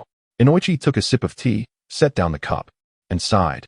"It is precisely because it was a subconscious thought that it requires attention. Kakashi mentioned 2 matters that have also caught my concern. The first is that you developed a desire to kill against an enemy who was no longer capable of resistance. However, you must realize that your enemy did not initially intend to kill you during the struggle. Thus, your murderous intent was entirely unwarranted, which is the most serious matter. The second issue pertains to the past of Momochi Zabuza. You placed yourself in his context and proposed a rather terrifying solution. I am uncertain as to why you, Menma, hold such thoughts, but it is undoubtedly a perilous notion. From these 2 matters, I sense that you seem to possess no reverence for life whatsoever." Menma appears somewhat perplexed, Isn't being a ninja a profession steeped in darkness and violence? Is it not natural to harbor such thoughts? Yamashiro sighed. It is not normal. Certainly not. Consider this. If the same situation were to occur with your classmates, they would not share your perspective. If you were an adult ninja, such thoughts might be considered normal. However, you are merely a 12-year-old child. While having thoughts of slaughter may seem innocuous now, once you have truly tasted the flavor of killing, extricating yourself will not be so simple. We ninjas possess formidable powers that ordinary individuals do not. As the saying goes, armed with sharp weapons, the desire to kill arises. Thus, if left unchecked, one will inevitably succumb to the allure of slaughter. Ninjas may kill for self-preservation, for missions, or for profit, but they must never kill for the sake of killing. I shall leave it at that. Menma, ponder this thoughtfully upon your return. Menma appeared contemplative. After having dinner at the Inuzuka household and bidding farewell to Yamashiro, Menma took the registration form and prepared to leave. Inuzuka escorted Menma out of the clan grounds and, as they parted ways, said, I do not know what my father discussed with you, Menma, but what I wish to convey is that in whatever you undertake, simply remain true to yourself. Menma turned back, gazing at the bright countenance of the warm-lit girl, and felt a moment of enlightenment. Thank you, Inuzuka. If I can assist you, that would be wonderful. And please, just call me Inuzuka. She smiled. Very well, Inuzuka. You need not use honorifics. Simply call me Menma. Menma replied readily. Take care on your way home. Good night. Inuzuka responded amiably. Good night, Inuzuka. Menma echoed. As Menma walked home, the streets were lined with brightly lit shops and bustling crowds. Adults laughed while children played, creating a serene and harmonious scene. Upon returning home, Menma found that his father had left for his night shift, while his mother was tidying up. Welcome back. Have you eaten? Kushina inquired with concern. Yes, I have. Menma replied. By the way, tomorrow we will be hosting Lord Jiraiya to discuss your apprenticeship, so remember not to go out. Oh, Lord Jiraiya is finally back? Menma exclaimed joyfully, realizing that he could finally advance his stalled wind chakra development. Thoughts of Rasengan, Udama Rasengan, and Rasen Shuriken filled Menma with excitement. Indeed, Lord Jiraiya is a serious and diligent ninja, so you must also be earnest tomorrow, understand? What? Jiraiya is serious and diligent? Menma silently lamented, wondering if he was yet another character altered by the narrative. Maintaining a neutral expression, he naturally inquired, Mother, could you tell me more about Lord Jiraiya? Of course. But where shall I begin? Well, Lord Jiraiya is an exceptionally powerful ninja, tall, wearing a headband inscribed with the character for oil. His long, white hair reaches his waist. He is one of the legendary 3 ninjas of Konoha, and during the Third Great Ninja War, he served as one of the commanders, leading Konoha to victory, thus bringing peace to the ninja world. Lord Jiraiya has a calm demeanor and is not particularly loquacious. However, beneath his serious exterior lies a kind and dependable heart. Furthermore, he is a renowned writer of nonfiction literature in the ninja world. His works delve deeply into the human experience, providing a profound insight into the depths of humanity, which imbues his writing with a poignant power. His magnum opus is The Longest Day, the Battle of Kanabi Bridge 47 years in Konoha. This is an epic war tale about destiny and the courage to change it. It narrates not military history, but rather the stories of individuals. In this book, the fears, anxieties, and the cruel randomness of fate faced by the weak, when confronted with darkness and the unknown, are vividly portrayed. Nevertheless, the Konoha ninjas within the fray muster their courage to persevere and fight, ultimately achieving their own victories and glory. Kushina continued to extol Jiraiya's remarkable accomplishments, completely unaware that Menma had mentally drifted away. A nonfiction novelist, Jiraiya? Chapter 38. What? You've never heard of Rasengan? After a night of emotional calm, Menma finally felt prepared to face the man before him. Indeed, the Jiraiya of this world had arrived at Menma's home that morning. The atmosphere at the breakfast table was heavy. Jiraiya, with a stoic expression, methodically consumed his meal, while the usually boisterous Minato and Kushina maintained an unexpectedly dignified silence. Menma, naturally, did not wish to disrupt the somber ambience, instead secretly observing Jiraiya, his future master. Before long, Jiraiya set down his bowl, prompting Minato and Kushina to follow suit. Kushina discreetly kicked Menma under the table, signaling him to cease and listen to Jiraiya's teachings. Jiraiya crossed his arms and surveyed the 3 of them, his voice low. I am aware of your thoughts, but you should know my rules for accepting disciples. In my presence, mere connections hold no weight without genuine skill. Furthermore, I must lay my cards on the table. I carry the mission of Mount Myaboku, and therefore shall not remain in Konoha for long. If Menma truly wishes to be my disciple, he must be prepared to stay by my side and not return to Konoha for an extended period. Minato and Kushina exchanged glances, with Kushina nodding in agreement. Minato then stated, "We understand Master Jiraiya's rules. You need not worry about that." Menma possesses exceptional talent, with an extraordinary wind chakra. Moreover, Menma's chakra capacity has inherited the gifts of the Uzumaki clan. Currently, his chakra levels far surpass that of a Chunin. Upon hearing this, Jiraiya looked at Menma in surprise. Nodding, seemingly pleased with Menma's potential, Minato continued, "Additionally, being able to learn from Master Jiraiya and receive his guidance.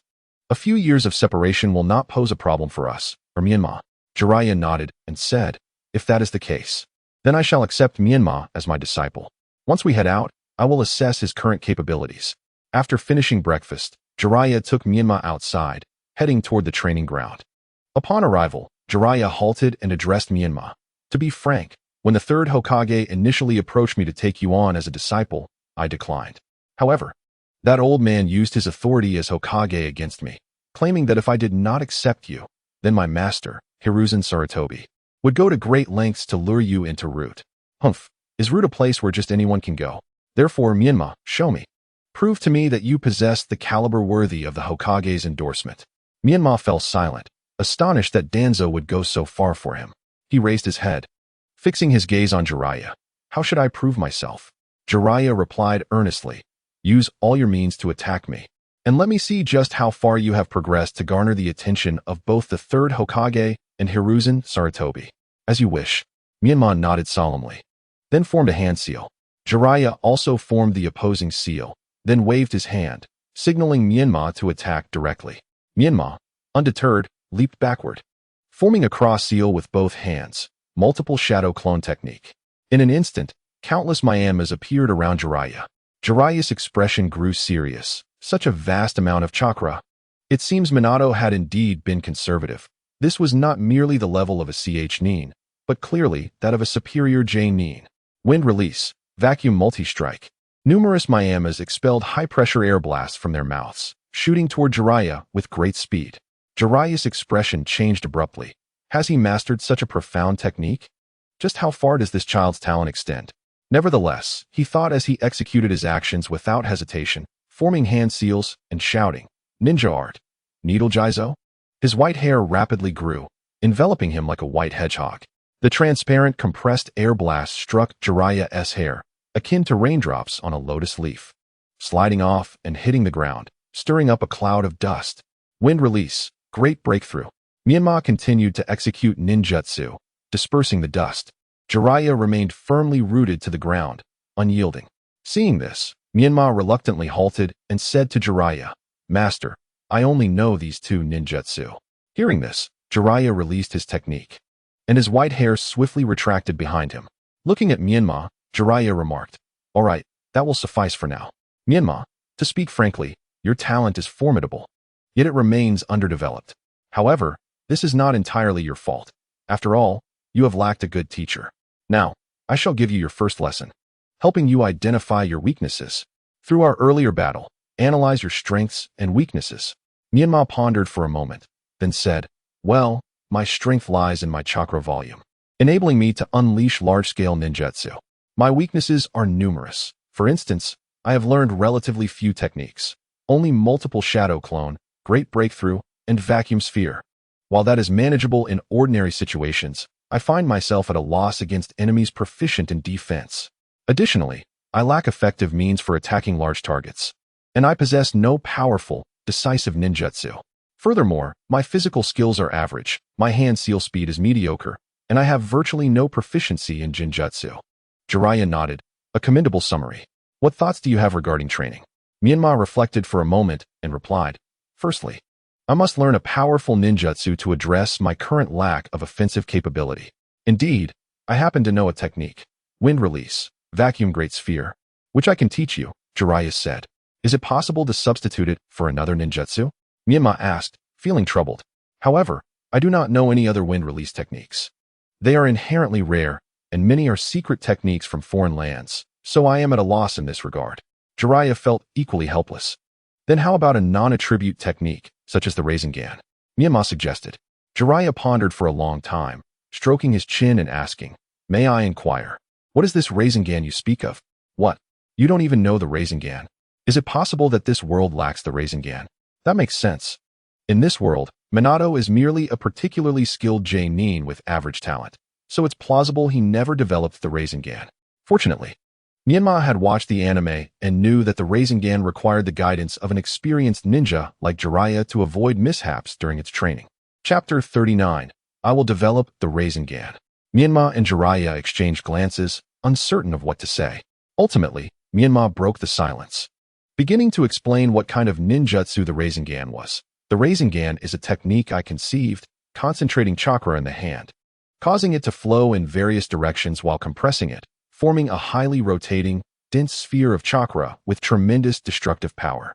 The advantage of this technique lies in its lack of hand seals, and its power increases as the user's strength grows. The drawback is that it is challenging to practice. To date, it remains only an idea.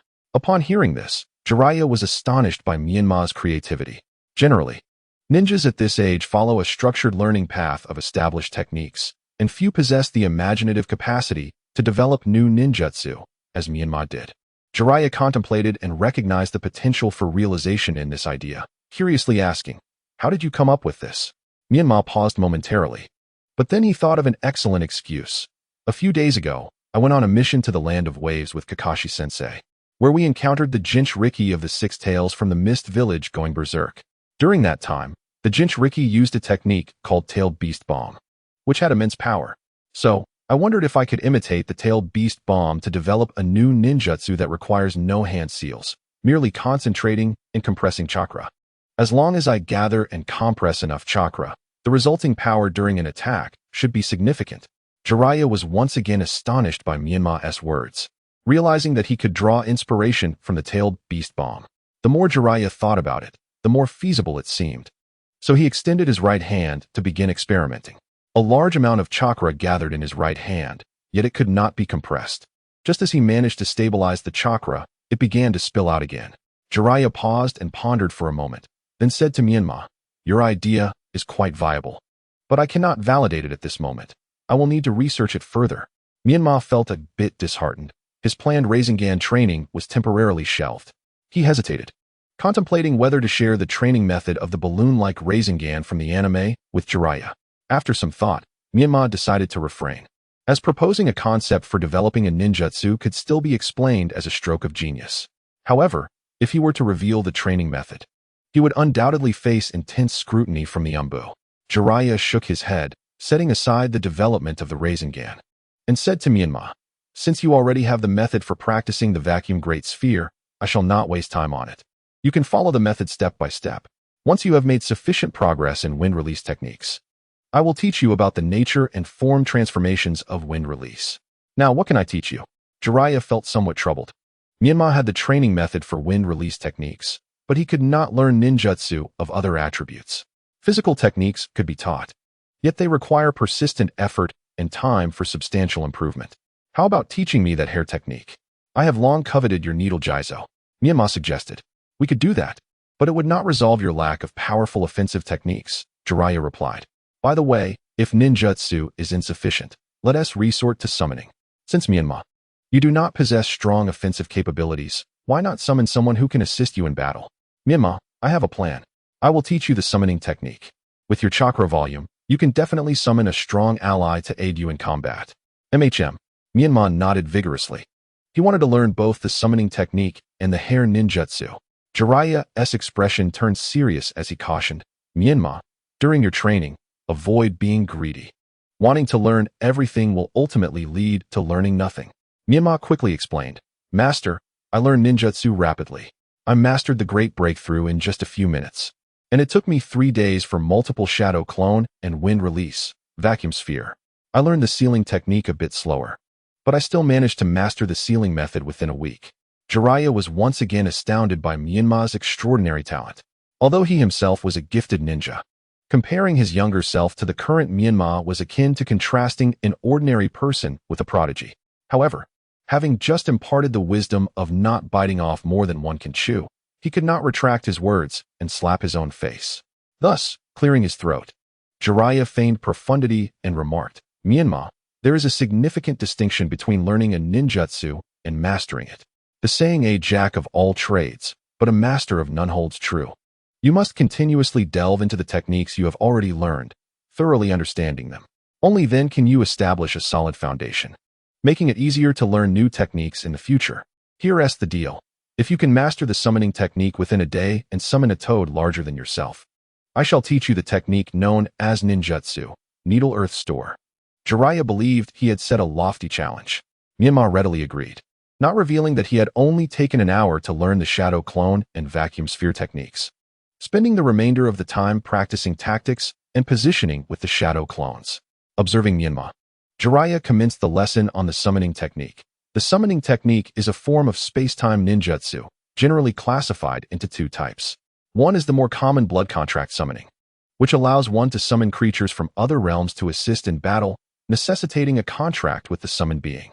The other is non-blood contract summoning, which enables one to place objects in a location and summon them when needed. Your sealing technique is also a form of summoning. What I am about to teach you is the first type, the blood contract summoning. I have already established a contract with the toads of Mount Maiboku, hence my summoned creatures are toads. I will also inform the guardians of Mount Maiboku to allow you to become a contract holder. Now, let me instruct you on the method of performing the summoning technique. First, draw a drop of your blood onto your palm. Then, in sequence, form the hand seals: pig, dog, rooster, monkey, and sheep, all within 3 seconds, and press your right hand against the ground to complete the technique. Finally, channel your chakra. The amount of chakra you input will determine the strength of the summoned creature. Alright, the instruction is complete. Now, let me demonstrate. Pig, dog, rooster, monkey, sheep. Summoning technique. With a resounding bang, a gigantic toad appeared on the ground. The toad was a vivid orange, adorned with black flame-like patterns, holding a scroll in its mouth, and wearing a necklace with a large bead inscribed with the character for loyalty. Chapter 40. What is this place? Despite having witnessed numerous summoning scenes in the anime, Menma was utterly awestruck by the enormous toad that loomed before him. "Incredible," he exclaimed sincerely. The toad, named Toad Loyalty, extended its tongue, presenting the scroll to Menma, who hurriedly accepted it. Jiraiya, standing atop Toad Loyalty's head with his arms crossed, instructed Menma, "Open that scroll and take a look. It is a scroll passed down through generations in the Maiboku clan for ninjas to sign contracts. One writes their name in their blood and then seals it with the blood of 5 fingers." As Menma unfurled the scroll on the ground, he beheld the signatures of previous ninjas, the last one unmistakably Jiraiya's. Wait a moment, I recall that in the original story, there was Watergate following Jiraiya. Oh, I see. In this world, Watergate is not particularly strong, and Jiraiya dismisses him, hence no contract with Mount Maiboku. Following Jiraiya's guidance, Menma bit his finger, signed his name, and pressed his handprint. Jiraiya continued his explanation. Next, simply concentrate your chakra in the hand that pressed the handprint, and by forming the seals, you can release the summoning technique. Now, after all this talk, give it a try. Upon hearing this, Menma began forming the seals: pig, dog, rooster, monkey, sheep. Ninjutsu, summoning technique. A series of black runes emanated from Menma's palm, and with a loud bang, a cloud of smoke erupted. Jiraiya observed the considerable smoke with hidden delight. Not bad, summoning such a large toad on your first try? But where was Menma? Jiraiya swiftly leaped down from Toad Loyalty's head, searching around, but aside from the scroll bearing Menma's name, there was no sign of him. Jiraiya's head spun with confusion. Has he been reverse summoned? He quickly instructed Toad Loyalty to return to Mount Maiboku, and then performed the reverse summoning technique to bring him back as well. Upon returning to Mount Maiboku, Jiraiya inquired everywhere, but found no trace of Menma. Deeply concerned, he hurried to seek the great Toad Sage for guidance on locating Menma. On his way, Jiraiya recalled his own first experience with the summoning technique, where he had been transported to another realm due to not having signed a contract. Menma's situation mirrored his own at that time. Yet, it shouldn't be. He had indeed signed the contract, so why was this happening? Jiraiya burst into the great Toad Sage's chamber, but before he could wake the sage, The wise toad, Shimizu, preemptively halted him. Calm yourself. What is this flurry? Great Toad Shimizu, there is trouble. Jiraiya succinctly recounted Menma's predicament. After a moment of contemplation, Toad Shimizu inquired, are you saying your disciple, after signing the contract with Mount Boku, was reverse summoned? Indeed, all signs point to reverse summoning. That should not be possible. Toad Shimizu stroked his chin thoughtfully. Let us not dwell on the cause for now. The urgent matter is to retrieve your disciple. Since he has signed the contract, we can use Mount Boku's reverse summoning technique to bring him back. Indeed, the wise toad Shimizu effortlessly provided a solution to what had left Jiraiya in a bind. Do you have the summoning contract scroll with you? Toad Shimizu asked. Jiraiya quickly retrieved the scroll from his back, laying it flat on the ground. I have it. Toad Shimizu stepped forward, touching the blood Menma had left on the scroll with his webbed fingers, then clasped his hands together. All right, Jiraiya, stand aside. Ninjutsu, reverse summoning technique. A series of black runes materialized, and with a loud bang, a cloud of smoke billowed forth. As the smoke dissipated, nothing emerged. Great Toad Shimizu, what is happening? Jiraiya inquired urgently. Toad Shimizu pondered. It failed. When I cast the technique, I sensed a faint connection to your disciple, but he did not respond. This suggests he is too far away. But that shouldn't be. As long as your disciple is still within the ninja world, I should be able to summon him back. Even from the other two great sacred lands. Could it be that your disciple is no longer in the ninja world? Upon hearing this, Jiraiya panicked. Great Toad Shimizu, are you suggesting that Menma, he has perished? Toad Shimizu shot Jiraiya a withering glance. When did I ever say he was dead? I merely stated that I cannot establish contact. Do not worry. Although the bond of his contract is faint, it has not been severed. He should be safe for the time being. Jiraiya exhaled deeply, feeling a wave of relief wash over him, then asked, but where is Menma now? How can we locate him? Toad Shimizu retorted, how would I know? The ninja world is vast, and there may be places that obstruct the summoning contract. As for how to retrieve your disciple, once the great Toad Sage awakens, I will ask him for you. Just then, the great Toad Sage, perched on a high platform, awoke, squinting his eyes and leisurely stating, Ah, little Jiraiya, I am already aware of your purpose. Rest assured, your disciple is safe and will return in a few days. Upon hearing this, Jiraiya let out a sigh and inquired, that's good. But do you know where Menma is at the moment, Great Toad Sage?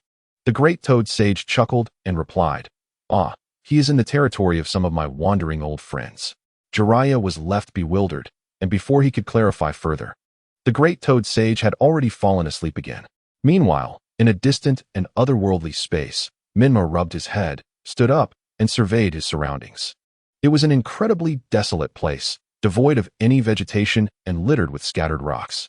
The horizon met the pitch-black sky in the distance, where countless stars twinkled above. Besides the stars, a bright sun illuminated Menma's figure.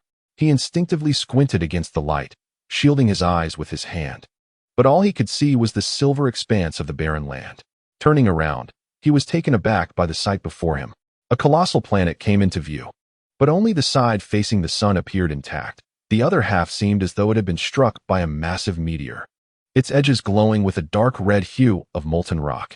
Countless fragments of varying sizes were scattered behind the planet, resembling a comet with a tail.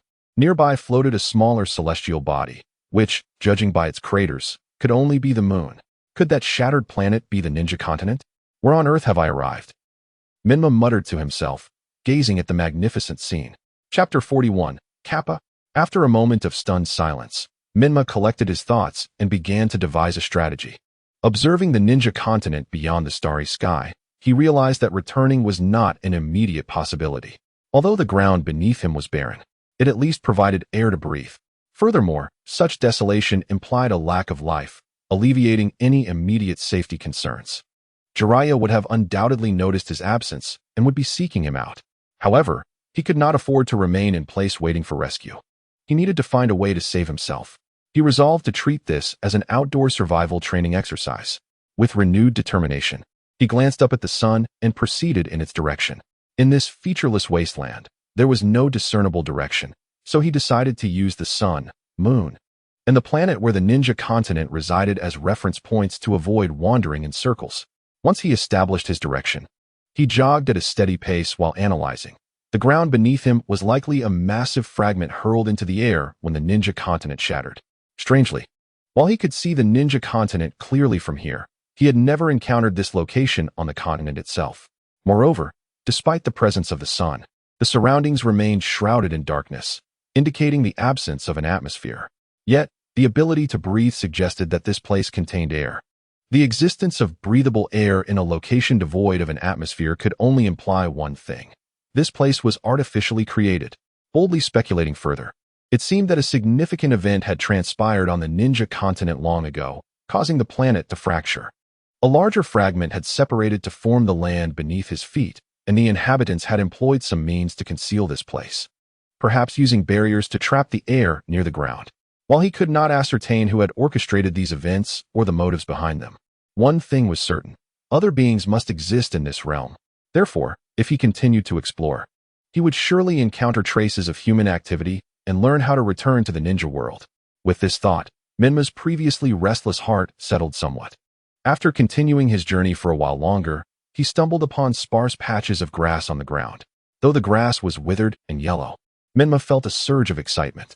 This discovery validated his earlier hypothesis. Furthermore, the presence of vegetation indicated a nearby water source, which in turn meant that his survival time would be significantly extended. Sitting cross-legged on the ground, he created 3 shadow clones, each tasked with exploring different directions. Their primary objective was to locate a water source, followed by uncovering the mastermind behind this place. After an indeterminate amount of time, the memory of one clone returned, revealing that it had found a water source. Upon simple observation, it noted that fish were swimming within, prompting it to dispel the clone and relay this information to Menma's original self. Overjoyed, Menma promptly dispelled the other 2 clones, confirming that they had encountered nothing but desolation in their respective directions. He swiftly made his way to the location of the water source indicated by the clone's memory. With a clear goal in mind, he no longer needed to conserve energy and sprinted at full speed towards the water's edge. Upon arrival, he discovered a sizable pond fed by a narrow stream, surrounded by sparse aquatic vegetation. In the distance, he could faintly discern taller trees lining the banks. Channeling his chakra, Menma ran across the water's surface to the center of the pond. He scooped up a handful of water and cautiously licked it with his tongue. Finding no strange taste or adverse effects, he concluded that it was safe to drink. Relieved of his thirst, he gazed into the water, pondering how to catch the fish. His only available tools were the shuriken and kunai from his ninja tool pouch. Could he possibly use these to catch fish? He attempted it, but found it utterly ineffective.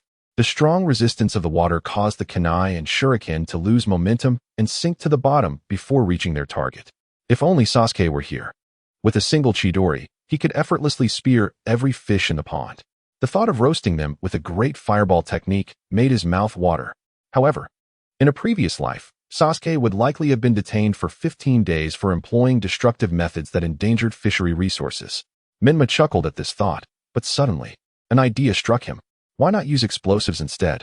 He retrieved an explosive tag from his pouch, affixed it to a kunai, infused it with chakra to ignite the tag, and counted down before swiftly launching the kunai towards the school of fish. With a resounding explosion, the surface of the water erupted in a massive splash. As the water settled, several dazed fish floated to the surface.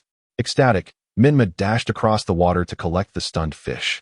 Just as he was about to gut them with the kunai, a series of bubbles erupted from the center of the pond. Forgetting about the fish, he gripped the kunai defensively, ready for whatever emerged. In a mere moment, a humanoid creature surfaced from the water. "Who are you? Making all this noise? Is it you again, Yamatoko?" The creature, small and entirely green, stood about 1 meter tall. Its head bore a concave shape, with round eyes that seemed only half awake. Its beak-like nose protruded, and 4 sharp teeth were visible as it yawned. Its limbs were long, each hand possessing 4 fingers connected by webbing, and it carried a shell on its back like a turtle.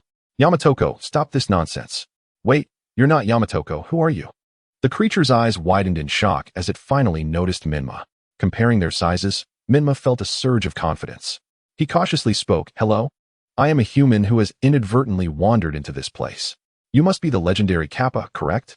What exactly is this place? Do you know how to get out?"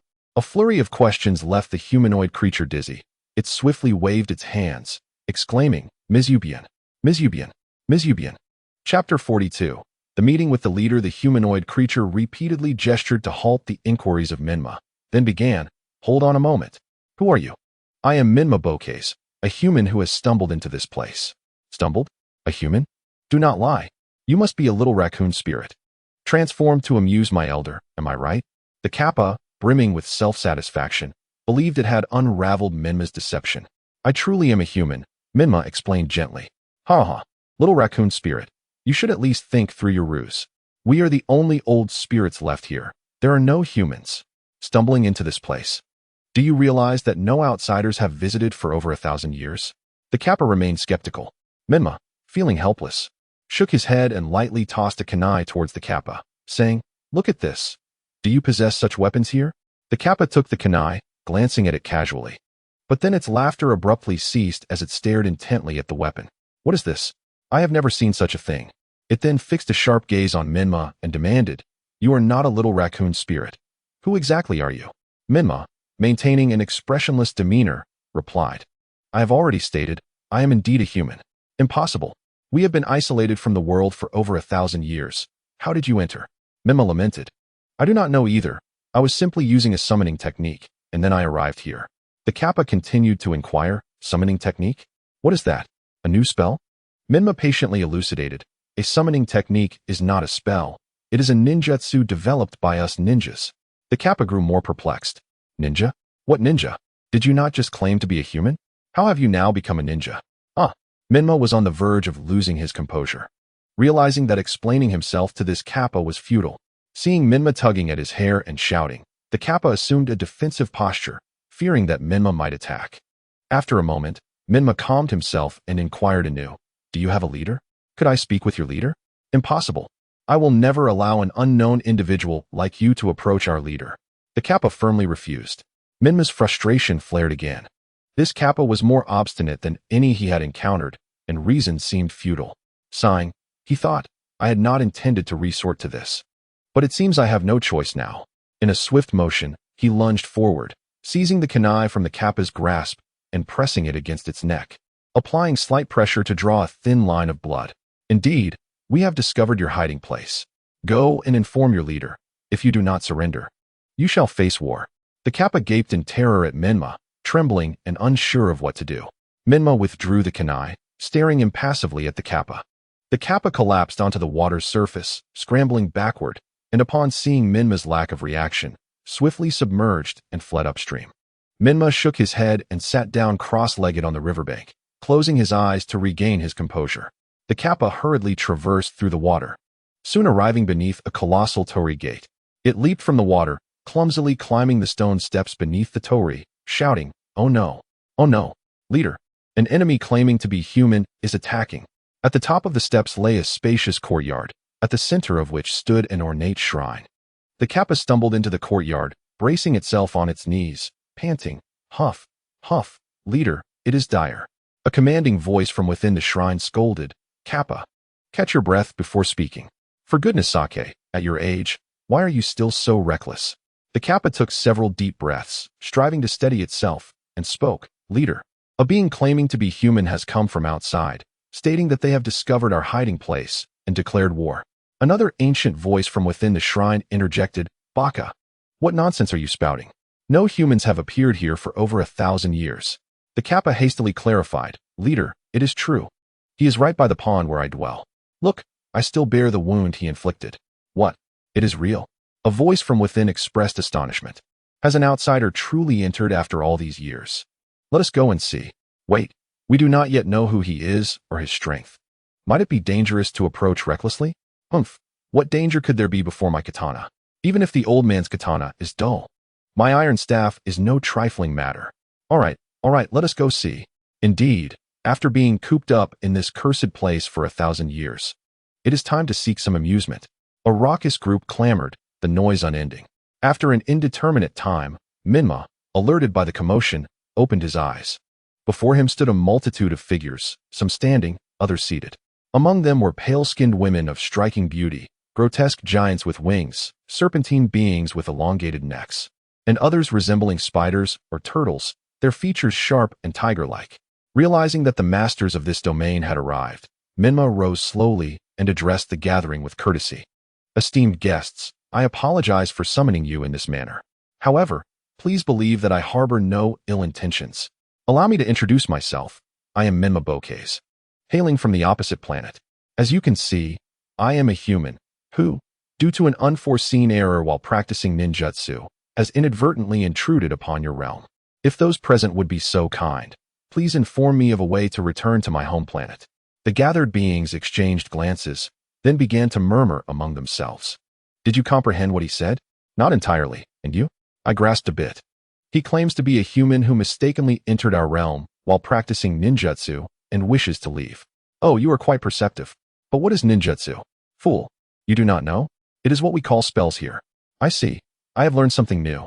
Noticing the group engrossed in their discussions, Menma cleared his throat loudly. What is the consensus, esteemed ones? Are you willing to share with me the way to exit? Chapter 43. Takamagara. The beings exchanged glances once more and nodded. The tall figure with wings stepped forward and addressed Menma. Ah, young human, we are currently unclear on your true intentions and cannot discern the veracity of your claims. Might we request that you accompany us to our abode for a more thorough discussion? Menma smiled. As you wish, I would not dare refuse. What is he saying? The long-necked being inquired. The witless one, he is agreeing. The bald elder replied. Thus, Menma followed the group to the shrine, where he and the peculiar beings sat upon the floor. The winged man spoke first. Ah, young human Menma, may I inquire if you would mind answering a few questions? Please, go ahead. Menma nodded slightly. Thank you. First question. I heard from the Kappa that you intend to declare war on US. Is this true? The winged man asked. Menma inclined slightly, her tone tinged with a hint of remorse. I sincerely apologize for my earlier actions. To capture your attention, I had no choice but to resort to this pretext. However, I harbor no intention of enmity towards any of you. Moreover, I did not mean to cause harm to Mr. Kappa. It was merely a necessary step to facilitate our meeting. I would greatly appreciate it if you could convey my apologies to him. The winged man spoke gravely. If that is the case, let us put this matter behind us. I am immensely grateful for your understanding. Now, on to the second question. I have heard from Kappa that you refer to yourself as human, and later as a being known as a ninja. Pray, what is your true identity?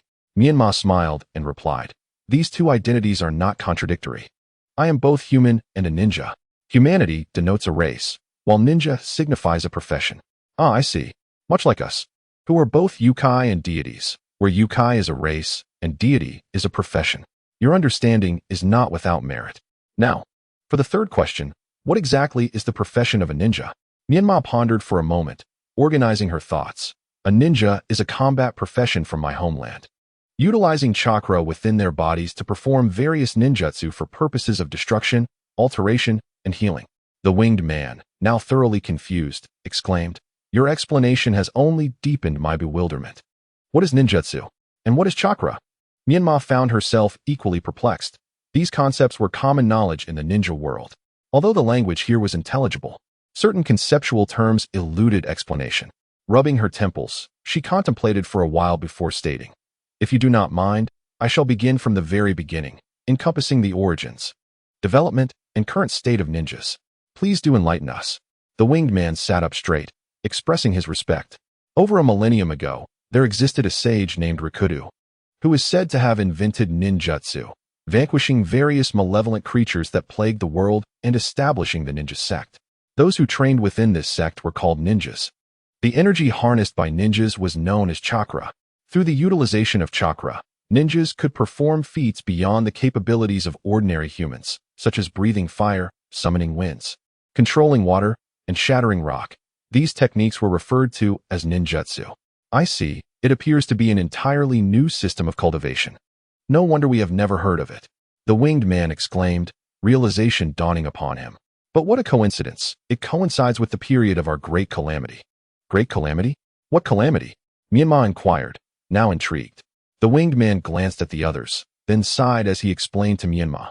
Approximately a millennium ago, a multitude of strange beings arrived in our homeland.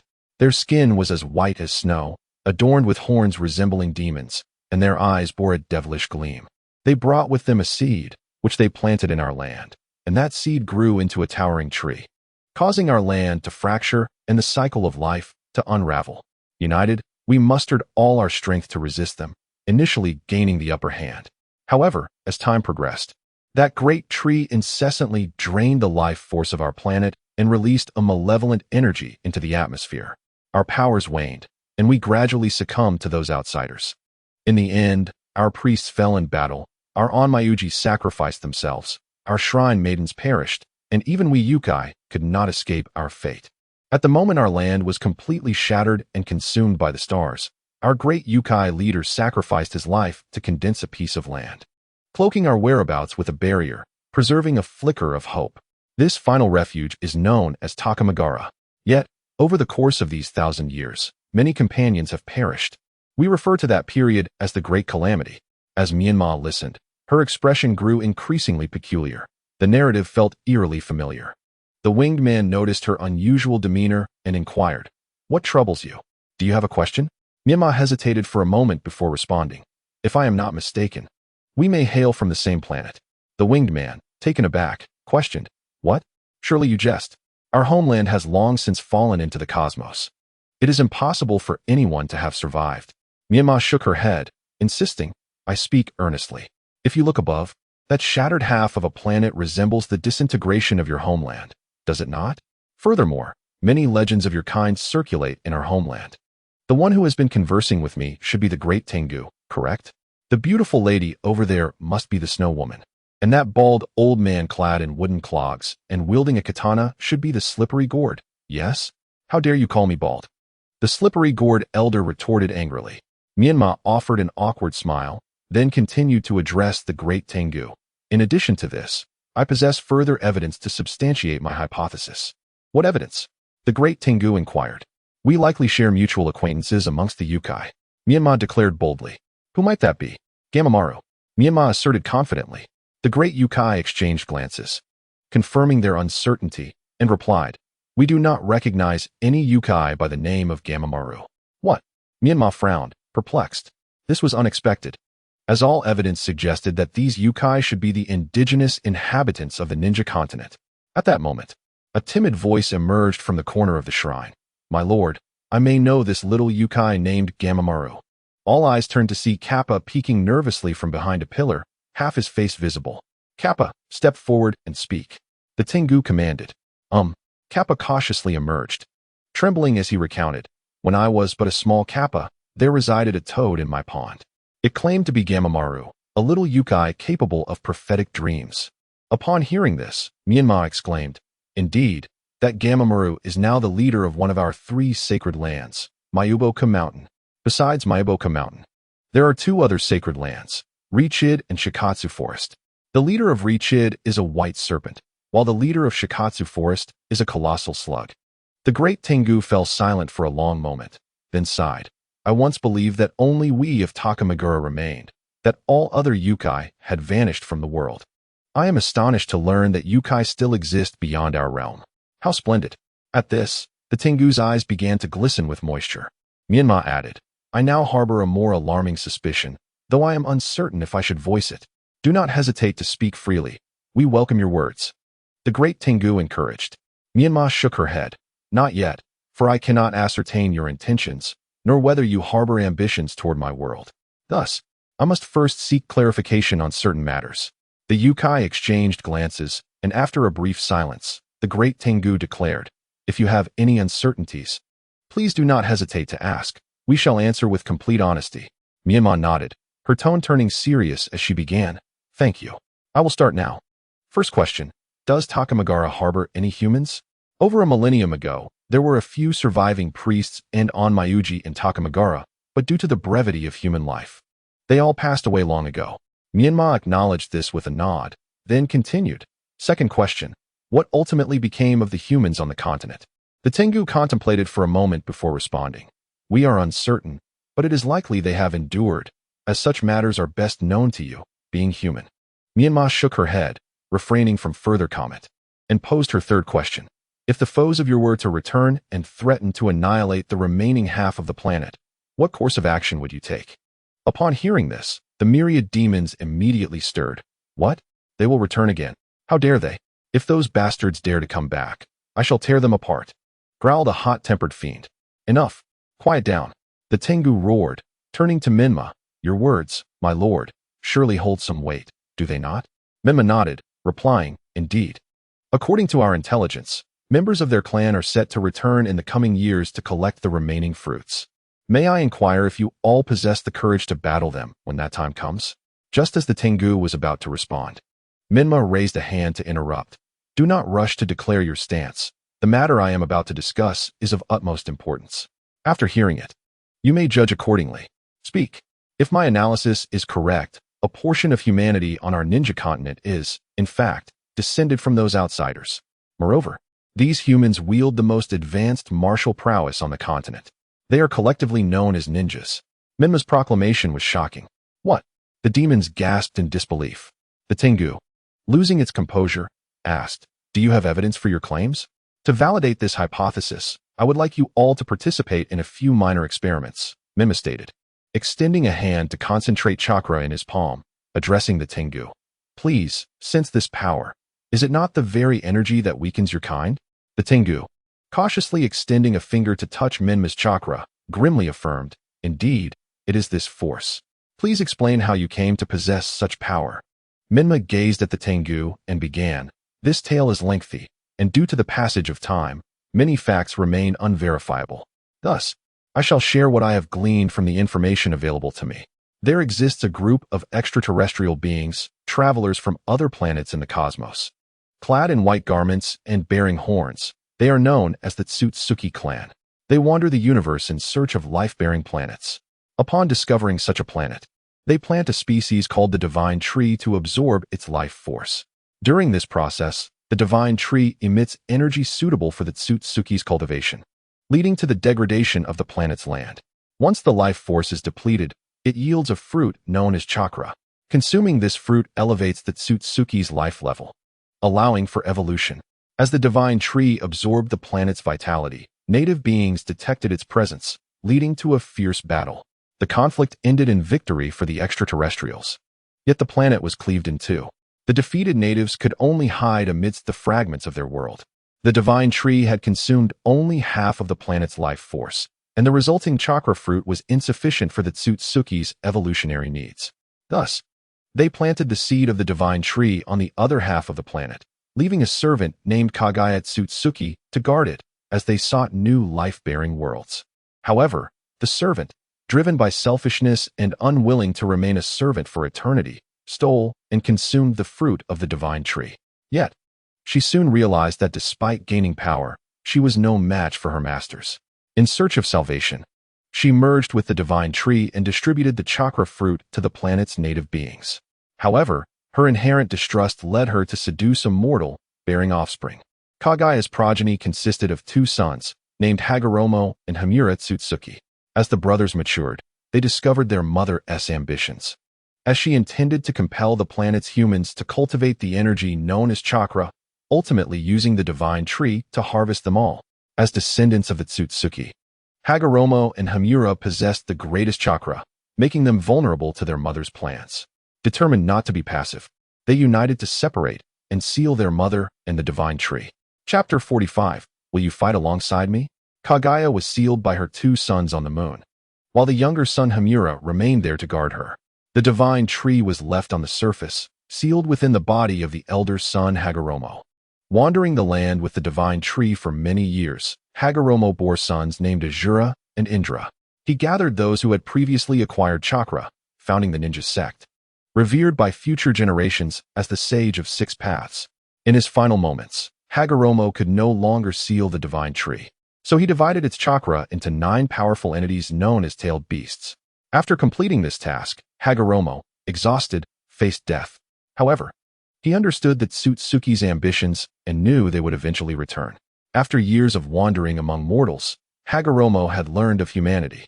Concerned for his two sons before his passing, he instructed them to cooperate sincerely, forge bonds, and cultivate greater strength to combat the malevolent Tsutsuki clan. Azura and Indra grasped their father's dying wish. Yet their ideologies starkly contrasted. Indra focused on enhancing personal power, while Azura emphasized unity among comrades. Unable to persuade one another, they led their descendants and ninja followers into war. The conflicts persisted for a millennium until 63 years ago, when a ninja emerged, ending the thousand-year turmoil, ushering in the era of the 5 great nations. Menma concluded the tale. Thus, this is the essence of our history. After hearing this, you may now ponder a few questions. First, if the enemies from 1,000 years ago return, will you still be willing to fight? Second, if you choose to battle, will you ally with the ninjas, descendants of our foes, to confront the threat together? Upon hearing this, the demons erupted into a fervent debate. I say we let those bastards drain the remaining half of the planet. It is not our land. And those who perish are merely the offspring of those scoundrels.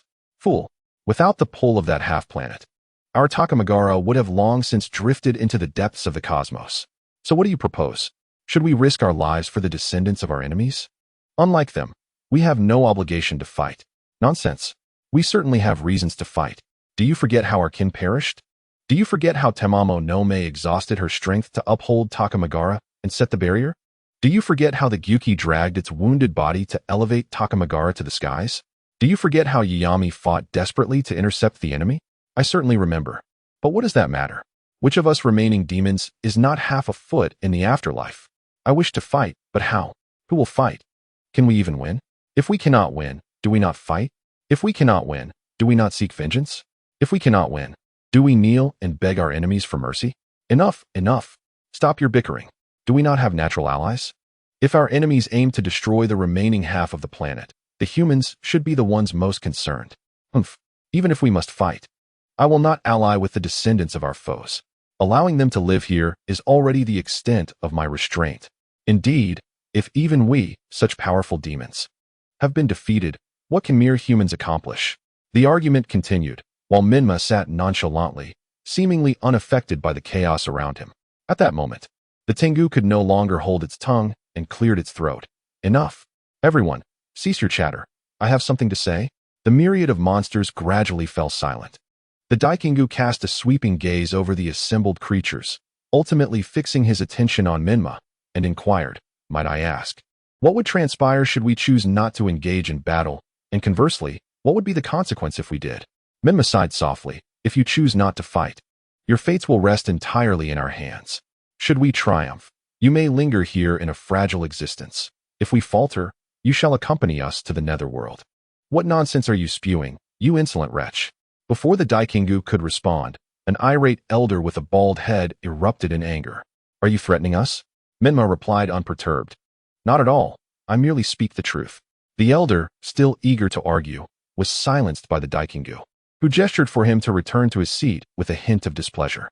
The Daikingu pressed on. Your argument has not sufficiently persuaded us to join the fray. I implore you to present a more compelling rationale.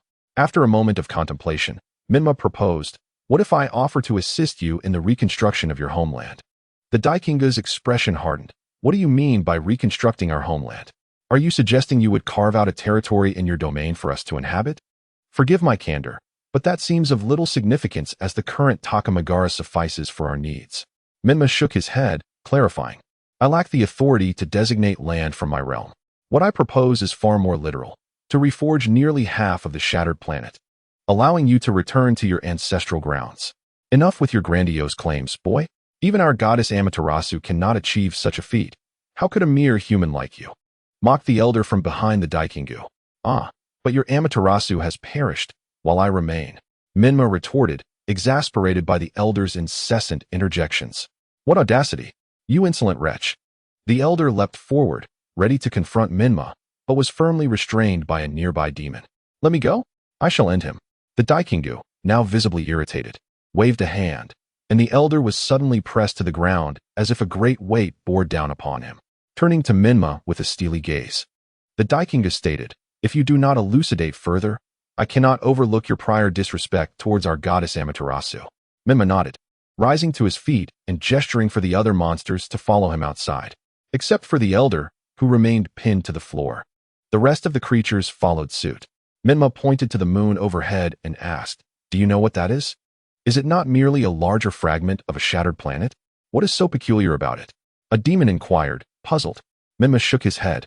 That is the moon I mentioned earlier, the sealed abode of Otsutsuki Kagaya and the residence of Otsutsuki Himura. More importantly, it is not a remnant of a destroyed planet. It is an artificial construct created by Otsutsuki Himura using the power of chakra. As the assembled creatures looked on in disbelief, Menma continued his explanation. Otsutsuki Himura possesses a unique pair of eyes known as the Rinnegan. The Rinnegan wields a formidable technique called Chibaku Tensei. Upon its activation, it generates a black sphere that levitates and ascends. Once it reaches a certain altitude, it exerts an intense gravitational pull, causing the ground within a specified area to fracture. Various rocks of differing sizes are drawn toward the sphere, ultimately forming a massive floating object akin to a meteor. Moreover, it can attract designated targets into its core, rendering them immobile under its gravitational influence. Otsutsuki Himura used this very technique to seal Otsutsuki Kagaya. If such a technique can create a moon, then why can it not be employed to draw together the fragments of a shattered planet? The Daikingu posed, pinpointing the crux of the matter. Menma responded with calm assurance. The Rinnegan is not solely a gift of Otsutsuki Himura, it is a hereditary trait of the Otsutsuki clan. Therefore, in theory, I too possess the potential to awaken the Rinnegan. The Daikingu shook his head in disbelief. We cannot place our hopes upon uncertain possibilities. Such a gamble could cost us our very lives. Menma smiled gently. There exists a second method, to acquire a pair of Rinnegan and implant them within my own eyes.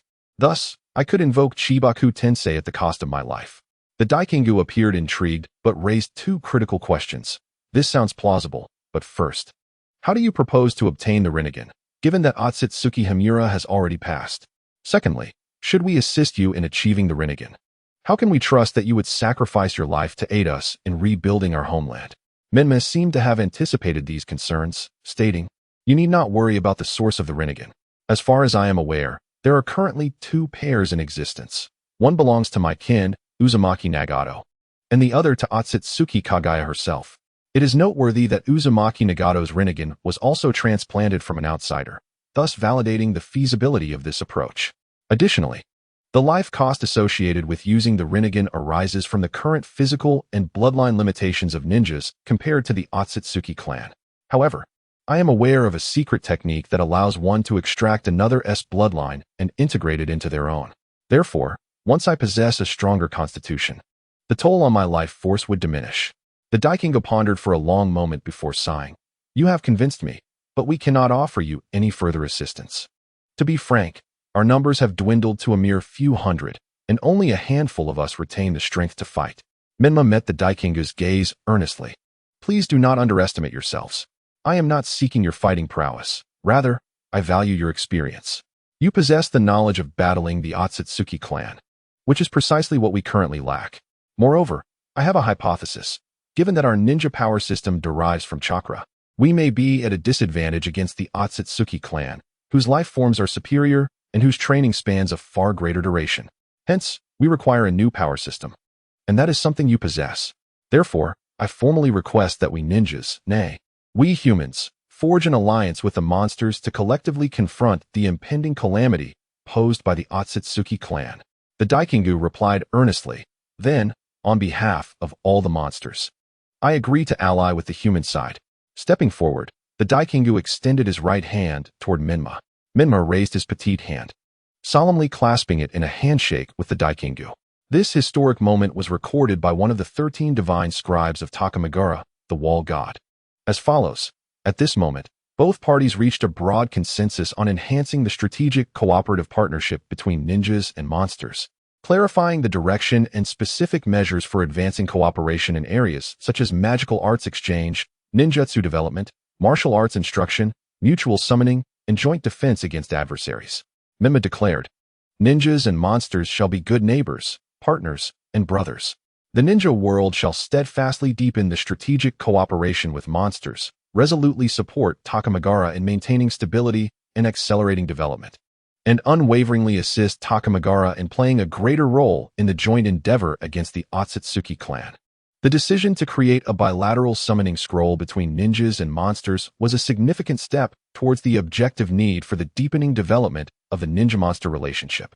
The ninja expresses a desire to collaborate with the yokai, utilizing this significant tool to continuously advance the strategic partnership between ninjas and yokai, achieving mutual development and tangible benefits for both parties. The great Tengu expresses delight in being the first celestial race to meet in the ninja realm in over a millennium. The yokai express gratitude for the support and assistance provided by the ninja realm in maintaining stability and development in Takamagara, pledging to strengthen comprehensive cooperation with the ninja world. The bilateral summoning scroll is the highest level of cooperation mechanism, in which both sides have invested considerable effort and which has the widest application. The yokai intend to work closely with the ninja realm to discuss collaborative plans and advance cooperation across various fields. After reaching a preliminary consensus on cooperation, the great Tengu inquires of Menma about future plans, wondering what intentions the esteemed Kazekage has. Menma gazes at the ninja continent above and replies, somewhat matter-of-factly, that the current ninja realm is still embroiled in internal struggles, making it imperative to enhance his personal strength. Only by elevating his own power can he unify the forces of the ninja realm to confront the Tsutsuki clan. He reflects on his own weakness, stating that he lacks even the qualifications to speak, let alone unify the ninja world. The great Tengu sighs, pondering the challenge of unifying an entire world. Menma smiles slightly, revealing he has some plans in mind. If implemented step by step, he believes he can acquire Kagaya Tsutsuki's Rinnegan within 4 years and defeat the Tsutsuki clan, which comes to harvest the fruits of their labor within 20 years. The great Tengu nods, pleased that Menma has a plan, and encourages him not to hesitate to ask for their cooperation.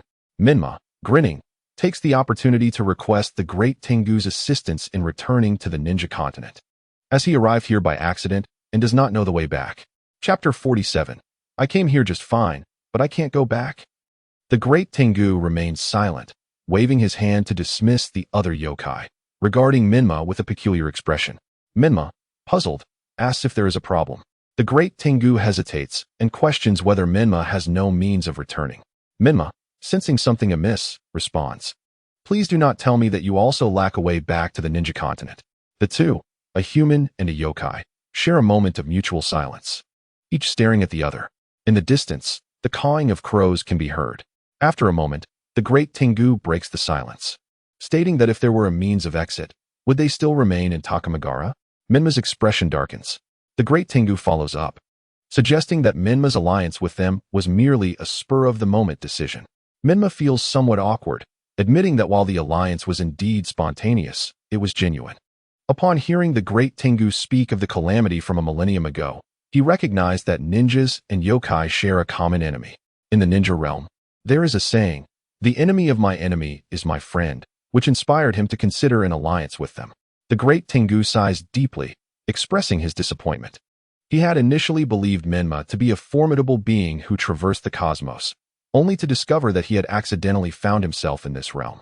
The Tengu had thought he had found an unprecedented ally for the yokai, only to feel as though he had been deceived. Menma, feeling the weight of the misunderstanding, asks about the status of their alliance. The great Tengu gazes into the dark cosmos, resigned, and remarks that they might as well proceed with the mistake. For if the elders heard of this, they would surely ridicule him. Moreover, to have someone so young and articulate before him is indeed unusual. Menma is not an ordinary individual. Menma, speechless, grins. The great Tengu asks what they should do now, as their alliance would be meaningless if Menma cannot return. Menma reassures him that there is a way, as his master is surely devising a plan as well. If all goes well, he should currently be at my Bokuzen, seeking the assistance of the great sage Toad, also known as Gamamaru. He believes a solution will soon present itself. The great Tengu nods, accepting that this is the only course of action for now. However, he inquires about how Menma arrived here, urging him to elaborate, as they might be able to assist him as well. After all, the yokai have thrived for millennia and are not to be taken lightly. Upon hearing this, Menma explains in detail the process of summoning, including the hand signs and contract scroll involved. The great Tengu ponders for a moment before suddenly asking if the Tsutsuki clan has ever utilized summoning techniques. Menma, puzzled by the question, recalls that there are no records of them employing summoning techniques or beasts. The great Tengu strokes his chin, as if struck by inspiration. Menma, sensing the change, asks if something has come to mind. The great Tengu acknowledges, explaining that Menma's description of the summoning technique and blood contract scroll feels familiar. Though he cannot recall where he has seen it, he suggests calling upon others to inquire further. The great Tengu summons the other yokai and shares the matter. Seeking their thoughts, At this point, a demon-like yokai with red face and sharp fangs suddenly interjects, saying that the summoning technique sounds remarkably similar to the Shikigami sealing. The great Tengu, intrigued, gestures for the yokai to continue. The yokai recounts being defeated by a powerful Onmyoji long ago, who spared his life and healed his wounds. When asked why, the Onmyoji expressed hope that the yokai would protect his descendants as a gesture of gratitude. After agreeing, they signed a contract, binding the yokai as assistants in battle when summoned. This contract resembles the Shikigami sealing. The great Tengu, enlightened, strikes his palm with a fist, exclaiming that this makes sense. No wonder that Tsutsuki clan lacks this skill. It is a technique unique to them. Menma, beginning to understand, quickly inquires whether Takamagara possesses scrolls for Shikigami sealing.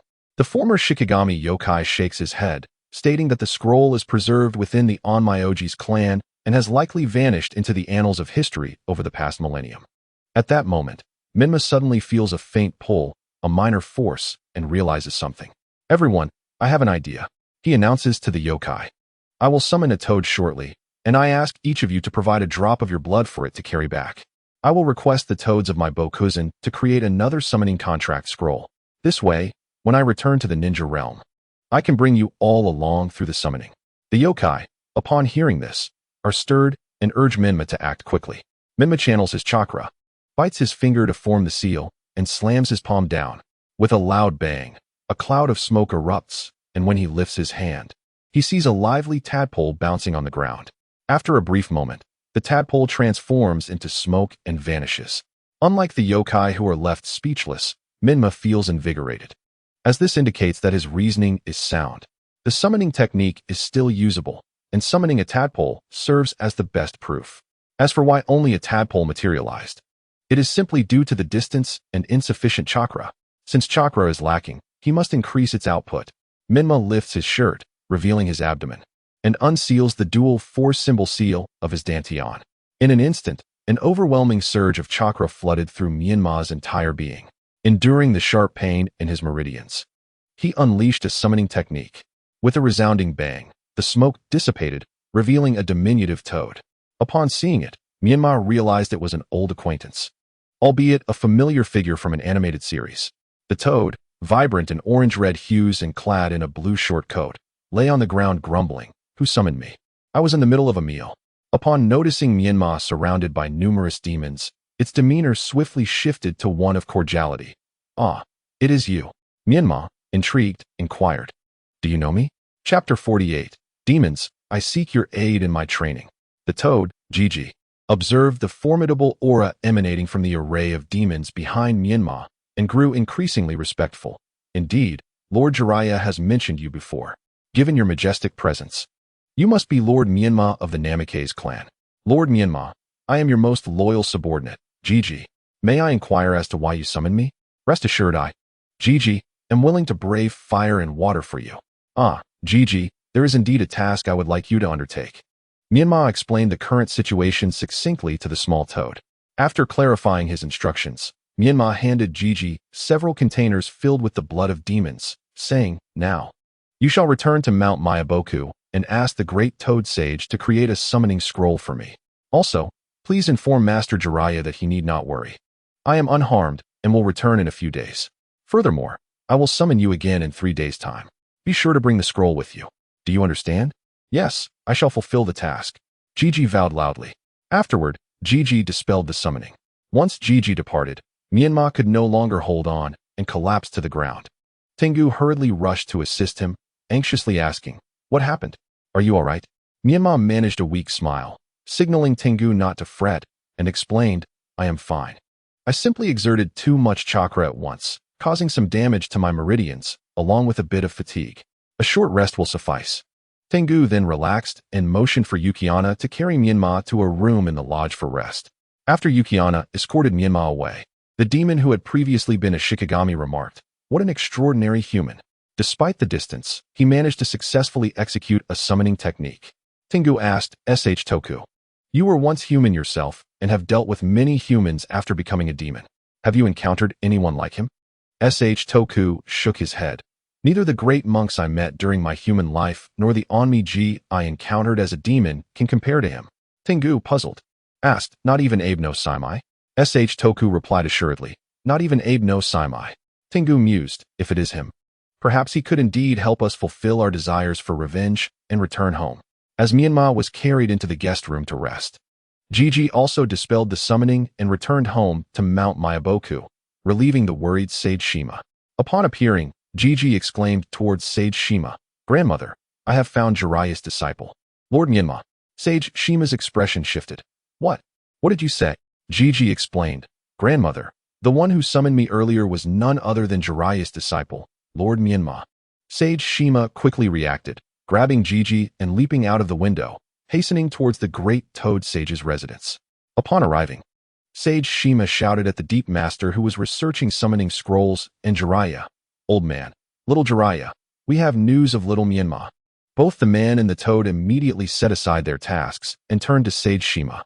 Placing Gigi on the ground, Sage Shima commanded, "Gigi, recount what just transpired to them." Yes. Gigi, not daring to delay, promptly narrated his experience after being summoned. After finishing, he produced several containers filled with the blood of large demons and explained Menma's request for the summoning scroll to the two sages. "And what of Menma? Is he unharmed? Why hasn't he returned?" Jiraiya inquired with concern. Gigi detailed everything he had seen and heard. "Lord Menma is perfectly fine. He has even tamed several powerful summoning beasts. Each possesses a might greater than both my father and grandfather. Moreover, Lord Menma instructed us to wait for 3 days, after which he will summon me again to bring the new summoning scroll." Jiraiya, relieved, finally felt the weight lifted from his heart.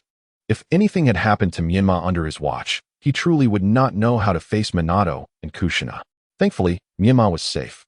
Honestly, now that we have found him, he should simply return without delay. Why must we wait 3 more days? Jiraiya, although pleased, still grumbled. Now, Jiraiya, the most important thing is that Menma is safe. Furthermore, since he can summon Gigi, we can also use reverse summoning to bring Menma back, so do not fret unnecessarily. We shall patiently await 3 days, and when Gigi goes, let Menma be prepared for us to summon him back. Also, did Menma not request us to create a summoning scroll? Jiraiya, do not be idle. Assist in gathering the materials for the scroll." Jiraiya nodded and turned to head outside. After an indeterminate period, Menma awoke from the darkness. He subtly sensed his condition and discovered that the chakra he had expended during Gigi's summoning had nearly replenished, and the injuries to his meridians had fully healed. However, he was quite hungry.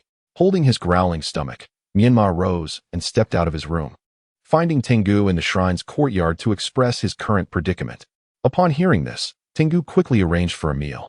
Fortunately, in Takamagara, where demons were sparse, there was an ample supply of resources since many demons did not need to eat. Nevertheless, Menma devoured enough food to last Tengu and the other great demons for 3 days, leaving Tengu in awe. Indeed, extraordinary individuals are often accompanied by extraordinary circumstances. Once Menma finished eating and sat on the ground, burping, Tengu approached with a tea set to brew tea for him, with an elegance that belied its size. Tengu prepared the tea and served a cup to Menma before pouring one for itself, casually asking, "How is your recovery, my lord?" Menma replied, "Thanks to everyone. My body has fully recovered. Truly remarkable resilience." Tengu marveled. "What are your plans moving forward?"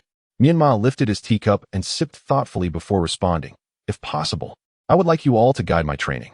Furthermore, your own training should also be prioritized." Tengu set down the teacup and scrutinized Menma closely, saying, "Our methods of training differ significantly from those of humans. It may prove challenging to guide you. Additionally, our training has reached its limit. Even if we were to begin training now, significant power increases would be difficult to achieve." Chapter 49, Commencing Training. Menma shook his head, placing the now empty teacup down, stating, "I am not speaking without reason. There is a purpose to my words." Tengu picked up the teapot and refilled Menma's cup. Menma gently supported the teacup with his left hand, while his right hand's index and middle fingers came together, tapping the table to express gratitude. As Tengu filled the cup to nearly full, it set down the teapot and said, "I am all ears." Menma caressed the teacup and slowly remarked, "Might I inquire? Do you recall what type of attack caused significant damage to the Tsutsuki clan? Was it the effectiveness of magical attacks, or that of physical strength?" Tengu pondered for a moment before speaking. "It seems that physical attacks are more effective. I recall that when we employed magical strikes, those rascals seldom evaded them. It appeared they could absorb such spells. However, when it comes to attacks using fists, feet, or blades, they either block or dodge, suggesting that such assaults pose a greater threat to them.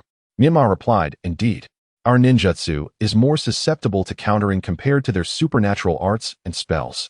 Thus, to effectively inflict damage upon the Tsutsuki clan, we must rely on taijutsu. I beseech you all to guide me in this martial art, forged through the crucible of blood and fire." Tengu's understanding deepened. "Now I grasp your point, but our clan's physical techniques have become standardized. How then can we further refine our training?" Menma responded, "What the Uchiha clan needs to cultivate is not a specific taijutsu, but rather to adapt to the current environment of the ninja continent. This realm is saturated with an energy known as chakra, which, as you mentioned, diminishes the strength of we Uchiha. It would be prudent for you to learn to acclimate to this energy, and if possible, to harness it." Tengu nodded. "I understand now. This explains why you are collecting our blood to create summoning scrolls." Menma affirmed, "Precisely, and furthermore, the summoning scrolls are essential for us to traverse freely between Takamajihara and the ninja continent." Tengu, with a serious demeanor, proclaimed, "Understood. I shall notify my kin to diligently impart their combat skills to you in the coming days." Menma inclined his head in gratitude. "Thank you." Due to the unique nature of Takamajihara, the Uchiha do not distinguish between day and night, living by the principle of sleeping when fatigued and rising when awake. Their awareness of the passage of years is largely attributed to a small Uchiha named Aoi Kagami, who possessed the ability to illuminate the night while dimming the day over a millennium ago on the ninja continent. This instinct persisted in Takamajihara, thus allowing for the maintenance of a basic chronological record. At this moment, it was indeed night in Takamajihara. Though the sunlight was glaring, it was unmistakably evening. Menma was situated in the courtyard. Across from him knelt Tengu, adorned in traditional attire with a long blade suspended at his waist, elucidating the training methods of the Uchiha. "Long ago, our training was quite simple, relying primarily on robust physiques and abundant Uchiha energy to assault our foes. However, with the rise of onmyoji, monks, and shrine maidens, our combat techniques gradually became outdated. Consequently, we either sought masters or served humans as shikigami, progressively acquiring techniques for wielding strength from them. Through prolonged refinement, we have cultivated our current skills." The combat methods of Uchiha were classified into two categories. One involved manipulating internal Uchiha energy to alter the environment, utilizing flames, frost, and other means to attack adversaries. This was known as Jujitsu. The other involved enhancing the body or weapons with Uchiha energy to engage foes directly, termed Yugi. Menma remarked, "Due to our differing ancestries, we may not be able to teach you Jujitsu. However, Yugi is a compilation of our hard-won experiences in weaponry and physical combat from centuries of bloodshed, which will undoubtedly aid in enhancing your prowess." The so-called Yugi is generally divided into four fundamental categories: slashing, striking, evading, and deceiving. Slashing pertains to weapon techniques. Striking encompasses bodily attacks. Evading refers to advancing and dodging footwork, while deceiving involves trickery to confound the enemy. Countless combat techniques exist among Uchiha, yet they invariably fall within these four categories. Today, I shall instruct you specifically in the art of striking. Upon hearing this, Menma felt a twinge of confusion. Was this not the world of Naruto? How could the concepts of slashing, striking, and evading be present? More perplexing still was how reasonable it all sounded. Menma gazed at the long blade at Tengu's waist and inquired, "Didn't you say we would be learning striking? What then is this blade for?" Tengu replied, "It serves to demonstrate the techniques of striking. Within the art of striking, there exists a technique known as barehanded against a weapon, which focuses on unarmed combat against an armed opponent." Menma understood. This was akin to the technique of unarmed combat against a drawn blade. Tengu removed the long blade from his waist and tossed it to Menma, saying, "Come now, attack me with all your might, and I shall demonstrate what it means to engage without a weapon." Menma accepted the blade, unsheathing it and discarding the scabbard. He gripped the long sword with his right hand, pointing its tip toward Tengu while his left hand remained poised protectively before him, adopting a stance akin to that of a shuriken. Tengu shook his head slightly, observing Menma's unsteady grip and improper posture, clearly indicative of a novice. Not wishing to intimidate Menma with his superior strength, he utilized Jujitsu to shrink his form. "Fear not. I will now match your size and temper my strength to slightly below yours, so you may witness the finesse of our Yukai techniques. Menma charged towards Tengu, raising the long sword high and bringing it down forcefully toward Tengu's head. Tengu remained unperturbed, waiting for the opportune moment to move in slightly. Raising his left arm to brace against Menma's elbow, his right hand slipped beneath Menma's armpit, delivering a swift strike to Menma's right rib. With a wince of pain, Menma lost his grip on the long sword, which clattered to the ground. Tengu pushed Menma to the ground, his voice cold and firm. This technique is called the elbow strike. It utilizes joint manipulation to render the opponent incapable of exerting force, followed by a strike to the exposed right flank, compelling the adversary to disarm. Remember, never wield an unfamiliar weapon against an enemy, regardless of how formidable it may appear. Again, Menma arose from the ground, neglecting the long sword abandoned at his side, instead retrieving a shuriken from his ninja tool pouch, gripping it firmly and adopting a combat-ready stance. After a brief pause, Menma dashed forward, extending his arm as the shuriken pointed directly at Tengu's chest. Tengu maintained his calm demeanor, waiting until Menma's attack reached its peak before evading by turning aside, delivering an elbow strike to Menma's back as he retreated. Your intent to attack is far too apparent. For the second lesson, never allow your enemy to discern your intentions. Tengu's voice rang out. Menma swiftly pivoted, closing the distance to Tengu, probing with a left-hand jab while gauging the distance. He then thrust the shuriken swiftly toward Tengu's carotid artery with his right hand. Tengu leaned back slightly to evade the jab, then swiftly blocked Menma's wrist with his right hand, driving an elbow into Menma's chest, forcing him to stagger back a few steps before tripping him with a leg sweep. Tengu looked down upon Menma, who lay on the ground, and stated, "Your weapons extend beyond the blade in your hand. They encompass your fists, your legs, your elbows, and every part of your body capable of striking your foe." Again, Menma slapped the ground forcefully with his left hand and then executed a flying kick. Tengu leapt up, palms overlapping downward, using Menma's momentum to spring backward. Menma, seizing the advantage, surged forward and swung the shuriken in a wide arc aimed at Tengu's head, but Tengu ducked to evade. Following this, Menma delivered a side elbow strike towards Tengu, who blocked it with a cross-arm defense. Menma then raised his knee to strike Tengu, who bent low to evade while blocking with his elbow. Menma thrust the shuriken toward Tengu's chest, but Tengu sidestepped, swiftly grabbing Menma's right arm to restrict his weapon hand. After capturing Menma's right arm, Tengu raised his left elbow to strike Menma's head. The blow to Menma's head caused him to lose his balance, and he slid back with his left foot to regain his footing. The celestial dog pivoted and, with the sole of its right foot, struck Menma's right knee, causing Menma to wince in pain and collapse to the ground. The celestial dog turned to him and declared, "The rhythm of your attack must be swift. Do not afford your adversary any opportunity. When your strikes are consecutively evaded by the enemy, do not persist stubbornly. Retain a portion of your defensive stance to prevent being countered." Again, Menma rose and lunged, attempting to knee the celestial dog in the chest. Instead of retreating, the celestial dog advanced, encircling Menma's waist, and, with a backward lean, brought both of them crashing to the ground. Menma knelt beside the celestial dog, raising his kunai high and thrusting fiercely towards the celestial dog's head.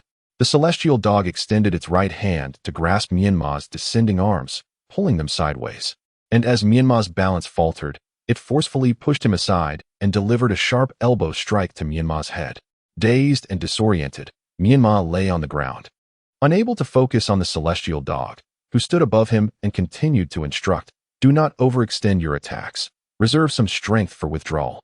Again, Menma staggered to his feet and swung his kunai towards the celestial dog's neck. The celestial dog ducked away from the attack and, leveraging the motion, seized Menma's waist, forcefully thrusting him backward in an attempt to knock him down. Menma leaned forward, pushing back with his legs to stabilize his stance. The celestial dog, however, utilized this momentum to rise, delivering a horizontal elbow strike to Menma's head, then swiftly encircling Menma's neck and forcefully driving him down with a knee strike. Menma struggled to block, but was still struck several times, causing him to gasp for breath. The relentless celestial dog tightened its grip around Menma's neck and leapt backward, using its weight to force Menma's head downwards. With a resounding thud, Menma's face collided with the ground. observing Menma's unconscious form. The celestial dog appeared momentarily pained and softly remarked, "In today's final lesson, when you have the upper hand, you must press your advantage relentlessly. Do not grant your opponent any chance to recover." Yet, Menma lay there, unresponsive. When Menma regained consciousness, he found himself beneath the eaves of a shrine. The celestial dog, restored to its towering form, leisurely sipped tea nearby. Menma grimaced as he sat up, feeling pain throughout his body, particularly in his head. He touched it gingerly, wincing, and complained to the celestial dog, "Ouch. That was a bit too ruthless, don't you think?" The celestial dog glanced at him and replied nonchalantly, "Perhaps you should inform your enemies not to hit so hard, because you fear pain." Menma understood the wisdom in this and chose to refrain from further protest. "Good. I'm glad you understand." The celestial dog nodded in satisfaction. "Though your combat skills are lacking, I must admit, your capacity to learn is remarkable. At this rate, it won't be long before I struggle to win relying solely on technique." Menma realized that the celestial dog was not particularly adept at teaching. It did not break down technique step by step for Menma to learn, but rather allowed him to grasp the essence of combat through experience. Nevertheless, this was precisely what Menma needed.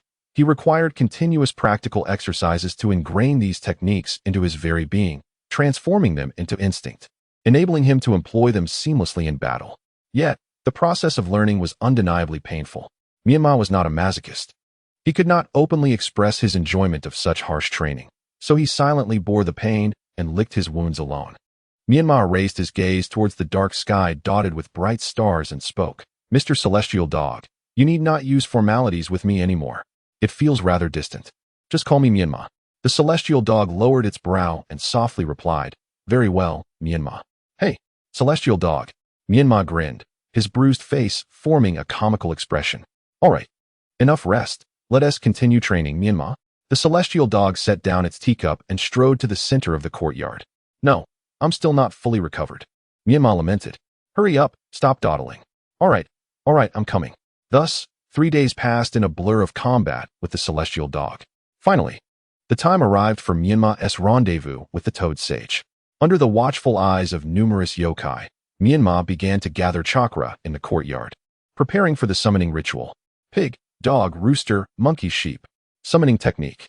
A surge of chakra erupted from Menma's dantian, coursing through his veins and converging in the palm of his right hand. It felt to Menma, perhaps due to a trick of the mind, that while the pain in his meridians persisted, it was significantly less than before. With a loud pop, accompanied by a plume of smoke, a toad bearing a scroll appeared before the crowd. The Toad Sage unfastened the scroll from its back and respectfully handed it to Menma, saying, "Lord Menma, I have fulfilled my promise and brought you the new summoning scroll you requested."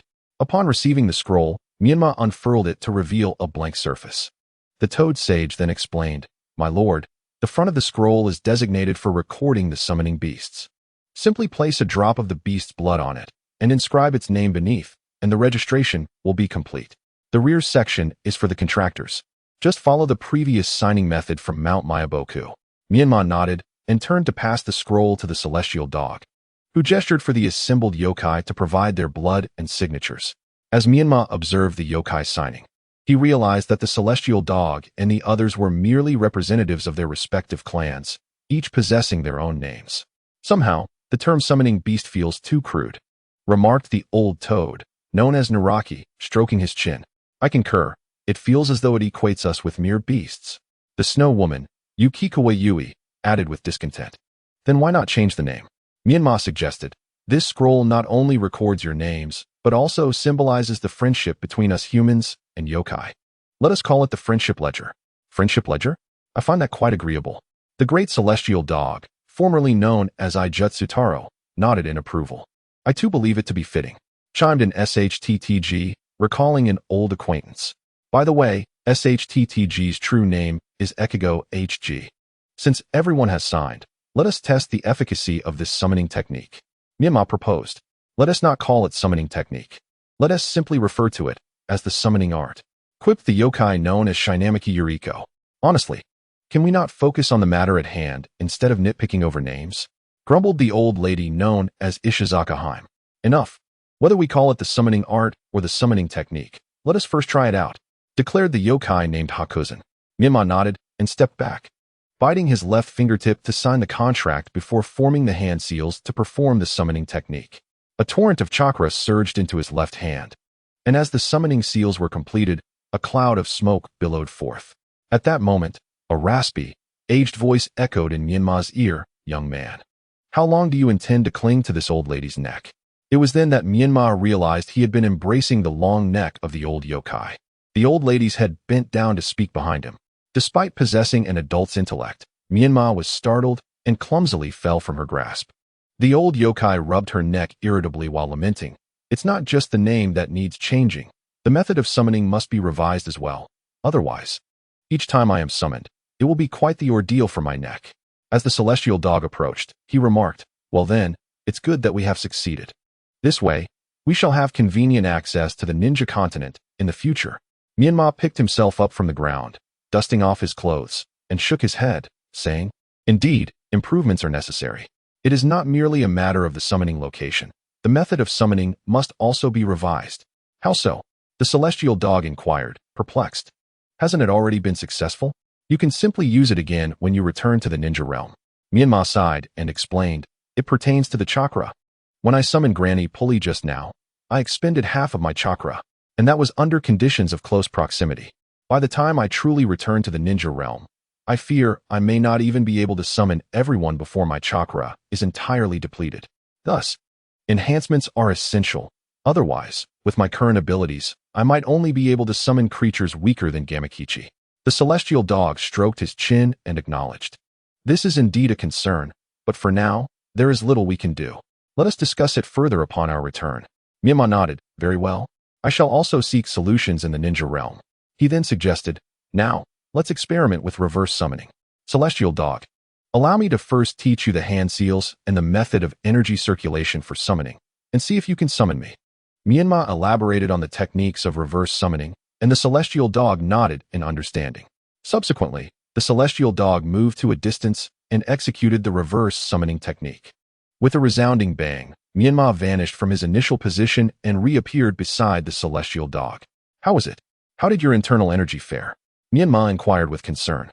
"I felt no significant depletion," the celestial dog replied, puzzled. What could this mean? Menma pondered, perplexed. "Is it possible that the quantity of chakra within me pales in comparison to your demonic power? Surely not. My chakra is measured in tons. Could it be that I am utilizing demonic power?" The celestial dog, having lived for millennia, quickly identified the crux of the issue.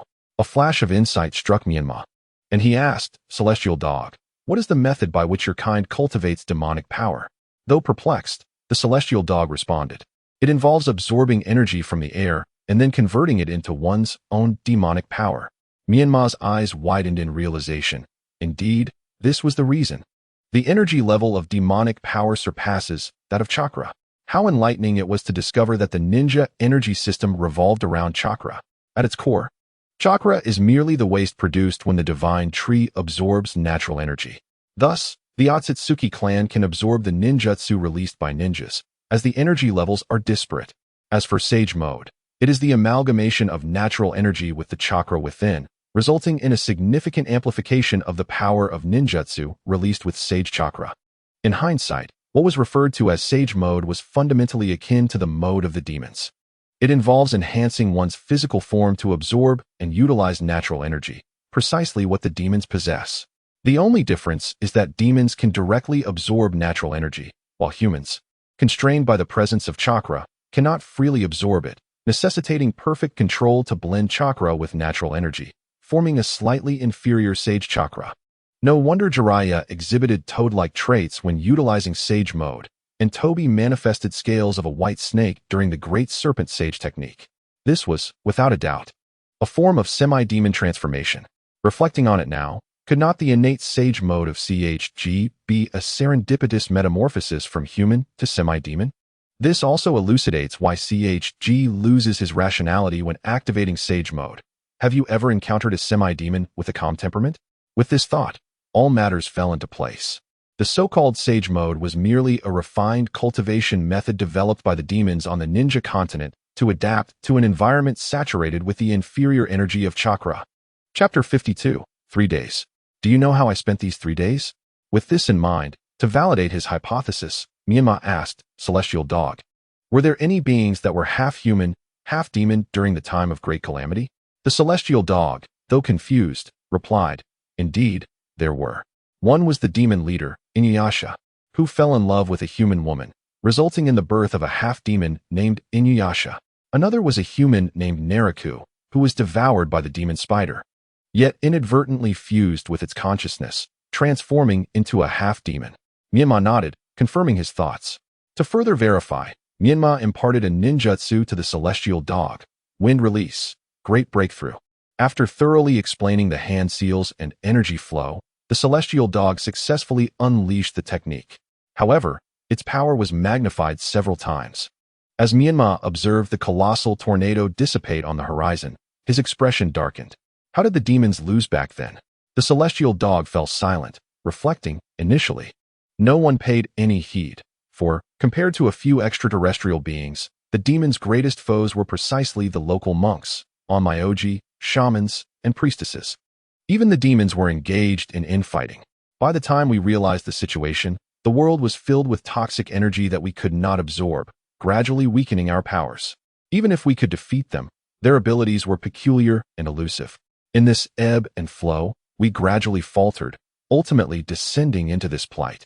Menma sighed, comprehending the demon's current predicament. On paper, the 9 major demons residing in the shrine each possessed strength comparable to that of the Otsutsuki clan. However, due to the conspiracy of the Otsutsuki clan, the air was saturated with chakra, which acted as poison to the demons. Thus, another pressing issue remained. If this problem was not resolved, they would be unable to traverse to the ninja continent. Menma rubbed his temples in distress. What issue? The Celestial Dog inquired. The other demons gradually gathered nearby. Menma succinctly stated, the entirety of the ninja realm is tainted by chakra. Therefore, if you cannot adapt to this environment, you will be incapable of moving freely, let alone engaging in battle. The demons fell silent, acknowledging the gravity of the situation.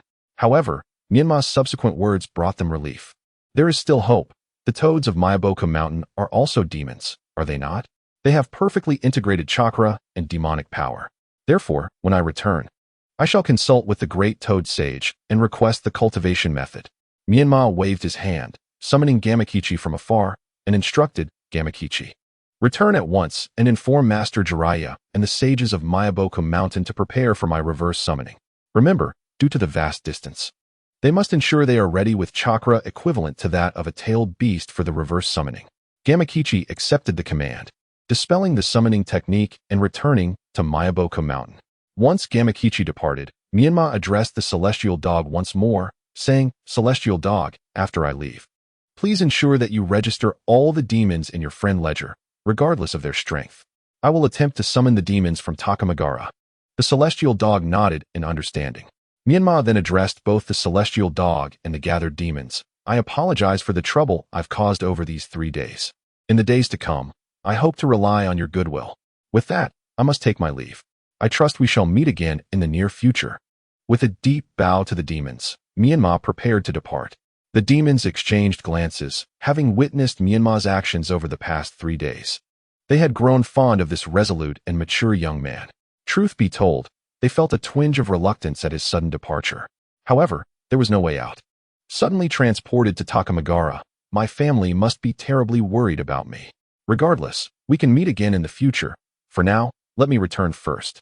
Our time together was far too brief, and I still have not imparted all my skills to them.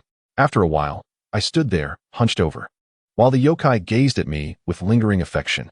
As time passed, my presence remained unchanged, and the expressions of the yokai grew somewhat peculiar. Eventually, the atmosphere turned awkward. What were the toads of Myaboku Mountain doing? Why had they not summoned me yet? If this awkwardness continued, I would surely wear a hole through Takamagara with my toes. In the gradually coalescing atmosphere, I bowed my head, grateful that I did not have to meet the gazes of the yokai. Otherwise, I would truly die of embarrassment. Ahem. It was the Tengu who had the foresight to attempt to ease the tension with a few words. Yet, before the words could escape, I transformed into a cloud of smoke and disappeared with a loud pop. The Tengu nearly choked on their words, struggling to catch their breath. The expressions of the yokai were odd, as if they were suppressing laughter. What are you all staring at? Scattered. The Tengu, flustered with anger, drove the yokai away. They left in fits of laughter, while the Tengu stood there for a moment before bursting into laughter themselves, shaking their head as they walked towards the shrine. After a whirlwind of events, I opened my eyes. What greeted me was a worried Jiraiya and the lifeless Sennin Shinsaku, lying on the ground, frothing at the mouth. I took a deep breath and shouted at Jiraiya, "Master, 3 days, 3 whole days. Do you know how I spent those days? Do you have any idea how terrified I was in that strange place?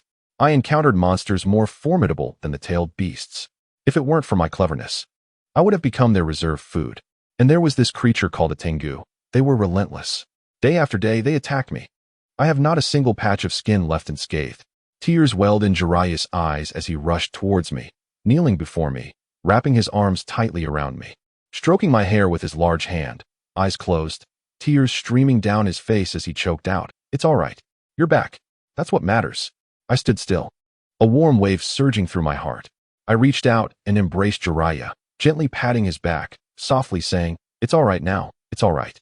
The sunset at Mayuki Mountain was breathtaking, and I turned my head to gaze at my elongated shadow cast by the setting sun, reflecting on the journey of these past 3 days, which felt like a dream. Just as I was savoring this moment of warmth, a sharp voice interrupted, "Old man. Old man. What's wrong, old man?" Chapter 53. I could tell at a glance that you are not human. Together with Jiraiya, I helped Sennin Shinsaku into their home. Sitting on a small leaf-shaped stool in the living room, recounting my experiences from the past 3 days.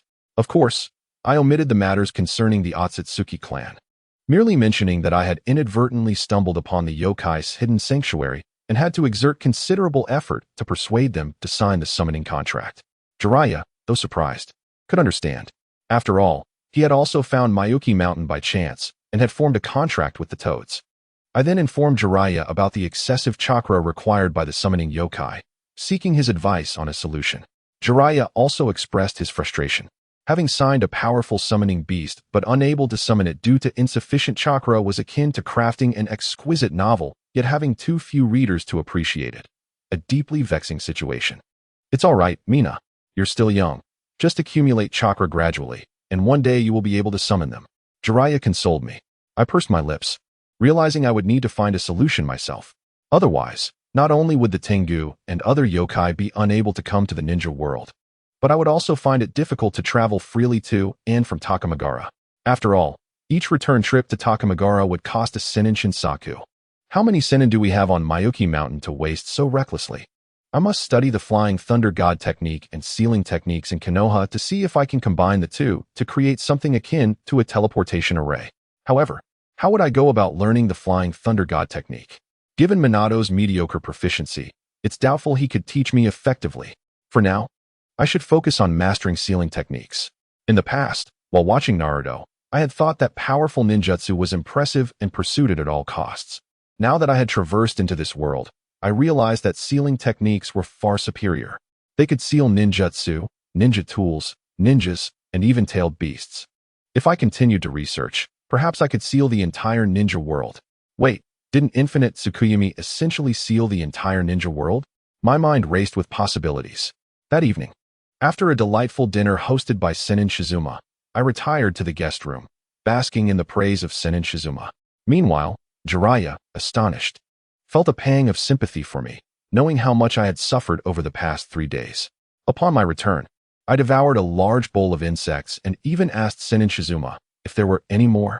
That night was the most restful I had ever experienced, free from worries of Tengu ambushes or being roused from sleep for practice. The next morning, I awoke refreshed and, under the astonished gaze of Jiraiya and the kind eyes of Sennin Shizuma, polished off a large bowl of insect cuisine, even rinsing it down with water. After satisfying my hunger, I leisurely followed Jiraiya towards the Great Toad Sage's quarters. Upon entering, I was surprised to find the Great Toad Sage awake, sitting in a chair with half-closed eyes. The vast room was empty except for the Great Toad Sage, who spoke with an ancient voice. "Ah, you have finally arrived. Young Jiraiya and Mina." Jiraiya, quick to notice, sensed something amiss in the Great Toad Sage's tone. Why did he refer to himself as young Jiraiya while addressing me with honorifics? Did the Great Toad Sage consider me an equal? I too noticed the difference in how we were addressed and humbly replied, "Before the Great Toad Sage, I dare not be called Sama. You may simply call me Mina." Upon hearing this, the great toad sage nodded, and then, with a quivering mouth, inquired, "Are they, well?" I realized the great toad sage was asking about the yokai living in Takamagara, so I replied, "Yes, they are all in good health. On my way back, the old Kappa asked me to send his regards to you. Is that so? The old Kappa is still alive." The great toad sage beamed with joy upon hearing news of an old friend, chuckling softly. Then, closing its eyes, 2 tears streamed down its cheeks as it murmured, "Why didn't you take me with you when you left? Do you know how difficult it is for a toad like me to navigate the intricacies of the Otsutsuki clan?" Mina and Jiraiya exchanged glances, both hesitant to speak. After a long silence, the great toad sage finally composed itself. It wiped its eyes with its webbed fingers and smiled apologetically at us. "I apologize. I got a bit emotional, and I hope I didn't embarrass you." We quickly shook our heads to convey that it was nothing. The great toad sage looked at me and said, "In my lifetime, I have had 3 missions.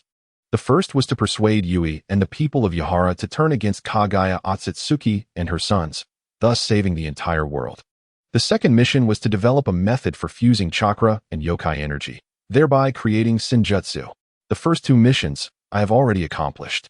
Regarding the third mission, I once believed it to be an unattainable goal throughout my life, yet your arrival has illuminated a path of hope. Menma, the moment I laid my eyes upon you, I discerned that you were no ordinary human." Jiraiya found it peculiar that the conversation had taken such a turn. However, Menma was struck with a profound shock. What was happening? Had the identity of the traveler been unveiled? Indeed, the old adage rings true. The aged become wise, and the monsters grow into ancient spirits. How could such a clandestine matter have been uncovered? Menma's heart raced, yet with a smile, he inquired, "What does the great toad sage mean?" Taking a breath, the great toad sage smiled gently at Menma and said, "Menma, you are not merely human. You are the savior of the ninja world, the hope of the monsters, and the prophesied child of destiny, destined to lead the ninja realm towards transformation." Menma internally scoffed, thinking, "Could you not articulate that all in one breath?"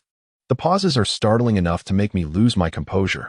Nevertheless, he maintained a respectful demeanor, replying, "Your words flatter me, great toad sage.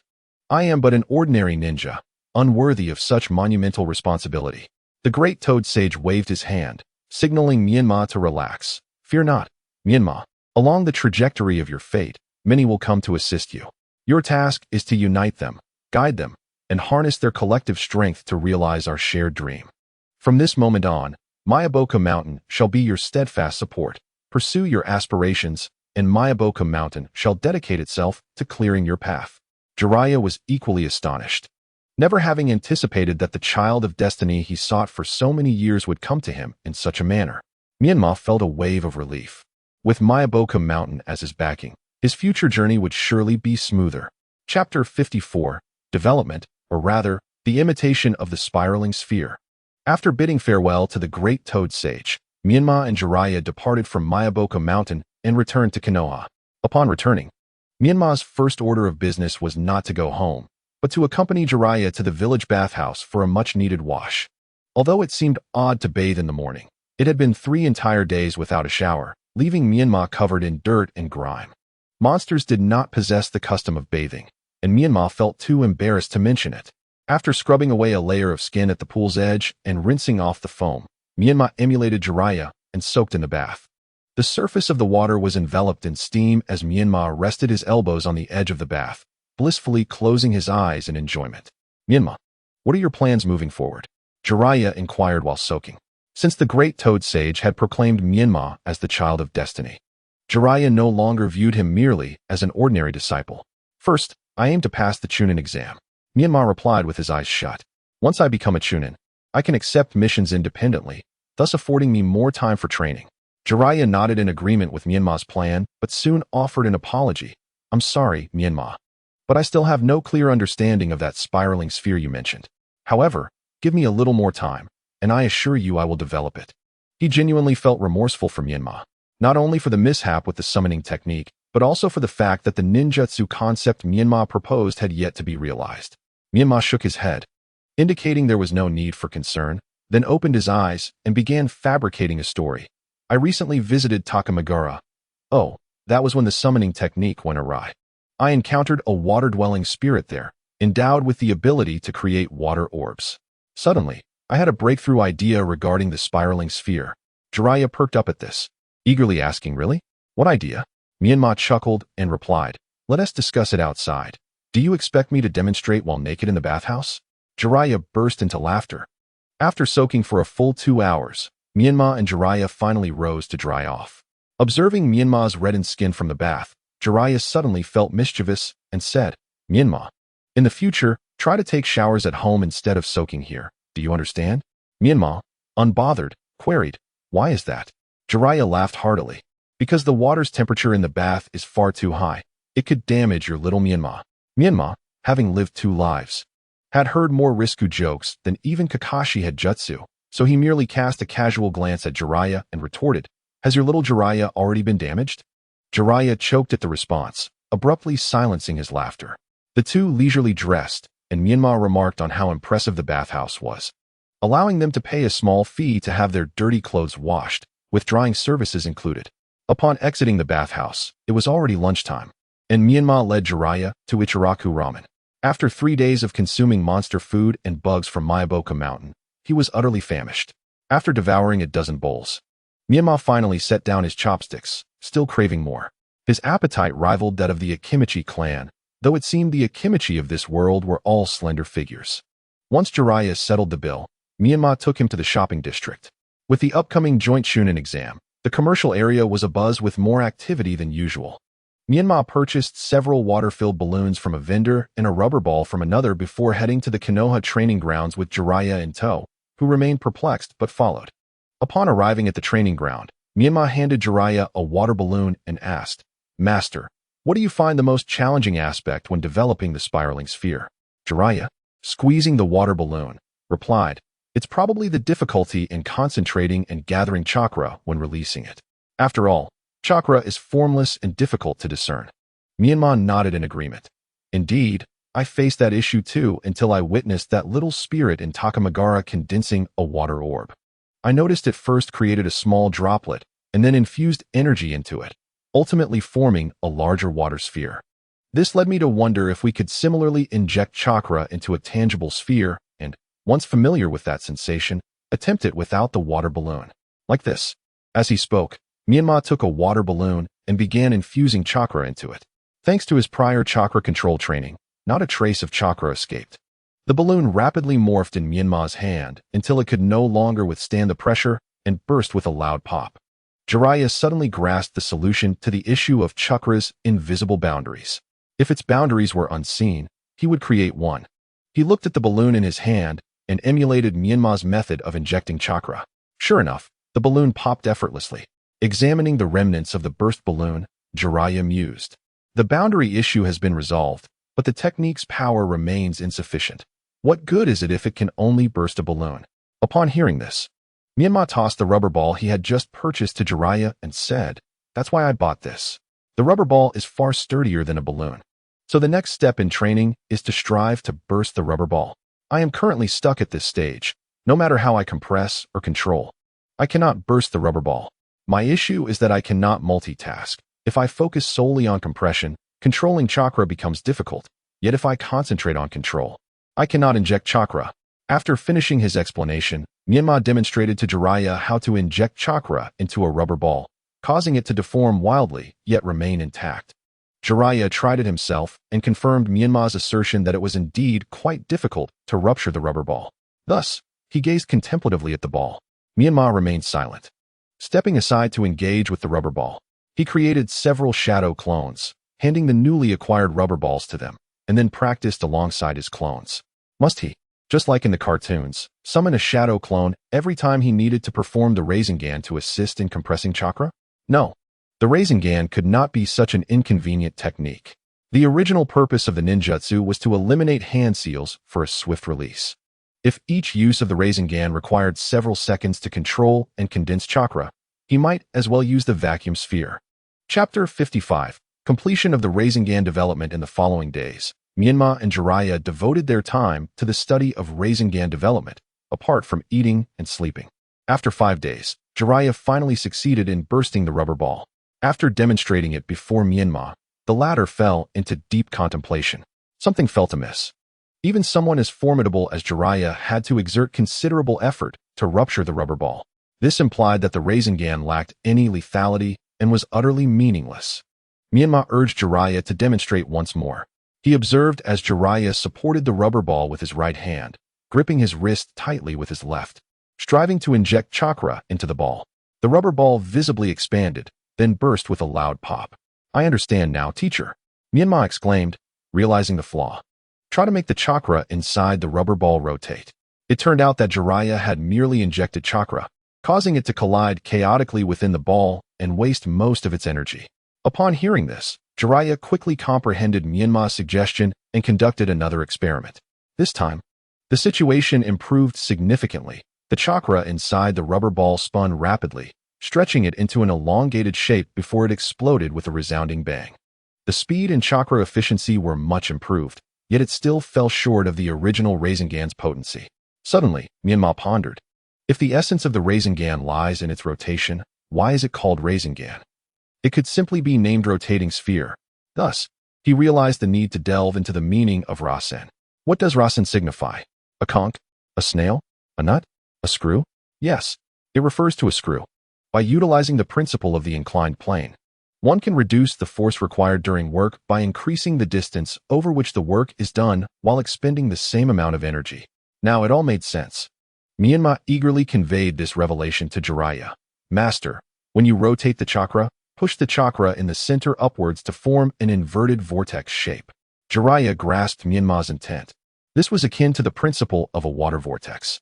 He then seized a rubber ball and twisted the chakra into a drill shape, accelerating its rotation. Shortly after, a small protrusion appeared on the rubber ball, which could no longer withstand the pressure and burst with a loud bang. This time, the impact was significantly greater, and the chakra consumption was minimal. Menma looked at the easily destroyed rubber ball and said to Jiraiya, "This should be the prototype of the Rasengan." Jiraiya nodded, acknowledging that the power was quite substantial. If the chakra could be compressed further and the rotation speed increased, its power could rival that of advanced ninjutsu. He opened his right hand and attempted to condense chakra without the rubber ball. Yet, it ended in failure. Chakra could be condensed and rotated, but it could not maintain its form, merely creating a small whirlwind in his palm. At this moment, Menma recalled the plot from the original story and knew what to do next. He extended his finger to scrape some black mud from the ground. Grabbing Jiraiya's large hand, he placed a dot of mud in his palm and drew a vortex around it. "Master, try again. This time, don't worry about the chakra boundary. Compress it as much as possible towards this mud point. When compressing, ensure that you inject chakra along this spiral from the outside in." Jiraiya nodded, following Menma's instructions to begin the experiment anew. A small sphere formed in Jiraiya's palm, gradually expanding until it reached the size of an apple, at which point it could no longer be sustained and burst apart. The third stage was the final and most challenging phase, maintaining the Rasengan. Only when you can keep the Rasengan stable in your hand will you have truly mastered it. Menma succinctly advised Jiraiya. Thus, both commenced arduous training towards this third stage. 2 days later, at the same training ground, Jiraiya held aloft a glowing blue chakra sphere. This was the complete Rasengan. Menma observed the fully formed Rasengan in Jiraiya's hand, nodding slowly before stepping back a few paces. Once Jiraiya confirmed safety, he suddenly bent down and smashed the Rasengan into the ground. Upon contact, the highly compressed chakra sphere shattered, unleashing a torrent of rapidly spinning chakra into the earth. A thunderous roar echoed, accompanied by a massive cloud of dust and tremors. As the ground was gouged out into a large crater, Jiraiya gazed at the destructive force in astonishment. If this were to strike a person, it would surely result in severe injury or death. Menma approached Jiraiya with a smile, saying, "Congratulations, Teacher Jiraiya, on developing a new ninjutsu." Jiraiya paused, realizing Menma. "Wasn't this ninjutsu conceived from your developmental ideas? How has it now become my creation?" Menma smiled, replying, "Teacher Jiraiya, this technique is yours to claim. It can only be your creation. Do you understand my meaning?" Jiraiya seemed to gain insight. Indeed, if other ninja villages learned that Menma, at merely 12 years of age, had developed such a potent ninjutsu, he would undoubtedly become the target of envy and hostility. Kakashi had suffered a similar fate. To eliminate the genius Kakashi, the Rock Village had dispatched numerous elite shinobi, using Kakashi's teammates as bait to set traps. had Kakashi not been extraordinarily powerful, breaking through the defenses of the rock village. And had his teacher, Tsunade, not arrived in time to rescue him, the memorial stone would have likely borne 3 more names. Jiraiya regarded Menma with a complex expression. Possessing exceptional talent and intellect, and knowing how to conceal his prowess, this disciple would undoubtedly become a lifelong source of pride for Jiraiya. Menma smiled at Jiraiya, then turned to the side. After producing several shadow clones, he resumed his practice of the Rasengan. With Jiraiya's successful experience and the assistance of the shadow clones, Menma's progress accelerated rapidly. Just a few hours after Jiraiya successfully released the Rasengan, Menma achieved success as well. He struck the ground with a test, finding his power even greater than Jiraiya's. Gazing at the crater he had created, Menma finally breathed a sigh of relief. With a relatively powerful offensive technique now at his disposal and the summoning contract of Mount Myaboku secured, the transition into the Shippuden arc should pose no significant issues. The next step would involve further honing his sealing techniques, striving to engrave the Ein seal as soon as possible to address the issue of the Six-Tails chakra within him. Additionally, he needed to find a way to acquire the Flying Thunder God technique, exploring the possibility of combining it with summoning and sealing techniques to establish a passage for free access to Takamagara. After all, it would be a waste to leave such a treasure trove untouched. For the time being, he could only communicate with the little creatures of Takamagara through letters. In the following days, Menma, while familiarizing himself with the spiral sphere, continued to study sealing techniques under the guidance of Kushina. With the soul of an adult underpinning his learning, Menma was able to fully concentrate on the tedious knowledge of sealing arts. Soon, the time for the agreed-upon protective mission with Kakashi arrived. Chapter 56, The Princess's Restoration. I wonder if you all remember that before Menma was unexpectedly transported to Takamagara while learning summoning techniques, Kakashi had accepted a task to protect an important individual. Today marked the appointed time to meet with the client and commence the mission. Menma left early and arrived at the gathering place of Team 7. After a brief wait, Sakura and Sasuke arrived, followed shortly by Kakashi. Standing before the trio, Kakashi first collected their Chunin exam application forms and parental consent letters, then began to introduce the task at hand. This mission involved protecting the filming crew of the currently popular actress, Fuji Fuyuki, with her manager, Asama Santui, as the client. As Kakashi elaborated on the mission details, Menma's mind began to wander. Was this the task he had anticipated? Ever since Kakashi mentioned he had taken on another protection mission, Menma had a hunch. Indeed, the ensuing task revolved around the plot of the first Naruto movie, the Snow Princess's Ninja Art Scroll. Menma meticulously recalled the storyline of the film. It depicted Team 7 receiving a mission to escort actress Fuji Fuyuki to complete the filming of Princess Fuyuki's great adventure. The group decided to travel to the Land of Snow for the final scenes, but encountered resistance from Fuyuki. It turned out that her true identity was that of Princess Fuyuki Koiki of the Land of Snow, harboring a dark past unbeknownst to many. Upon reaching the shores of the Land of Snow, they engaged in a fierce battle with the ambushing Snow Ninja Trio. Koyuki inadvertently awakened painful memories from her past, intensifying her desire to flee. Naruto later found her, carrying her back to the filming crew, only to be attacked by the Snow Ninjas led by Fuyuki's vengeful brother, Nato. Koyuki was subsequently captured and imprisoned, losing all hope. However, through sheer determination, Naruto broke free from his restraints and reunited with Koyuki and Team 7. Ultimately, Nato obtained the coveted hexagonal crystal, heading towards the Rainbow Ice Wall, seeking to acquire powers that surpassed those of the 5 great nations.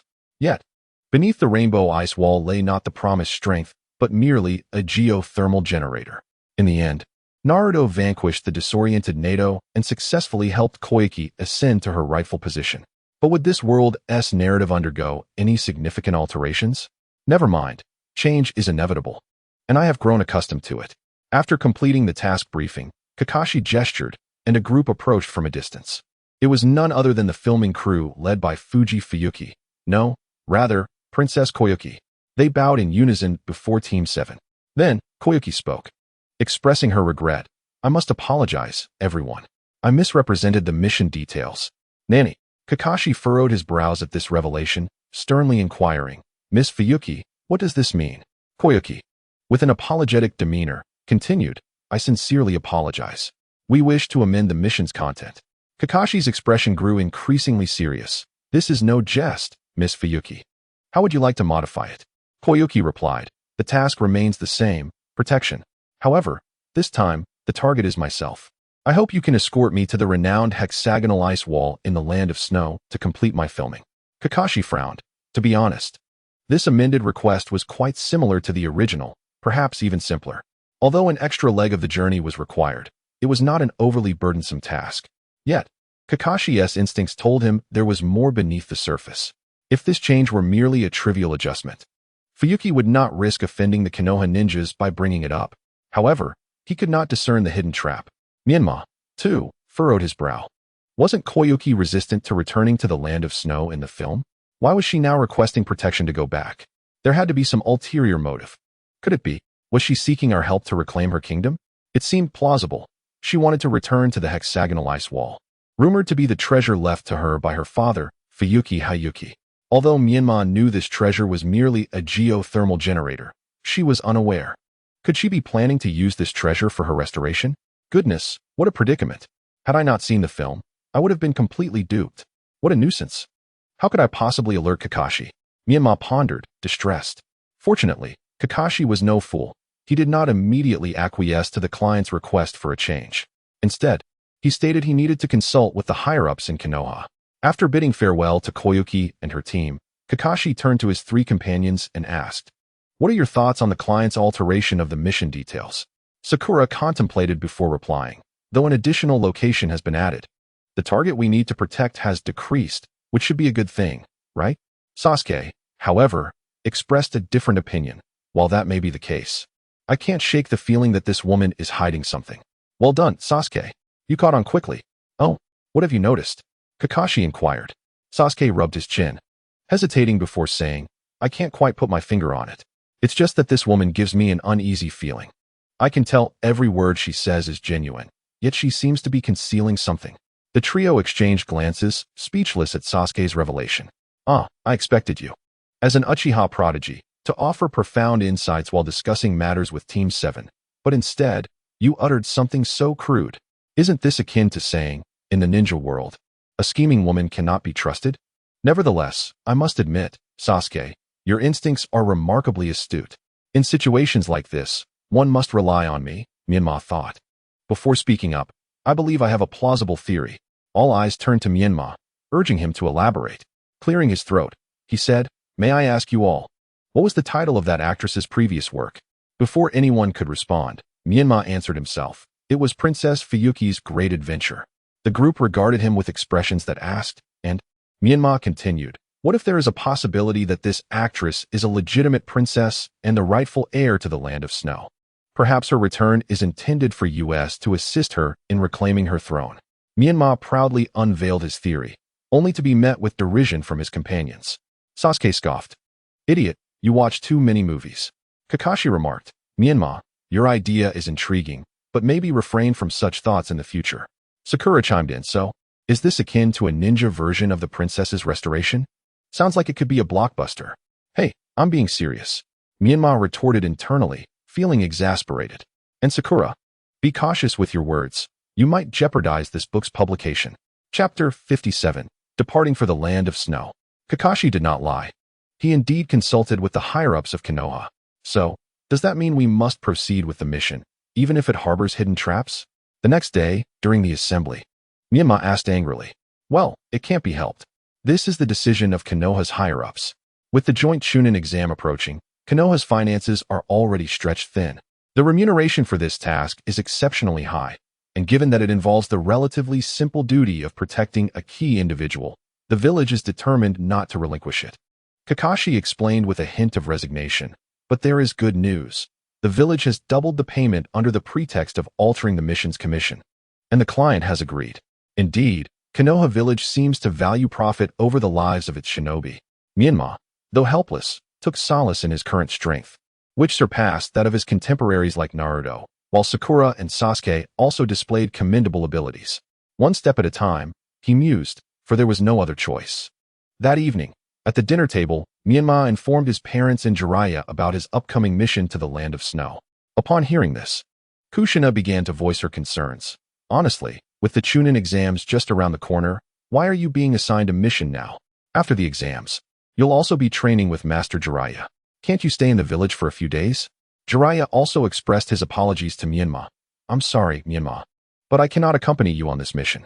The winds in Konoha are not favorable right now, and I must remain to keep an eye on things.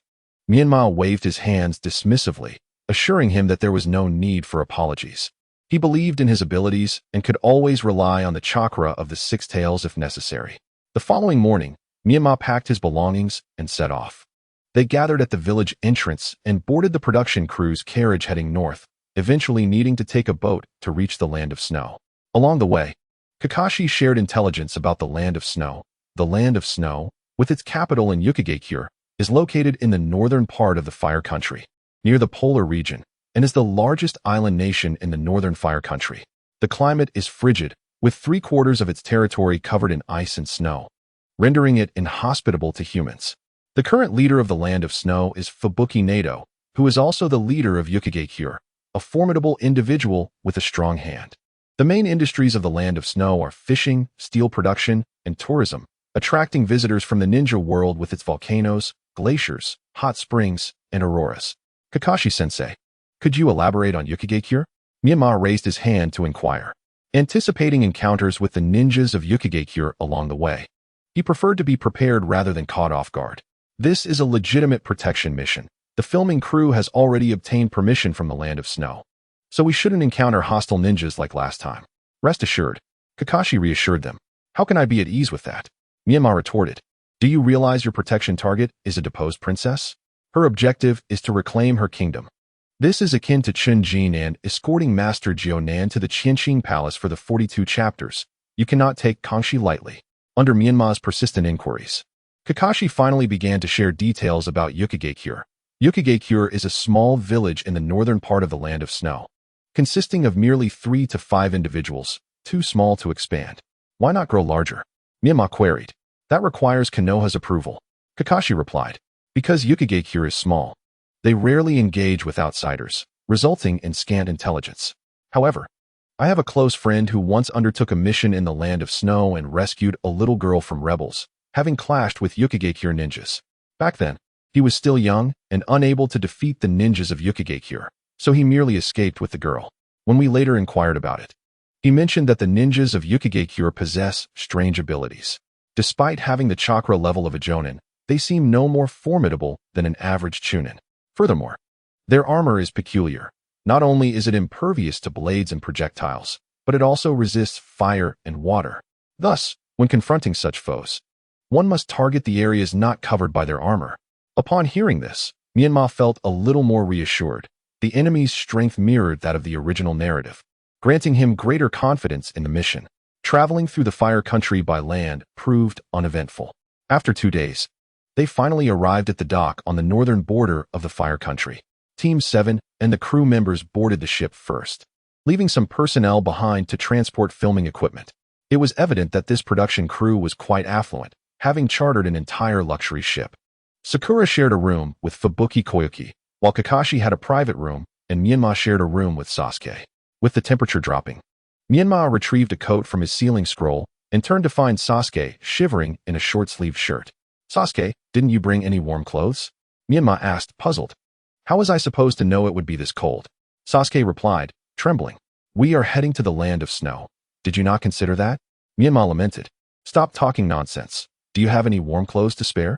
Quickly, Sasuke extended his hand toward Menma. Menma chuckled, tossing a set of warm clothing his way. Thankfully, he had learned the sealing technique. Otherwise, he would have been burdened with a large bag of clothes to change. After changing, Menma and Sasuke made their way to the ship's dining hall.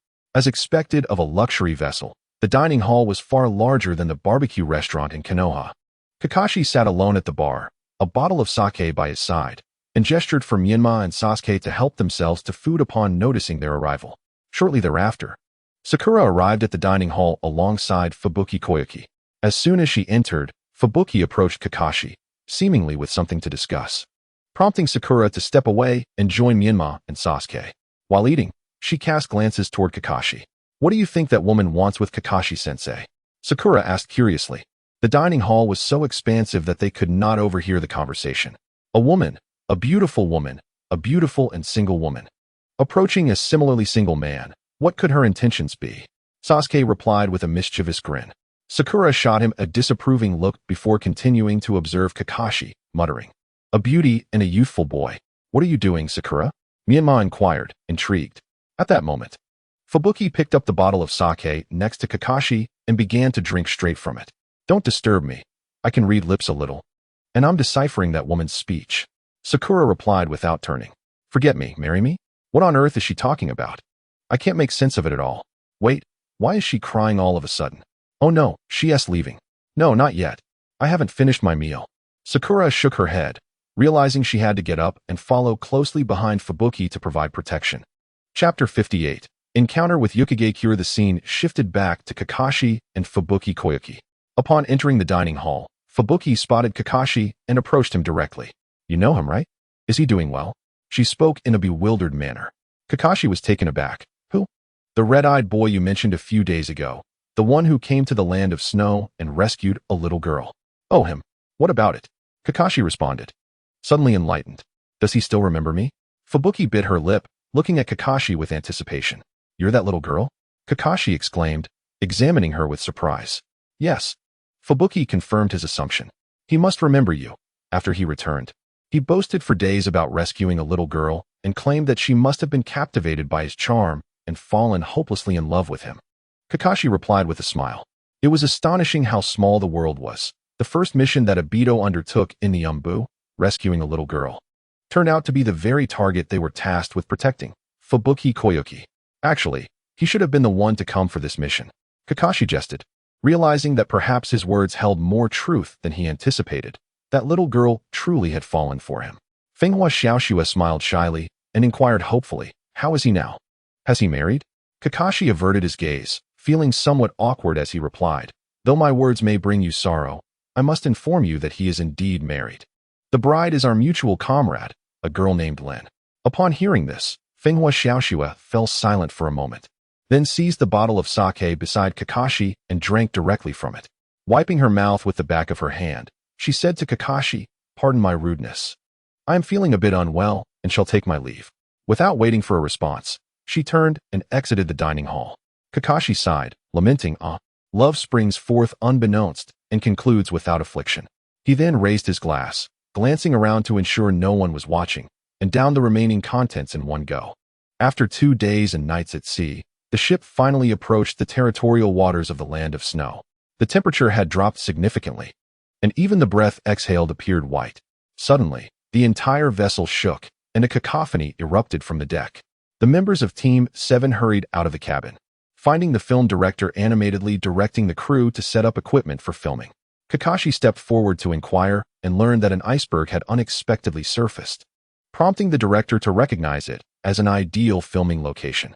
Consequently, he ordered the crew to halt the ship and prepare for shooting. Kakashi and his companions thus witnessed the techniques of movie production, an experience that proved to be quite novel. However, the exaggerated performances of the actors, with overly dramatic facial expressions, left much to be desired.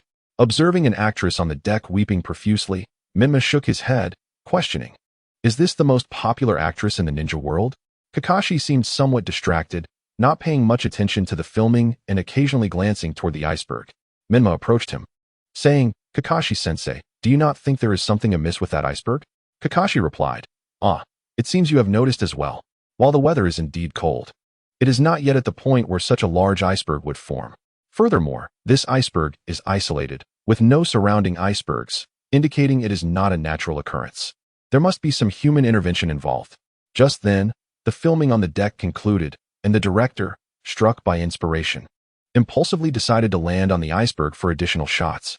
Kakashi naturally opposed this, but Fenghua Xiaoxue was unconvinced, and since there appeared to be no immediate danger, he reluctantly acquiesced to the director's decision. As the ship drew near to the iceberg, the experienced crew dropped anchor a safe distance away and lowered a small boat to approach the shore. Just as everyone prepared to board the small boat, Kakashi suddenly halted them, calling out, "Who goes there? Step forward." As his words echoed, 3 individuals emerged from the shadows of the iceberg, looking down upon the group.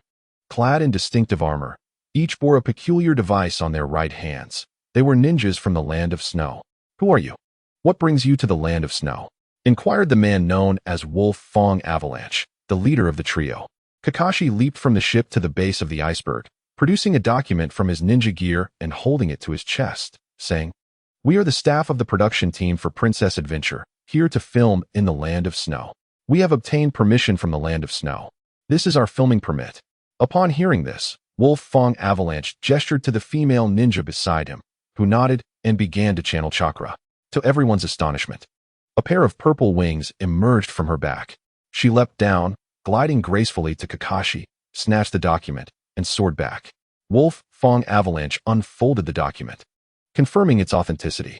Just as he was about to signal his subordinates to lower their guard, the female ninja whispered something in his ear. "What? They are ninjas from Konoha?" Upon hearing this, Wolf Fong Avalanche's expression changed. He scrutinized Kakashi closely, and upon realizing he did not recognize him, he breathed a sigh of relief. He then called out to Kakashi, "The production team may enter the land of snow, but the ninjas from Konoha cannot." At this, the people on the ship began to murmur in discontent. Just then, Fenghua Xiaoxue stepped forward, pushing through the crowd, and loudly declared to the trio of snow ninjas, "They are ninjas I have invited to ensure my safety. Why can they not enter?" Wolf Fong Avalanche was about to respond when he suddenly froze upon seeing Fenghua Xiaoxue's beauty. He then confirmed with his two subordinates, and with overwhelming joy, he laughed heartily. "Ha! What a fortuitous turn of events. Princess Xiaoxue, I never expected to see you again. We have searched for you for so long, and here you are, walking right into our grasp. Ha! Come, let us return. Lord Fury has missed you dearly." Fenghua Xiaoxue, hearing this, took several steps back in fright, positioning her companions protectively in front of her. The female ninja behind Wolf Fong Avalanche twitched at his words and whispered, "Boss, please refrain from using idioms if you cannot do so correctly. You sound like a villain." Chapter 59. The first battle with the snow ninjas. Kakashi's expression grew serious upon hearing Wolf Fong Avalanche's words. Menma had indeed spoken the truth. Fujikaze Yuki was truly the exiled princess. The three snow ninjas before him clearly intended to abduct Princess Xiaoxue and deliver her to her uncle, Fury of the Wind. The subsequent events were all too predictable. She would be made a puppet daimyo for a few years before meeting an untimely demise. Kakashi fixed his gaze on Wolf Fong Avalanche, shouting to Menma and the others, "Sakura, ensure the safety of our client. Menma, Sasuke, prepare for battle." Menma and Sasuke leaped from the ship, taking their positions behind Kakashi, ready for a fight. Wolf Fong Avalanche, witnessing this, grew furious. "Damn it! Once again, it is you Konoha ninjas. It was you who kidnapped Princess Xiaoxue over a decade ago, and now you seek to seize her again. Do you truly believe we snow ninjas are weak and easily bullied? Fuyuki, don't you? Show them our strength." A female snow ninja named Fuyuki smacked her forehead in exasperation, muttering, "This is all your fault for speaking recklessly. But there's no use in saying anything now. Let's just fight." "Hey, you over there, ninja," Kakashi shouted at Wolf Fong Avalanche. "Let us change the venue for our battle. Otherwise, the aftermath may endanger your precious Princess Xiaoxue. Surely, you do not wish for her to be harmed." Wolf Fong Avalanche responded loudly, "That is exactly my intention. Konoha ninja, follow me. We shall take a different route to fight. Stop using idioms," Fuyuki exclaimed in frustration. As Kakashi and Wolf Fong Avalanche departed in opposite directions, only Menma, Fuyuki, and the others remained on the scene. Sasuke glanced at the voluptuous female ninja and then at the robust, imposing figure of the hefty ninja, turning to Menma and stating, "I'll handle that hefty one. You deal with the woman."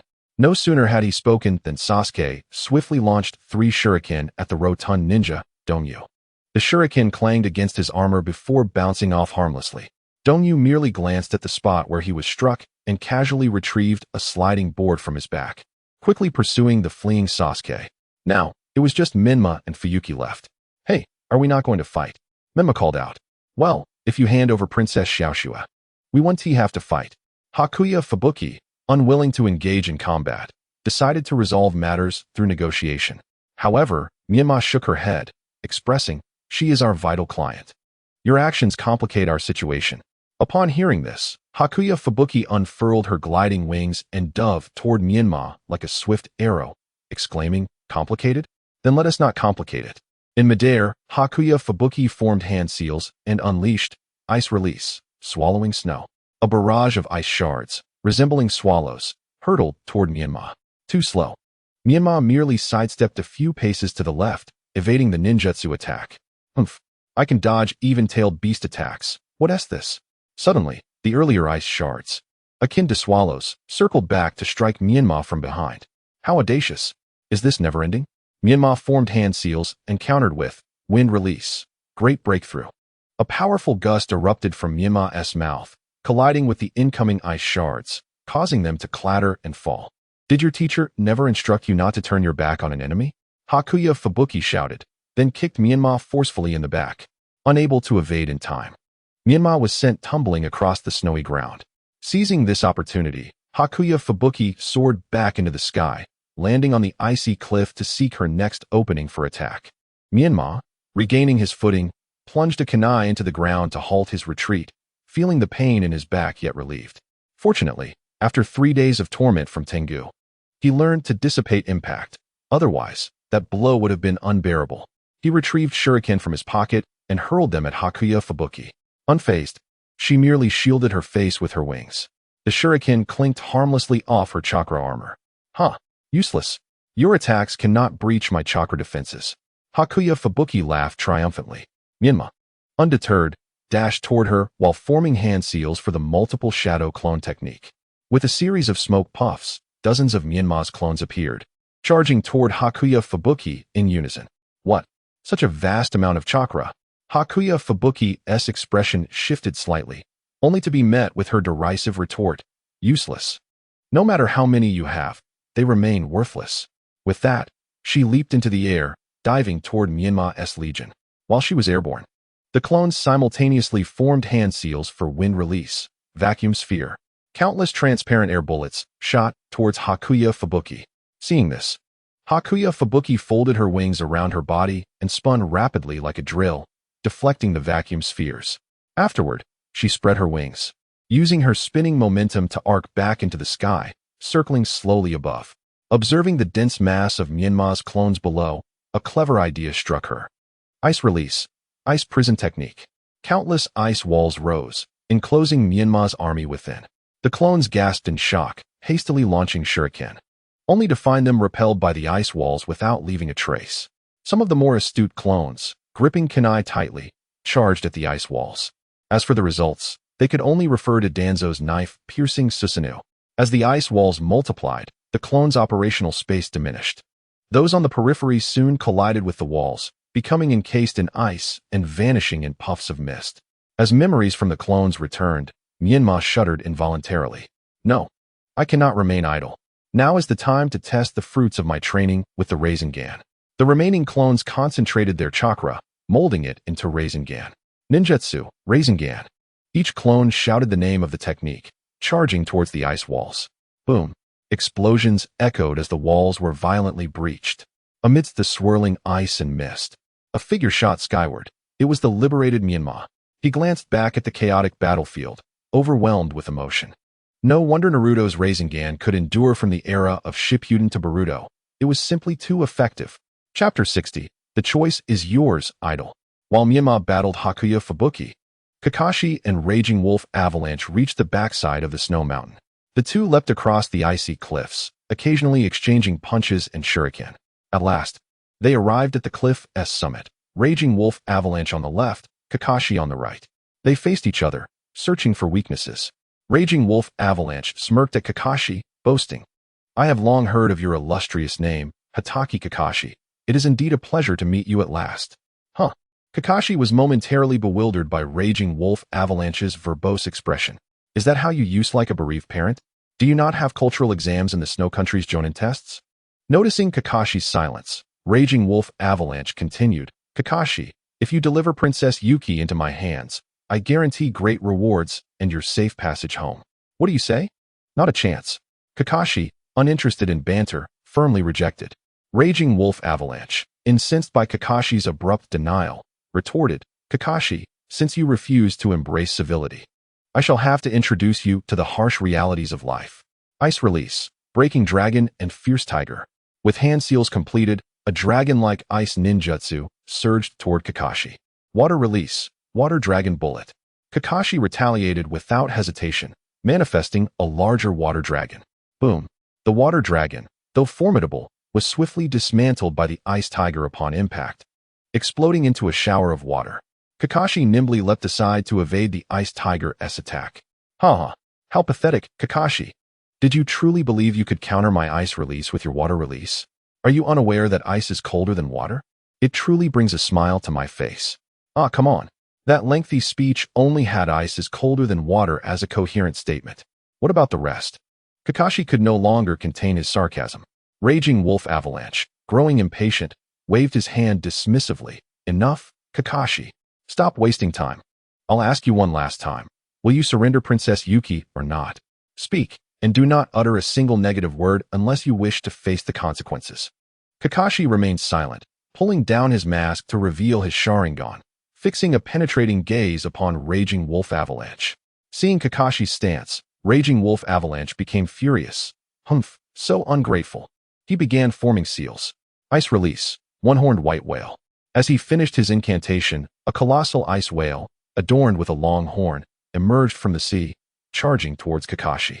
Unyielding, Kakashi replicated Raging Wolf Avalanche's ninjutsu, using his Sharingan, forming the same seals. Ice release, one-horned white whale. Another gigantic white whale burst forth from the ocean, colliding with Raging Wolf Avalanche's whale. Humph, Kakashi, you are just as rumored, merely a copycat.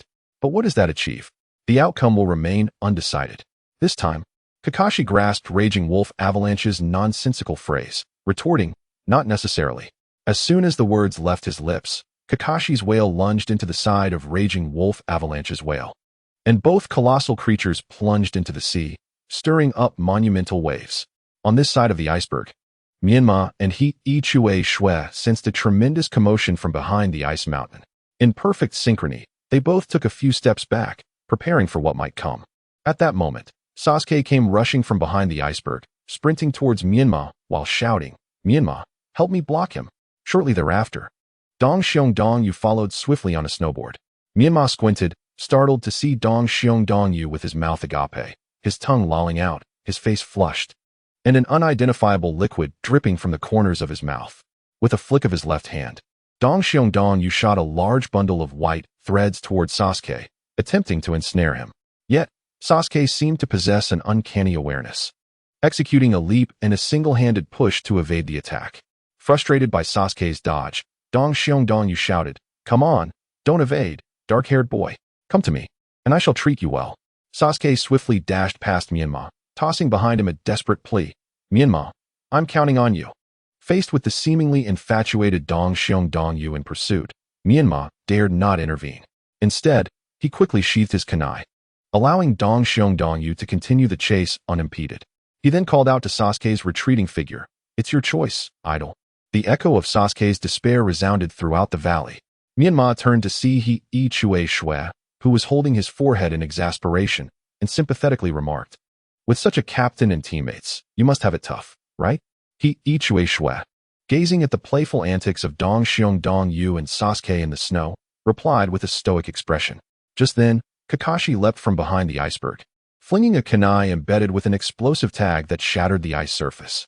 A colossal block of ice fell, obstructing Dong Xiongdong's pursuit. Upon seeing assistance arrive, Sasuke swiftly altered his course towards Kakashi.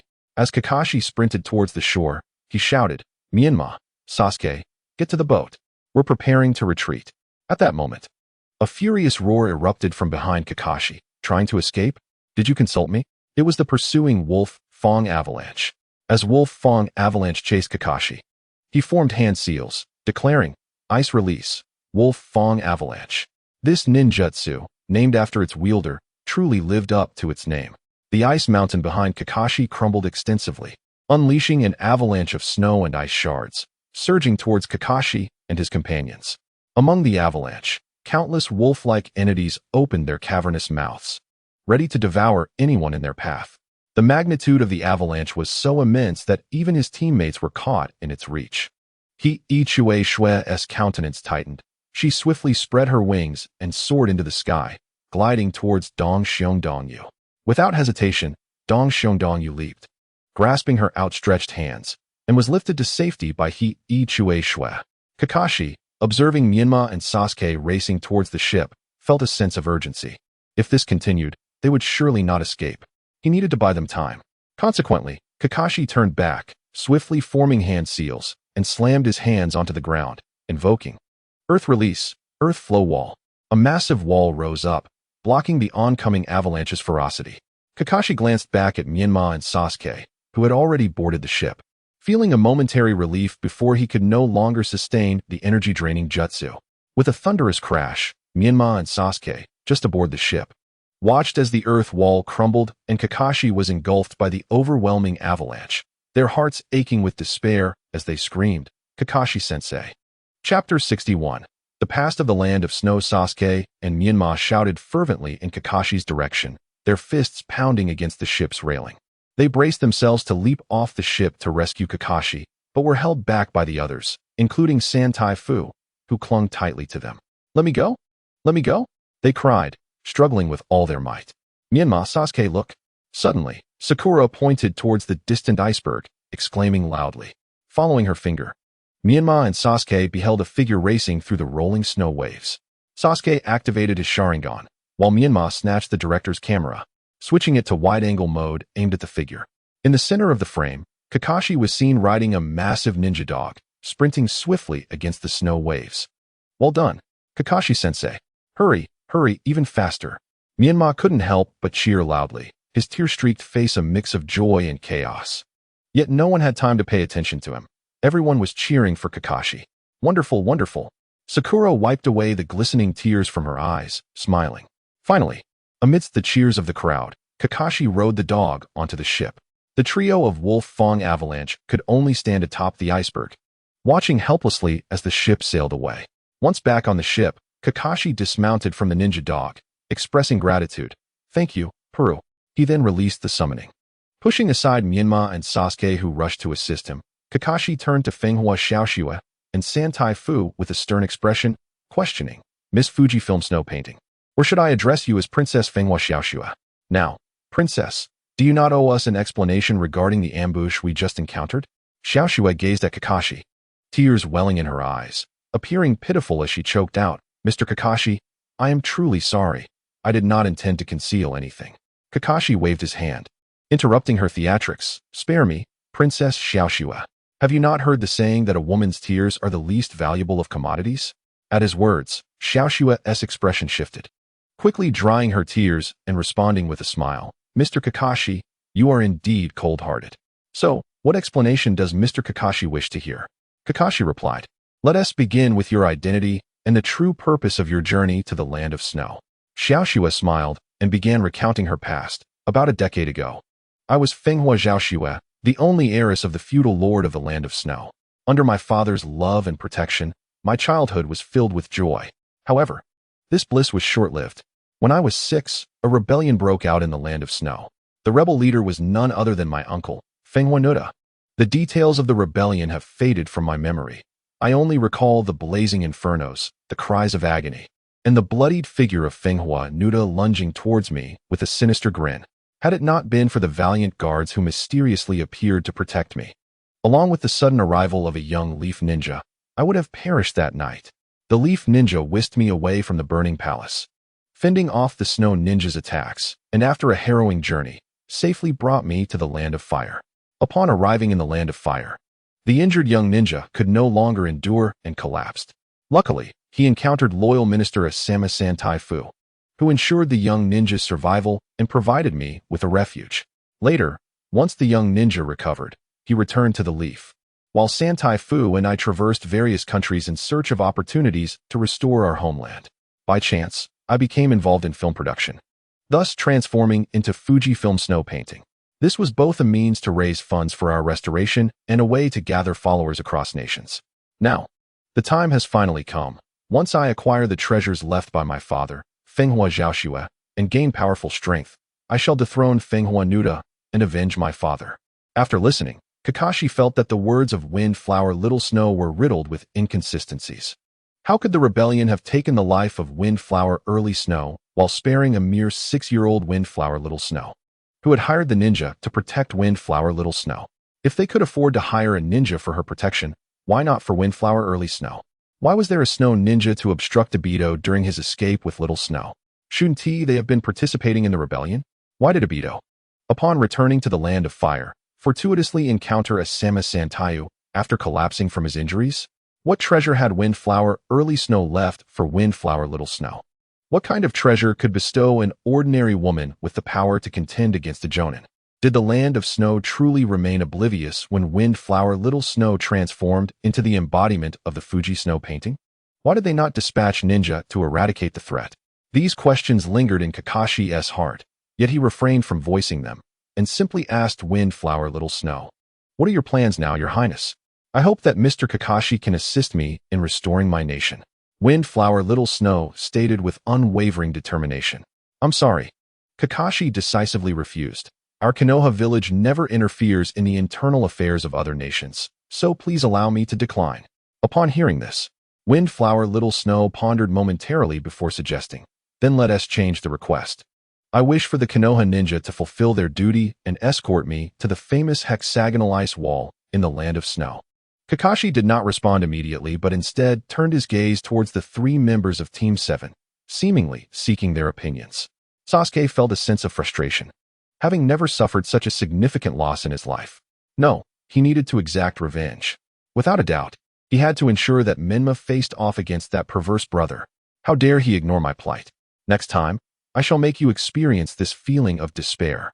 Sasuke could almost envision Menma being relentlessly pursued by the winter bear's freezing rain, a faint smile gracing his lips. Noticing the confident smile at the corner of Sasuke's mouth, Kakashi misinterpreted it as Sasuke's eagerness to continue the mission and thus remarked, "Has Sasuke already expressed his stance? That's good. Menma, Sakura, what about you two?" Menma also nodded slightly. Unlike the combative Sasuke, he had more on his mind. He sought to acquire the technological advancements of the Land of Snow, including railway technology, train technology, airship technology, and chakra armor technology. The latter two were particularly crucial. With airships and the chakra armor that could fly, they would no longer be as vulnerable to aerial ninja attacks as depicted in the movie Bonds. Chapter 62, Anger Wave. You despicable and shameless good man. Seeing that both teammates agreed to continue the mission, Sakura naturally had no objections. Thus, Kakashi addressed Windflower Little Snow. "We agree to continue the mission. However, I must clarify that we are solely responsible for your personal safety. If we determine that the mission exceeds our scope of responsibility, we reserve the right to terminate it." Windflower Little Snow readily accepted Kakashi's terms. The journey ahead was tranquil, free from the assaults of snow ninjas. After a day, they finally glimpsed the dock of the Land of Snow. A luxurious ship slowly approached the harbor, and Menma and the others began to gather their belongings in preparation to disembark. At that moment, a commotion erupted on the deck. Team 7 hurried to the deck to assess the situation. Pushing through the crowd gathered at the ship's railing, Kakashi discerned shadowy figures atop the vessel. At the forefront stood Windflower Little Snow's uncle, the ruler of the Land of Snow and the leader of the Snow Ninja Village, Windflower Angerwave. He sported dyed blue hair and bore a striking resemblance to Akagi Ketsu. Yet it was his beady eyes that irresistibly recalled Uchiha. The visual style seemed entirely at odds with their own, unmistakably marking him as a formidable antagonist. Kakashi sensed that the situation was spiraling out of control. He had initially planned to discreetly escort Windflower Little Snow off the ship and hasten towards the hexagonal ice wall at the earliest opportunity. Regardless of the subsequent outcomes, he intended to leave the Land of Snow with Team 7 immediately. Whether Windflower Little Snow had found the treasure or overthrown Windflower Angerwave's rule was of no concern to him or Konoha. However, Windflower Angerwave's appearance completely shattered his plans. He had no choice but to confront Windflower Angerwave and his snow ninjas head-on with Team 7. At this juncture, all he could do was take one step at a time. As the grand ship docked, Kakashi and Windflower Little Snow set foot on the soil of the Land of Snow. Unexpectedly, Windflower Angerwave did not resort to coercion to force Kakashi to surrender Windflower Little Snow. Instead, he simply gazed upon Windflower Little Snow, his beady eyes glimmering with unshed tears. "Little Snow, you have finally returned." Windflower Angerwave approached the crowd, his tone revealing the struggle to suppress his emotions. Upon seeing Windflower Angerwave advancing towards her, Windflower Little Snow was haunted by the image of a bloodied figure lunging at her with a sinister grin. Overwhelmed by fear, she instinctively stepped back, hiding behind Kakashi. Little Snow, what's wrong? Don't you recognize me? I am your uncle. Windflower Anger Wave halted, his heart quaking as he questioned, his voice choked with emotion upon witnessing Little Snow's retreat. Suddenly, he caught sight of Santayo, hidden within the crowd, and bellowed, Santayo, you traitor! Why are you here? Before Santayo could respond, Little Snow summoned her courage to shout at Windflower Anger Wave. Windflower Anger Wave, your schemes have been exposed. Today, I have come to avenge my father. Windflower Anger Wave trembled at her words, disbelief etched across his face. What? Little Snow? What are you saying? How could this happen? He exclaimed, Santayo, have you been inciting Little Snow against me? Little Snow, do not believe him. He is a thoroughly despicable man. Every word he speaks is a lie. Windflower Little Snow retorted fiercely, Windflower Anger Wave. Cease your deceit at once. Do you think everyone is as vile as you? If it weren't for Santayo's unwavering support and protection over the years, I would have perished at your hands long ago. Heartbroken, Windflower Anger Wave pleaded, Little Snow, what are you talking about? I was wrong not to protect you during the rebellion, but how could I ever harm you? You are my only family. Little Snow, enraged, shouted, enough. Stop your affectation. You were capable of poisoning your own brother. Do you still believe in familial bonds? Windflower Anger Wave was deeply pained. Little Snow, who has poisoned your mind? When did I ever harm my brother? You were too young to understand many things when the rebellion occurred. Let me explain. Windflower Little Snow scoffed. Enough with your sweet words. I will not be swayed. Windflower Anger Wave, today, I will make you pay for everything you have done. Faced with Little Snow's resolute defiance, Windflower Anger Wave was both furious and distressed, yet he felt utterly powerless. At that moment, a figure emerged from behind him. The Wolf Fong Avalanche, suggesting, Chief, there's no need for pretense. Let us simply seize Princess Snow, and she will be at our mercy. The crane wing blowing Snow shouted in despair, if you can't speak properly, then don't say anything, you fool. But it was too late. Upon hearing Wolf Fong Avalanche's words, Kakashi and the others immediately heightened their vigilance. Menma and the others formed a protective triangle around Windflower Little Snow. And Kakashi pulled back his eye mask, fixing his Sharingan intently on Windflower Anger Wave. Windflower Anger Wave hastily raised his hands to calm the crowd. Misunderstanding, misunderstanding. Konoha's ninjas, we mean no harm. Wolf Fong Avalanche. You idiot, apologize at once. Forget it, just stop talking. Blizzard and freezing rain. Take this fool away for a few days of introspection. Subsequently, Fenghua Nuteo gazed at Kakashi and implored, Ninja of Konoha, I beseech you to remain calm. We harbor no intention of enmity towards Konoha. Moreover, 13 years ago, we issued a critical mission to Konoha, requesting the protection of Princess Fenghua Xiaoxue. Surely, you are aware of this matter? What? The mission from over a decade ago was indeed initiated by Fenghua Nuteo, but why would he issue a task to safeguard Xiaoxue? His genuine concern for her seems authentic. Yet why does Xiaoxue regard him as an enemy? Is there a hidden truth behind this? Kakashi's mind raced with questions.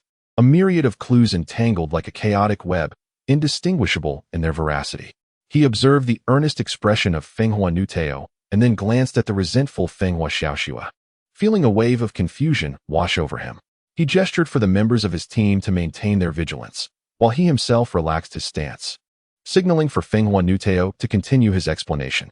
Fenghua Nuteo, relieved by Kakashi's gesture, continued, Ninja of Konoha, I speak the truth. I possess the mission receipt issued by the fourth Hokage himself. Furthermore, Konoha dispatched a prodigious Uchiha ninja at that time, although I never encountered him. Witnessing Xiaoxue's current safety assures me that he fulfilled his duty flawlessly. By this point, Kakashi was inclined to believe him. Aside from the principal parties involved, few would have knowledge of the identity of the ninja who undertook that mission. Thus, Kakashi recounted the experiences Xiaoxue shared aboard the ship, concluding with a question directed at Fenghua Nuteo. Regarding Princess Xiaoxue's ordeal, do you have anything to add? What? This is the first I have heard of such a narrative. Fenghua Nuteo exclaimed angrily. Who is responsible for distorting the truth? The actual history is far from this. He then recounted an entirely different version of events. Many years ago, the land of snow was a destitute nation, its people struggling to survive. The then daimyo, Fenghua Xiaoxue, Xiaoxue's father, was a kind-hearted and talented leader. Unable to bear the sight of his people suffering, he resolved to reform the nation. He delved into technology, inventing airships and railway systems, ensuring that resources could traverse the nation regardless of inclement weather. Fish from the south would reach the north, while minerals from the north were transported to the south. He subsequently planned to harness geothermal energy nationwide and construct greenhouses to enhance agricultural yields, liberating the populace from their dire circumstances. However, fortune was fleeting. The extensive geothermal project depleted the national treasury. In a desperate bid to continue the work, Fenghua Zhaoxue sought assistance from the nobility, inciting their discontent. United, they instigated a coup. Upon receiving word of the uprising, Fenghua Nuteo led the snow ninjas to quell the rebellion. After fierce battles, he finally confronted Fenghua Zhaoxue, who, devoted to his people and endowed with remarkable talent, had been brutally slain by the cornered nobles. By the time Fenghua Nuteo arrived, Fenghua Zhaoxue lay on the brink of death. In his final moments, the only concern of Fenghua Zhaoxue was for his daughter, Princess Fenghua Xiaoxue. Although he had foreseen the danger and entrusted her protection to Konoha ninjas, their arrival was still delayed, leaving him anxious for Xiaoxue's safety. He implored Fenghua Nuteo to rescue her. Fenghua Nuteo mobilized all the snow ninjas, relentlessly searching the palace for Xiaoxue. Finally, he discovered her hiding in a wardrobe corner. She saw him and smiled, signaling her to remain calm. He would rescue her soon. Unfortunately, the desperate noble conspirators continued their resistance, and he found himself ensnared by their private army. Thus, he instructed his subordinates to save Xiaoxue. At that moment, the Konoha ninja arrived. Without discernment, he engaged in battle with the snow ninjas attempting to rescue Xiaoxue. The snow ninjas, mistaking him for a rebel, retaliated. Ultimately, the Konoha ninja, severely injured by the snow ninjas, nonetheless managed to escape with Xiaoxue. Following the suppression of the rebellion, Fenghua Nuteo dispatched several teams of ninjas in search of Xiaoxue. He even visited Konoha, yet all efforts yielded naught. When he finally received news of Xiaoxue, she had transformed into the embodiment of the Fuji wind and snow painting. Then came the moment when Xiaoxue arrived with a retinue in the land of snow. Listening to this markedly different account, Kakashi fell into silence. Fenghua Xiaoxue appeared uncertain, glancing back at Santai Fu. Yet, Santai Fu, who had nurtured, cared for, protected, and educated her, turned his head away, remaining silent. Fenghua Nuteo, observing Santai Fu's demeanor, realized that this treacherous figure was behind the machinations and bellowed, "Santai Fu, you despicable man. If you had not intercepted the messenger years ago, my brother would not have perished." In response, Santai Fu retorted, "I merely made the correct choice. You two brothers are obstinate and misguided. You would inevitably plunge the land of snow into the abyss." Upon hearing Santai Fu's almost self-incriminating words, Xiaoxue was momentarily flustered, unsure of how to respond. She cast a pleading glance towards Kakashi, feeling unable to trust anyone but this ninja from the same village as the boy with red eyes, who still offered her a semblance of security. Kakashi, noticing Xiaoxue's expression, sighed and addressed Fenghua Nuteo, "Let us conclude for today. Princess Xiaoxue is in turmoil and requires rest." Fenghua Nuteo, witnessing Xiaoxue's distress, expressed his concern, "Of course. I have already arranged accommodations for you all. Please follow me." Kakashi waved his hand, declining Fenghua Nuteo's offer. "No, we shall remain on the ship." With that, he turned and approached Xiaoxue, allowing Sakura to support her as they ascended the ship step by step. Santai Fu attempted to follow, but was obstructed by Kakashi. "From this moment forth, you are forbidden from approaching Princess Xiaoxue." Ignoring Santai Fu's imploring gaze, Kakashi boarded the ship. Overwhelmed by the emotional upheaval, Fenghua Xiaoxue returned to the cabin, lying on the bed, turning her back to everyone, expressing her desire for solitude. Sakura, unable to remain, exited and entered Kakashi's room.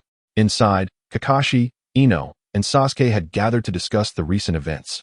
"Whom do you believe is telling the truth?" Kakashi inquired. Ino and her companions exchanged glances, none willing to speak first. "Or perhaps, what do you think our next course of action should be?" "Sasuke, you may begin," Kakashi prompted. Singling out Sasuke, after a moment of contemplation, Sasuke suggested, "We should retreat. While the truth remains elusive, one thing is certain. As ninjas, we have fulfilled our mission by safely escorting our employer to the land of snow. Therefore, regardless of whether Fenghua Nuteo has harmed Fenghua Xiaoxue or vice versa, it is no longer our concern." Sakura shook her head, understanding Xiaoxue's character better than anyone as her personal bodyguard. Such an action would undoubtedly push Princess Xiaoxue into a perilous situation. As the tempestuous Windflower Fury pressured Princess Snow to surrender the treasure left by her father. One couldn't help but wonder how it pertained to us. Sasuke inquired, somewhat perplexed. Indeed, it bore no direct relation. However, I cannot help but feel empathetic towards Princess Snow, who is undoubtedly in a pitiable situation, Sakura lamented. Listening to their exchange, Menma remained silent, yet his thoughts were already brewing an alternative plan. Chapter 64. To seek benefit or justice. Kakashi noticed the shift in Menma's demeanor and asked, "What is it, Menma? Do you have a different perspective? Please share it with us." Menma, upon hearing this, lifted his gaze but did not directly answer Kakashi. Instead, he posed a question, "Kakashi-sensei, regarding the railway, trains, airships, and the chakra armor they were wearing. Do you understand their significance?" Kakashi, taken aback by the inquiry, replied, I know a bit. These are unique technologies of the Land of Snow. Although trains travel faster than horses, they cannot surpass the speed of a ninja's legs. Airships can fly, yet their sluggishness renders them easy targets for ninjas. As for chakra armor, it is indeed fascinating. However, ninjas should prioritize their own training and not overly rely on external devices. Menma shook his head, patiently elucidating, "That is not the point, Kakashi-sensei. What I find intriguing is not the objects themselves, but the technology behind them. Consider this. While trains may be slow, they can carry vast amounts of goods, far exceeding what a ninja can bear. Airships, despite their limitations, allow the majority of ninjas in the world to fly. And if Konoha were to popularize chakra armor, would we have struggled so much in previous ninja wars?" Kakashi had never contemplated this angle before. In fact, neither had many of the other powerful figures in the ninja world. The technological advancement in the ninja realm appeared grotesquely stunted. Despite the existence of electric lights, wireless headphones, and computers, inventions such as trains, airplanes, and cannons had yet to materialize. It seemed as if an invisible hand guided the direction of technological development, stifling any creation that could empower ordinary people beyond the capabilities of ninjas. Menma continued, "Kakashi-sensei, why doesn't Konoha possess such beneficial advancements?" Kakashi found himself at a loss for words. "Kakashi-sensei, Konoha could very well have such advancements," Menma asserted with significance. A sudden flash of insight struck Kakashi. "Menma, are you implying?" "Precisely, Kakashi-sensei, that is exactly what I mean," Menma confirmed. At this moment, Sasuke could no longer contain himself, exclaiming in frustration, "What are you two discussing? Aren't we supposed to be deliberating the truth of Windflower Snow and Windflower Fury's story?" Menma turned to the naive Sasuke and the equally bewildered Sakura. Taking the time to explain, "Sasuke, Sakura, we are ninjas, not detectives. Thus, we need not uncover the truth. However, if we remain ignorant of the truth, how can we uphold justice?" Sakura inquired. Sakura, your reasoning is slightly flawed. We are not here to uphold justice. Rather, the side we support embodies justice." Menma elaborated earnestly. "Indeed, Sakura, our stance determines our beliefs. As ninjas, we possess but one standpoint, which is to protect our employer's interests," Kakashi supplemented. Sakura grasped the essence of Menma and Kakashi's words, yet she remained unconvinced. But what if Windflower Fury speaks the truth, and Snow is being deceived? Wouldn't it be in Snow's best interest to confront Windflower Fury openly and acknowledge their blood ties? Thus, we must also consider the interests of Konoha. For the village, having an uninformed actress as the daimyo of the Land of Snow is clearly more advantageous than a powerful, talented leader from the Snow Ninja Village taking on that role. Therefore, Windflower Fury's account must be false, nothing but falsehood. Do you understand? Kakashi elucidated. Sakura understood, yet still struggled to accept it. Sensing Sakura's inner turmoil, Menma sought to comfort her. From our current perspective, no one knows precisely what transpired back then. However, if Windflower Fury's words hold any truth, how would Snow confront the man who raised her for over a decade, only to find he has deceived her all along? In other words, Snow's deep-seated hatred for Windflower Fury has sustained her through years of hardship. To suddenly tell her she has misdirected her hatred would render her entire existence a farce. The collapse of one's beliefs can be more fatal than a blade. After hearing Menma's words, Sakura internally struggled to reconcile her thoughts, convincing herself that this was all for Snow's sake. The loss of Windflower Fury's position as daimyo is trivial compared to what Snow stands to lose. her entire life of over a decade. Hence, there remains but one question. What justification do we have to intervene? We must remember that our actions directly contravene Konoha's principle of non-interference in foreign affairs. Kakashi lamented. Actually, it is quite straightforward. Menma replied, leaning back in his chair, the flickering candlelight casting shadows across his face. Pray tell.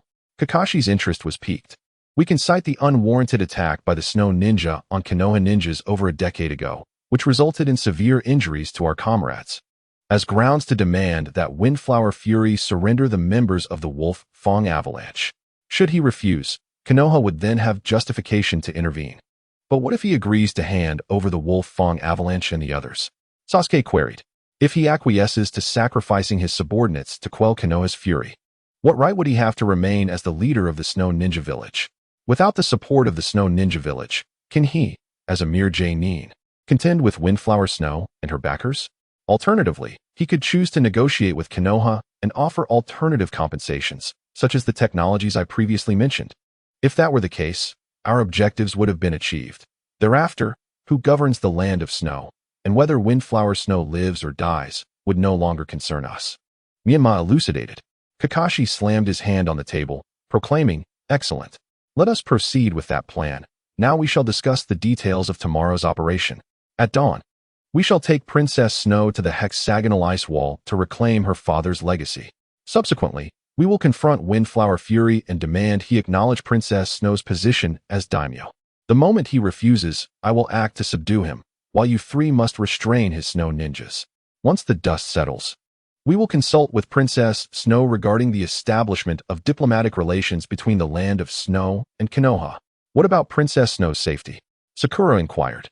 "Do not worry about her. Our obligation to her was fulfilled the moment we safely escorted her to the hexagonal ice wall," Kakashi stated succinctly. Chapter 65. What? Windflower Fury agreed.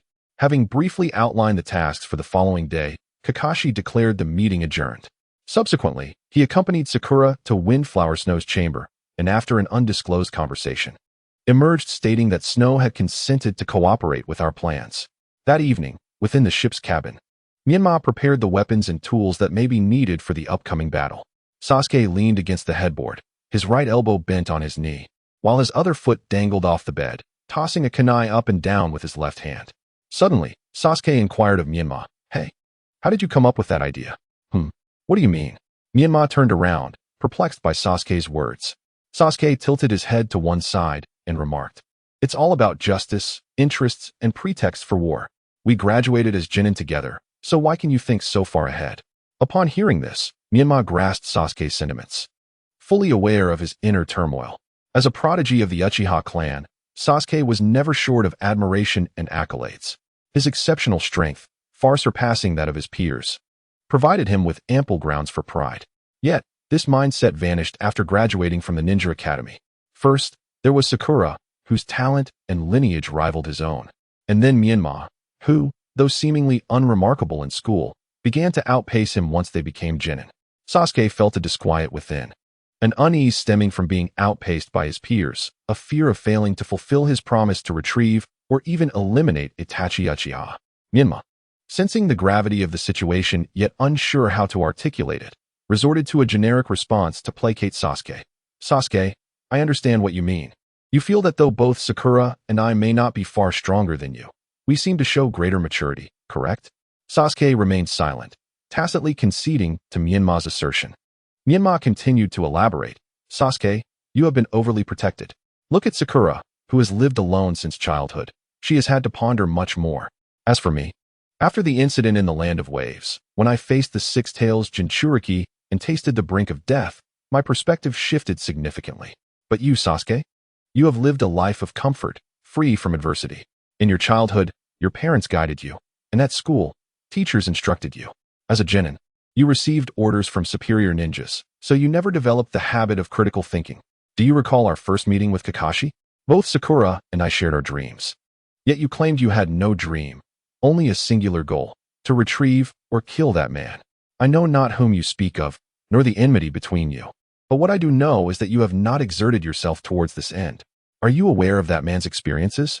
Do you comprehend the reasons behind his actions? Do you realize the chasm between you and him? No, You know nothing. You have merely absorbed the thoughts of others without truly contemplating whether they align with your own heart. Of course, this isn't entirely your fault, as you have excelled compared to your contemporaries. However, you cannot remain comfortably ensconced in your safe zone while expecting your thoughts to mature. Do you understand what I'm saying? After finishing, Menma inquired of Sasuke, though internally he mused that if Sasuke comprehended his words, it would be miraculous, for he himself was uncertain of his own statements. Sasuke remained silent, yet appeared contemplative. Observing this, Menma decided against pursuing the matter further, tidied up, and retired for the night. The following morning, Kakashi disembarked the ship with Huahua Xiaoxue and Team 7. After a night of rest, Huahua Xiaoxue's demeanor had improved considerably, at least enough to maintain a normal attitude in the presence of Huahua Nuteo. However, one might argue that her normalcy was, in fact, the largest abnormality. Huahua Nuteo had been waiting below, uncertain whether he had arrived early or had not left at all last night. Upon seeing Huahua Xiaoxue disembark, he approached eagerly. Kakashi stepped forward to intercept him, stating, "I apologize, but Princess Xiaoxue is not yet prepared to face you. Please refrain from approaching any closer." To this, Huahua Nuteo readily agreed. "All right, I won't come closer. Could you ask Xiaoxue what her plans are for today? If she has no arrangements, might she accompany me to the shrine in the palace? It venerates her father, and I wish for her to pay her respects." Kakashi declined Huahua Nuteo's suggestion, replying, "Princess Xiaoxue wishes to first visit the hexagonal ice wall." Huahua Nuteo responded without hesitation, "No problem, I will arrange that immediately." Kakashi added, "There is no need for your presence. Princess Xiaoxue prefers not to have too many followers." To which Huahua Nuteo cheerfully replied, "That's fine, I can take you there myself." Kakashi, observing Huahua Nuteo's sincerity and realizing he would need to control him later, acquiesced to the request. As they traveled, Huahua Xiaoxue sat in the carriage, with Sakura closely guarding her. Meanwhile, Huahua Nuteo walked ahead with Kakashi, engaging in conversation. Will Xiaoxue leave again once she returns this time? Kakashi, half serious and half joking, posed a question. If Princess Xiaoxue were to stay and inherit the title of daimyo of the Land of Snow, what would you think? Huahua Nuteo appeared delighted at this, exclaiming, "Really? Xiaoxue truly wishes to return and inherit the title? That would be wonderful. If she desires to return, I will support her ascension to the position of daimyo. The people of the Land of Snow will finally welcome their daimyo." Kakashi was taken aback by this declaration, as it diverged sharply from his expectations. Who would so willingly relinquish power? Thus, Kakashi cautiously probed, "Once Princess Xiaoxue becomes daimyo, how will you position yourself?" Huahua Nuteo responded with enthusiasm, "I will of course continue as the leader of the Snow Ninja Village and also serve as the president of the Snow Country Academy of Sciences. Over the years, I have scarcely had time for my research due to my responsibilities in governance.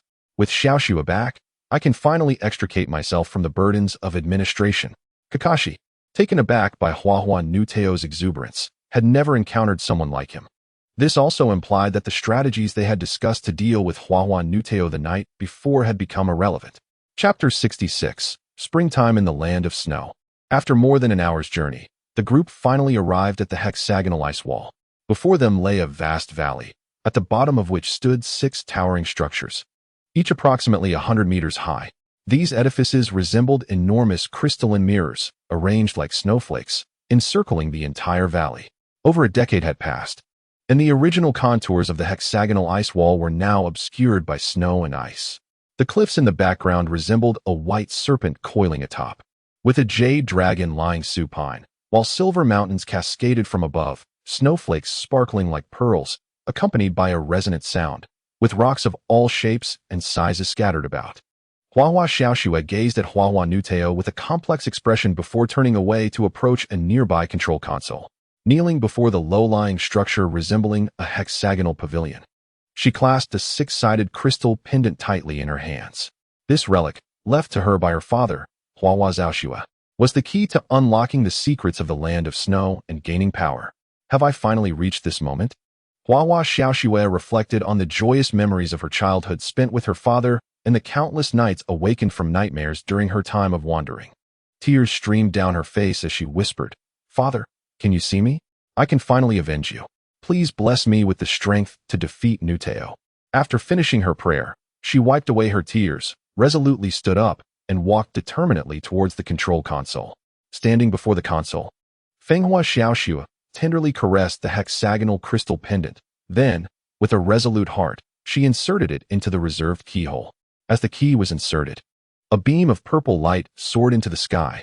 Immediately, a colossal snowflake formation illuminated the ground of the valley. Accompanied by a sharp roar, the distant hexagonal ice wall gradually lit up, radiating a spectrum of colors. At this moment, the sky seemed to be affected as well. The clouds that had been swirling for days began to disperse, allowing beams of sunlight to penetrate the clouds and bathe the earth. As the roar intensified, the thick ice on the hexagonal ice wall began to crack and peel away, while the vibrant colors above the wall grew ever more brilliant. Suddenly, the ice surface throughout the valley melted at an unimaginable speed, as if enchanted, giving birth to lush green grass and countless flowers resembling twinkling stars. What is this? Fenghua Xiaoxue gazed in disbelief at the wondrous scene before her. This is your father's greatest invention in his lifetime, the geothermal generator. Fenghua Nuteo, who had appeared behind her unbeknownst, spoke with tears in his eyes. Truly, my brother's achievements are rather extravagant. It seems I shall never surpass him in the realm of technology. Suddenly, a grand voice resonated throughout the valley. Believe in the future, and surely, spring shall arrive. Hearing this voice, Xiaoxue's face filled with incredulity as she turned to search the surroundings. Father? Where are you, father? At that moment, a gigantic figure emerged in the center of the valley, suspended in midair. Fenghua Xiaoxue looked up, and to her astonishment, it was her own childhood self. Then, the father's voice echoed again from above. Xiaoxue, what do you wish to become when spring arrives? A clear, youthful voice chimed in. I want to become a princess. What kind of princess? A gentle, strong, and just princess. Ha ha ha ha, that is quite a challenge. Upon hearing this, a tear finally fell from Xiaoxue's eye, and she whispered to herself, so, I had once uttered such words. However, if one treats dreams as faith and perseveres in their pursuit, surely, dreams will come true. A tall figure appeared in the air, walking up to the young girl and placing the hexagonal crystal pendant around her neck. See, a beautiful princess stands right here. Xiaoxue gazed at her father's kind visage in the sky, tears cascading down her cheeks like a string of pearls. Yet, Xiaoxue was still troubled by one matter. For she harbored another dream. What is it? What is this other dream? To be an actress. Ha ha ha. Hearing her father's hearty laughter from above, Xiaoxue also broke into a smile. Father, do you see? I have realized my dreams. Whether as a beautiful, strong princess or a renowned actress, I have succeeded. Watching the breakthrough of Xiaoxue, Fenghua Nuteo smiled as he gazed into the distance. In the far-off sky, a beautiful rainbow hung high. Meanwhile, Kakashi and Team 7 stood at a distance, observing the uncle and niece who had resolved misunderstandings and embraced each other, creating a somewhat awkward atmosphere. Well, such a happy ending doesn't seem too bad, Kakashi concluded. Menma felt somewhat embarrassed, pondering how they had discussed various cunning tactics the previous night only to find none applicable. The collapse of faith can be more lethal than a sword's edge. Can't it? Sakura teased Menma with a smile. Fenghua Nuteo's tale must be false. It can only be false, right? Sasuke chimed in. Urusai. Menma's face turned red as he shouted at the two. After calming the trio's playful banter, Kakashi bid farewell to Fenghua Xiaoxue and Fenghua Nuteo. Upon parting, he formally extended an invitation for a technical exchange to Fenghua Nuteo. Without hesitation, Fenghua Nuteo agreed and even proposed to exchange techniques from the land of snow for food and living supplies from the land of fire.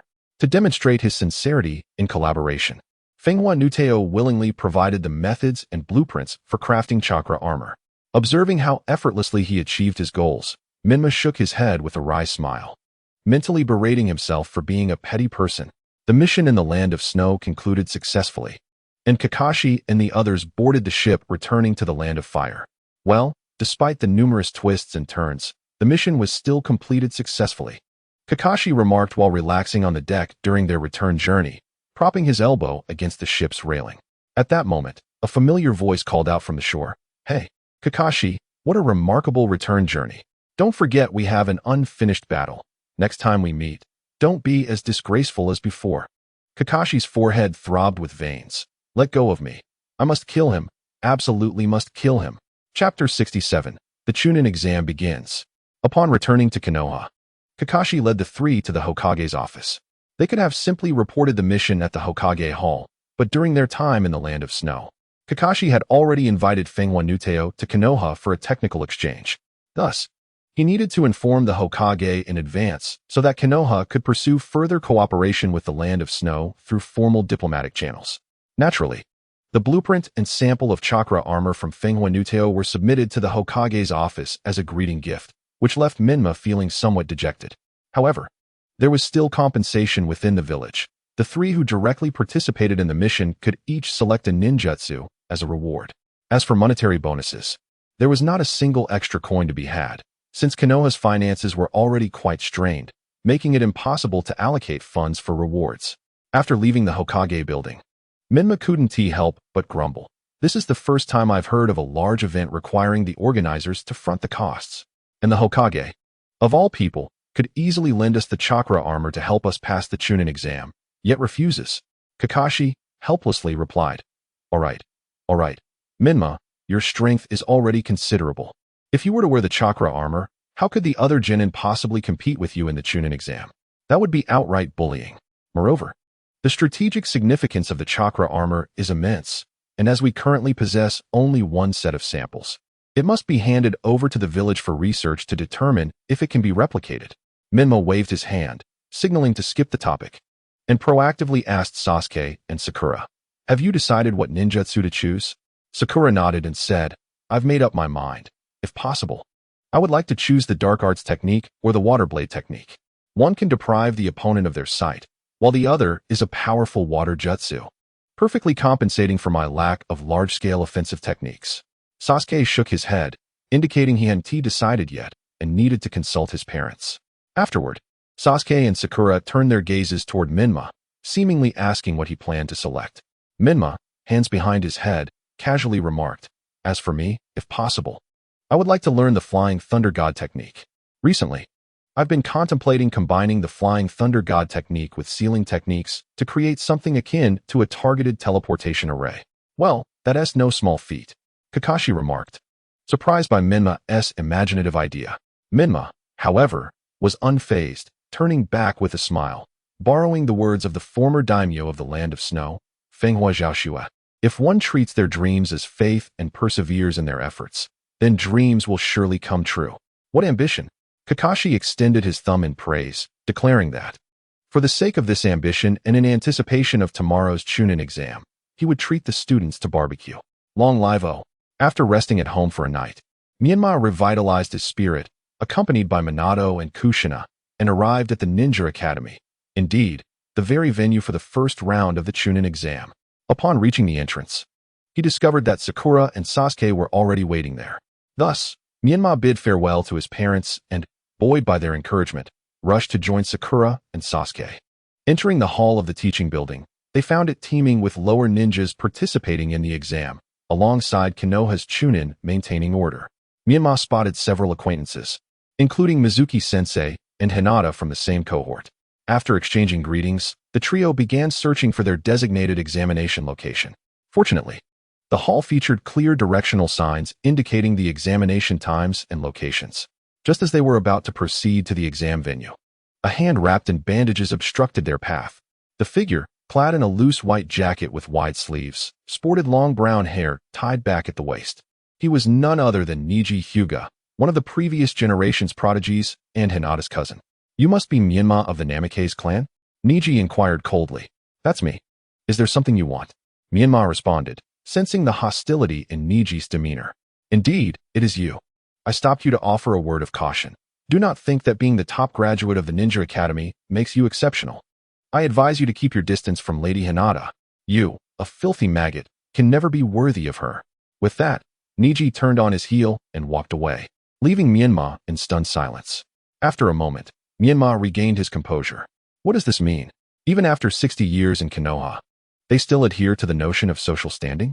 The key point is, while you may hold such beliefs, why drag me into it? It would be one thing if you merely held your views, but your final words were quite offensive. What is this? Do you look down on me? Have you insulted me? Did you all hear that? He insulted me. Fueled by indignation, Menma rolled up his sleeves, ready to confront Neji. However, Sasuke swiftly restrained him. persistently advising, let it go, let it go. We have the exam coming up. Don't create unnecessary trouble. Menma broke free from Sasuke's grip, fuming, I haven't offended him. Why does he have the right to insult me? Sakura approached from behind. Providing clarification, it's likely due to that lewd jutsu you invented during your time at the academy. It probably reached his ears. At this mention, even Menma, with his 2 lifetimes of audacity, felt a twinge of embarrassment. Nevertheless, he retorted defiantly, how was it lewd? Look at those girls at the time. Didn't they all gaze at it wide-eyed? Sakura's comment only incited Sasuke's fury further, as he seized Menma by the neck, shaking him vigorously while shouting angrily, indeed. People like you should just disappear. Menma, gasping for breath and rolling his eyes, protested, no, no, no, don't kill me. Let go, you jerk. Sakura watched the two bickering with amusement, stifling her laughter. After a brief period of playful chaos, the trio followed the signs to a classroom on the 2nd floor. Due to the alteration of the timeline, there were no illusions cast by the Chunin from the previous exam, nor was there a sight of Tintin feigning vulnerability. Upon entering the classroom, they found it noisy and filled with numerous familiar faces. In addition to their peers from Konoha, they noticed Gaara and his team from the Sand Village, as well as the trio from the Grass Village and the masked ninjas from the Rain Village. Notably, aside from the characters who had appeared in the original story, the remaining lower ninjas participating in the exam bore rather unfortunate appearances, serving as a testament to the theory that those of lesser looks in the Naruto world correspondingly possess weaker abilities. Menma, Sasuke, and Sakura settled into their chosen seats, relieved to find that they would not encounter Kabuto this time, thus avoiding the plotline involving the ninja identification cards and any conflict with the Sound Village's trio. Speaking of the Sound Village, where were those 3? It seemed they were absent from this examination. After all, that female ninja, Kin, was rather attractive. As the exam bell rang, numerous proctors from Konoha entered, led by a ninja donning a knitted hat, his long hair cascading down to obscure one eye. It was none other than the seasoned Chunin, Kamizuki Izumi, renowned alongside the likes of Tetsu and Kin as the guardians of Konoha's gates. It is worth noting that the world often underestimates their combat prowess. The gates they guarded were so formidable that even Pain, at the peak of his power, chose to circumvent them rather than confront their might directly. Observing the divergence from the original storyline, Menma's thoughts began to wander. With a new chief examiner for the first round, it was likely that the content of the exam would differ from the original plot. However, he was left pondering what the examination would entail. Soon, the chief examiner, Kamizuki Izumi, addressed the gathering. Thank you all for your patience. I am Kamizuki Izumi, the chief examiner for the first round of the Chunin selection exam. As everyone's gaze converged upon him, Izumi pointed at a lower ninja standing atop a desk. His expression icy. You there, the one standing on the table. Which village are you from? Get down immediately. With a powerful aura emanating from him, he intimidated the crowd, glancing around at the lower ninjas. You better behave yourselves before the examination. Do you wish to have your qualifications revoked? The ninja, realizing he had overstepped, quickly hopped off the table and bowed in apology. I'm sorry. It's my first Chunin exam, and I got a bit too excited. Kamizuki Izumi scoffed disdainfully and gestured for the ninja to return to his seat. Then, addressing the assembled lower ninjas, he declared, let me make this clear. Without the examiner's permission, fighting is strictly prohibited. Even with permission, you must not bring your opponent to the brink of death. Any fool who dares to defy my orders will be immediately disqualified. Seeing that the lower ninjas remained obediently silent, Kamizuki Izumi smirked and announced, now, let us commence the first round of the exam. The content will involve the acquisition and transmission of intelligence. The rules are as follows. 1. Each lower ninja team must select 1 member for intelligence acquisition, 1 for transmission, and 1 for reception. The intelligence acquisition and transmission personnel will remain in the classroom, while the reception personnel will follow our Chunin to another classroom to wait. 2. The intelligence acquisition personnel must obtain intelligence from the chief examiner. There are 5 shapes: circle, triangle, square, pentagon, and hexagon. The examiner will randomly draw 1 shape from a box, and the intelligence acquisition personnel must discern which shape was drawn and relay it to the transmission personnel. The transmission personnel must then break through the joint blockade of 8 Chunin to deliver the intelligence to the reception personnel outside the classroom. Certainly, intelligence couriers may choose alternative methods, as long as they successfully relay information to the intelligence recipients without obstruction. Any method is permissible. Thirdly, the intelligence gatherers, upon acquiring the information, must report to the CHNIN examiners within the examination hall, cross-referencing their findings with those of the chief examiner. If the results align, all three pass the exam. If there is a discrepancy, all three fail simultaneously. Do you comprehend this? A profound silence enveloped the arena. Observing this, Kamizuki Izumo slammed his hand on the table and proclaimed, "All right, you now have 5 minutes to deliberate and assign roles." After 5 minutes, the intelligence gatherers must accompany the CHNIN examiner, and the timer begins now. The Genin below commenced their discussions. The trio of Ino, Shikamaru, and Choji huddled together, strategizing for the upcoming examination. Sasuke initiated the conversation. "What are your thoughts? I feel somewhat confident about gathering intelligence. My Sharingan can discern even the subtlest movements of the examiner. I will pose a few questions to him, and based on his breathing patterns, facial muscle twitches, and pupil dilation, I will ascertain the nature of the information he possesses. However, the subsequent relay and reception of information will depend entirely on you two." Ino pondered for a moment before declaring, "Leave the information relay to me. I have a plan." At this juncture, she noticed several ninjas from minor villages eavesdropping and promptly ceased her speech, signaling that there were ears in the walls. "So, Sasuke, you will handle the information gathering. Once you acquire the intelligence, inform me, and I will relay it to Sakura. Sakura, lean in. I shall explain the next steps." After whispering their strategy to Sasuke and Sakura, Ino fell silent. Blushing, Sakura nodded and remarked, "Now that we have methods for both gathering and relaying information, does that mean I merely need to wait for the reception? Isn't that a bit too simple?" Ino shook her head and replied, "It won't be that easy. I suspect the intelligence receiver has an additional hidden task, namely, to obstruct other intelligence receivers from acquiring information. Remember, it was stated before the exam commenced that fighting is prohibited without the examiner's consent. The underlying implication is that as long as we do not engage in combat, other methods are permissible. Therefore, Sakura, we must not only focus on receiving information, but also endeavor to hinder others from doing so." Sakura nodded in agreement. "All right, the 5 minutes are up. Have you all made your selections? If so, the intelligence receivers may proceed." Upon hearing this, Ino quickly ducked beneath the table and whispered, "Proceed as planned. Sasuke, Sakura, cover for me." Shortly thereafter, the intelligence receivers from each Genin team exited with the CHNIN examiner. Chapter 69, Showcasing Individual Prowess. As the intelligence receivers from various Genin teams entered another classroom, Kamizuki Izumo addressed the remaining Genin, saying, "All right, who wishes to be the first to obtain intelligence from me? A friendly reminder, the earlier you acquire the information, the more time you will have to relay it." The audience remained silent, none daring to volunteer.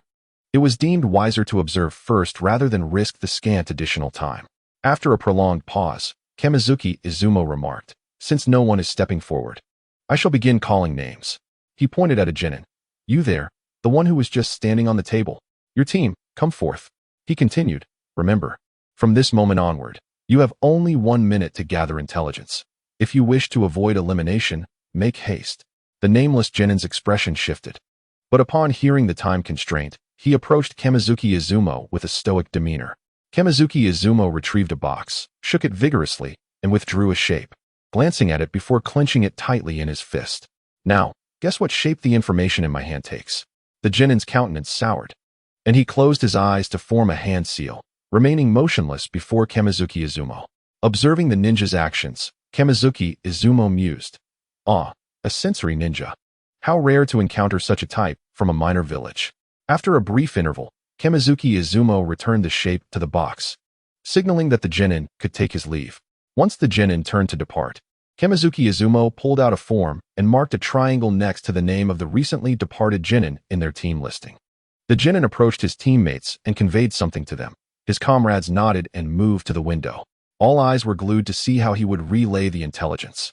The nameless Genin stood by the window, took a deep breath, and shouted, "Shaolin is a pentagram. A pentagon." Laughter erupted among the crowd. It turned out their method of relaying information was merely to shout loudly. Ha ha ha. Truly, from a minor village, they even lack proper intelligence relay training.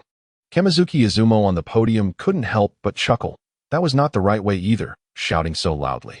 Simultaneously, in the classroom where Sakura was situated, a faint voice could be heard, Lin, foot, before it faded into inaudibility. The teammates of the two nameless genin hurried to the window, eager to hear more clearly. At that moment, Akimichi Choji came to a realization and bellowed, "Ninja art, multiplication technique." With a loud bang, Choji transformed into a towering giant, over 3 meters tall. Subsequently, he inhaled deeply and unleashed a thunderous roar. Ah! The genin in the classroom were left dazed, let alone the nameless genin's teammate. He barely caught the word foot, and thereafter, he could hear nothing else. The nameless genin turned back, glaring menacingly at Choji. "You brat, do you want to fight?" Choji remained silent, merely looking down at him. Perhaps it was the overwhelming presence of Choji's massive stature that made the ninja break into a cold sweat. Yet he defiantly retorted, "You'll regret this." With that, he circumvented Choji and hurried to report the intelligence he had received to the Seichnin examiner. Having only heard the word foot, he could only guess between a triangle and a pentagon. After a moment's contemplation, he opted for the triangle in his report. Truly, mistakes often lead to unexpected outcomes. He acquired erroneous intelligence, and the means of relaying information were rudimentary and severely disrupted. Yet, he ended up with a correct result. Indeed, one cannot gauge a ninja by ordinary standards. The scene shifted back. Due to the previous exam taker's experience, the remaining participants understood the true significance of relaying intelligence. It was not only necessary to break through the Seichnin examiner's blockade to convey accurate information, but also to ensure that their companions were not hindered while receiving the information. Consequently, the genin proceeded with greater caution, and for a time, no one else stepped forward. At this moment, perhaps due to the lengthy wait leading to boredom, Gaara from the Sand Village slowly approached Kamizuki Izumo from the back of the classroom. "Ah, finally someone dares to come forth." Kamizuki Izumo remarked with a cold smile. "Are you prepared? If so, we shall begin." With that, he reached into the box and retrieved another shape, holding it up for Gaara to commence.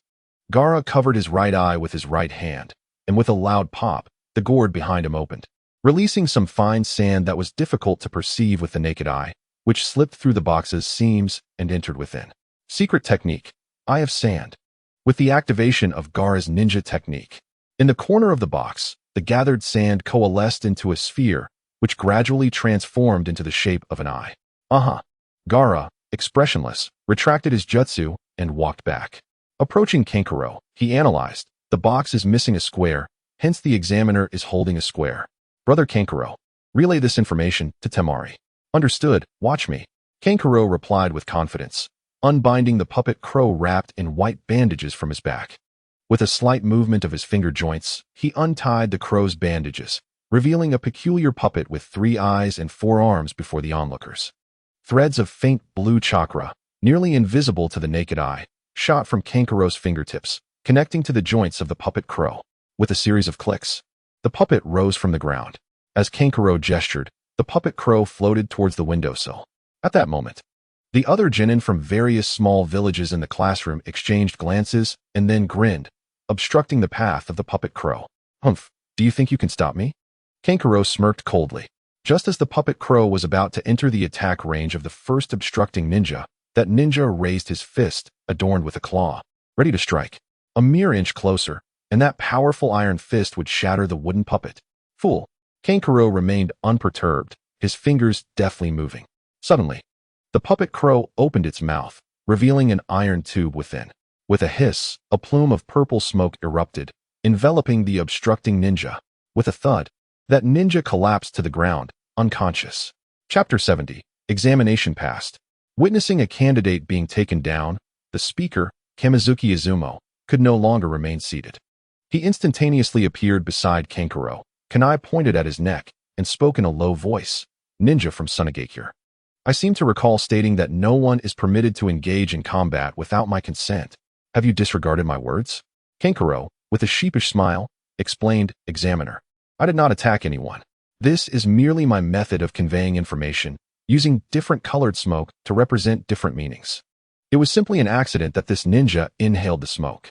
Rest assured, Examiner, this smoke is harmless, with only a slight anesthetic effect. He will awaken in a few hours." Upon hearing this, Kamizuki Izumo checked on the ninja's condition, finding it as Kankuro had described, merely in a deep slumber. He sighed in relief, glad there were no casualties during his supervision.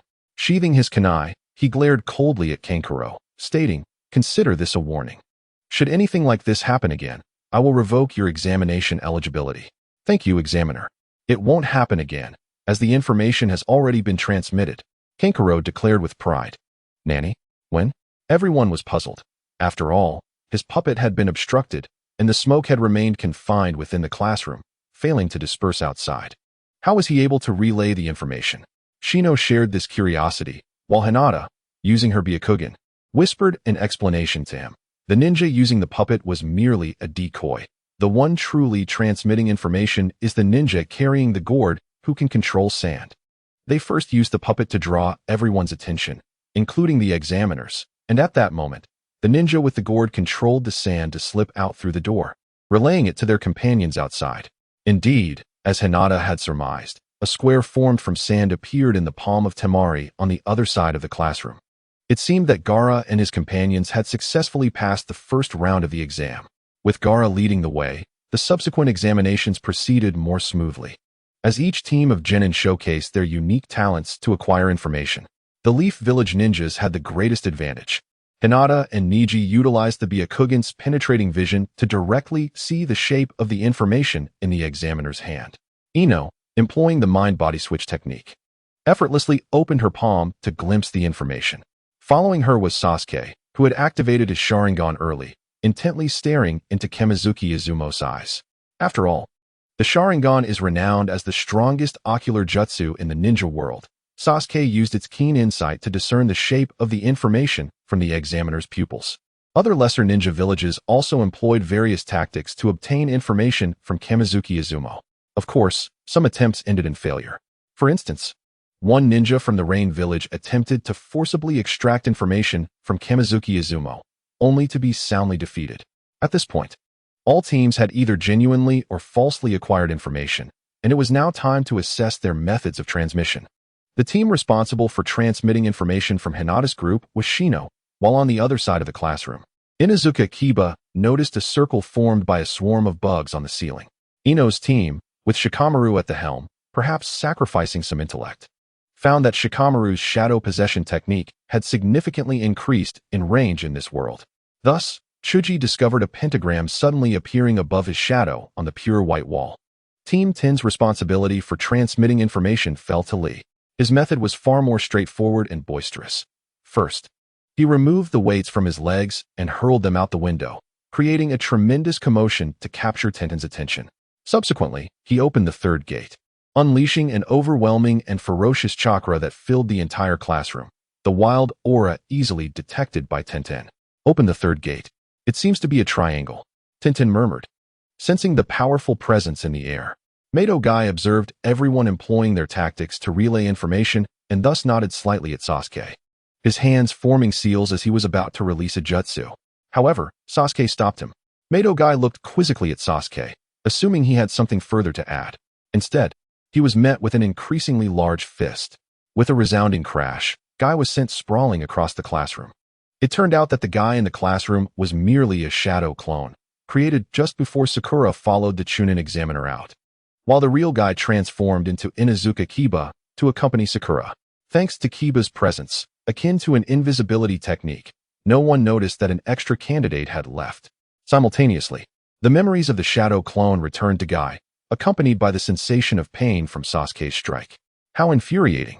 Guy seethed internally, yet refrained from any further action, merely approaching Sakura to inform her of the shape of the information.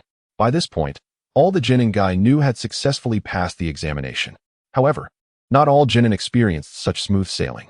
For instance, two genin from the Takigakure formed an alliance with several other teams struggling to transmit information, launching an attack on the Chunin proctor guarding the exit in an attempt to break through their blockade. The outcome was predictable. Within a minute, all participating attackers lay sprawled on the ground, groaning. The bell rang, signaling the end of the examination time. Sakura and the others returned to the classroom with the Chunin proctor. Kamizuki Izumo picked up 2 registration forms, comparing the information to ensure consistency. Before long, the results were in. Team 7, comprising Guy, Hinata's Team 10, Ino's Team 8, and Tintin's Team 3 all successfully passed the examination. In addition, Gaara's team from Sunagakure, as well as teams from Kusagakure and Takigakure, totaling 22 teams, advanced past the first round of the exam. It is worth mentioning that the 3 nameless Genin teams inadvertently passed the first round. Thus far, the results have been announced.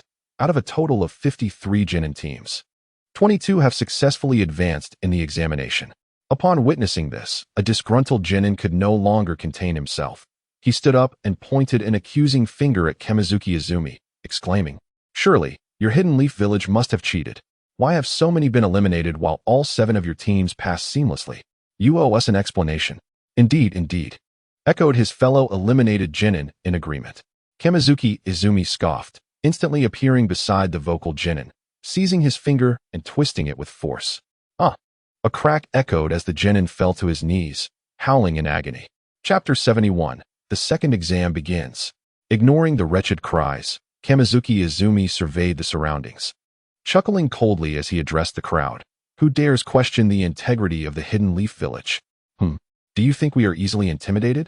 Allow me to enlighten you. Regardless of your background or strength, you shall behave yourself in the Hidden Leaf. Dare question us again? Demand an explanation? The Hidden Leaf owes no one an explanation." The raucous Genin fell silent, leaving only the unfortunate soul nursing his broken finger, groaning on the ground. "Enough. Silence," Kamizuki Izumi declared, pressing his foot onto the Genin's head and grinding it into the ground, muffling his cries. He cast a disdainful glance at the trembling Genin, stating, "Listen well. You useless lot. If you wish to avoid his fate, then get out of my sight." The eliminated Genin, wishing they had more limbs to flee with, hastily scrambled out of the classroom. The injured Genin was carried away by his teammates, fearful of remaining in the presence of this menacing leaf ninja. The remaining Genin who passed the first exam dared not utter a word. Even the usually boisterous Yamanaka Ino hid behind Inuzuka Kiba, concealing her face within her collar. "Hey, Izumi, what on earth are you doing? You frighten these children." A tall ninja entered, wearing a black knitted hat, resembling Kamizuki Izumi. His square face bore a warm and affable smile. "Director, you have arrived." Kamizuki Izumi quickly approached and bowed respectfully, recognizing the authority of his superior. He knew that defiance would yield unfavorable consequences. Observing the lack of recognition among the Genin, Kamizuki Izumi turned sharply, adopting a sycophantic tone. "What are you all doing standing there like fools? Come and greet him." "What? You don't even recognize this esteemed lord? It seems your intelligence lessons require a thorough review. Listen closely. This is the renowned elite Jainin of the ninja world, the head of the interrogation department of the Hidden Leaf, Lord Morinai Ibiki." Seeing the blank faces of the Genin, Kamizuki Izumi was about to erupt again, but was interrupted by Morinai Ibiki waving his hand. "Enough of your theatrics in front of the children. You are dismissed. Go about your business." "Very well. I shall take my leave." Kamizuki Izumi bowed to Morinai Ibiki and shot a fierce glare at the ignorant Genin before departing. After Kamizuki Izumi left, Morinai Ibiki looked upon the Genin, smiling kindly as he introduced himself. "I am your examiner for the next round, Morinai Ibiki." He paused, assessing the reactions of the Genin. Apart from the Hidden Leaf ninjas who exhibited slight surprise, the others from different villages remained indifferent. Noticing the astonishment on the faces of some, Morinai Ibiki felt somewhat reassured. The Hidden Leaf had enjoyed a prolonged period of peace. His fame as a notorious interrogator on the battlefield had somewhat faded. In earlier times, his name alone was enough to silence even the most restless child. However, he was surprised to find that some of the other Hidden Leaf Genin were indeed startled due to childhood tales of terror in which he was the central figure. Only one Genin, Inuzuka Kiba, was perplexed for an entirely different reason. Is this what Morinai Ibiki looks like? Where are the scars on his face? And wasn't the examiner for the second exam supposed to be Mitarashi Anko? Why has it changed to Morinai Ibiki? Unquestionably, the plot had undergone alterations once more, a phenomenon that Inuzuka Kiba had grown accustomed to. "Very well, the location for the second exam is not here. Children, follow me to the examination site." Morinai Ibiki beckoned with a smile, entirely devoid of the fierce demeanor he once held during wartime interrogations. The group followed him outside and soon arrived at an area surrounded by barbed wire. The Genin gazed at the vines entwined around the wire and the conspicuous no-entry sign. Behind the wire loomed a massive tree several meters in diameter. upon which a small bird chirped merrily. Suddenly, a large snake emerged from behind the bird, opening its gaping maw to swallow it whole before leisurely slithering away. Many female genin gasped at the sight. "This place feels so eerie," Sakura remarked to Inuzuka Kiba and Yamanaka Ino. The group turned their puzzled gazes toward Morinai Ibiki, seeking an explanation as to why they had been brought to such a place. With a grin, Morinai Ibiki replied, "This area is a forbidden zone in the Hidden Leaf, known as the Forest of Death. You shall soon understand why it bears such a name. Indeed, the location for your second exam is within the Forest of Death. Haha, it's merely an ordinary forest. In the land of waterfalls, such woods are abundant. Only you Hidden Leaf ninjas would regard a common forest as a forbidden zone. It's laughable." A genin from the Takigakure stepped forward, mocking aloud. Sensing the opportunity to instill pressure on his competitors from other villages, he boldly mocked the examiner. Eager to elevate his own village's reputation, Morinai Ibiki, unperturbed by the taunt, swiftly appeared beside the Takigakure genin, smiling as he effortlessly snapped his arm. "If you all hold such a dismissive attitude towards the Forest of Death, I advise you not to enter. After all, a mere examination failure pales in comparison to dying within.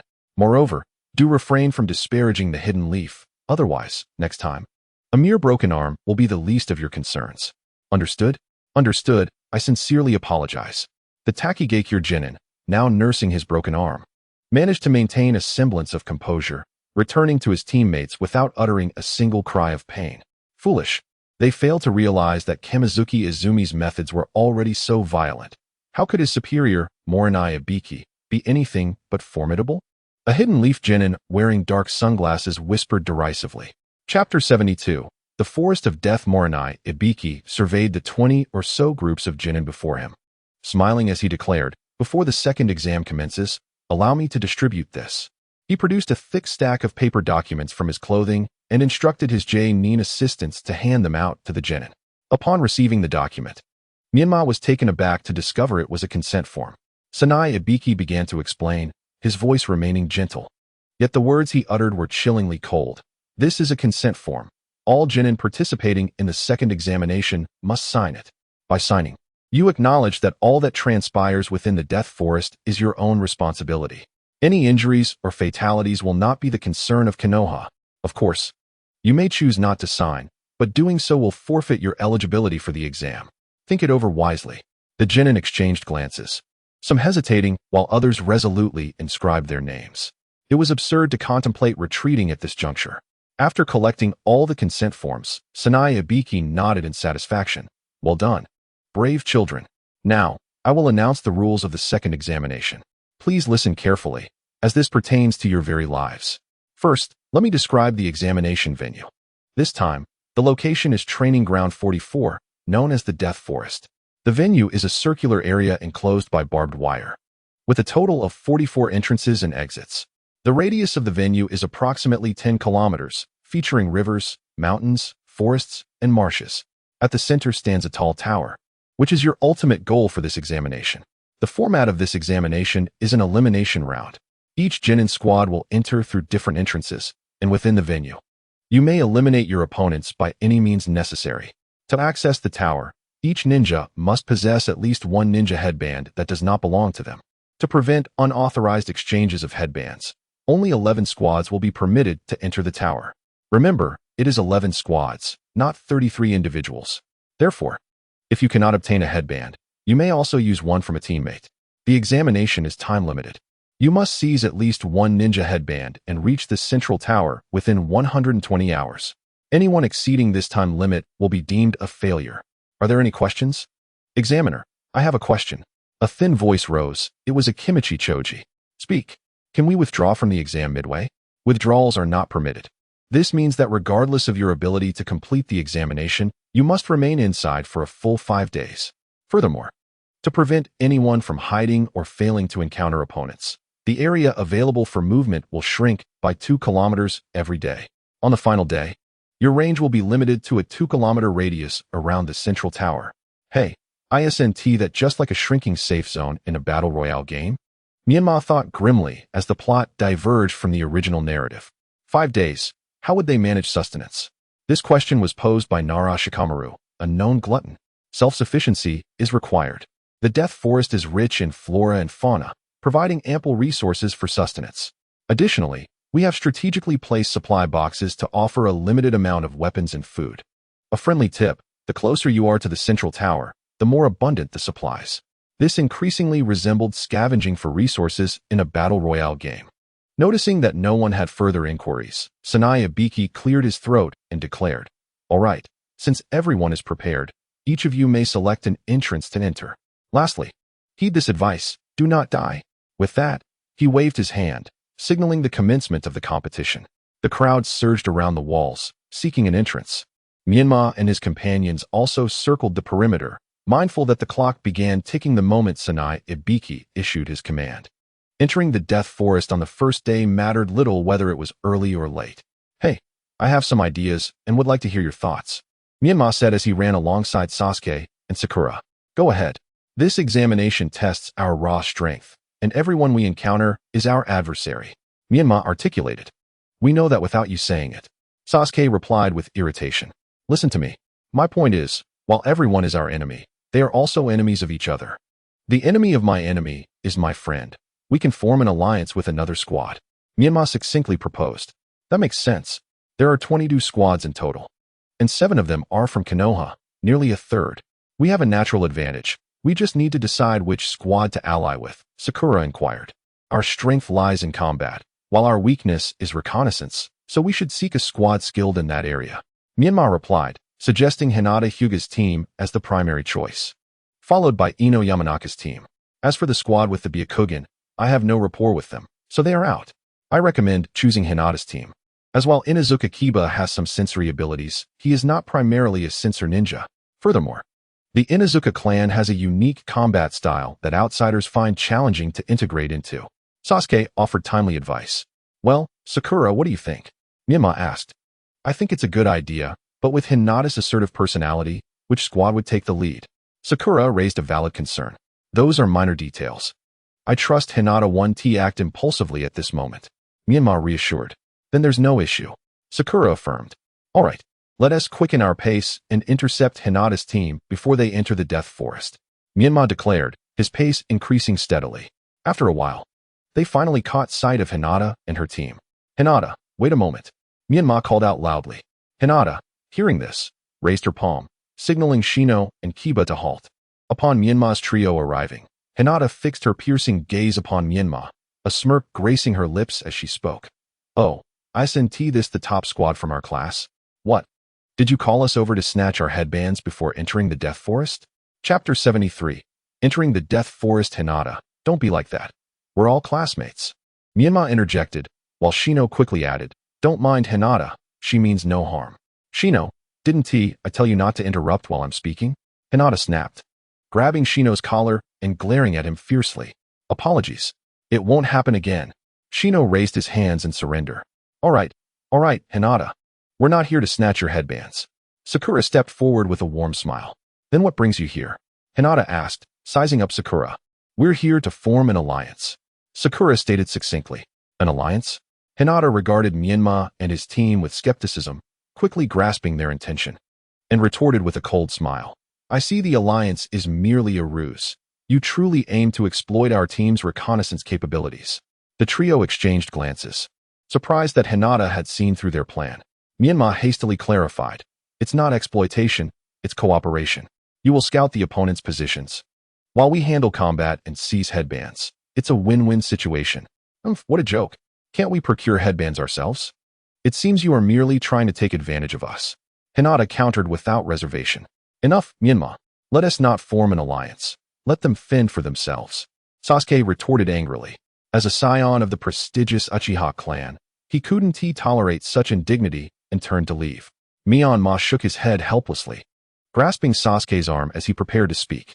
However, Hinata interjected, saying, "If we are to cooperate, it is not out of the question, but from now on, you must heed my words. In that case, I shall graciously, albeit reluctantly, guide you." At this, even the usually good-natured Sakura could no longer contain herself. She pulled Menma and Sasuke and turned to leave. Menma, though resigned, said nothing and followed Sakura and Sasuke. After the three departed, Hinata frowned as she watched their retreating figures. At that moment, The almost invisible Inuzuka Kiba spoke up, Hinata. If you like someone and wish to catch their attention by bullying them, it may backfire. Is that so? Hinata muttered, suddenly realizing. She turned around and playfully tapped Kiba on the back of his head, chiding, mind your own business. And how many times do I have to say it? Don't suddenly appear behind me. It's terrifying, you know? After Hinata's trio left, Sasuke remained somewhat indignant. What kind of person is that? Forming an alliance as if we are seeking their favor. Just because she possesses the Byakugan doesn't mean we are helpless without the Hyuga Butcher.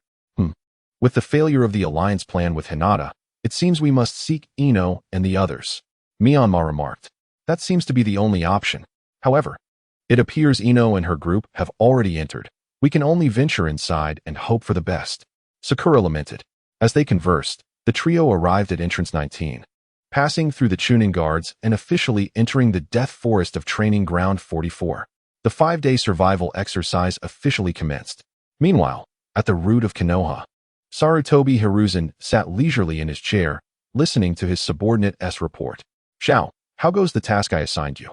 Hiruzen asked, lifting his teacup and taking a gentle sip. Reporting to Lord Hiruzen, Orochimaru has agreed to cooperate with our actions, but he demands the release of his disciple, Anko, and the group of orphans first. Furthermore, he stated he would only assist you and the Hokage in creating a fair duel opportunity. But he will not take action against any Konoha ninja. The root member named Shao knelt partially, bowing his head in report. That fellow remains as indecisive and hypocritical as ever. Well, I did not expect much from him. Let us release Anko and the orphans as he requested. But do remind him that if he does not act according to plan, we will not hesitate to be ruthless. By the way, how goes the other matter? Reporting to Lord Hiruzen, the root has selected a ninja squad to eliminate Myanmar and his group. Shao succinctly replied, that is good. I wish to see if the Uchiha clan, having lost their sole heir, will continue to support Danzo as they did before. Furthermore, utilizing Myanmar's demise to provoke the Nine-Tails to rampage presents an excellent opportunity to reclaim the Nine-Tails Jinchuriki for the root. Hiruzen scoffed. How wasteful of Danzo to let such a precious strategic weapon lie idle. By the way, how capable are the dispatched ninjas? I trust they won't cause any complications. Hiruzen said with a sinister tone. Rest assured, Lord Hiruzen, Kinmei and Akagane are elite lower ninjas meticulously trained by the root, possessing strength rivaling that of Chunin. Additionally, we have dispatched Captain Jia, the only suitable host for wood release cells. His strength is on par with Hitaki Kakashi. With these three, dealing with a few freshly graduated lower ninjas will be a cinch. Shao confidently assured. Hiruzen coldly snorted, let us hope so. It is unfortunate Shin is not in Konoha. Otherwise, I would not resort to such desperate measures. Enough, you may leave. Keep a close watch on their movements, and report any developments to me immediately. Yes. Shao nodded vigorously and vanished in an instant. On the rooftop of the Konoha Hokage building, the third Hokage, Shimura Danzo, stood at the railing, the wind rustling his ceremonial robes, compelling him to extend his left hand to steady his Hokage hat. At that moment, a masked Anbu ninja appeared behind him. Unlike other Anbu ninjas who displayed respect towards the Hokage, this Anbu stood alongside him, showing no sign of deference. You've arrived? Danzo spoke. Please, do not keep choosing the Hokage building as our meeting place. Do you have any idea how difficult it is for me to get in here? The Anbu ninja complained. Enough, did I not provide you with a way to bypass the Konoha seals? What more do you have to complain about? Speak. Have you found any leads on that individual? Danzo impatiently interrupted. Forget it. The ninja attempted to retort, but ultimately gave up, addressing the main issue, as before. There are traces, but the person remains elusive. Chapter 74. Undercurrents rising. What have you been doing as an undercover for these years? It's just one person, yet you have failed to locate them after so many years. Danzo expressed his dissatisfaction with the ninja's performance. The ninja, equally irritated, responded. We initially agreed on 3 years, then it turned into 3 more, and now it has been 6 years, boss. Can you please treat me with a bit more respect? Currently, I'm the only one in the entire ninja world aware of your identity. I could easily erase your file, and you would remain a rogue ninja for life, relieving me of my troubles. Look at you now, slack and undisciplined. You hardly resemble a Konoha ninja. Danzo retorted sharply. Do you think I care? You are simply wasting time, and I am not pleased with your attitude. The ninja's emotions flared, and he removed his mask, turning to Danzo, shouting, "What do you want from me? Should I remind myself every day that I am a Konoha ninja? Every night in my dreams, should I shout, 'Lay down your weapons'? I am a Konoha ninja? Huh. I am on the verge of becoming the leader of that organization. Do you understand?" Danzo coldly laughed. "Oh, so being a leader is quite impressive, is it? Should I refer to you as Boss Uchiha Itachi from now on?" It became clear that the masked ninja was none other than Uchiha Itachi, who had defected from the village 6 years prior. The atmosphere grew tense for a moment. And after a while, Danzo, regaining his composure, inquired, "When will Hanzo the salamander retire?" "I do not know," Itachi replied with a brusque tone, turning his back to Danzo. Danzo fell silent, also turning away to stand quietly beside Itachi. This month, Itachi suddenly spoke. "What?" Danzo was taken aback. "This month, the leader of the Akatsuki, Yahiko, has returned. If all goes as expected, he should be succeeding as the next leader in the Land of Rain." Itachi clarified. "Where will the succession take place?" Danzo asked. "How would I know? I have only been with the Akatsuki for 3 years." Itachi responded with frustration. Danzo, observing the weathered Itachi who had been undercover for 6 years, extended his left hand and patted Itachi's arm, saying, "Once this Chunin exam concludes, how about retiring and returning to the Anbu as a captain? Do not start with that. I have heard you say this hundreds of times." Itachi brushed Danzo's hand away, clearly skeptical of his words. Danzo remained unfazed, handing him a bag. Itachi accepted the bag, reaching inside to retrieve a glass vial containing a beetle the size of half a palm. Ugh, another tracking insect. Could the Oil Woman clan not breed smaller ones? How am I supposed to hide this on someone? Itachi grumbled. "Shall we implant it within you?" Danzo suggested. "Where?" Itachi instinctively retorted, then suddenly realized, looking at Danzo. The two shared mischievous grins. Itachi returned the beetle to the glass vial, rummaged through the bag again, and pulled out a kunai. "Huh, the Flying Thunder God kunai? Has there been a breakthrough in the research of the Flying Thunder God technique in the village? No, that is not right. Where is the formula for the Flying Thunder God technique?" Uchiha Itachi searched in vain for the runes of the Flying Thunder God. "Next month is your birthday. Isn't it? Fool. This is your birthday gift, a kunai made of chakra-conductive metal, a rather expensive item," Danzo remarked. "Honestly, who gives a kunai as a birthday present?" Uchiha Itachi toyed with the kunai in his hand and chuckled. "No, don't take it back." Danzo reached out toward Uchiha Itachi. "Seriously, you think you can reclaim something once given? You're dreaming." Uchiha Itachi wouldn't fall for it. He swatted Danzo's hand away and stuffed the kunai into his ninja tool pouch. "Well, if there's nothing else, I'll take my leave," Uchiha Itachi said as he secured his bag, addressing Danzo. Danzo waved his hand, signaling Uchiha Itachi to hurry along. Uchiha Itachi snorted and turned to leave with a flourish. "Hey," Danzo called out to Uchiha Itachi. "What?" Uchiha Itachi halted but did not turn back. "Put on your mask, you little brat." "Understood, you nag." Uchiha Itachi donned his mask and departed from the rooftop, leaving Danzo alone to face the wind. Has Hanzo of the Salamander finally reached his end? No wonder only 3 teams were sent for this Chunin exam, merely to go through the motions. Alas, even a demigod of the ninja world cannot escape the ravages of time. The evening sun cast a long shadow of Danzo, rendering him solitary and forlorn. In the Rain Village, Hanzo of the Salamander lay on the brink of death. Yahiko, Konan, and Nagato attended to Hanzo's sickbed, gazing at the elderly man before them. Clad in a gas mask and bearing a pallid complexion, their faces etched with sorrow. "Enough, I'm not dead yet, so stop your weeping in front of me."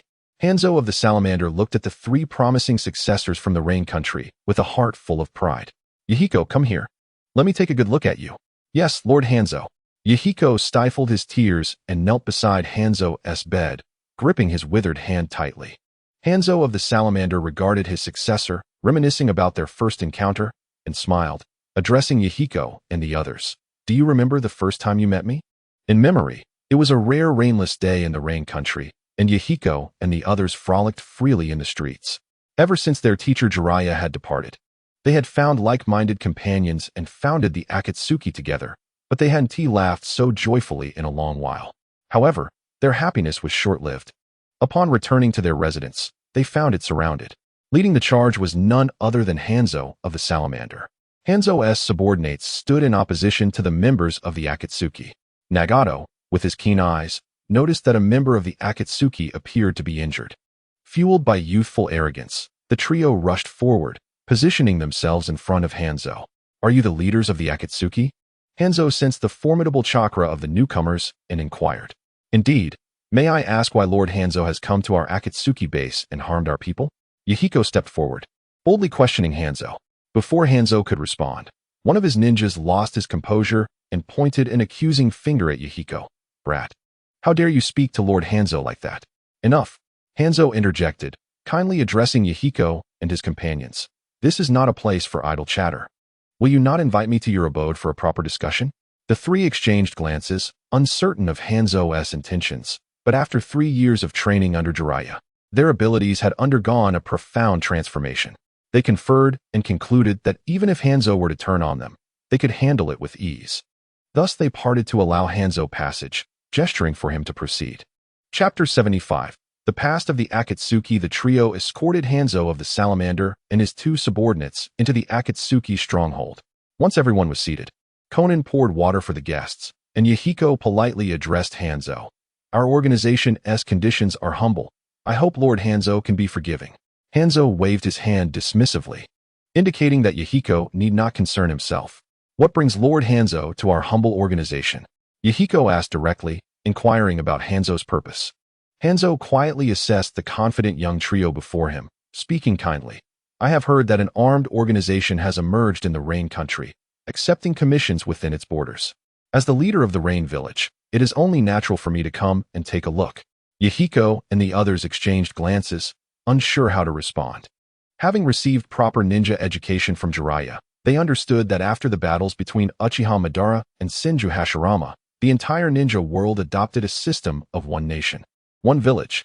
This meant that only one armed force could exist within a nation. Thus, establishing the Akatsuki right under the nose of the Rain Village undoubtedly crossed a line.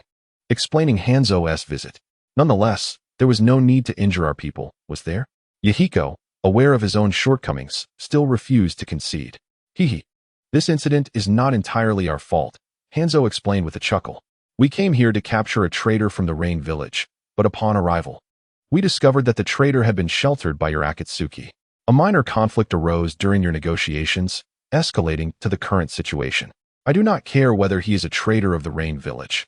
I only know that once he enters the Akatsuki, he becomes our comrade. And your people injured my comrade, so you must provide an explanation. Yahiko insisted, regardless of reason. Is your definition of comrade too casual? Or do you accept anyone who seeks refuge with your organization, regardless of whether they are scum or criminals? When you established the Akatsuki, did you intend for it to become a haven for the wretched? Hanzo's tone became slightly stern. What does Lord Hanzo mean by that? Yahiko sensed something amiss and inquired. Hanzo closed his eyes and remained silent, gesturing for his subordinate to explain to Yahiko. The subordinate snorted disdainfully, expressing his anger. Humph. The traitor you sheltered from the Rain Village is named Shimada-ide. Do you know why he defected? Because during a mission, to escape enemy pursuit, he killed his companions. Your Akatsuki truly welcomes anyone, even such individuals. It seems your organization is not so virtuous after all. What? Yahiko and the others overlooked the subordinate's harsh tone. Shocked by the revelation, Yahiko and Konan exchanged glances, and immediately, they rose to investigate the matter's veracity. After a while, they returned, nodding at Yahiko, confirming the Rain Village's claims. Moreover, seeing the wary and suspicious expressions of other Akatsuki members, it was clear that such occurrences were not isolated cases. Yahiko shut his eyes in despair, unable to fathom that after all the struggles he endured to establish the Akatsuki with Nagato and Konan, their intention was to bring peace to the Rain Country. Now, it had become a refuge for criminals and scoundrels. Hanzo of the Salamander observed the 3 young individuals who had lost their spirit and sighed softly. I have heard of your original intention in founding the Akatsuki. It must be said that the ideal of bringing peace to the Rain Country is commendable. However, you are too young and easily exploited by those with ulterior motives. The establishment, development, and growth of an organization require more than merely recruiting members. The 3 sat in silence, their thoughts heavy. With a sigh, Hanzo lamented. If you cannot fathom it, perhaps a visit to the village of Rain will provide you with the answers you seek. Yahiko grasped Hanzo's hand tightly. His voice choked with emotion as he replied, I remember. Without Lord Hanzo's earnest guidance, we might have descended into the depths of despair, lost forever. Hanzo gently squeezed Mayahiko's hand and said, "Foolish child, you were young then, prone to missteps. Even if I had not intervened, you would have eventually found your way. So, having spent several years in the village of Rain and traversed nearly all the neighboring nations, have you discovered the answers? Have you found the key to bring peace to the land of Rain?"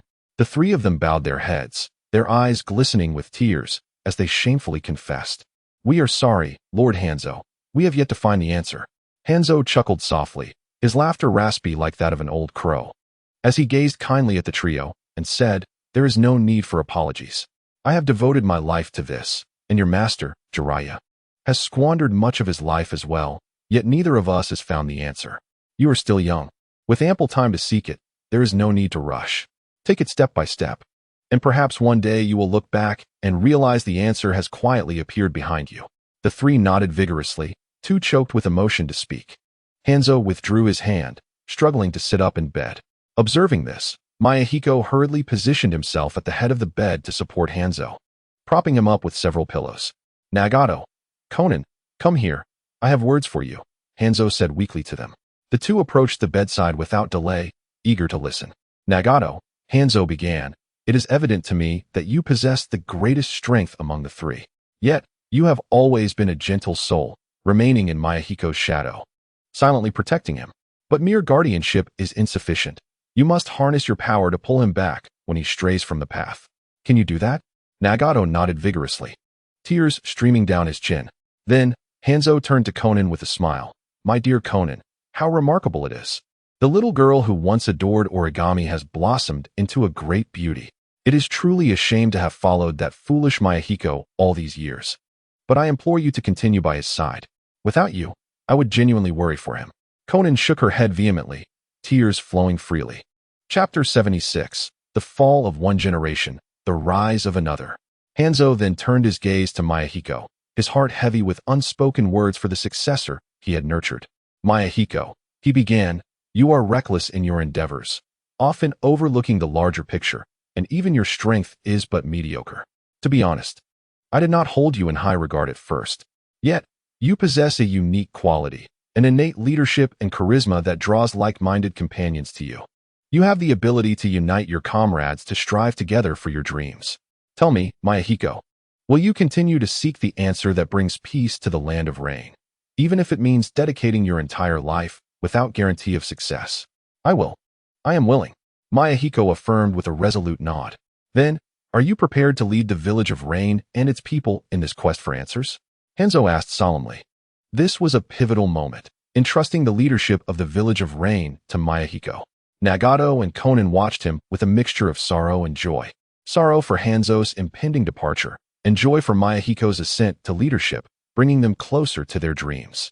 "Lord Hanzo, I am not capable," Mayahiko stammered, his face flushed with anxiety. "Mayahiko, I have witnessed your potential. If you cannot lead, then who in the land of Rain can?" Hanzo rebuked, his voice rising. "Besides, you have Konan and Nagato supporting you. Even if you lack confidence in yourself, surely you trust in them?" With that, Hanzo gasped for breath, and Mayahiko rushed to assist him, but Hanzo grasped his hand tightly, refusing to let go. "Mayahiko, if you do not agree, I shall die with my eyes unclosed." "I agree. I accept." Mayahiko quickly nodded, resuming his efforts to ease Hanzo's breathing. After a moment, Hanzo gradually calmed, leaning against Mayahiko as he spoke softly. "I have lived 68 years, unable to pen a single word of wisdom for my people, nor secure peace for my nation. I have shamefully occupied the position of leader in the village of Rain for over 30 years, yet achieved nothing of significance. I have merely survived amidst chaos, my words echoing between the warring nations. I am filled with regret." "Lord Hanzo, it is not like that," the three cried, tears streaming as they comforted him. "Mayahiko, I consider myself without talent or virtue, having taught you little compared to your master, Jiraiya. Yet, before I depart this world, I humbly wish to hear you call me teacher. Will you grant me this?" The three nodded earnestly, choking back their sobs as they cried, "Teacher, teacher, Master Hanzo." Hanzo, nestled in Mayahiko's embrace, erupted into joyous laughter.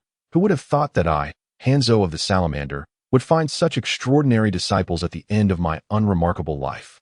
I have no regrets." In the midst of their sorrowful cries, Hanzo's head drooped heavily, finding peace as he departed from this world, closing the curtain on the stage of a remarkable era. The sorrows of ninjas are often unheard. Meanwhile, the Rain Village ninjas participating in the Chunin exams in Konoha remained oblivious to the passing of their leader, Hanzo of the Salamander. 3 Rain Village ninjas, adorned with their headbands yet lacking gas masks, had set their sights on their prey. Team 8, led by Hinata Hyuga. The trio stood in the clearing of the forest, seemingly unguarded.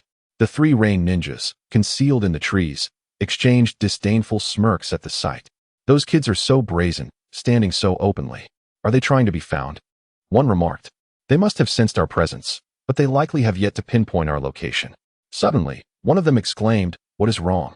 Why do you look so pale? What is this monstrous thing?" Came the horrified reply.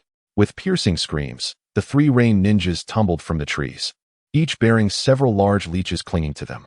These are Konoha's infamous blood-sucking leeches. They swarm as soon as they sense body heat and sweat, draining blood until their victims are lifeless. If they latch on for over 5 minutes, death is certain. Shino approached the fallen Rain ninjas with a smug grin, taunting. "Need help? Help us." The Rain ninjas weakly raised their arms in desperation. One group down, Shino stepped forward, binding the 3 lower ninjas with wire. After removing their headbands, he expelled the leeches clinging to them and unceremoniously tossed them into the central clearing. "You shall remain here for 5 days. Worry not. I have sprayed insect repellent on you. No deadly creatures will crawl upon you again." Having secured the headbands, Shino returned to Hinata and Kiba, handing each a headband. "Let us proceed swiftly while the central area is relatively unguarded. We must make our way to the central tower at once. You go ahead. I have a matter to attend to." Hinata hesitated, addressing the 2 of them. Shino and Kiba exchanged a glance, and, with a resigned shake of their heads, stayed by Hinata's side. "Why aren't you leaving?" Hinata furrowed her brow and inquired. "You are going to find Menma, aren't you?" Shino asked with certainty. Hinata's expression shifted slightly before she retorted, "What business is it of yours?" With his hands clasped behind his head, Shino casually replied, "We simply cannot afford to lose our strongest asset, which is you, Hinata. What if Kiba and I encounter another team and are unable to fend them off? Hence, for the sake of safety, we must accompany you." Hinata recognized this as merely an excuse from her 2 teammates. They were clearly concerned about leaving her alone in the forest of death, feigning dependence on her to assuage their own guilt. A warm feeling blossomed within her. With a slight smile, Hinata turned her head and said haughtily, "Humph, I can't believe you too. If that's the case, then hurry up and keep up. If you lag behind, I want to wait for you." Shino and Kiba exchanged smiles and followed in Hinata's footsteps. Chapter 77. The delivery from Mayaboko Mountain. Meanwhile, Menma and his companions arrived at a clearing to rest momentarily. Sakura remarked, "We have ventured approximately 2 kilometers into the forest of death. Proceeding further poses a risk of encountering enemies. We have exhausted too much energy outside the forest. It would be prudent to stabilize our condition before pressing on." Menma and Sasuke acknowledged her wisdom and decided to halt for a respite. "It's nearly noon. Let us eat." "Did you bring provisions?" Menma inquired, sitting cross-legged beneath a large tree. Sasuke and Sakura exchanged glances and shook their heads. Sakura replied, "I brought some soldier pills, but we must conserve them for the later days. The intensity of battles will undoubtedly increase, leaving us few opportunities to find food. So we must reserve the soldier pills for critical moments." Sasuke concurred with Sakura's sentiment. "Indeed, let us search for food within the forest of death.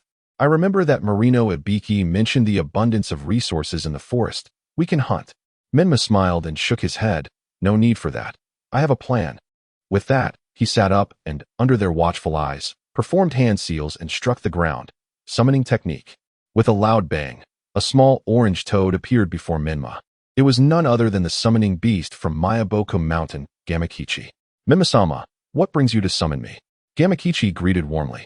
"Ah, Gamakichi, it has been a while." Menma responded with a familiar smile. "Yes, Menma-sama, it has been 23 days since our last meeting.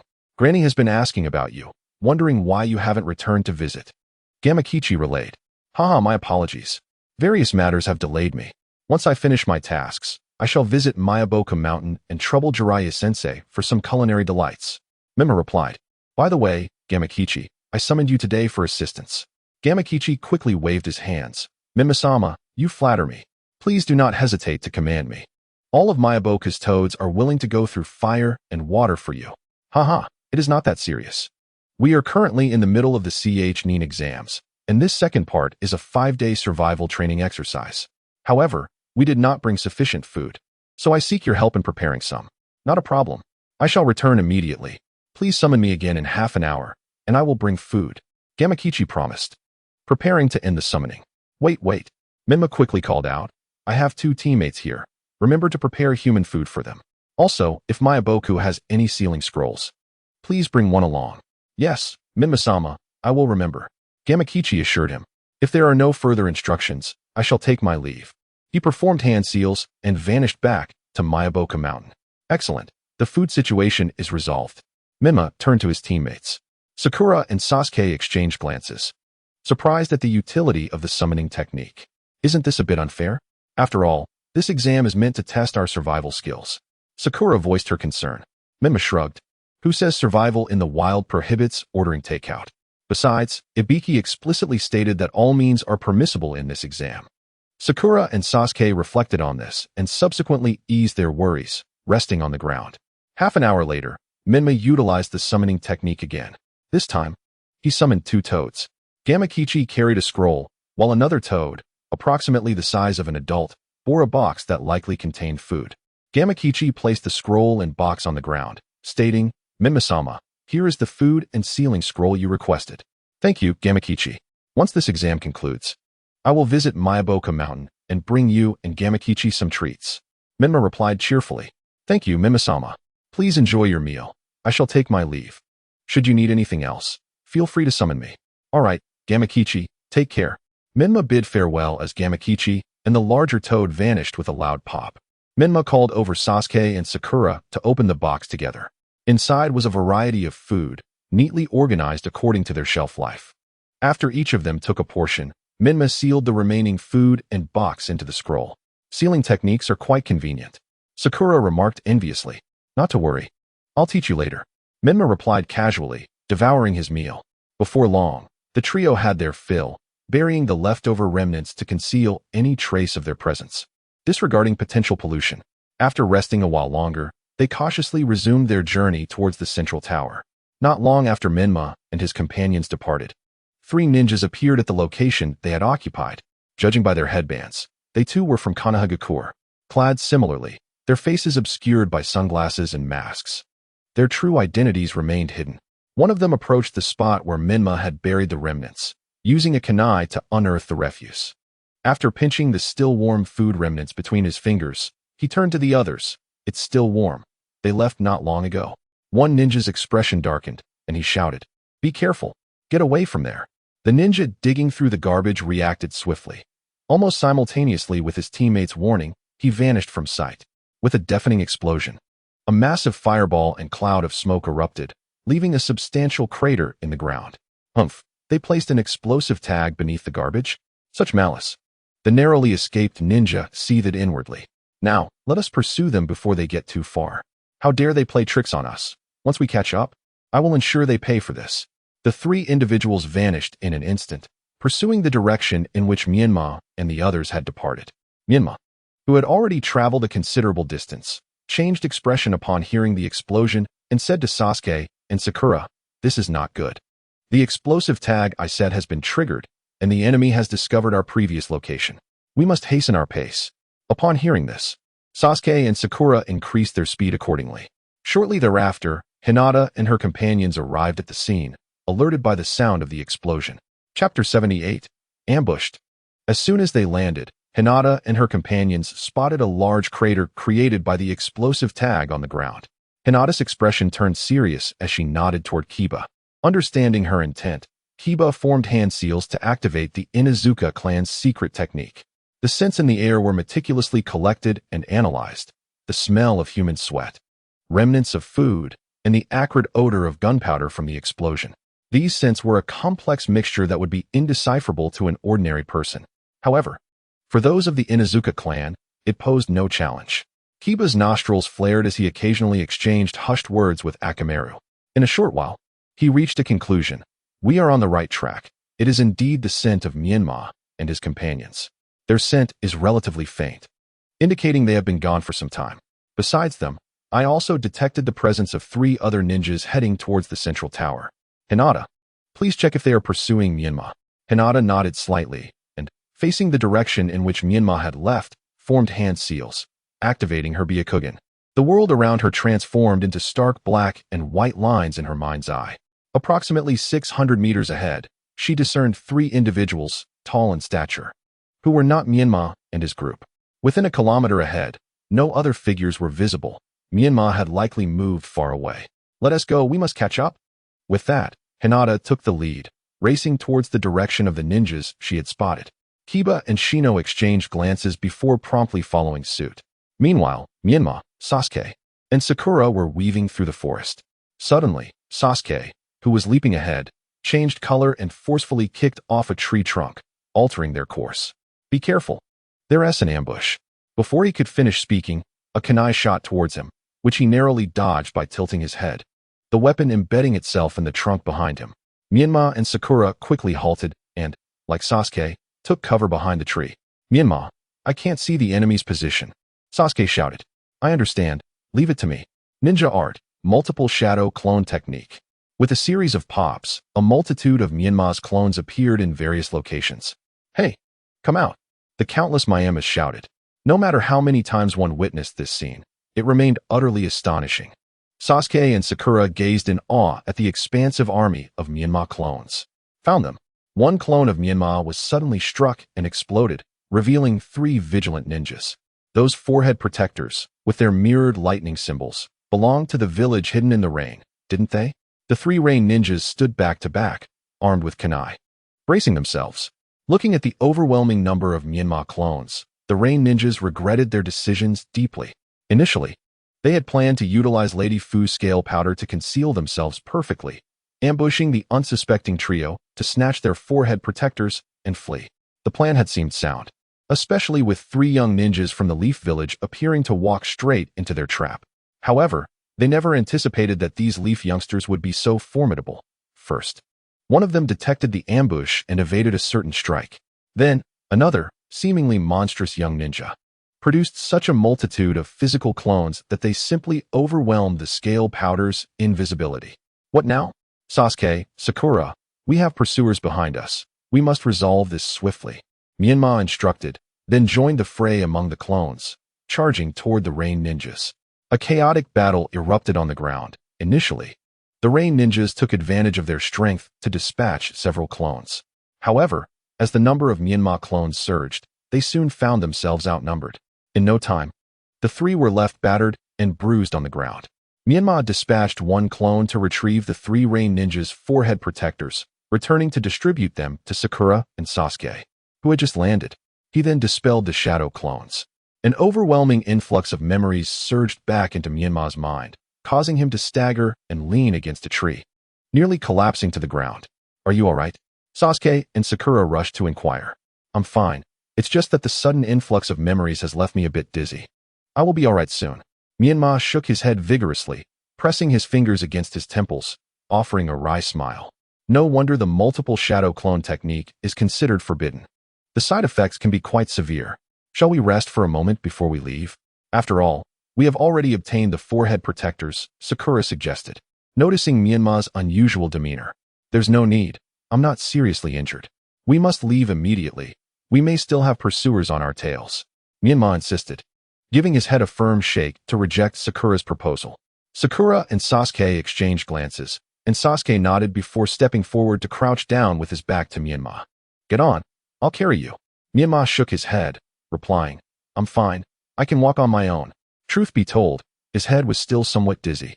But he understood that being carried through the densely branched forest would be akin to ensnaring himself. If they encountered an ambush, it would be difficult for either of them to evade. Are you sure you're all right? Sakura asked with concern. I'm truly fine. Let's go? Menma stated firmly. Just as they were about to make their move, a sinister voice echoed from behind them. Heh, you 3 little mice. Where do you think you're going? Menma and the others were taken aback, quickly turning to look. They saw 3 ninjas wearing Leaf Village forehead protectors, their faces obscured by sunglasses and masks. Looking down at them from above. Enough with the idle chatter. Let us get to it. The leader commanded. Understood, little brats. Prepare to meet your end. One of the ninjas declared as he unleashed a technique. Ninja art, Shuriken Shadow Clone Technique. Several shuriken were fired rapidly towards Menma and his companions. Sasuke smirked disdainfully, thinking how naive it was to underestimate them with mere shuriken. However, upon hearing the technique's name, Menma's expression shifted dramatically as he shouted, "We can't stop them." Defensive positions. With that, he formed hand seals. Wind style, great breakthrough. Menma summoned all the chakra he could muster, channeling it into the technique. A massive whirlwind erupted from his hands, meeting the enemy's shuriken head-on. As anticipated, under the astonished gazes of Sasuke and Sakura, the enemy's shuriken split into 2, then 4, and suddenly multiplied into thousands, effectively sealing off all possible escape routes for the trio. Fortunately, Menma reacted swiftly, using his great breakthrough to disperse most of the shuriken coming directly at them, while the few that managed to slip through were promptly shot down by Sasuke's quick reflexes. Menma gasped for breath, with Sasuke and Sakura brandishing kunai protectively in front of him. Well, quite impressive. The Leaf Ninja, seeing his technique thwarted, clapped and praised. Chapter 79, Fierce Battle, Part 1. Sasuke glared at the 3 enemies with his Sharingan, shouting, "On just the first day, attacking fellow village ninjas? Isn't that a bit excessive?" The response to Sasuke came in the form of another enemy technique, water style, water bullet.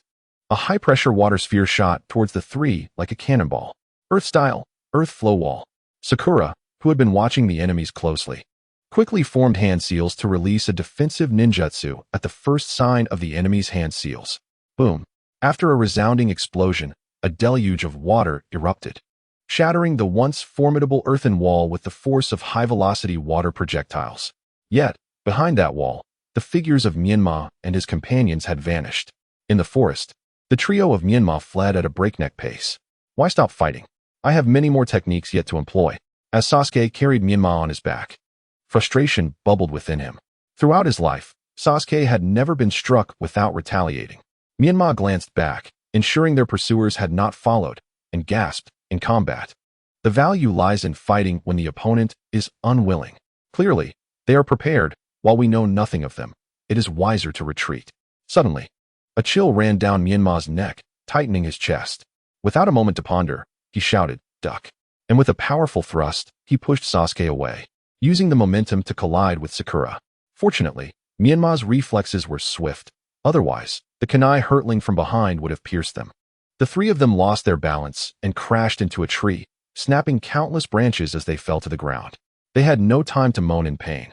As soon as they hit the earth, they quickly rolled into the underbrush to hide. A trio of Konoha ninjas soon appeared, standing atop the broken branches.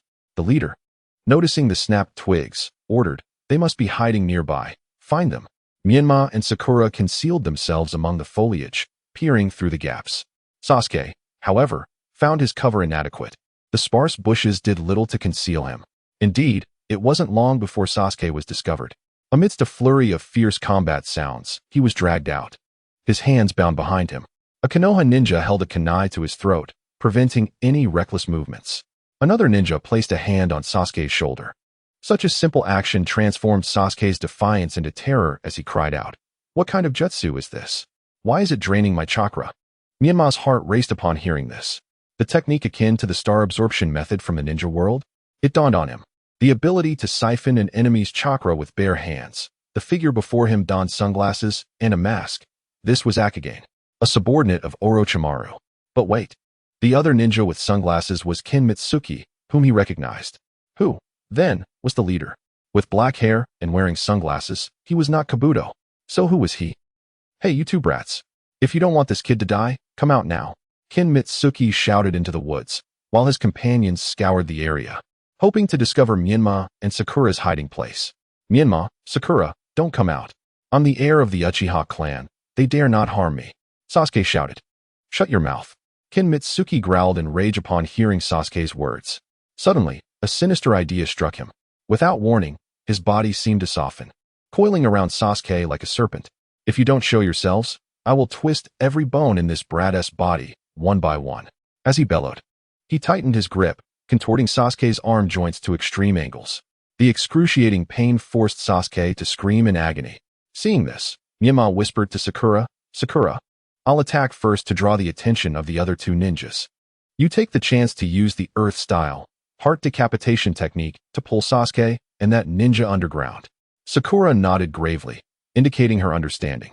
Menma took a deep breath. He could not use the multiple shadow clone technique this time, as their opponents possessed large-scale area attacks. The clones would be ineffective and lead to severe dizziness. He decided to employ that technique instead. Success hinged on this moment. Suddenly, Menma sprang into action, rapidly forming hand seals, wind release, vacuum sphere, high-pressure air orbs, akin to bullets, erupted from his mouth, hurtling towards the leading ninja and Akagane. Yet, the enemy was not easily vanquished. With a series of agile jumps, Akagane evaded Menma's assault, while the leading ninja remained unfazed, simply sidestepping the air blasts. However, Menma's true intent lay elsewhere.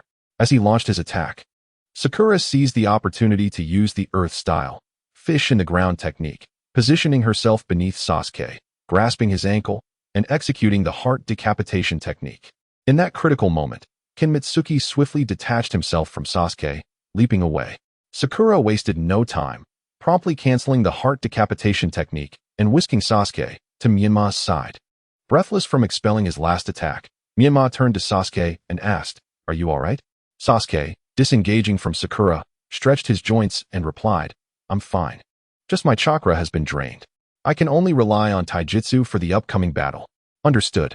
A fierce battle awaits. I may not be able to protect you both. Stay cautious," Menma stated, positioning himself defensively before Sasuke and Sakura. Take care of yourself." Sasuke scoffed. "Sakura, you handle that soft-bodied creature. Be cautious not to let it get too close. Sasuke, the one draining chakra is yours to deal with. Avoid letting him touch you with both hands. I will confront the leader. Why waste words? Let us go." Sasuke charged toward Akagane.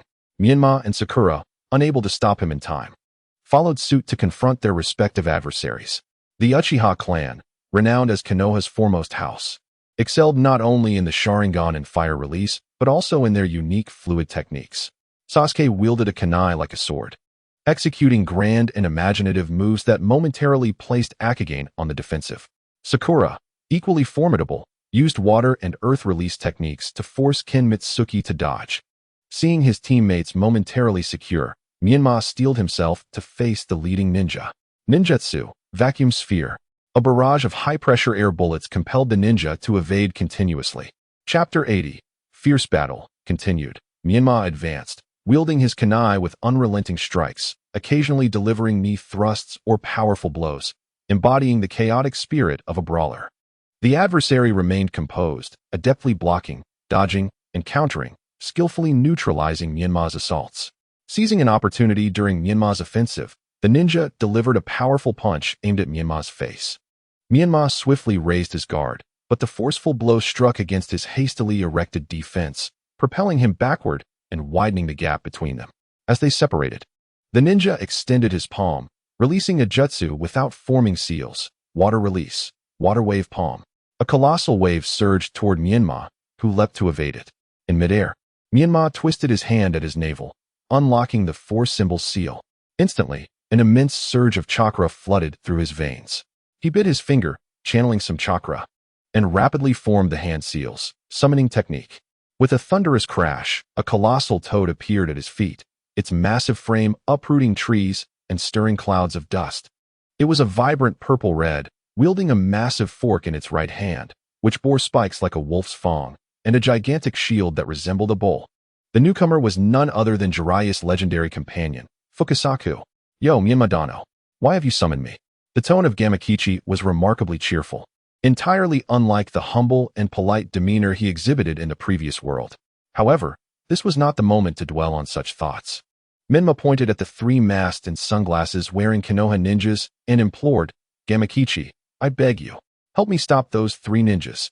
"Haha, leave it to me," Gamakichi proclaimed loudly, raising his trident and fiercely striking at the 2 ninjas entangled with Sasuke and Sakura. Chikage and Kenji swiftly evaded, leaping towards the leading ninja. Taking advantage of the situation, Sasuke and Sakura retreated to Gamakichi's feet, and Menma jumped down, calling to the 2, "Sasuke, Sakura, let's go.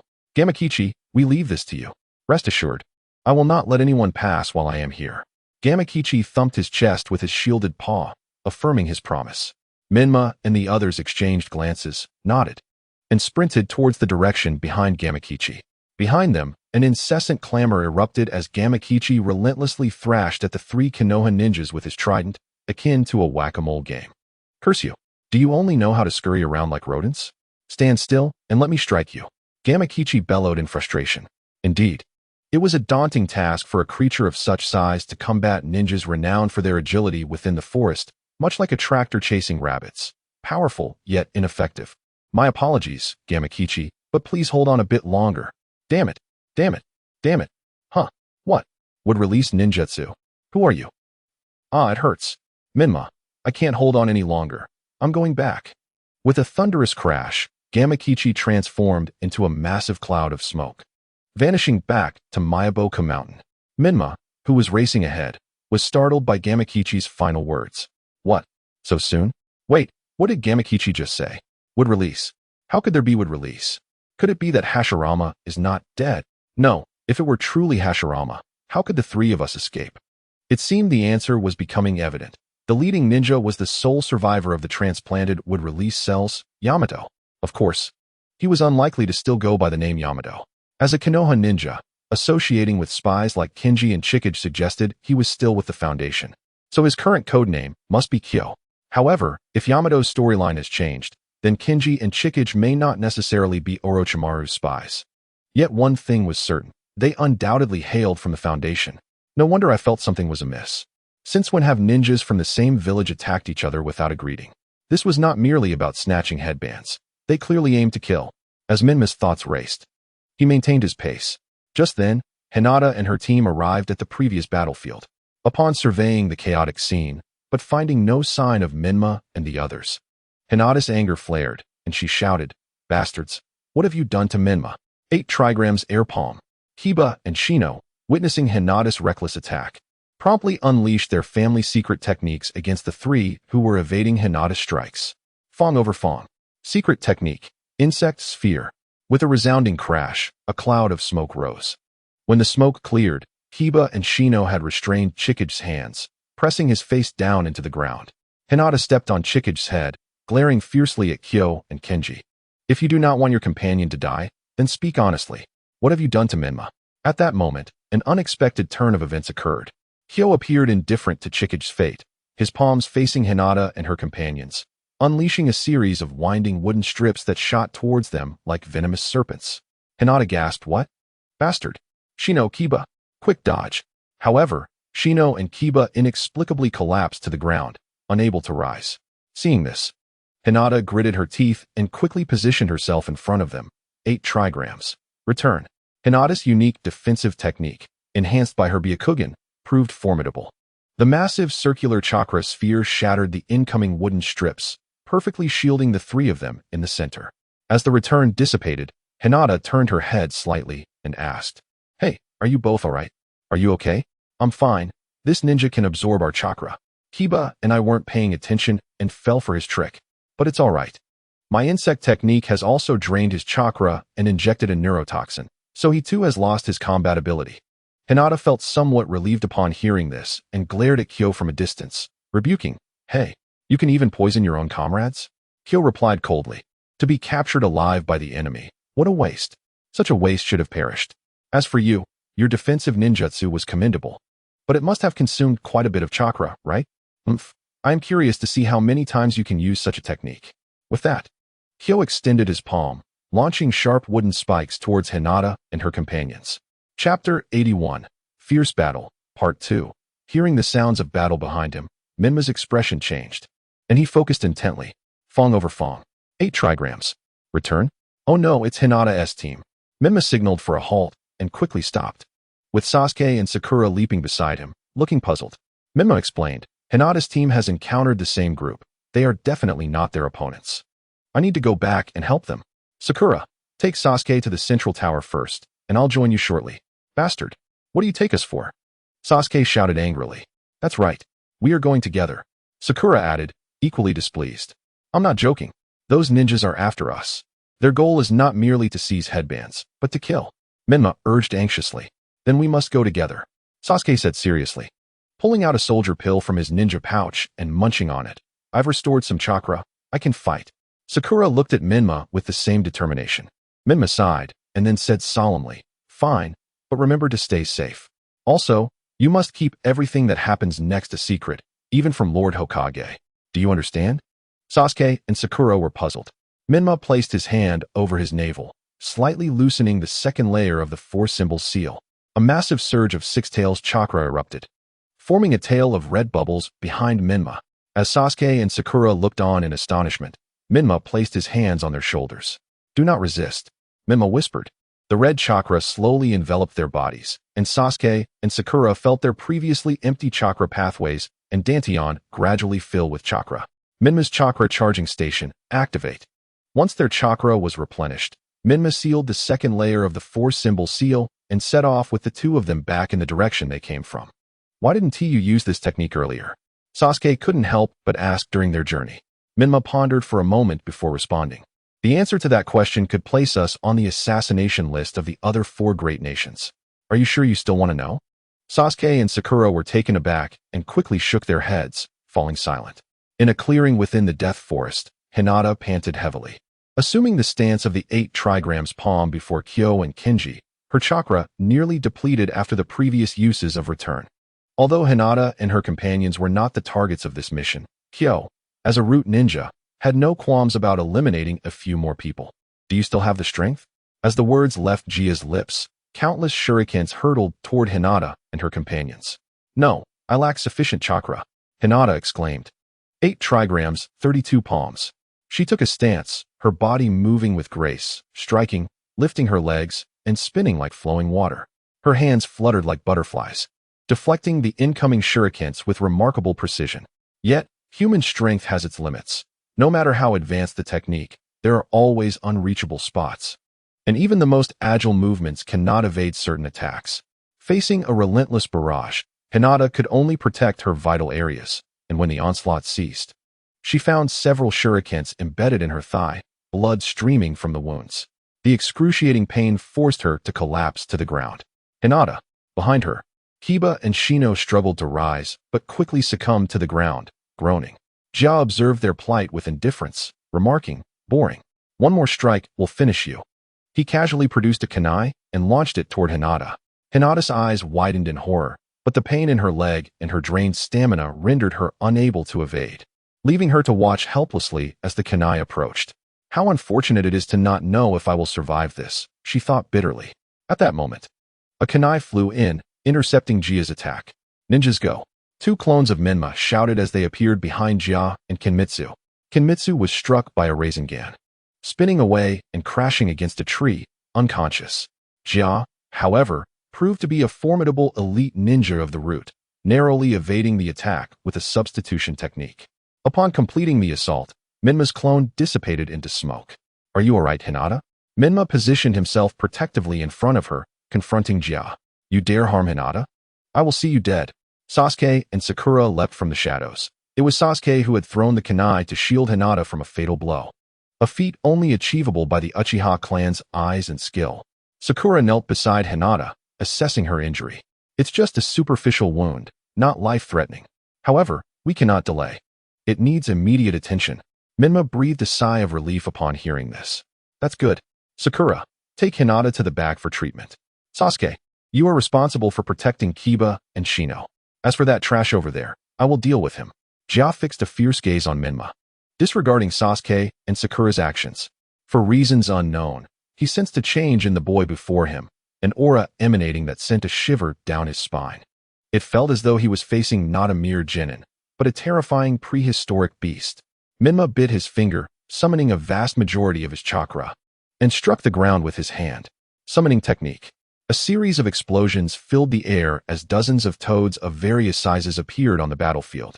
Hey, Menma, why did you summon the old lady too? One toad exclaimed. Wait, why did you summon so many toads? Jiraiya, there is no time to explain. We need to take down the enemy before us. Menma urged. Aren't you participating in the CHNIN exams? Why create such a ruckus against several genin? Jiraiya inquired, perplexed. Jiraiya, he's not a genin. He is a ninja from the root. He intends to kill me. Menma shouted. Oh, is that so? Jiraiya's expression darkened as he commanded. Frog Bunta, Frog Hero, Frog Ricky, Frog Wenkyo, Frog Fast Swim, Frog Koga, Frog Grass, Frog Flower, engage. Remember, they must be alive. I want to uncover who is orchestrating this assassination attempt on Menma. As the command was given, the toads surged toward Jia. Some wielded enormous swords. Others swung their fists with muscular vigor, while some wielded vine whips or launched shurikens like ninjas. In the face of such multiple attacks, Jia unleashed all his strength. Employing would-release techniques inherited from Hashirama to barely fend off the onslaught. However, prolonged defense would inevitably lead to defeat and capture. Chapter 82. Beyond endurance, Menma watched as Jia became increasingly overwhelmed, his wounds multiplying. Suddenly, an unexpected turn of events transpired. A massive stick swept in from the distance, driving back the toads led by Bunta and saving Jia. Following that, several masked Konoha ninjas emerged, launching attacks against the toads. Caught off guard, several toads suffered injuries and were compelled to retreat to Mount Mayaboku. Frog Bunta, witnessing this, was furious. After sheathing his sword, he executed a swift draw, the massive blade slicing through the surrounding trees and forcing the approaching ninjas back. Jiraiya leaped onto Menma's shoulder, shouting angrily into the shadows, "Who goes there? Why are you attacking allies of Mount Mayaboku?" A figure slowly emerged from the darkness, clad in a tight black combat suit, a ninja hat atop his head, and his face marked with age spots and wrinkles. He sported a white goatee, and his hat was adorned with layered armor on the sides and an extended backstrap. His combat suit featured silver armor connected to his back, inscribed with the character for root. He bore 2 vertical ninja tool pouches secured with a purple sash, and his arms and calves were equipped with mesh guards, while his right arm had layered armor. Indeed, the figure was none other than the leader of Konoha's root and the head of the Sarutobi clan, Hiruzen Sarutobi. In response to Jiraiya's inquiry, Hiruzen's expression darkened. I would like to ask why the toads of Mount Mayaboku are attacking Konoha ninjas? Menma's anger surged. It was he who had sent assassins to kill me. Yet he dared to turn the tables. Jiraiya, sensing the gravity of the situation, leaped down from Menma's shoulder, forming hand seals to perform the reverse summoning technique. With a bang, Jiraiya appeared on the battlefield. Confused, he quickly assessed the situation where Konoha ninjas, led by his mentor Hiruzen, faced off against the toads of Mount Mayaboku. What is happening? Jiraiya's expression shifted as he looked at Jiraiya. Jiraiya leaped onto Jiraiya's shoulder and recounted the preceding events. What? Is this true? Jiraiya's countenance darkened as he turned to Menma. Menma nodded, affirming Jiraiya's account. Jiraiya turned to his mentor, his expression complicated. Teacher, did you really send people to assassinate Menma? Hiruzen scoffed. I do not know what you are talking about. While patrolling, I happened to see the toads from Mount Mayaboku attacking Konoha ninjas. So I merely intervened to save him. You lie. It was your subordinates who attacked Lord Menma first. Frog Bunta, unable to contain his temper, retorted vehemently. I cannot be bothered to argue with a beast. Hiruzen dismissed disdainfully. What? Upon hearing this, Frog Bunta's fury erupted, and he raised his sword to strike. Bunta, calm down.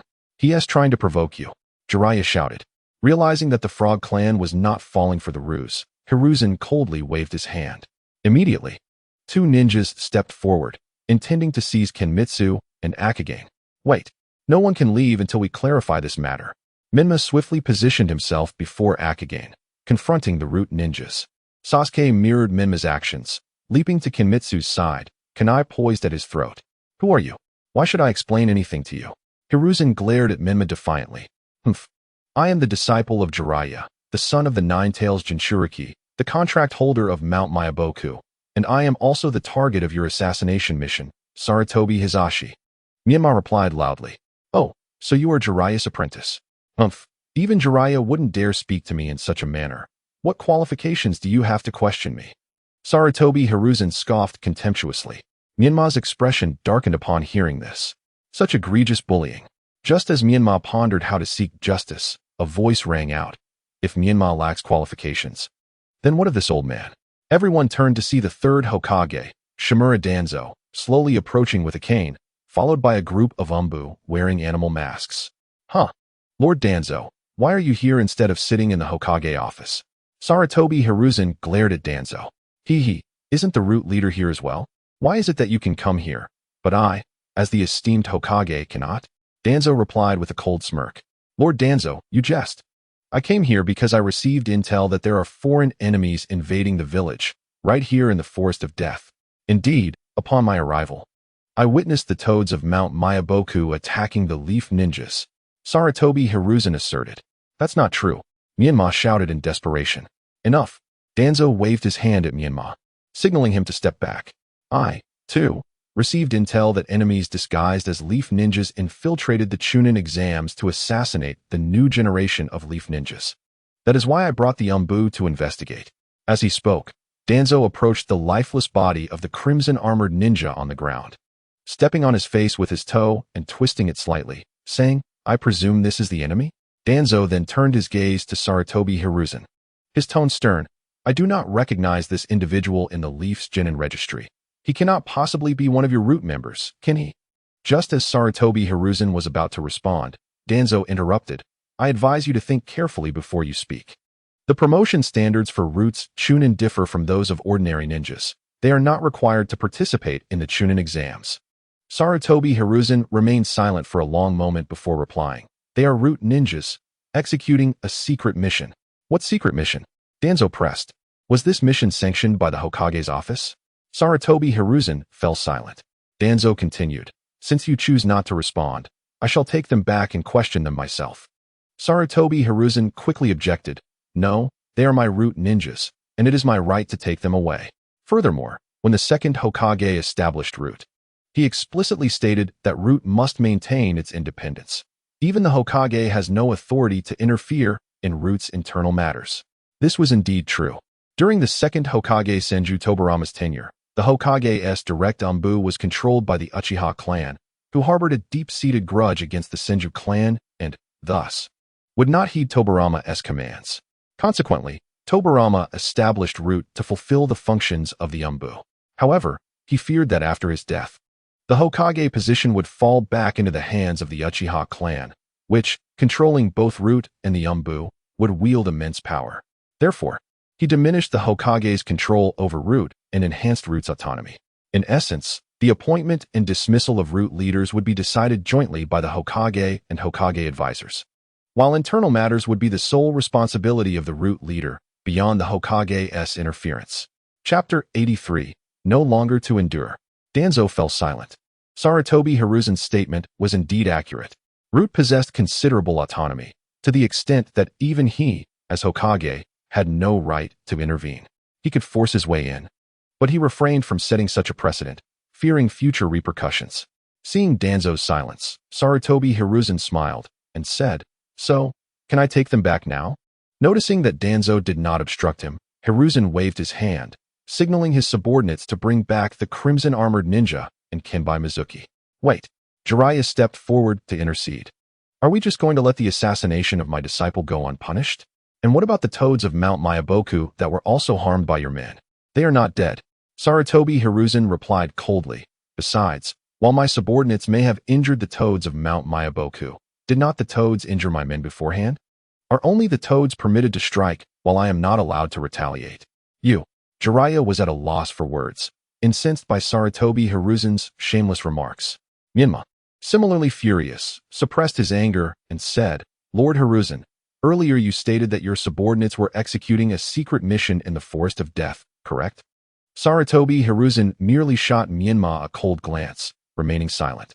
That means they were there as genin candidates to execute their mission. Menma continued. However, it was made clear prior to the exam that all candidates must remain in the Forest of Death for 5 days, and your subordinates signed a waiver acknowledging the risks. You wouldn't dare deny that. And so what?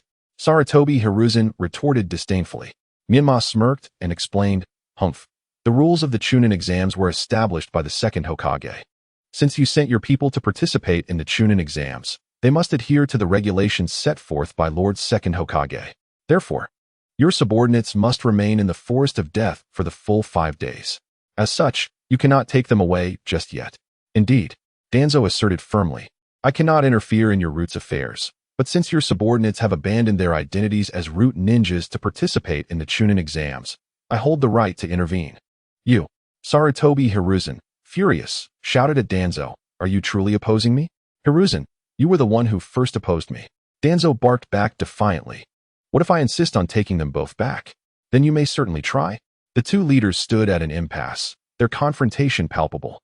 The Anbu of both sides remained on high alert, ready to engage in battle at their leader's command. Witnessing this tense standoff, Menma chuckled, realizing that if he did not act, Sarutobi Hiruzen would undoubtedly resort to drastic measures, leading Root into conflict with everyone present, if a battle were to erupt. While he could fend for himself with the toads of Mount Myaboku and Jiraiya, the injured Hinata and incapacitated Kiba and Shino might not survive. He could not simply stand by and watch them perish due to a moment of anger. I must endure. I must endure. I absolutely must endure. No. The more I think about enduring, the angrier I become. The more I retreat, the more I feel I lose. How could it be? Sarutobi Hiruzen has already shamed me. Yet he expects me to continue enduring? I shall not tolerate this any longer. Seizing the moment while everyone's attention was diverted, he subtly gestured to Sasuke. Counting down from 3, 2, 1, with a swift motion, he thrust a kunai into the chest of the crimson-armored ninja, twisting it vigorously. The crimson-armored ninja convulsed a few times before turning away, lifeless. The splattering blood stained Menma's face, imbuing him with an air of menace. Simultaneously, Sasuke slashed Kenbai Mizuki's throat. All right, Lord Hiruzen, you may take them both away now. Menma rose, a smirk playing on his lips as he regarded Sarutobi Hiruzen. Sarutobi Hiruzen was nearly apoplectic, his face ashen as he turned to his Root members, shouting, "Capture these two rogue ninjas who murdered their fellow Leaf ninjas. You dare." Both Jiraiya and Danzo were equally stunned by Menma's actions, but immediately stepped forward to shield him and Sasuke. Hee. Sarutobi Hiruzen laughed bitterly in anger. These two brats have killed Leaf ninjas right under your noses, and you still wish to protect them? Menma, you are too impulsive. Jiraiya whispered reproachfully, yet still stood before him protectively. Menma felt a surge of gratitude, but shook his head, stepping out from behind Jiraiya to face Sarutobi Hiruzen. His expression stoic as he stated, "What wrong have I committed?" Ah ha ha ha. Sarutobi Hiruzen seemed to have heard the most amusing joke in the world. He glared fiercely at Menma and said, "You cruelly slaughtered the ninjas from your own village. For this alone, I have the right to execute you on the spot. How can you even question where you went wrong?" Menma, wearing an exaggerated expression, replied in confusion, "But I was in the midst of an examination." Sarutobi Hiruzen darkly retorted, "You killed fellow ninjas, and you still wish to take the exam? Humph, you should first be imprisoned." Menma raised a finger and gently shook it at Sarutobi Hiruzen, regretfully saying, "I'm afraid that one to do. Before the examination, we all signed a death pact, allowing candidates to use any means necessary to seize the opponent's forehead protector. Thus, in order to successfully obtain theirs and pass the exam, I had no choice but to eliminate them. This is entirely in accordance with the examination requirements. How can you use this reason to apprehend me?" After saying this, Menma gazed at Sarutobi Hiruzen with a look of regret. Such sophistry. They have already lost their ability to resist. And I have clearly stated my intention to take them away, abandoning this examination. Sarutobi Hiruzen roared in anger. When did Konoha decree that ninjas must refrain from killing defenseless enemies? If they dared to attempt my assassination, they must be prepared to face death themselves. Menma replied expressionlessly, "Humph, sharp-tongued. We shall see if you can maintain such eloquence when you reach the end." Sarutobi Hiruzen sneered, then turned to his subordinates, barking, "Why are you standing there? Hurry and bring those two brats back." Danzo stepped forward and positioned himself in front of Menma. "Danzo, what do you intend to do?" Hiruzen glared at him furiously. Menma is correct. During the Chunin exam, candidates may go to any lengths to complete the test, including killing. Danzo said slowly, "Moreover, if you insist on taking Menma away, I can only take those two corpses and hand them over to the Yamenka clan for memory retrieval, to determine if they were indeed following your orders to assassinate Menma." "You." Sarutobi Hiruzen's expression darkened as he fixed his gaze upon Danzo. Danzo remained unfazed, calmly meeting Hiruzen's eyes. "Humph, we are leaving." Sarutobi Hiruzen ultimately chose to concede, signaling his subordinates to depart with the two corpses. Chapter 84. Sarutobi Hiruzen. If you do not perish, I cannot find rest. Once Hiruzen departed, Menma could no longer restrain himself and collapsed to the ground, retching violently. It was no wonder, having lived 2 lifetimes, this was his first act of killing. The thought that a life had ended by his hand, even that of an enemy, left him feeling numb and breathless. The sensation of the kunai-piercing flesh had previously felt exhilarating, yet now he was engulfed in a state of distress. Nearby, Sasuke clung to a tree, dry heaving, while Sakura, having tended to Hinata's wounds, approached Sasuke to gently pat his back, her eyes filled with concern for Menma. Jiraiya squatted down, gently patting Menma's back while chiding. Honestly, why did you have to do it yourself? He then produced a bottle of drink from his ninja tool pouch and handed it to Menma. Menma took a large swig, only to grimace. Is this alcohol? He shot a glare at Jiraiya, rinsed his mouth with the liquor before spitting it out, and then took another hefty gulp, finally complaining, why is it alcohol? Jiraiya chuckled, you've killed a man, and you can't even have a drink? Menma's expression darkened at his words, and he replied with a wry smile, that was unavoidable, and killing those two was the best way to placate Sarutobi Hiruzen. Heh, you killed the old man's men and claim it was to appease him. You are quite amusing. Care to explain why you say so? Jiraiya asked, his expression peculiar. At that moment, Danzo approached Menma from behind, disregarding the dirt, and sat cross-legged on the ground, saying, Menma, I would like to hear your thoughts. Can you help an old man clarify his doubts? With a bitter smile, Menma replied, Lord Hokage, please do not mock me. If others cannot see it, how can you? Danzo nodded noncommittally and said, it's fine, please share. I wish to see how the genius with the mindset of Hokage, as Kakashi described, thinks. Menma forced a smile and said, you flatter me, Lord Hokage. If I speak incorrectly, please do correct me. First of all, Sarutobi Hiruzen would never hand those two ninjas over to you, would he? Because if those two were turned over to you, and you extracted the truth from them regarding the mastermind behind it all, his position would become precarious, and he might even lose his grip on the leadership of Root. If Sarutobi Hiruzen realizes his position is threatened, he might become desperate and engage in a life-or-death struggle with you. But Konoha cannot afford such turmoil, especially not during this crucial time of the multilateral Chunin exam. We cannot allow a conflict with Sarutobi Hiruzen under such unprepared circumstances. That is indeed correct. So why not simply allow him to take those two away? Danzo nodded in approval, then inquired. Because those two attacked our squad and Hinata's squad with lethal intent. If I do not kill them now, our families and clans will undoubtedly unite to pressure you, Lord Hokage, demanding you punish Sarutobi Hiruzen. The Hyuga clan, the Uchiha clan, the Nine-Tails Jinchuriki, the Inuzuka clan, and the Aburame clan. These forces combined would make it impossible for you to ignore their opinions, right? If you acquiesce, it would exacerbate the conflict between the Hokage and Root, potentially leading to a civil war. If you refuse, your authority will surely be undermined, which is precisely what Sarutobi Hiruzen desires. Therefore, only by killing those two Root ninjas can we ensure our families do not pursue the matter, and your reputation remains intact. Similarly, only by eliminating those two can you agree to allow Sarutobi Hiruzen to take their corpses without forcing him into a desperate situation that could lead to mutual destruction. Danzo remained silent, simply observing Menma. After a long pause, he sighed deeply, expressing, Menma, your words bring me both comfort and shame. Comfort, for Konoha has a promising successor. Shame, for as Hokage, I have been remiss, allowing you to ponder issues you should not have to at your age. Menma smiled and reassured him, your praise is undeserved. Lord Hokage, my immature actions have brought you trouble. I ask for your understanding. Enough consolation, the exam is not over yet. You should continue with it. Danzo shook his head, rising to his feet. As compensation for my failure to protect you, after the Chunin exam, I shall make time to teach you some things. After saying this, Danzo turned and left with the Anbu. Menma quickly stood and called out to Danzo's retreating figure. Thank you, Lord Danzo. Once Danzo had departed, Jiraiya regarded Menma and mused. Now I understand why the great sage Toad believes you are the destined child to bring change to the ninja world. However, do you not fear that by killing those two, you have trampled upon the old man's face and forged an enmity with him? Menma responded calmly. From the moment he sent people to kill me, we have already become adversaries.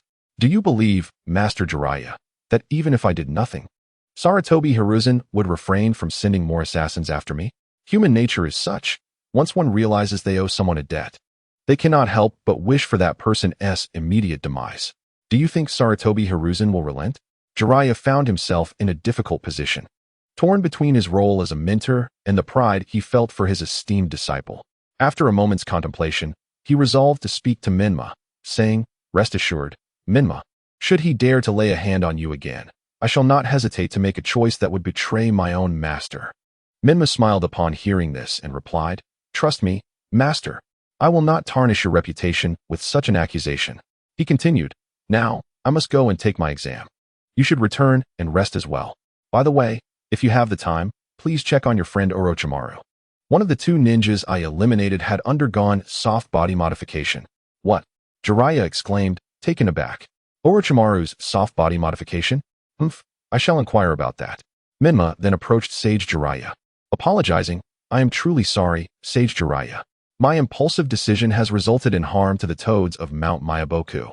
After this Chunin exam, I shall formally apologize to them." Sage Jiraiya shook his head. "Menma, you speak foolishly. You are not to blame. It is Sarutobi Hiruzen who is at fault." He scoffed. "I have long suspected him to be of ill intent.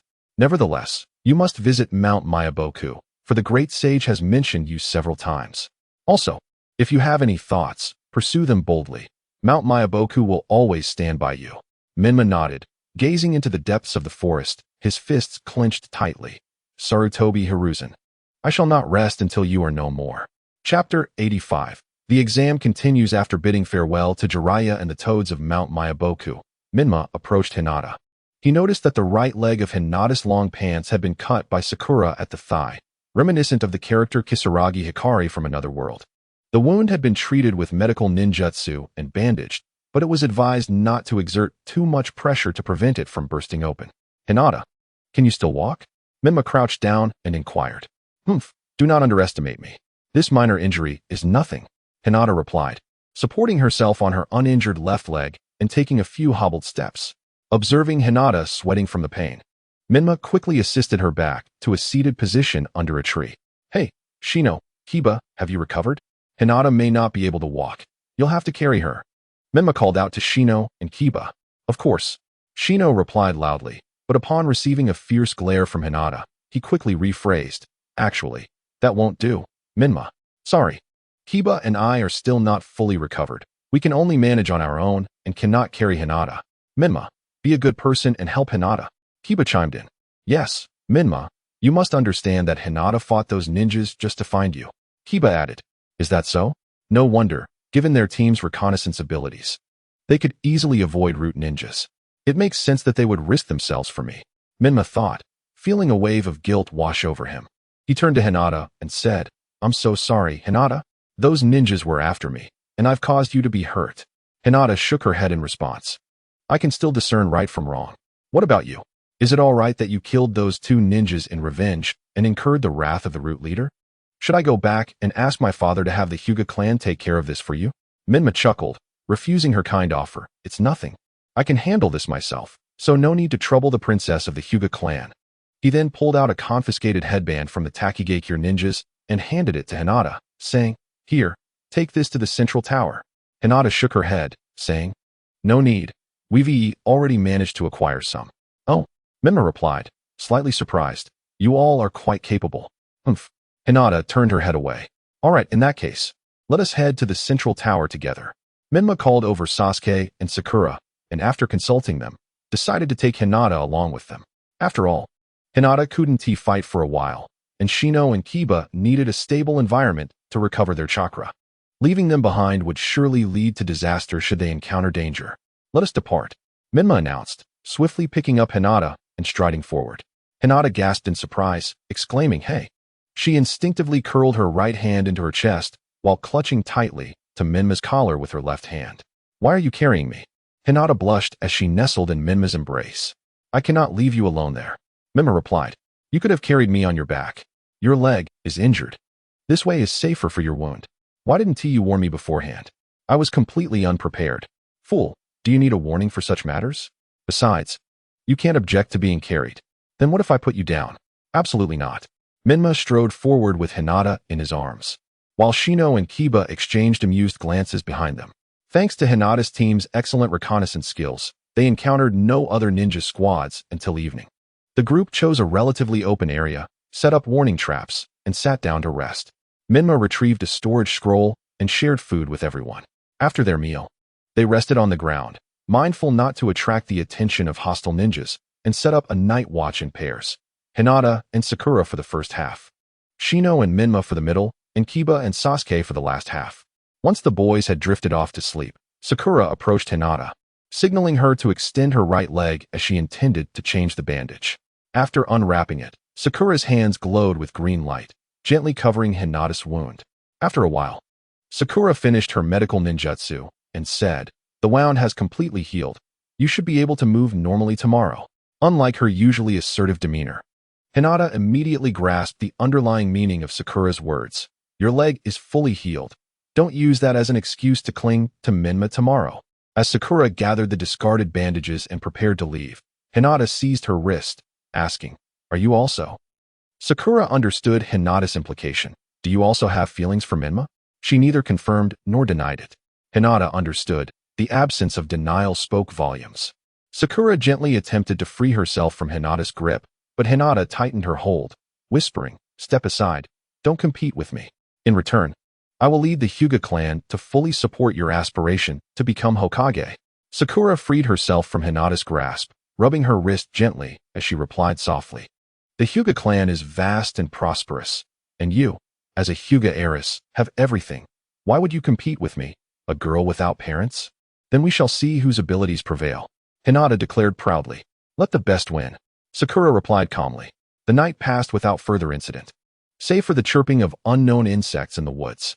On the following day, after a good rest, the group quickly freshened up, ate a little, and prepared to set off for the central tower. Menma looked at the now mobile Hinata and asked curiously, "Your leg is all right?" "Yes, Sakura treated it last night. I'm completely healed," Hinata responded. She could certainly pretend that her wound had not yet healed, allowing Menma to continue holding her. But her pride forbade her from doing so in front of Sakura. So why was she still wrapped in bandages? Menma pointed to the freshly changed bandage on Hinata's thigh. "There's a scar on my leg. It looks dreadful, so I just cover it up," Hinata replied nonchalantly. Menma acknowledged with a sound and turned to signal the others to move forward. Chapter 86. Reunion of Team 8. Menma and his group advanced towards the central tower in a triangular formation. Menma led the way, followed closely by Hinata and Sakura.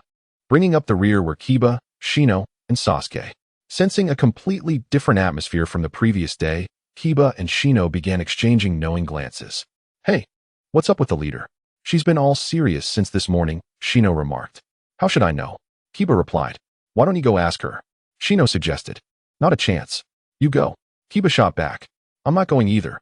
At this moment, Sasuke, unable to bear their antics any longer, whispered, "Hey, you two idiots. Watch where you're going." Suddenly, sounds of battle erupted from ahead. Menma quickly signaled for everyone to stop, glancing back at Hinata. She nodded, leaping to a height where she formed hand signs. Byakugan. With the activation of the Hyuga's secret technique, the commotion ahead came into clear view. Oh no, it's Team 10 led by Shizune. They're engaged in combat with the enemy, who number 9 in total. Menma exclaimed, realizing their dire predicament. "We need to help them." With that, the group hurried towards Team 10's location. Meanwhile, the ambushing Orochimaru's team sensed a group of ninjas approaching. The leader of this group had an immense chakra. "Someone's coming. We need to retreat." The team leader, unable to continue their assault on Team 10, signaled for his teammates to flee the battlefield. The remaining 2 lower-ranked ninjas were displeased with Orochimaru's abrupt retreat. But being a ragtag team formed by a few small ninja villages, they were hardly expected to fight with full resolve. "Good, fewer people to share the spoils," one of the Tea Country ninjas remarked. "Let us hurry up and finish this." Another from the Soup Country barked. With Orochimaru's departure, Team 10 felt a significant reduction in pressure. Akimichi Choji unleashed his full strength, using his enlarged fists like hammers, making it difficult for the enemies to approach. Nara Shikamaru, employing his tactical brilliance, manipulated his shadow to complement Choji's attacks, forcing the enemy to dart around helplessly. Yamanaka Ino struggled to keep up. Her family's secret technique required the enemy to be immobilized or controlled to be effective. Thus, she could only stand by and occasionally throw a shuriken. As the Konoha ninjas grew bolder, the Soup Country ninjas gasped, "If it weren't for that woman escaping, we would have taken down those Konoha wastes long ago. Once we defeat them, I'm going to have my way with that Konoha Kunoichi. Don't you dare try to steal her from me." At that moment, an unexpected turn of events occurred. Menma suddenly appeared, descending from the sky and landing a kick on the Soup Country ninja's head, burying it into the ground. With a mouth like that, let me help you fix it.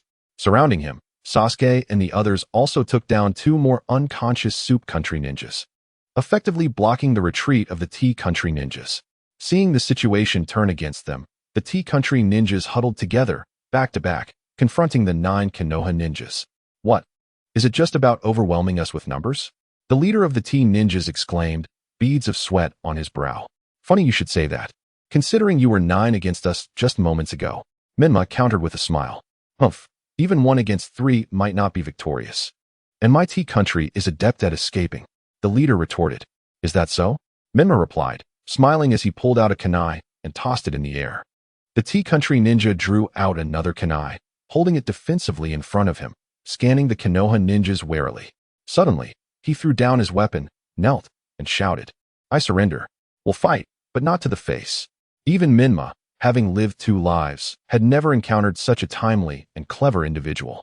Amused, he turned to Choji and the others, asking, what do you say? Should we accept their surrender? Choji, having returned to his normal size but appearing even leaner, exchanged glances with Shikamaru and Ino before saying, let us just give them a beating and take their headbands, then let them go. Upon hearing this, Menma pressed down harder on the Soup Ninja's head, grinning at the Tea Country ninjas.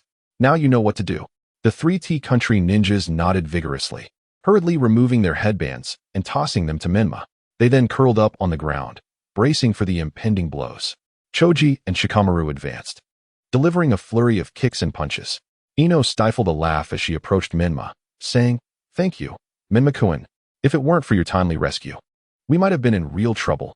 Menma smiled and handed the 3 headbands to Ino. It's nothing, really. If you want to thank someone, thank Hinata. If her Byakugan hadn't spotted you, we wouldn't have arrived in time. Menma-kun, you're too modest, Ino smiled, then pointed at the Soup Ninja under Menma's foot. If you don't let him go soon, he might just die. Ah, my apologies. I forgot for a moment. Menma lifted his foot, flipping the Soup Ninja over. Don't worry, he is not dead. The Soup Ninjas worship a dark god, granting them greater vitality than ordinary ninjas. They won't die so easily. Ino shook her head, smiling. Whether they live or die is of no concern to me. I just don't want Menma-kun to be controlled by his desire for bloodshed. Touched by her words, Menma assured her, don't worry, I know my limits. Yes, I've always believed in you. Not far away, Hinata and Sakura watched as Ino and Menma conversed cheerfully, their brows furrowing. Hey, Sakura, she is quite a rival too. Really, aren't you 2 good friends? Why don't you warn Ino to keep her distance from Menma? Why don't you go? TCH. Hinata clicked her tongue and turned away. Neither of them was foolish. They understood that such clumsy tactics would not only be ineffective, but could provoke Menma's resentment. Menma took the 3 Soup Country ninjas' headbands and stuffed them into his ninja tool pouch, calling for everyone to head towards the central tower. Hey, why are you taking so many headbands? We already have some. Sasuke questioned, puzzled. Menma explained, if we leave them behind, someone else might pick them up, and that would mean more competition for us. Besides, the Soup Ninjas, having lost their headbands, will undoubtedly fight harder to seize those of other teams, effectively reducing our enemies. Isn't that advantageous? Oh, I see now. But Menma, how come I never noticed you were so cunning before? Shut up. This is called wisdom. Chapter 87. The end of the exam, the group of 9 marched towards the central tower with great vigor. Along the way, they encountered no other ninjas. For those who had survived this far without elimination were no fools. Anyone looking to seize headbands from Menma's group would need to carefully consider their own strength. Upon reaching the vicinity of the central tower, Menma signaled for everyone to halt. This pause served 2 purposes, to recuperate and regain their strength, and to conduct reconnaissance to avoid potential ambushes by enemies lurking near the tower. A journey of 100 miles begins with a single step, and Menma was determined to avoid any missteps. Hinata leaped into a tree, activating her Byakugan. After a brief observation, she descended and approached Menma, informing the group. As Menma anticipated, there are 3 ninja squads near the tower. 2 are hiding, just like us, while the remaining 1 is stationed directly at the entrance to the tower. What is their strength like? Inoichi queried. The 2 concealed squads possess average abilities, but the team blocking the entrance is formidable. One of them, carrying a gourd, emanates an ominous chakra. Hinata replied. Indeed, my insects convey a sense of dread as well. It seems we are facing a significant adversary. Kiba, you feel it too, don't you? Shino added. Kiba remained silent, merely glancing at Akamaru, who was trembling in his embrace, his small black paws covering his eyes. It was evident to the group that the ninja with the gourd was not to be trifled with. Menma was aware of whom they spoke. Indeed, it is the little panda from the land of wind, Gaara. Can we circumvent them? Sasuke inquired. Unfortunately, no, Hinata shook her head. I just saw that all entrances to the tower have been blocked with sand, presumably by that blocking squad. It seems we have no choice but to engage in battle. Sasuke exclaimed, eager for action. Hold on, Sasuke, let's not be hasty. Menma interjected, preventing Sasuke from charging forward. We should attempt to negotiate first. Combat should be our last resort. Indeed, perhaps we can reason with them? Sakura concurred with Menma's suggestion. After a brief discussion, it was decided that Menma's team would initiate negotiations, with Team 8 and Team 10 ready to provide immediate support if needed. Menma, along with Sasuke and Sakura, cautiously approached the entrance of the tower. At the entrance, Gaara, Temari, and Kankuro stood guard, positioned at the eastern, southern, and western entrances of the tower, respectively. All entrances, including windows, were encased in sand. Finally, someone has arrived, Kankuro exclaimed, the first to spot Menma's trio. Upon hearing Kankuro's voice, Temari and Gaara swiftly joined him. Hey, you three-leaf ninja. If you wish to pass through here and enter the tower, you must surrender a forehead protector. We only require one. So the remaining two of you can still participate in the exam. What do you think? A fair trade, isn't it? Kankuro proposed. Menma's team exchanged glances, perplexed. Are you charging a toll? They inquired. One could say that. Kankuro replied, scratching his cheek sheepishly. Why not simply seize someone else's forehead protector? You appear quite capable. Sakura questioned. That's because my brother here dislikes fighting. Temari lamented. He possesses such strength, yet abhors conflict. My apologies, Temari, for causing you trouble. Gaara muttered softly. Oh, it's fine. After all, you are my brother. Temari affectionately ruffled Gaara's hair. Turning back to Menma, she asked, so, what will it be? Who among you is willing to part with a forehead protector? With a smile, Menma gestured behind him, and in an instant, Hinata and Ino leaped from their hiding spots. Joining him, are you relying on sheer numbers to force your way through? Temari's expression shifted as she raised her iron fan defensively. Kankuro also summoned his puppets. Hey, calm down. That is not our intention. Menma waved his hands, signaling his benign intent. You, the one with the gourd. Retrieve your sand. It's already wrapping around my ankles. Then what do you mean? Temari asked, sensing that Menma and his team did not intend to force their way in. Here's the deal. We will offer you 3 forehead protectors if you clear the path for us to enter, Menma proposed. Upon hearing this, Temari lowered her fan, saying, very well, we are quite bored waiting here. The sooner you hand over the forehead protectors, the sooner you can enter. Thus, Menma produced a forehead protector he had previously acquired from a defeated opponent and handed it to Temari. Elated, she instructed Gaara to remove the sand barricading the entrance, allowing Menma and his companions to enter the tower. Considering the total number of squads now totaled 4, including Menma's group, they were far from the 11 needed, making conflict unnecessary. Just as Menma was about to step inside the tower, Temari called out, Hey, you with the yellow hair. Wait a moment. Huh, what is it? Menma turned, bewildered. This is a gift from my brother, Temari said, tossing an object towards Menma. He caught it and opened his palm to reveal a finely crafted ceramic gourd-shaped ornament. Thank you. Menma smiled at Gaara, who was peeking shyly from behind Temari. I'm Menma. What is your name? Gaara retreated further behind Temari, remaining silent. Ha, feeling shy? No worries. Just tell me your name next time we meet. Menma waved cheerfully before turning to leave. Gaara tugged at Temari's clothing, lowering his head in distress. Temari turned to embrace him, gently stroking his hair. Honestly, Gaara, don't you want to make friends? Why not just tell him your name? Temari, I can't. There's a monster inside me. I fear I might hurt him. Gaara whispered. Sighing, Temari said nothing more, merely patting Gaara's head to comfort him. As Gaara and his team entered the tower, the sand that had blocked the entrance was retracted. The 2 hidden squads outside also successfully made their way inside. One was a nameless trio of background characters, and the other was a team led by the Grass Village's Kunoichi, Karen. Chapter 88. The conspiracy behind the scenes. Unlike previous examinations, this time, the Chunin exams did not include preliminary rounds. Any lower ninja squads that successfully passed the second exam would qualify for the final test. So far, 7 lower ninja teams had passed the second round, 4 from the leaf, 1 from the sand, 1 from the grass, and 1 from the land of mountains. Indeed, the nameless background ninjas hailed from the land of mountains and had somehow passed the second exam. Some may not have heard of the land of mountains. However, it had appeared in the anime. Their hidden village, known as the village hidden in the heat haze, fought against the leaf during the Second Great Ninja War, but was ultimately defeated. In the aftermath, a ninja named Jin'ai infiltrated the leaf village, planting numerous explosive tags in vital locations, including the Hokage building, the Ninja Academy, and the hospital. 30 years later, Naruto uncovered this plot, which caused a brief uproar in the leaf village, but it was later revealed that Jin'ai had already lifted the curse of the explosive tags. These 3 nameless lower ninjas were indeed from the land of mountains village hidden in the heat haze. After announcing that these 7 teams had passed the second exam, Marino Ibiki informed everyone that they could leave the examination grounds. The third exam would commence in 1 month's time. He would remain in the central tower for 5 days, until either time expired or the number of teams reached 11. After confirming that there were no hidden examination contents, Menma and his companions left the Death Forest.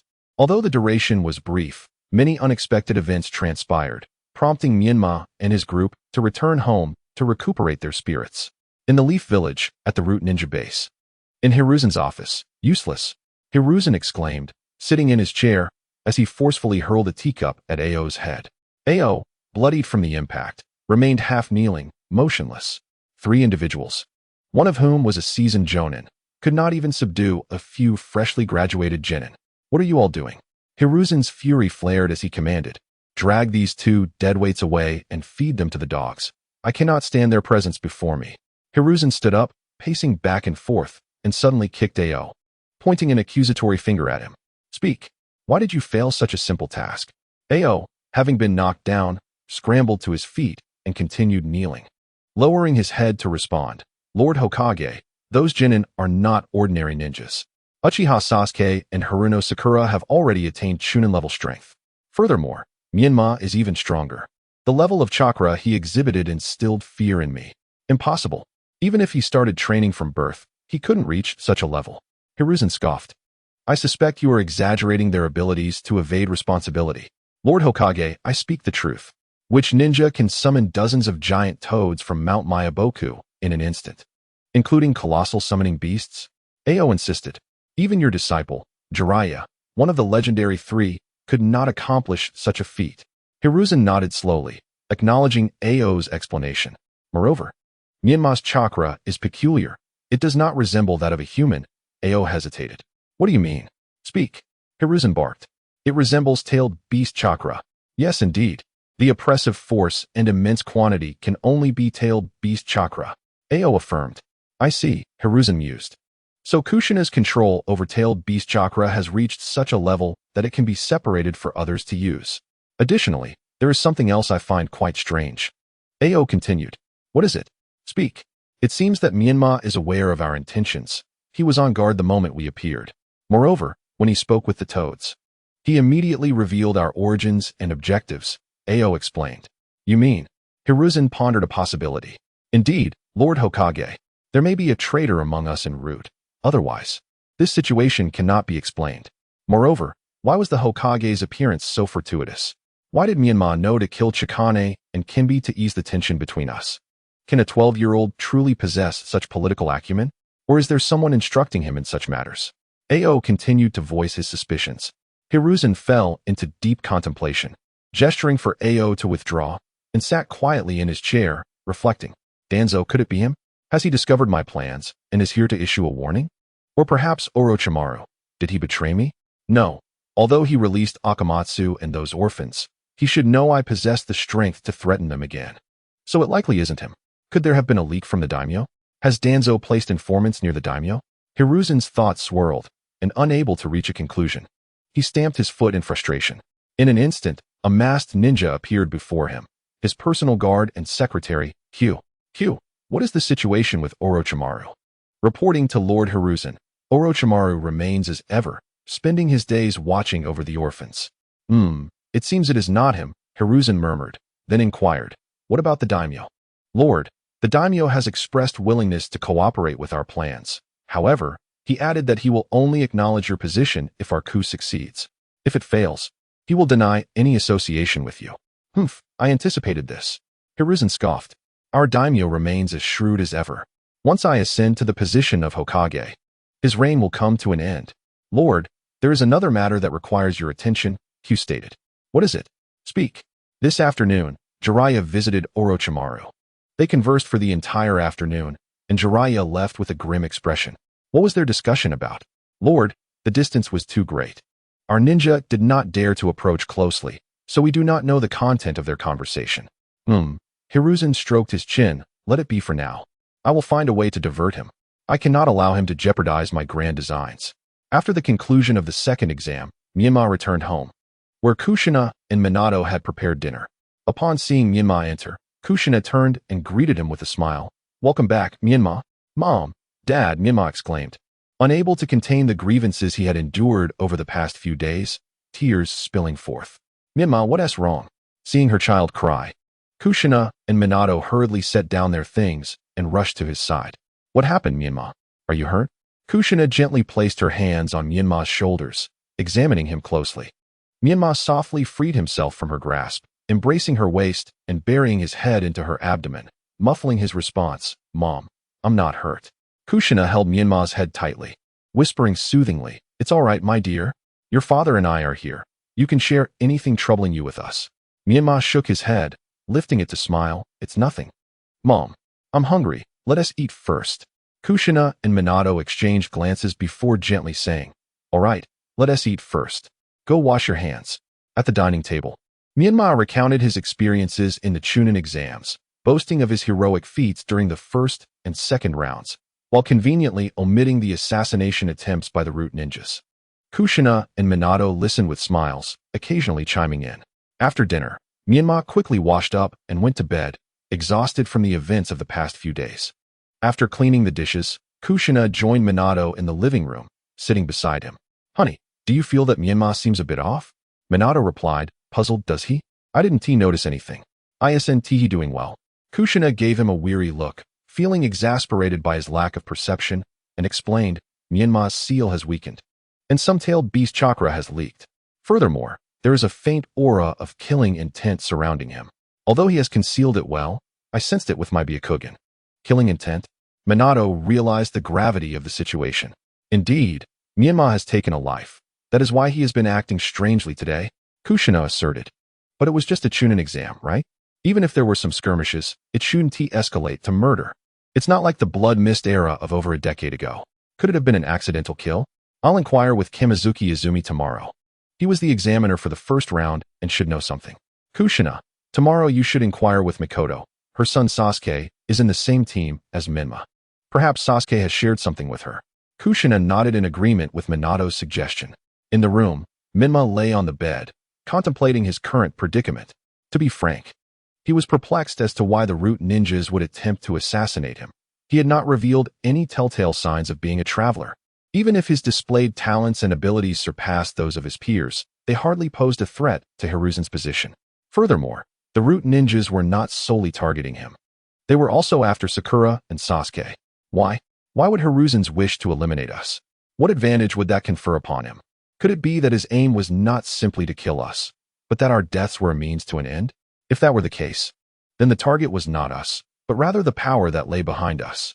What could his objective possibly be? According to the original narrative of Naruto, every leader of the root aims to become Hokage.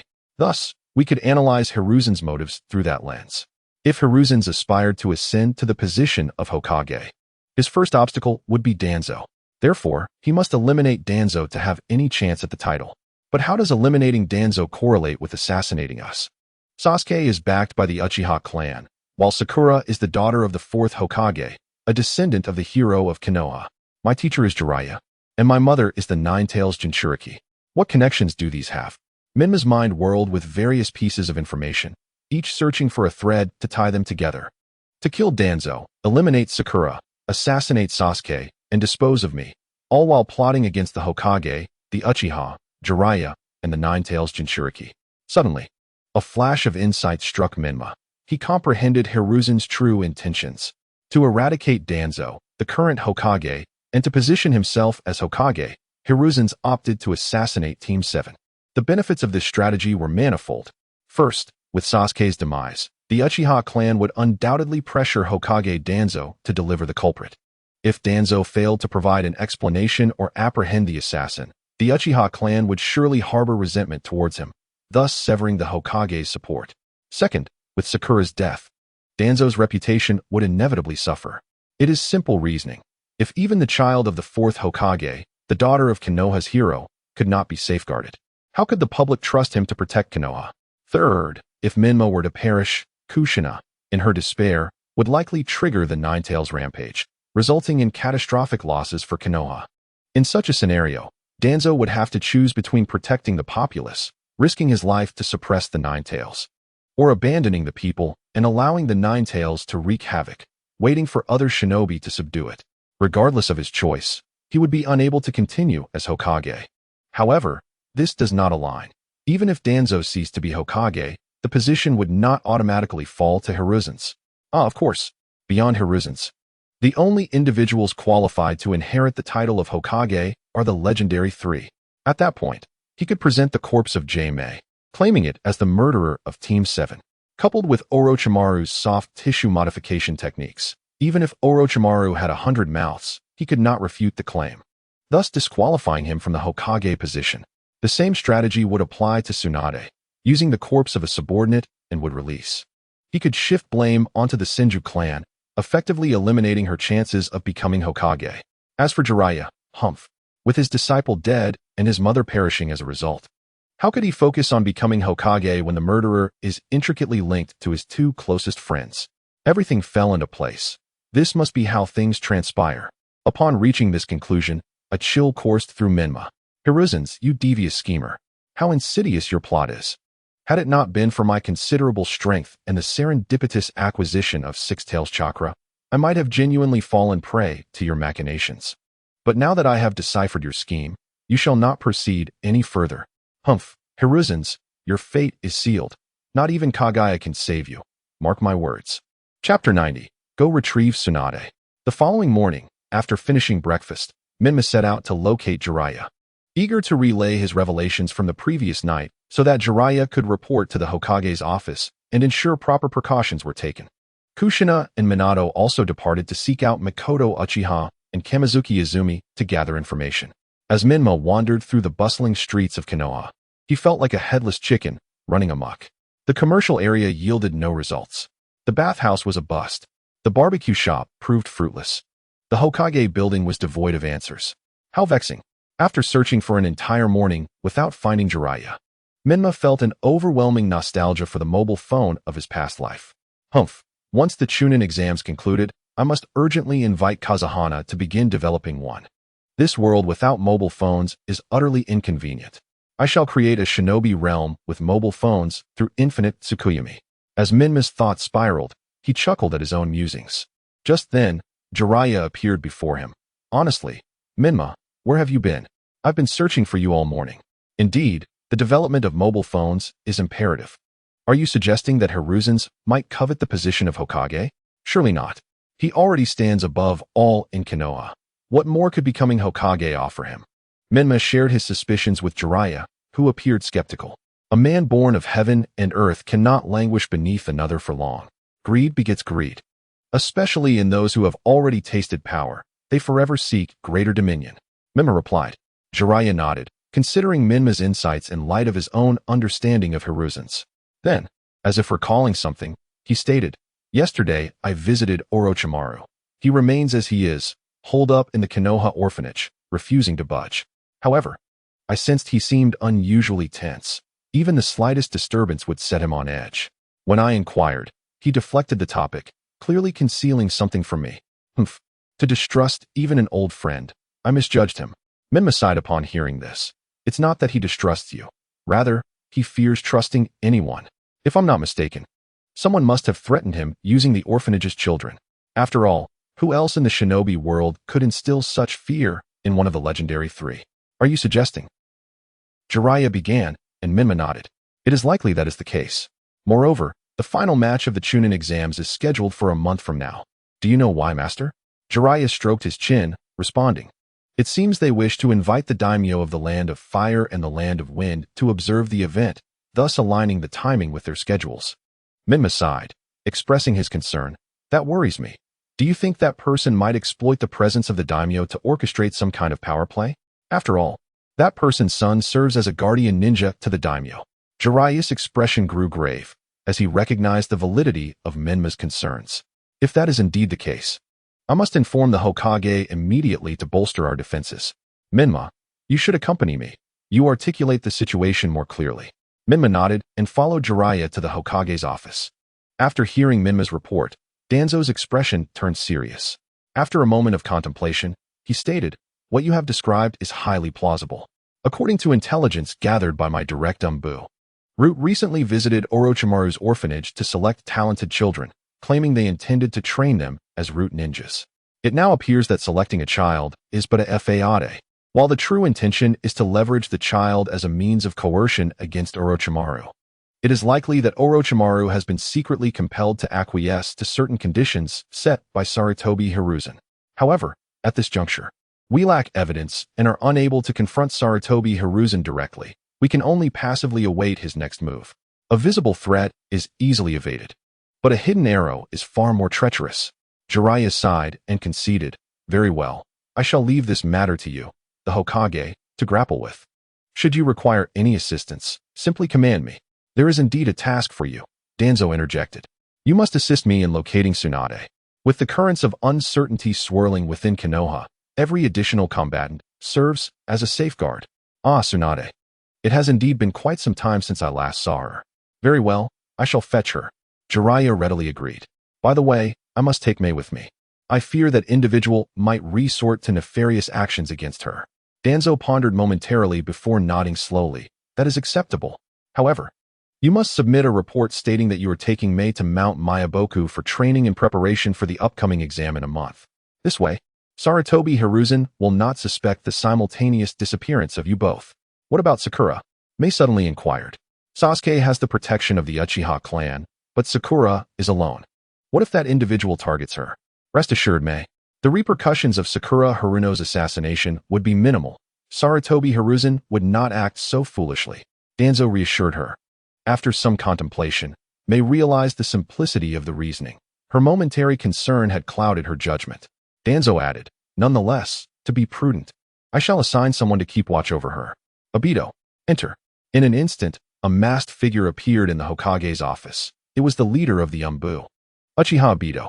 Obito, did your wife Rin not mention that Sakura Haruno possesses remarkable medical ninja talent? Go speak with Rin and have her keep Sakura close for the next month. This will not only allow her to impart healing techniques, but also provide a legitimate means of protection." "Understood." Obito vanished swiftly.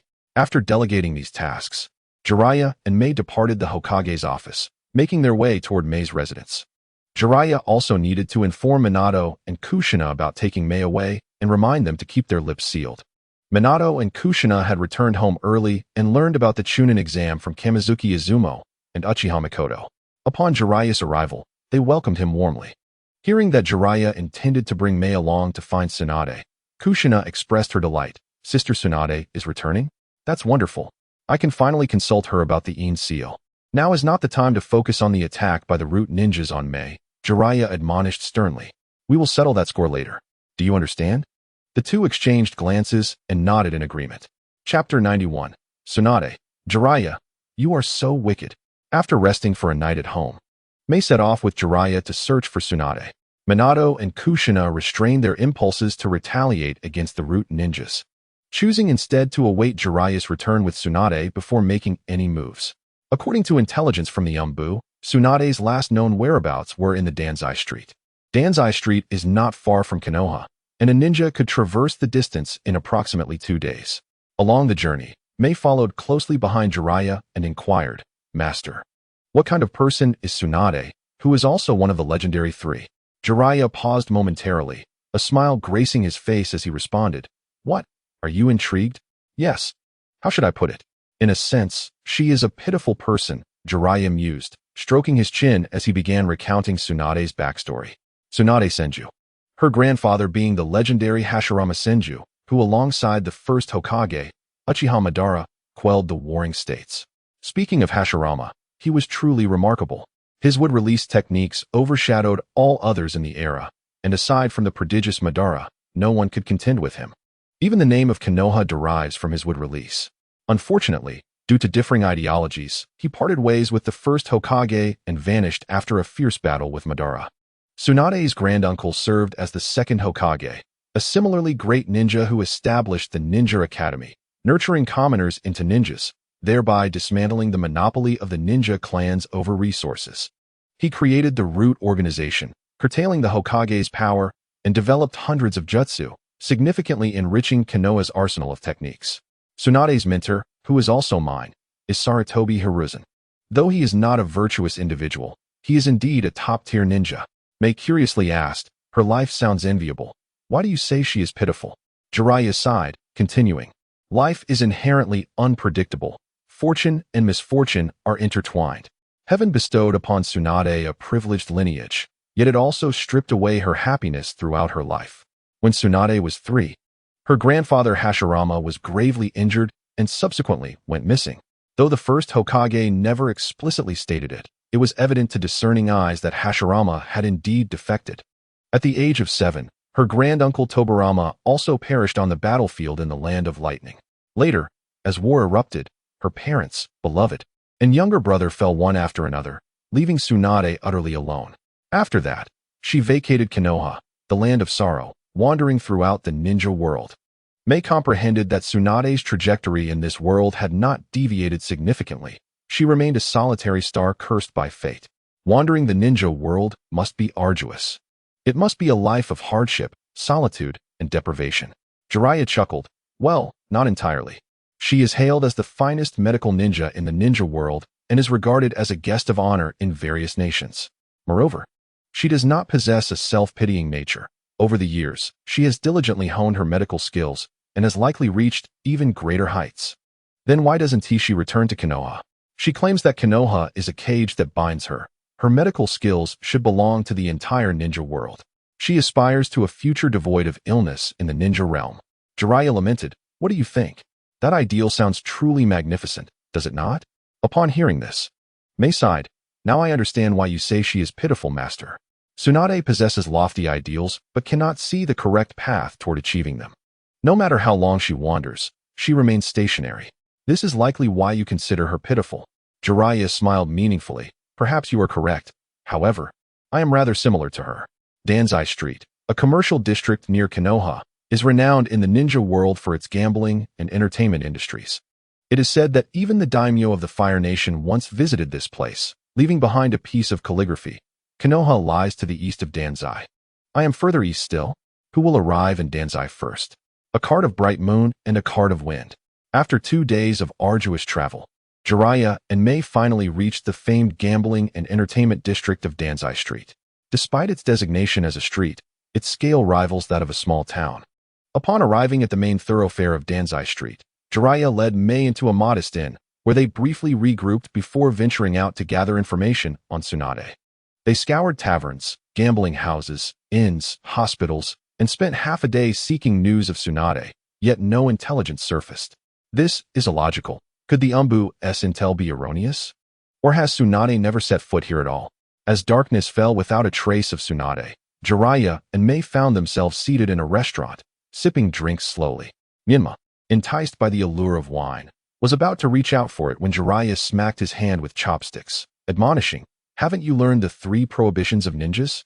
Were it not for the purpose of locating Tsunade, I would never have brought you here. He sighed. Where on earth has Tsunade gone? We have scoured the entire short book street, yet found no trace of her. Menma, feeling the sting, withdrew his hand. It's not that I've never had a drink. But speaking of the 3 prohibitions of ninjas, isn't there still a place we haven't searched? You mean? Jiraiya hesitated to ask. Exactly. Just before we entered to dine, weren't there numerous enthusiastic ladies inviting us to their establishments? Those places were closed in the afternoon, so we didn't go in to look. Tsunade-sama could very well be inside. Menma suggested. Jiraiya suddenly sputtered his drink.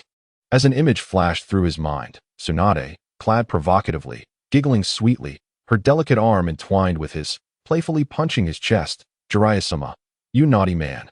It's been so long since you came to see me. Although he had always shunned women, he mused, if it were Tsunade, I could make an exception. A foolish grin spread across his face, drool escaping the corner of his mouth. Menma regarded Jiraiya's silly laughter with disdain, fully aware of what was occupying his thoughts. However, this was not the time for such musings.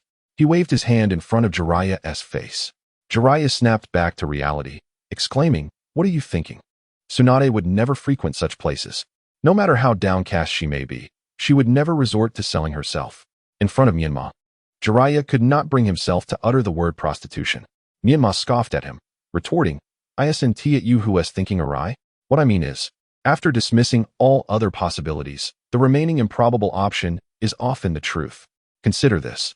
That place not only contains women and patrons, but also patients.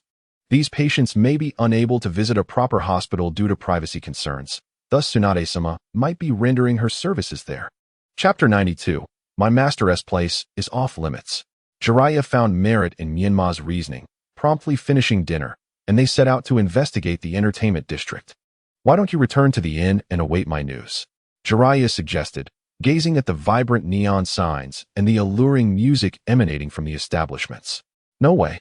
I fear you may succumb to temptation and jeopardize our mission, so I must accompany you at all times." Menma firmly rejected Jiraiya's offer, secretly wishing to experience the scene himself. Despite all efforts, Jiraiya could not dissuade Menma from following him, and resignedly led him into the indulgent street.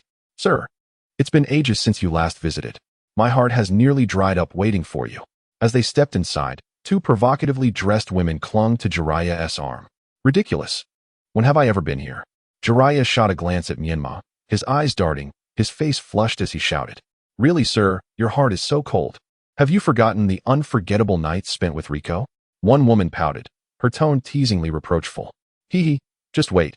Yui will warm up your heart along with Riko. And you'll remember." The other cooed, leading Jiraiya toward a private room. Jiraiya, half-heartedly resisting, followed the two women, while Menma trailed behind at a leisurely pace.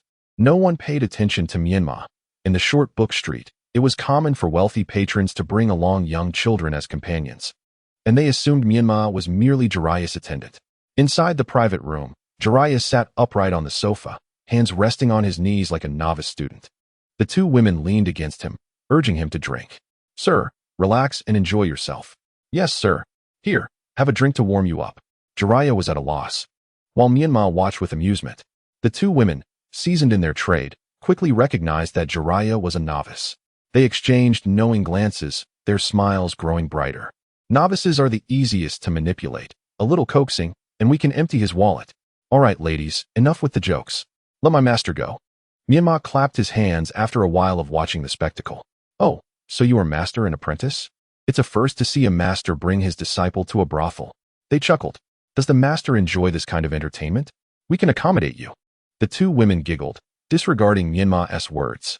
Seeing this, Menma shook his head, drew a kunai from his ninja pouch, and slammed it onto the coffee table with tremendous force, causing the bottles to topple.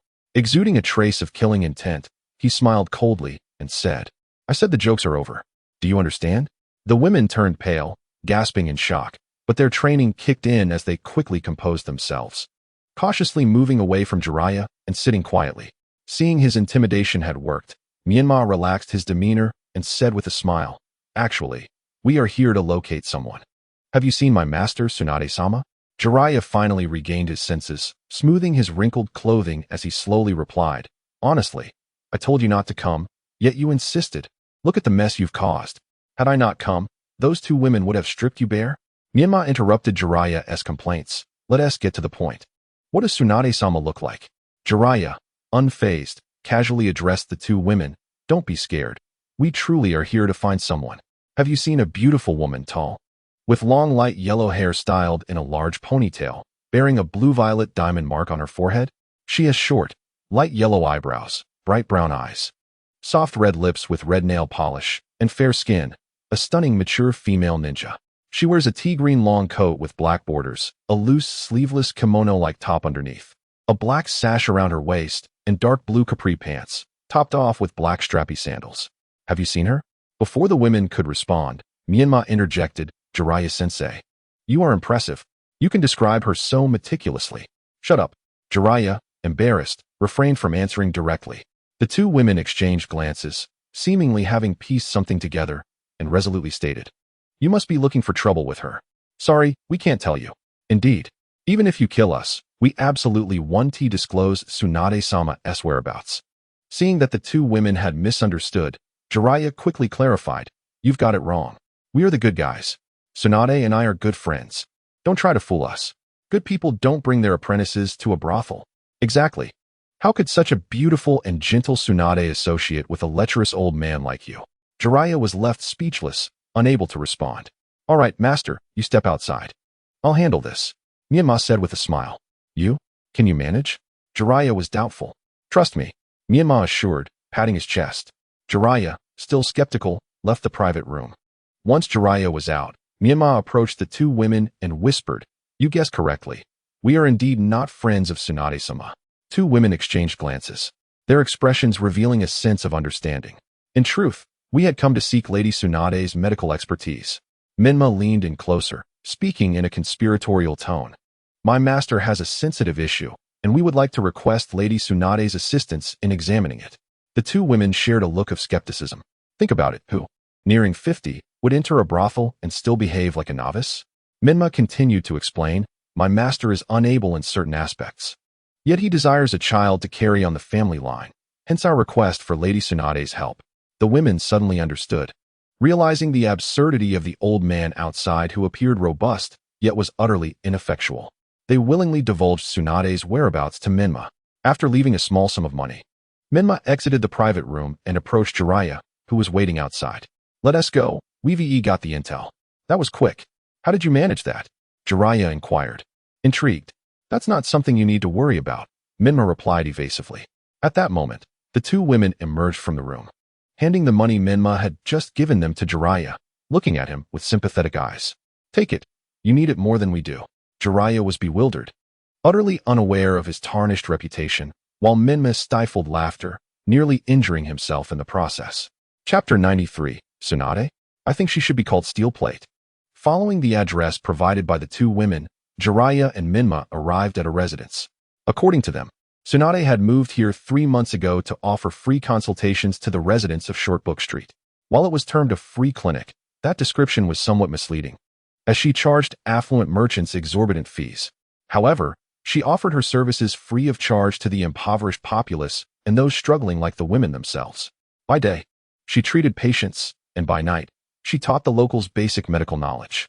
Thus, it was not that Jiraiya was unable to gather information about Tsunade during the day. Rather, the grateful locals chose to protect her whereabouts. Knock, knock, knock. Jiraiya rapped on the door. "Who is it? If you seek medical attention, please come back tomorrow morning. We are already resting." A boisterous voice called from within. "Kiyomi, go open the door. It may be a patient in urgent need," came a softer, more refined voice.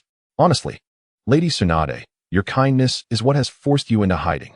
The woman named Kiyomi grumbled as she opened the door.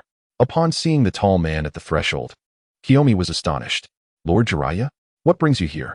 Inside Tsunade's residence, for individuals gathered around a small square table, Menma scrutinized Tsunade closely. She possessed long, golden hair, simply tied at the ends with a string, cascading over her left shoulder and resting upon her chest, adorned with a pair of slender red-framed glasses. Her crescent moon-shaped eyes sparkled with a gentle smile, expressing her delight at the arrival of an old friend. As she glanced down her elegantly long neck, one could not help but notice. Wait, what? No, it was not, was it? How could this be? Menma lamented, realizing that the shinobi world had lost a striking figure in Tsunade. "Hey, you little brat, where are your eyes wandering?" Kiyomi noticed Menma staring intently at Tsunade's chest and immediately reprimanded him. "Oh," Menma snapped back to reality, making an awkward remark. "Lady Tsunade, your necklace is quite unique. What is its origin?" Upon hearing this, Tsunade gently stroked the necklace with her right hand, her expression softening with a hint of sadness. "Did I say something wrong?" Menma scratched his head, speaking earnestly. "It's nothing." Tsunade tucked the necklace into her collar, smiling slightly. "So, Jiraiya, what brings you here? Is it so wrong to visit you without a purpose?" Jiraiya chuckled heartily, trying to divert the conversation. "Is it?" Tsunade feigned rising. "If there's nothing pressing, I'll ask you to leave. I need to rest, as I have a multitude of patients awaiting me tomorrow." No. Jiraiya quickly interjected, "There is something. Tsunade smiled knowingly. "I suspected as much. Pray tell, what matters could compel the illustrious sage of the Toads to seek out a mere, fragile woman like me?" Jiraiya thought to himself that she hardly appeared fragile, yet he refrained from voicing it. He candidly relayed the recent undercurrents in Konoha and urged Tsunade to return promptly to restore order.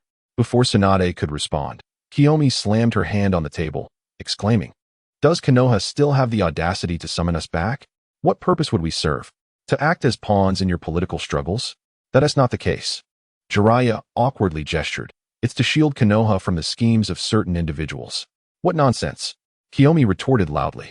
"You want us to protect Konoha? What is left there worth protecting? Is it the Senju clan's orphan, or the surviving members of the Akato clan? Konoha failed to safeguard us and our families. By what right do they demand our protection?" Jiraiya found himself at a loss for words. Konoha indeed had much to answer for. In less than a few decades, the once mighty Senju clan had dwindled to but Tsunade alone. If there were no conspiracy afoot, even Akamaru would find such a tale hard to believe. "Enough, Kiyomi, sit down." Tsunade quelled Kiyomi's ire, then turned to Jiraiya, saying, "As Kiyomi pointed out, Konoha has wronged my clan, the Senju. Therefore, I will not return. Will you simply watch as Konoha falls prey to that man's machinations?" Jiraiya challenged. "Konoha will not be destroyed. Only a few will perish, and a new Hokage will rise," Tsunade stated calmly. "Moreover, I am but a healer. Returning will change nothing." Jiraiya wished to persuade her further, but was interrupted by Tsunade's wave. "Enough, Jiraiya. My mind is made up. If there is nothing else, you should return. Kiyomi, see him out." "Of course, Lord Jiraiya."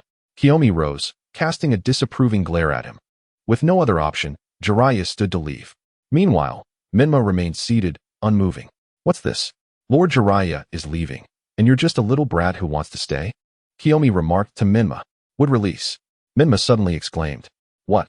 Kiyomi did not catch that. "Would release. There's a ninja under Sarutobi Hiruzen who can use would release." Menma explained in a low voice. "You little brat, what nonsense are you spouting?"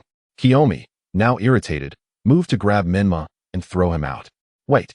Tsunade halted her movement, then fixed her keen gaze upon Menma. "What do you mean by that? Can we sit down and discuss this?" Menma did not respond directly, merely pointing at Jiraiya standing nearby. "Jiraiya, come back and sit." Tsunade beckoned. "Lady Tsunade." Kiyomi expressed concern, fearing Tsunade might be deceived by Menma's sweet talk. "It's fine. Kiyomi, in this shinobi world, no one dares to deceive me, Tsunade Senju." Tsunade glared at Menma, her voice stern.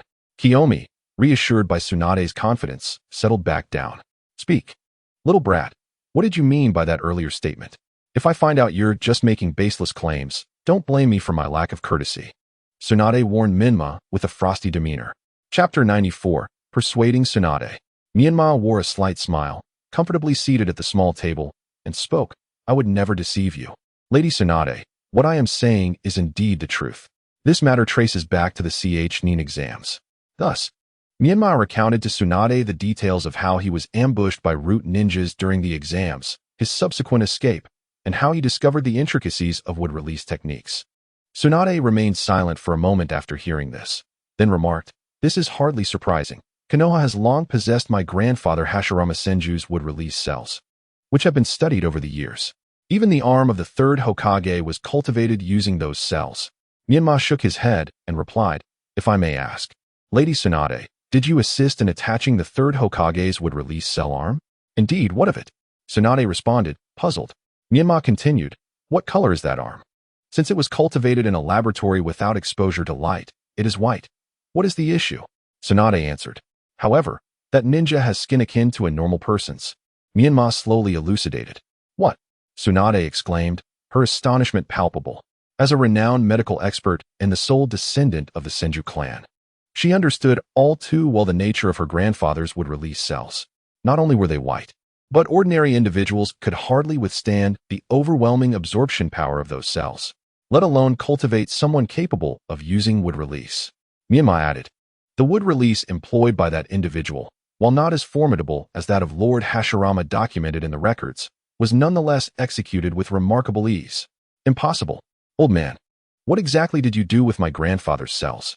An ordinary person could never endure them, let alone awaken wood release." Tsunade asserted resolutely. What if it were a descendant of Lord Hashirama? Menma inquired. That would be even more impossible. My grandfather's bloodline in the ninja world remains solely with me. Tsunade countered vehemently. Wait a moment. Jiraiya interjected, his expression grave. What is it? Tsunade asked, her tone unfriendly. I suddenly recalled a rather grim possibility. Jiraiya said earnestly. Tsunade, you must prepare yourself mentally. What is it? Speak. Tsunade replied, equally serious. Do you remember the year Suk sacrificed himself? When we found him, his organs had been completely extracted. Jiraiya's face reflected his distress. What? Tsunade's face turned pale as understanding dawned upon her. It seems so. Until now, we believed it was the work of wild beasts, but upon closer inspection, where were the signs of animal predation on Suk's body? Jiraiya added. Damn it. Tsunade gritted her teeth, clenching her fists and striking the table with great force. The wooden table suddenly sank, embedding itself 3 inches into the ground. Menma gazed at the intact table in astonishment, deeply impressed by her formidable chakra control. Furthermore, during my previous conversation with Orochimaru, he mentioned that the number of orphans in Konoha has significantly decreased in recent years. According to his intelligence, there have been frequent transactions of children in the black market. Though the identities of the buyers remain unknown, numerous indicators suggest these children ultimately end up in the Land of Fire. Jiraiya revealed another heavy piece of information. What has Sarutobi Hiruzen done? Tsunade replied darkly. Shizune, gather our things. We are preparing to return to Konoha. Please, Lady Tsunade, calm down. Menma quickly intervened to prevent her impulsive actions. Returning now would only alert them. Indeed, returning now would raise Sarutobi Hiruzen's suspicions. He would have ample opportunity to destroy the evidence. Jiraiya concurred with Menma's viewpoint. You should wait until the Nin exams in over 20 days. Infiltrating among the Land of Fire's Diamese entourage. Must I be so covert, even when returning to my own village? Tsunade scoffed. Extraordinary times call for extraordinary measures. Jiraiya urged. Very well then. I shall depart for the capital of the Land of Fire tomorrow, mingling with the Diamese entourage. You too should return today, Tsunade declared. Wait. Lady Tsunade. Menma called out to her. What else is there? Tsunade asked impatiently. Actually, I wish to request something from you, Menma whispered to Tsunade. The following morning, Tsunade, accompanied by Shizune, embarked on her journey to the capital of the Land of Fire. Jiraiya, now at the roadside, watched them depart until their figures vanished into the distance. Hey, stop staring. Menma nudged Jiraiya, reminding him. Brat, how dare you speak to your master like that? Jiraiya snapped back, returning to his senses and playfully slapping Menma on the head. Master, you have feelings for Lady Tsunade, don't you? Why not confess? Menma teased. Brat, you are becoming increasingly intrusive, Jiraiya replied, draping an arm over Menma's shoulder as they walked backward. Besides, I am the greatest rogue in the ninja world. Have you ever seen a rogue hanging from a tree? Haha, what about a rogue who has remained a virgin for 50 years? Menma pondered inwardly. Well then, where shall we go now? Back to Konoha? Menma asked. Absolutely not. If we are to perform, we must do it thoroughly. Since we claimed we were going to my Bokuzen for training, let us make a stop there. Great. I am a bit nostalgic for the culinary delights of Sage Jiraiya. Menma exclaimed. Konoha, root base. Shao half knelt before Sarutobi Hiruzen, who sat regally in a chair, reporting, Lord Jiraiya has taken Menma out of the village, claiming they are going to my Bokuzen for training. Uchiha Sasuke has not shown himself at the Uchiha compound for several days. Haruno Sakura is at the Konoha hospital, studying medical ninjutsu under Noera Rin, with Anbu ninjas concealed nearby. Danzo, have you discovered this? Sarutobi mused. Oh well, they are merely minor characters. Let them be. By the way, Shao, what news from Asuma? Lord Asuma has stated that everything is proceeding according to plan, and he has also engaged several of the Diamese guards, who will cooperate with us on the day of the exam. Shao replied. Is that so? What a delightful surprise. Chapter 95. The third exam begins. After training with Jiraiya on my Bokuzen for over 10 days, Menma estimated that the time was ripe and returned to Konoha alongside Jiraiya. At this point, the Diamese entourage had arrived in Konoha and was lodging at a luxurious inn adjacent to the Hokage building. Upon learning this news, Jiraiya informed Menma and then set off to find Tsunade. Prioritizing romance over discipleship. As night fell, rather than heading home immediately, Menma found himself at Ichiraku Ramen. To be frank, While Sage Jiraiya's culinary skills were commendable, they were not quite suitable for human digestion, especially the crustacean dishes, which were utterly indigestible, leading to uncomfortable repercussions the following day. When Menma arrived at Ichiraku Ramen, it was already past 9 in the evening, and the establishment was devoid of customers. The streets eerily quiet. If it isn't Menma-kun. What have you been up to? It's been a while since you last visited. Tucci, the owner, greeted Menma with a smile upon seeing a familiar face. I was out training with my master. Menma replied as he took a seat. Training? I am. Hearing the familiar voice, emerged from the kitchen and poured Menma a glass of lemonade. Yes, but the training has temporarily concluded. I must return for the CHNIN exams. Menma explained. Is that so? I am, please serve him. Tucci called to Iam, who was busy in the back. Enjoy your meal. Shangpu placed a bowl brimming with exquisite ramen before Menma. Is this a mistake? I haven't even ordered yet. Menma gazed at the bowl overflowing with large shrimp, crab, and Narutomaki, looking puzzled at Shangpu. No worries, dig in quickly. Tomorrow is the Chunin exam, the formal selection competition after all. Once you finish this bowl, make sure to cheer for me. Handed waved dismissively behind Menma. Thank you, uncle. With that, Menma smiled gratefully at Handed, picked up her chopsticks, and began to feast heartily. After satisfying her hunger, Menma returned home. Neither Minato nor Kushina were present. They were likely working late into the night for tomorrow's exam. After taking a shower, Menma climbed into bed. The night in Konoha felt particularly serene. In the inn where the Sand Village ninjas were staying, Temari was polishing her large fan, while Kankuro was maintaining his puppets. Gaara stood by the window, gazing at the bright moon, his mind swirling with thoughts. The exam is tomorrow? Finally, I will see him. The following morning, at the Konoha First Arena, all the lower ninjas from the 7 teams had gathered, lined up under the watchful eye of the referee, Irika Yumino. In the highest seats, the 3rd Hokage, Danzo Shimura, sat comfortably, observing the lower ninjas in the arena, flanked by F and Toryun. Beside him was the 4th Kazekage, Raza, accompanied by 2 Sand Village ninjas. Kazekage-sama, it must have been a long journey for you. Danzo greeted Raza politely. You flatter me, Hokage-sama. I merely came to see my unworthy children participate in this Chunin exam, Raza humbly replied. Oh, is one of your children among the lower ninjas from the Sand Village? How impressive that they are participating at such a young age. Danzo exclaimed. Oh, you flatter me, Hokage-sama. If those 3 little brats hear your words, their tails might just wag to the heavens. Raza chuckled. What? All 3 are your children? Truly, a tiger father breeds no dog. Danzo expressed genuine admiration. Ha ha. Konoha is brimming with talent compared to us. Raza humbly laughed. All right, enough small talk. The selection competition is about to begin. Danzo concluded his pleasantries with Raza, rising to the front to deliver the welcoming address. Esteemed guests, I sincerely thank you for attending the multinational joint Chunin selection exam hosted by Konoha. Next, the 21 lower ninjas who passed the preliminary exam will engage in the official selection competition. Please enjoy the matches. On the field, Irika Yumino encouraged the nervous lower ninjas. Everyone, perk up. You are the stars of today. Noticing the slight easing of tension among the lower ninjas, Irika pulled out a piece of paper from his pocket and unfolded it. Meanwhile, the large screen above displayed a close-up of the document in Irika's hand, revealing the upcoming match schedule. Irika's voice echoed across the arena. This selection competition will be divided into 7 groups, with 3 participants in each match. Only one will advance to the next round. The sole rule is to do everything in your power to defeat your opponent and stand victorious. Of course, all of you have made it this far as the elite of your respective villages. To prevent unnecessary injuries, I and the other 2 shinobi examiners will intervene at critical moments, so fight boldly. Now let me announce the groupings.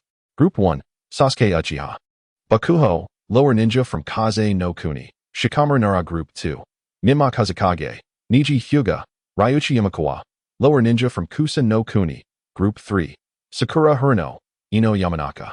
Hinata Hyuga. Group 4, Choji Akimichi, Gaara, Kiba Inazuka. Group 5, Shino Aburame, Kankuro, Ryafu, lower ninja from Kaze no Kuni. Group 6, Temari, Karen Uzumaki. Tintin. Group 7, Rock Lee, Sato Ken, lower ninja from Kusa no Kuni. Go, lower ninja from Kaze no Kuni. The groupings are complete. Please have the first group take their positions on the field and wait for the match to commence, while others proceed to the waiting area.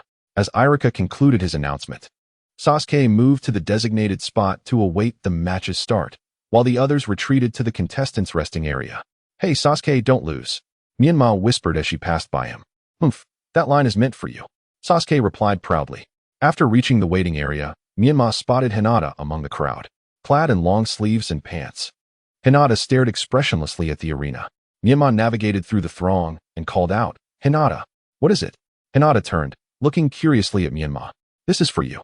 Menma produced a small ceramic jar and handed it to Hinata. "What is this?" Hinata received it, inspecting it closely. "This is a secret medicine I obtained from Lady Tsunade, capable of removing scars. I remembered how you got injured last time, so I thought you might need this," Menma explained with a smile. Hinata fell silent for a moment. "What's wrong, Hinata?" Menma inquired. "It's nothing." Hinata's lips curled into a slight smile, her ears turning pink. "Thanks." Chapter 96. The first match. Sasuke, Bakuho, and Shikamaru in the Konoha arena. Sasuke, Bakuho, and Shikamaru stood at the southwest, southeast, and north ends of the arena, respectively, each about 50 meters apart. Irika Yumino stood between the three, confirming their readiness before raising his right hand and forcefully bringing it down, declaring the match officially underway. As Irika's command rang out, Sasuke and Shikamaru rushed toward Bakuho in unison. Their thought was straightforward. Rather than engage in a chaotic three-way brawl, it was wiser to eliminate the outsider first. Bakuho, seeing this, sneered and disdainfully remarked, "I had anticipated this." With that, he pulled a stack of explosive tags from his ninja pouch, forming his right hand into a sword-like gesture, and shouted, "Ninjutsu, explosive tag, shuriken technique." As the jutsu activated, explosive tags flew towards Sasuke and Shikamaru like shuriken. This was a secret technique of the village hidden in the flames. Due to the mountainous terrain of the Land of Mountains and the scarcity of mineral resources, ordinary thrown ninja tools were easily obstructed by dense forests during battle. Thus, the ninjas of the Land of Mountains developed a series of explosive tag jutsu. Even the second Hokage's explosive tag multiplication technique was inspired by battles with the village hidden in the flames during the First Great Ninja War. Before they knew it, Sasuke and Shikamaru recognized the incoming explosive tags and reacted swiftly. While running, Shikamaru formed several hand seals, secret technique, shadow stitching technique. His shadow elongated as if it were a tangible entity rising from the ground, striking all the explosive tags with precision. Boom, boom, boom. All the explosive tags aimed at Shikamaru detonated prematurely. Sasuke activated his Sharingan, tracking the trajectories of the incoming explosive tags with clarity. Jumping, spinning, sidestepping, crouching, and rolling. He executed a series of aesthetically pleasing evasive maneuvers, perfectly avoiding all the explosive tags. "Damn it," Bakuho growled, seeing his first wave of attacks fail. He reached into his ninja pouch again for another stack of explosive tags and quickly formed hand seals. Ninjutsu, explosive tag, Thousand Cranes technique. As the jutsu launched, explosive tags surged toward Shikamaru and Sasuke once more. "Humph, are you using the same trick again?" Sasuke thought disdainfully. "Hee, that tactic won't work on me." Shikamaru chuckled. He was about to employ his shadow stitching technique again to preemptively detonate the explosive tags. However, this time, the explosive tags flew like they had wings, skillfully evading Shikamaru's shadow and swooping down upon him like birds. "Nanny." Shikamaru and Sasuke were taken aback. This explosive tag could actually evade attacks and track enemies autonomously. The secret technique, shadow binding jutsu. The shadow beneath Shikamaru expanded rapidly in all directions like an ink spill on paper, centered around him. The explosive tags that entered the range of Shikamaru's shadow seemed to hit a pause button, hanging momentarily in midair before cascading to the ground. Sasuke formed hand seals and inhaled deeply, fire release, Phoenix fire technique. A flurry of small flames erupted from Sasuke's mouth, saturating the space before him and completely sealing off all flight paths for the explosive tags. Bang, bang, bang. The explosive tags detonated one after another. The audience erupted into thunderous applause and cheers. "Such adaptability and speed of reaction, truly worthy of our Leaf's genin," exclaimed a Leaf ninja in the stands. "Indeed," chimed in a ninja from a small nation, "that genin from the Sunagakure is impressive too, to hold his ground against two Leaf ninjas. How splendid," exclaimed an ordinary villager with modest education. The three combatants stood at three different positions, all panting heavily. Each had expended a significant amount of chakra with their techniques and were now recuperating, maintaining a wary stance without launching further attacks. Bakuhan reached into his ninja tool pouch for another stack of explosive tags. Upon seeing this, Sasuke could no longer contain his frustration. How many explosive tags do you have, Bakuhan? Bakuhan grinned wickedly. In my Sunigate here, we have no shortage of explosive tags. Let us see how many times you can withstand this. With that, he began forming seals to unleash another technique. At that moment, Sasuke swiftly hurled a kunai at Bakuhan. Bakuhan quickly sidestepped, his hand seals interrupted. Sasuke dashed toward Bakuhan, continuously launching shurikens while shouting, Shikamaru. His explosive tag technique requires hand seals to activate. Increase the attack frequency. Don't let him have the chance to seal. Oh! Shikamaru joyfully roared, manipulating his shadow to race toward Bakuhan. Bakuhan swiftly retreated, evading Shikamaru's attack. However, just as he dodged the shadow, Sasuke's assault followed closely behind. Parry, block, counter, evade. Bakuhan's taijutsu skills were commendable. He managed to exploit a gap in Sasuke's attack and pushed him back with a well-timed kick. Playing taijutsu with me? You're still too inexperienced. Bakuhan taunted. You fool, you've already lost. Sasuke retorted disdainfully. What? Damn it, why can't I move? Bakuhan exclaimed in shock. Struggling in vain. Out of the corner of his eye, he caught a glimpse of a slender shadow extending into the distance. Following the shadow's direction, he saw Shikamaru half kneeling on the ground, forming a hand seal, smiling as he declared, Shadow imitation technique, success. Damn it. Bakuhan's face contorted in rage. Sasuke stepped forward and landed a punch on Bakuhan's chin, knocking him unconscious. Shikamaru, still linked to Bakuhan's shadow, tossed his head back and angrily shouted at Sasuke, Hey! Don't hit him while I'm connected to his shadow. I'll feel the impact too. Sasuke nonchalantly turned back, My apologies, but you did quite well this time. Seizing the moment to ambush him, Shikamaru retorted angrily, As Choji said, those who call others fools are the real fools. Look out. A shadow darted swiftly toward Sasuke. He leaped back, landing on the high wall at the edge of the arena, using chakra to adhere himself to the wall. Shikamaru's shadow merged into the shadow of the wall, vanishing without a trace, rendering him incapable of capturing Sasuke's shadow. Standing atop the wall, Sasuke rapidly formed hand seals. A blinding light radiated from his right hand, accompanied by the sound of 1,000 birds chirping, as a mass of lightning flickered incessantly in his grasp. Hey, Shikamaru, surrender, or my Chidori might just end your life. Sasuke called out loudly to Shikamaru. Your technique requires proximity to reach me, but before you can close the distance, I will have already controlled you with my shadow imitation technique. Shikamaru was not intimidated by Sasuke's words. Is that so? Sasuke replied with a faint smile, charging swiftly at Shikamaru while thrusting his right hand into the high wall. Shikamaru braced himself. His shadow lay in wait outside the wall, ready to ensnare Sasuke the moment he stepped outside its shadow. Almost there, almost there. Shadow imitation technique. Shikamaru called out. Sasuke remained unfazed, continuing his rapid advance towards Shikamaru. What is happening? Shikamaru gasped in shock, pouring all his strength into the shadow imitation technique, thinking, it's impossible, how can my technique fail? In an instant, Sasuke was upon Shikamaru, his Chidori poised dangerously close to Shikamaru's throat. Shikamaru tilted his head back, nervously swallowing, staring at Sasuke in terror. Just a breath away. Sasuke's Chidori was on the verge of piercing Shikamaru's throat. Don't worry, my Sharingan has calculated the distance precisely. You won't be harmed. Sasuke glared at Shikamaru with his blood-red Sharingan. But would you kindly concede? Shikamaru quickly raised his hands, signaling his surrender. Before Irika could announce the results, Shikamaru, unwilling to relent, asked Sasuke, why did my shadow imitation technique fail against you? Sasuke replied, your secret technique relies on shadows as a medium, meaning as long as I have no shadow, you cannot employ your technique against me. How can a person not have a shadow? Shikamaru questioned in confusion. Sasuke lifted his right hand as he explained, the intense light from my Chidori eliminates my shadow. It's akin to the principle of an operating room's shadowless lamp. Shikamaru's eyes widened in realization. The audience in the stands also grasped the concept, and thunderous applause erupted, akin to a tidal wave. Before long, Irika ascended the stage to announce the results of the first match. The victor of the first selection match is the Leaf Village's Genin, Uchiha Sasuke. Now, Let's welcome the second group, Nara Shikamaru, Hyuga Niji, and Yamakawa Ryoichi to the stage.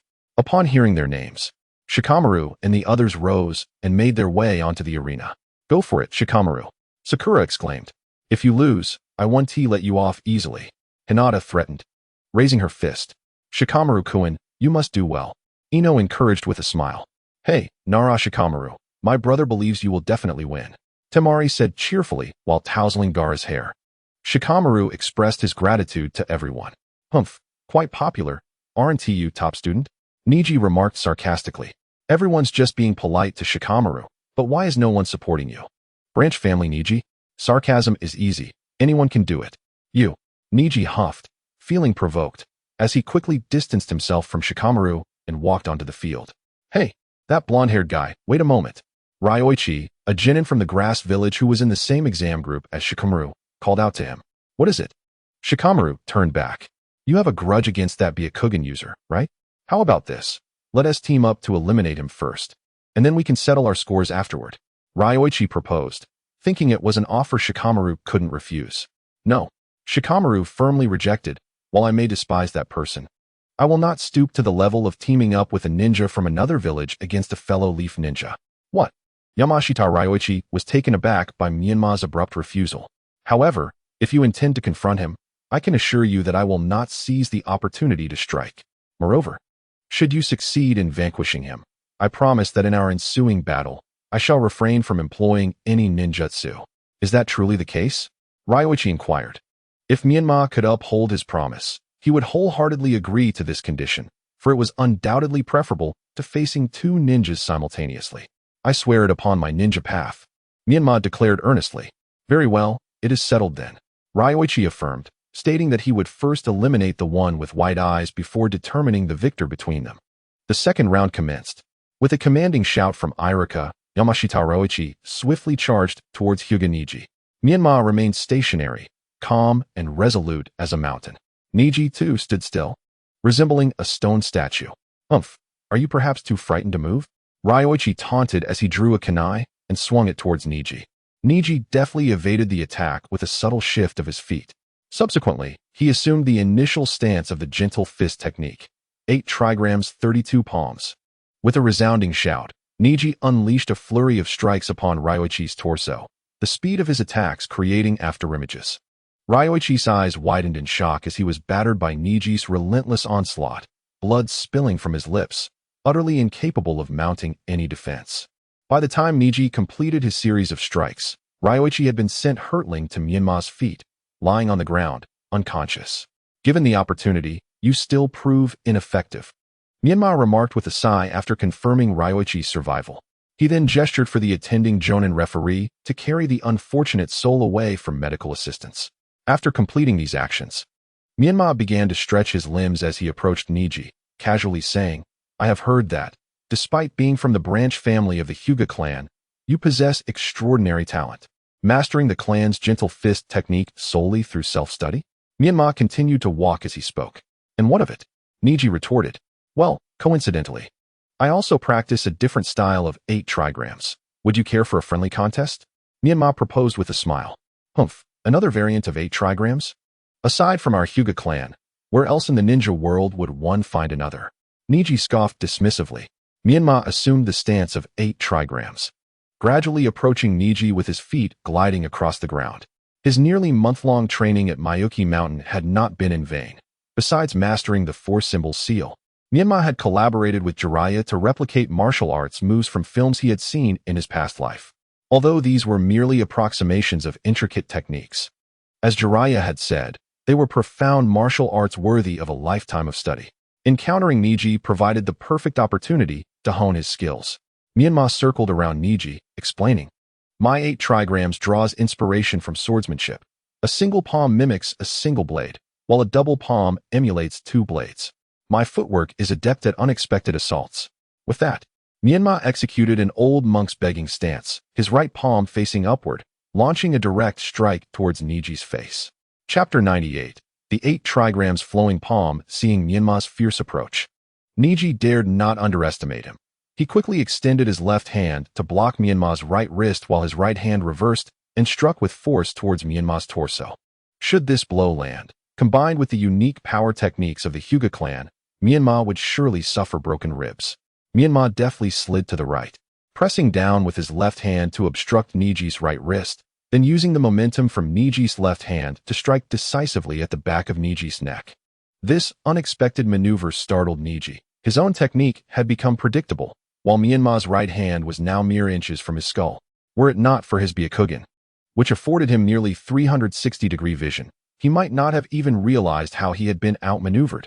Instinctively, he crouched to evade, only to find Menma slipping away like an eel and positioning himself behind him. Before Niji could react, he felt a powerful blow to his knee, causing his left leg to buckle, and he found himself kneeling on the ground, beads of cold sweat forming on his brow. Behind him stood Menma, smiling and just rising from his stance. Niji dared not linger in thought, and quickly rolled away to escape Menma's reach. What was that technique? He inquired, using the moment to relieve the tension in his left leg. The 8 trigrams, Zishu crossing the pass. Menma succinctly explained. Excellent technique, Niji acknowledged, albeit with a hint of arrogance. But it ends here. Is that so?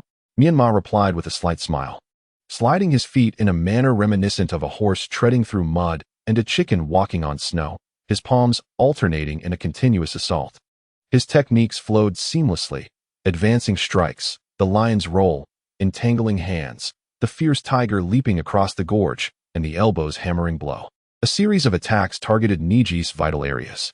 With techniques like the white ape offering fruit, cow tongue 3 piercings, golden threads touching eyebrows, immortal observing chest, and Twin Peaks piercing ears, every strike aimed for Niji's head. Menma's attacks were merciless, targeting the eyes, throat, and groin, demonstrating a ruthless ferocity. Yet Niji, the foremost of the new generation of the Hyuga clan, moved with the grace of a butterfly, deftly blocking, parrying, and evading Menma's relentless barrage, as if a spring breeze caressed his skin, inflicting no harm whatsoever. Seizing the opportunity in Menma's momentary lapse in technique, Niji lunged forward like a coiling serpent, capturing Menma's wrists and crossing them over his chest. "Humph, I said it ends here," Niji proclaimed, confident in his Byakugan's ability to render Menma's every attack futile. However, before he could finish his sentence, his expression shifted dramatically, and he let out a cry of despair. With a forceful push, Niji shoved Menma away and stumbled back, limping.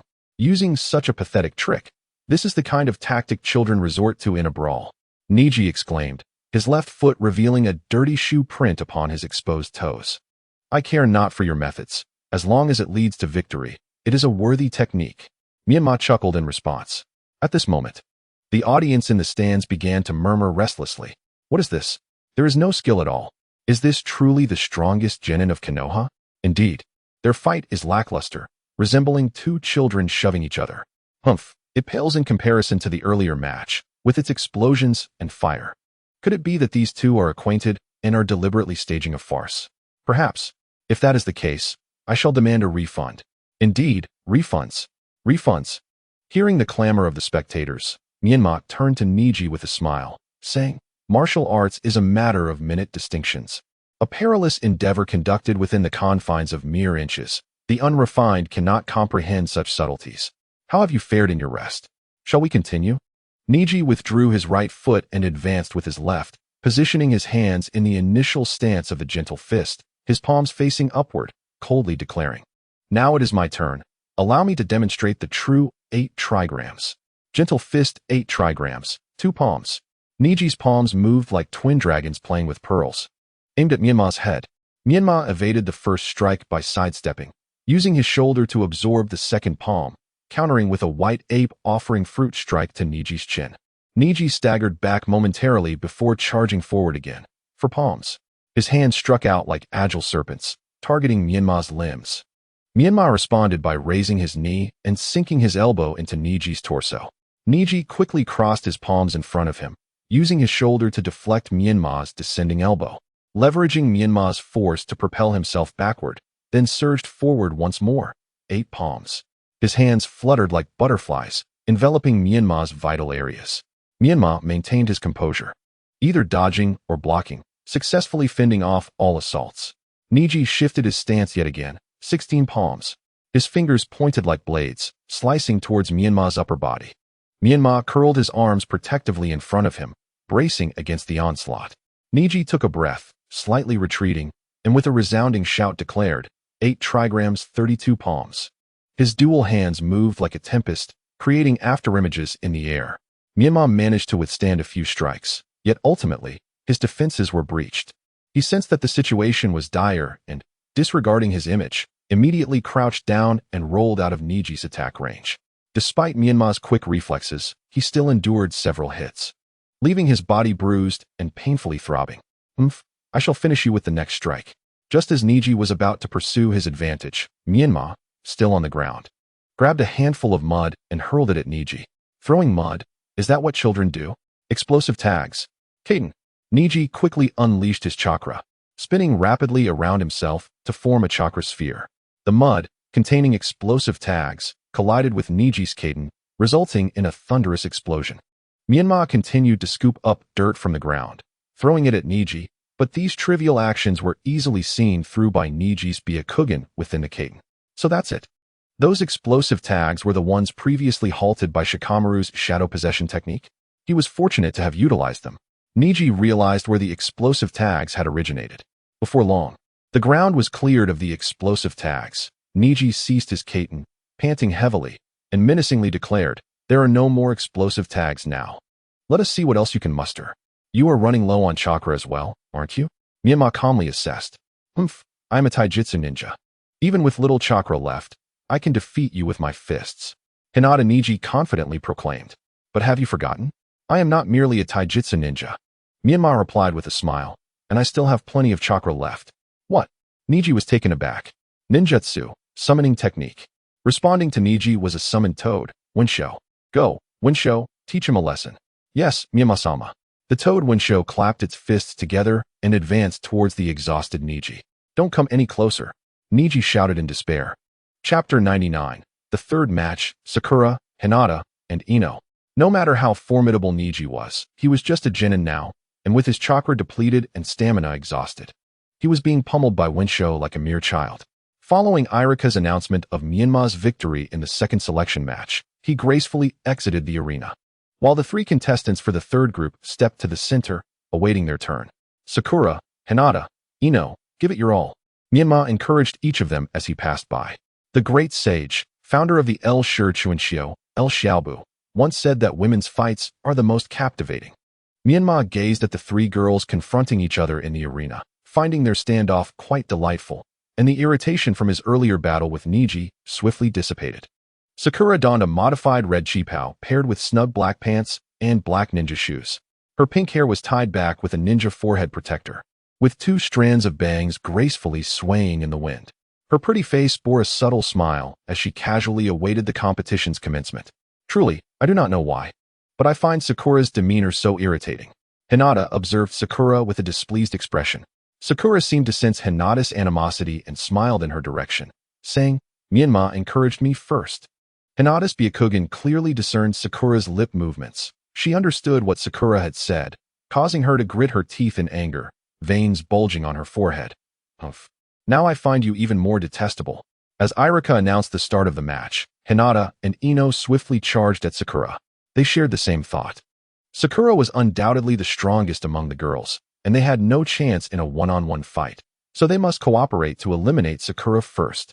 Sakura watched the 2 girls approach with fierce determination, remaining calm as she leapt backwards, launching shuriken at Hinata and Ino. Ino sidestepped to evade, while Hinata, relying on her Byakugan's superior vision, deftly deflected the incoming shuriken with her hands. This delay left Ino behind Hinata, unable to coordinate an attack on Sakura. Hinata, however, was unperturbed. As long as she could get close, her gentle fist technique would easily deal with Sakura, wouldn't it? Sakura, observing Hinata drawing nearer, swiftly formed hand signs and unleashed a genjutsu, illusion technique, Naruto. Hinata paused, instantly ensnared. In the realm of illusion, Hinata felt the world spin around her, and when she regained her senses, she found herself in a tavern, where Menma was seated, laughing and chatting with Sakura and Ino. Upon witnessing this scene, Hinata nearly erupted with rage. You 2, Sakura and Ino, are actually seducing Menma while my guard is down. Just as she attempted to pull the 2 away from Menma, He spotted her. Hinata, why are you here again? Did I not say I dislike you? Stay away from me. What? Hinata was struck dumb, as if struck by lightning. Outside the illusion, Ino noticed that Hinata had halted mid-sprint, standing still and trembling slightly. She quickly realized that Hinata had fallen victim to Sakura's Jinjutsu. Without hesitation, Ino knelt on the ground, forming a heart shape with her hands. Secret technique. Heart turn technique. After casting the secret technique, Ino collapsed to the ground, but her spirit successfully entered Hinata's body.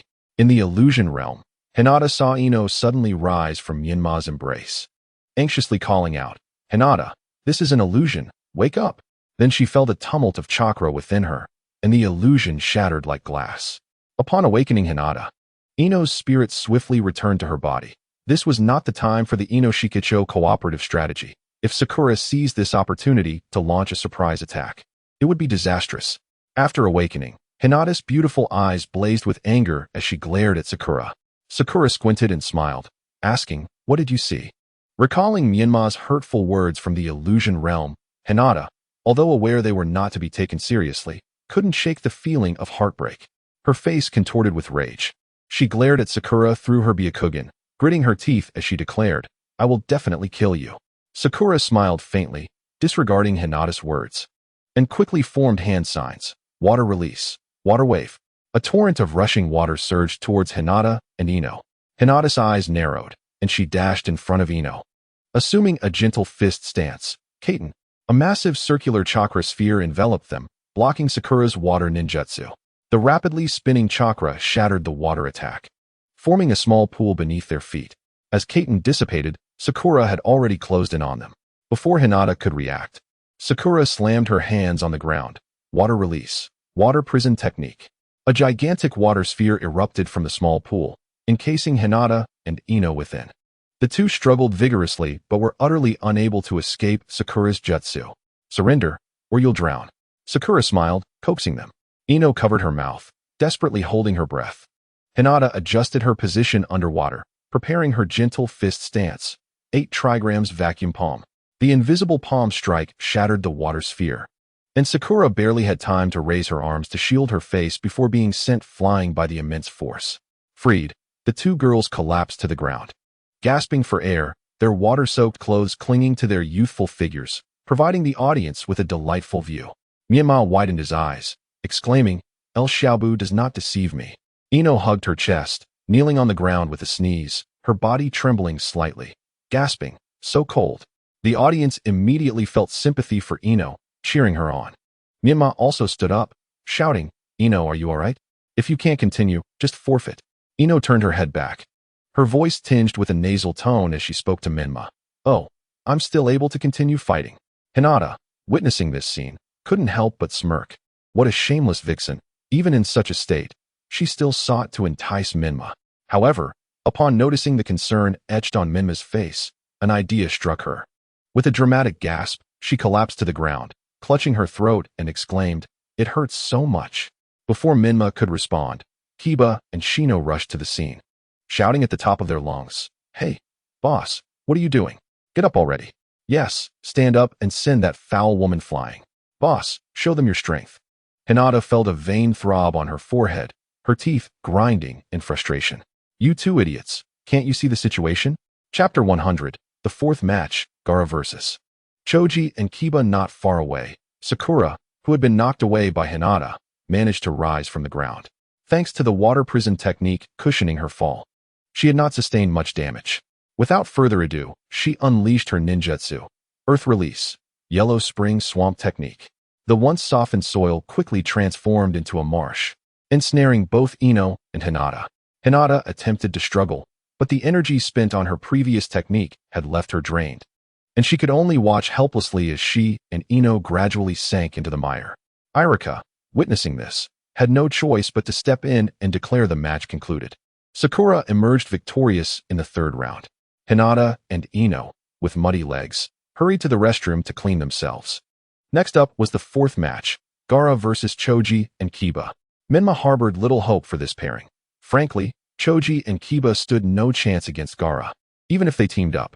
The three competitors slowly ascended the stage, and as they passed Menma, he suddenly called out to Gaara, Hey, Gaara.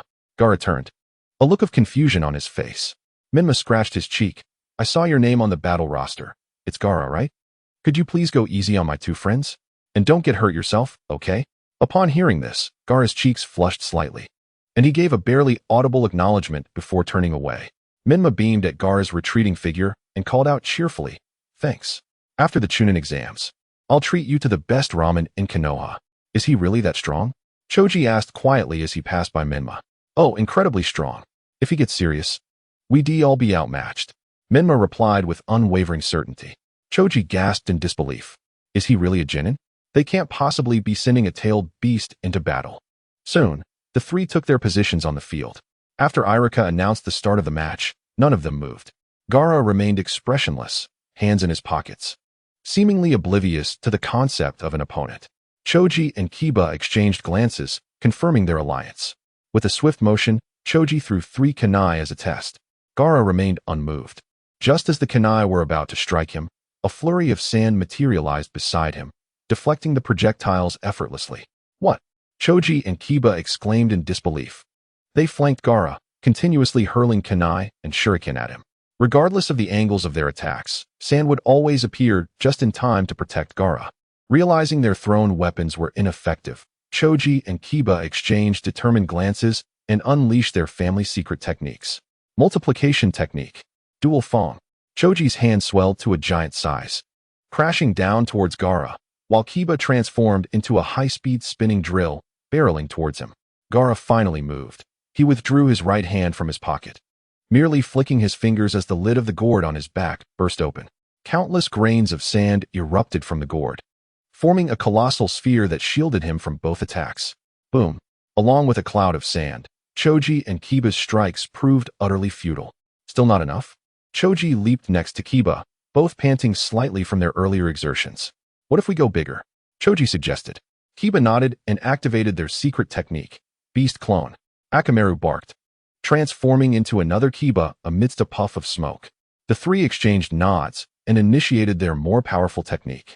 Body expansion technique, Meatball Tank.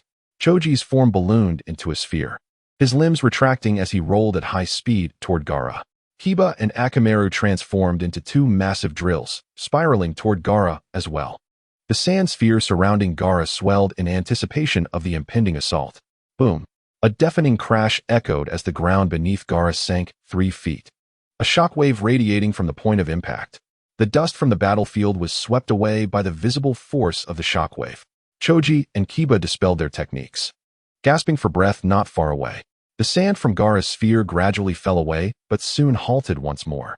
Before long, the fallen sand returned, mending the damage inflicted by their attack. Choji and Kiba exchanged bitter smiles. Was it truly impossible to breach his defenses? Staring at the large sand sphere before them, a sense of despair filled their hearts. Were they really going to surrender?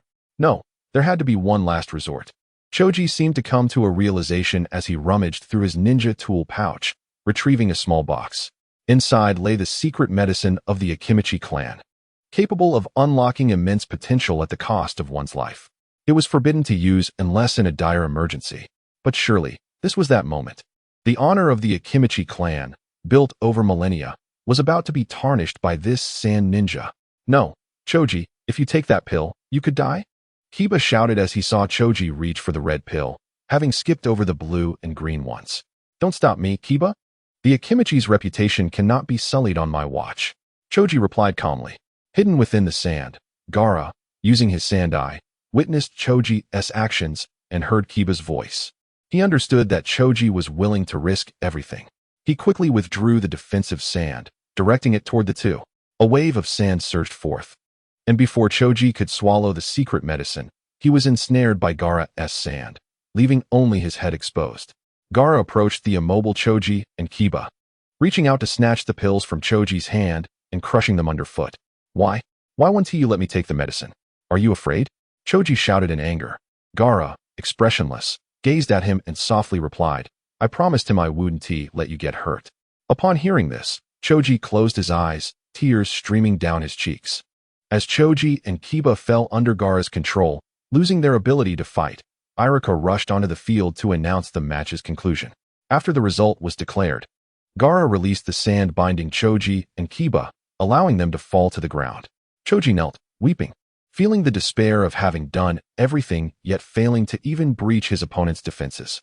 Kiba, watching Gaara's retreating figure, felt no animosity towards him despite their defeat. As Gaara walked away, the sand slowly returned to the gourd on his back. Chapter 101. A shocking turn of events. As Gaara and his companions concluded their battle, several unexpected guests arrived in the stands. Sarutobi, what brings you here? Danzo inquired. Observing the arrival of Sarutobi Hiruzen accompanied by 4 ninjas, his brow furrowed in confusion. Danzo, the daimyo has summoned you. Please accompany me, Sarutobi Hiruzen replied, his expression impassive. The daimyo seeks my presence? What is the matter? Danzo, bewildered, stood up, preparing to meet the daimyo. Lord Hokage, please wait a moment. Suddenly called out the 4th Kazekage, Raza, halting Danzo in his tracks. Is there something you need, Kazekage? If it's not urgent, could we discuss it upon my return? Danzo apologized. I'm afraid the Hokage cannot leave just yet. Raza rose, extending his hand to block Danzo's path. What do you mean by that, Kazekage? Sarutobi Hiruzen questioned coldly. You should be the one to answer that. What do you mean? Raza glared at Sarutobi Hiruzen. My nephew Yashimaru has informed me that you harbor murderous intent towards the Hokage. Oh, on what basis do you say that? Sarutobi Hiruzen sneered. Ignoring him, Raza explained to the equally perplexed Danzo, Lord Hokage, the guards behind me include my nephew Yashimaru, a sensory ninja capable of detecting nearby killing intent. He has sensed that one of the dark ninjas from the ninja world harbors a strong murderous intent towards you. Is that so? Danzo's expression turned grave as he realized that 2 additional ninjas had appeared behind Sarutobi Hiruzen, masked figures that did not seem to belong to Konoha, but rather resembled guardians of the daimyo. It is merely a request for you to accompany me. There was no need for the daimyo to send guardians, Danzo remarked, though he noted that one of the figures behind Sarutobi Hiruzen was indeed Asuma. Since when can the head of the guardians leave the daimyo's side at will? Sarutobi Hiruzen regarded Danzo with a stony expression, remaining silent before calmly stating, Let it be here. What do you mean by that? Danzo exclaimed. Sarutobi Hiruzen did not respond, but one of the ninjas behind him launched a signal flare into the sky, exploding into a massive cloud of red smoke. Simultaneously, another ninja hurled a smoke bomb to the ground. Boom! A great fire and smoke enveloped the stands, drawing the attention of everyone below to the Hokage's location. Not good. It's the Hokage. Kakashi and Might Guy in the audience widened their eyes in terror, just as they intended to rush forward. Several figures wearing cat-faced masks swiftly darted past them, members of the Hokage's elite Anbu. In the smoke, Yamenka F and Aburame Shino promptly shielded Danzo. Yashimaru and another sand ninja protected Raza, moving him away from the crowd. Shuriken whistled through the smoke, aimed at Danzo. Aburame Shino swiftly formed a bug shield before Danzo, but was taken aback as the usually formidable shield was pierced as if it were mere paper. Realizing the danger, Yamenka F quickly spread his arms to shield Danzo. Ugh! Yamenka F grunted, struck by a sharp shuriken. Humph, Sarutobi Asuma, what are you trying to accomplish?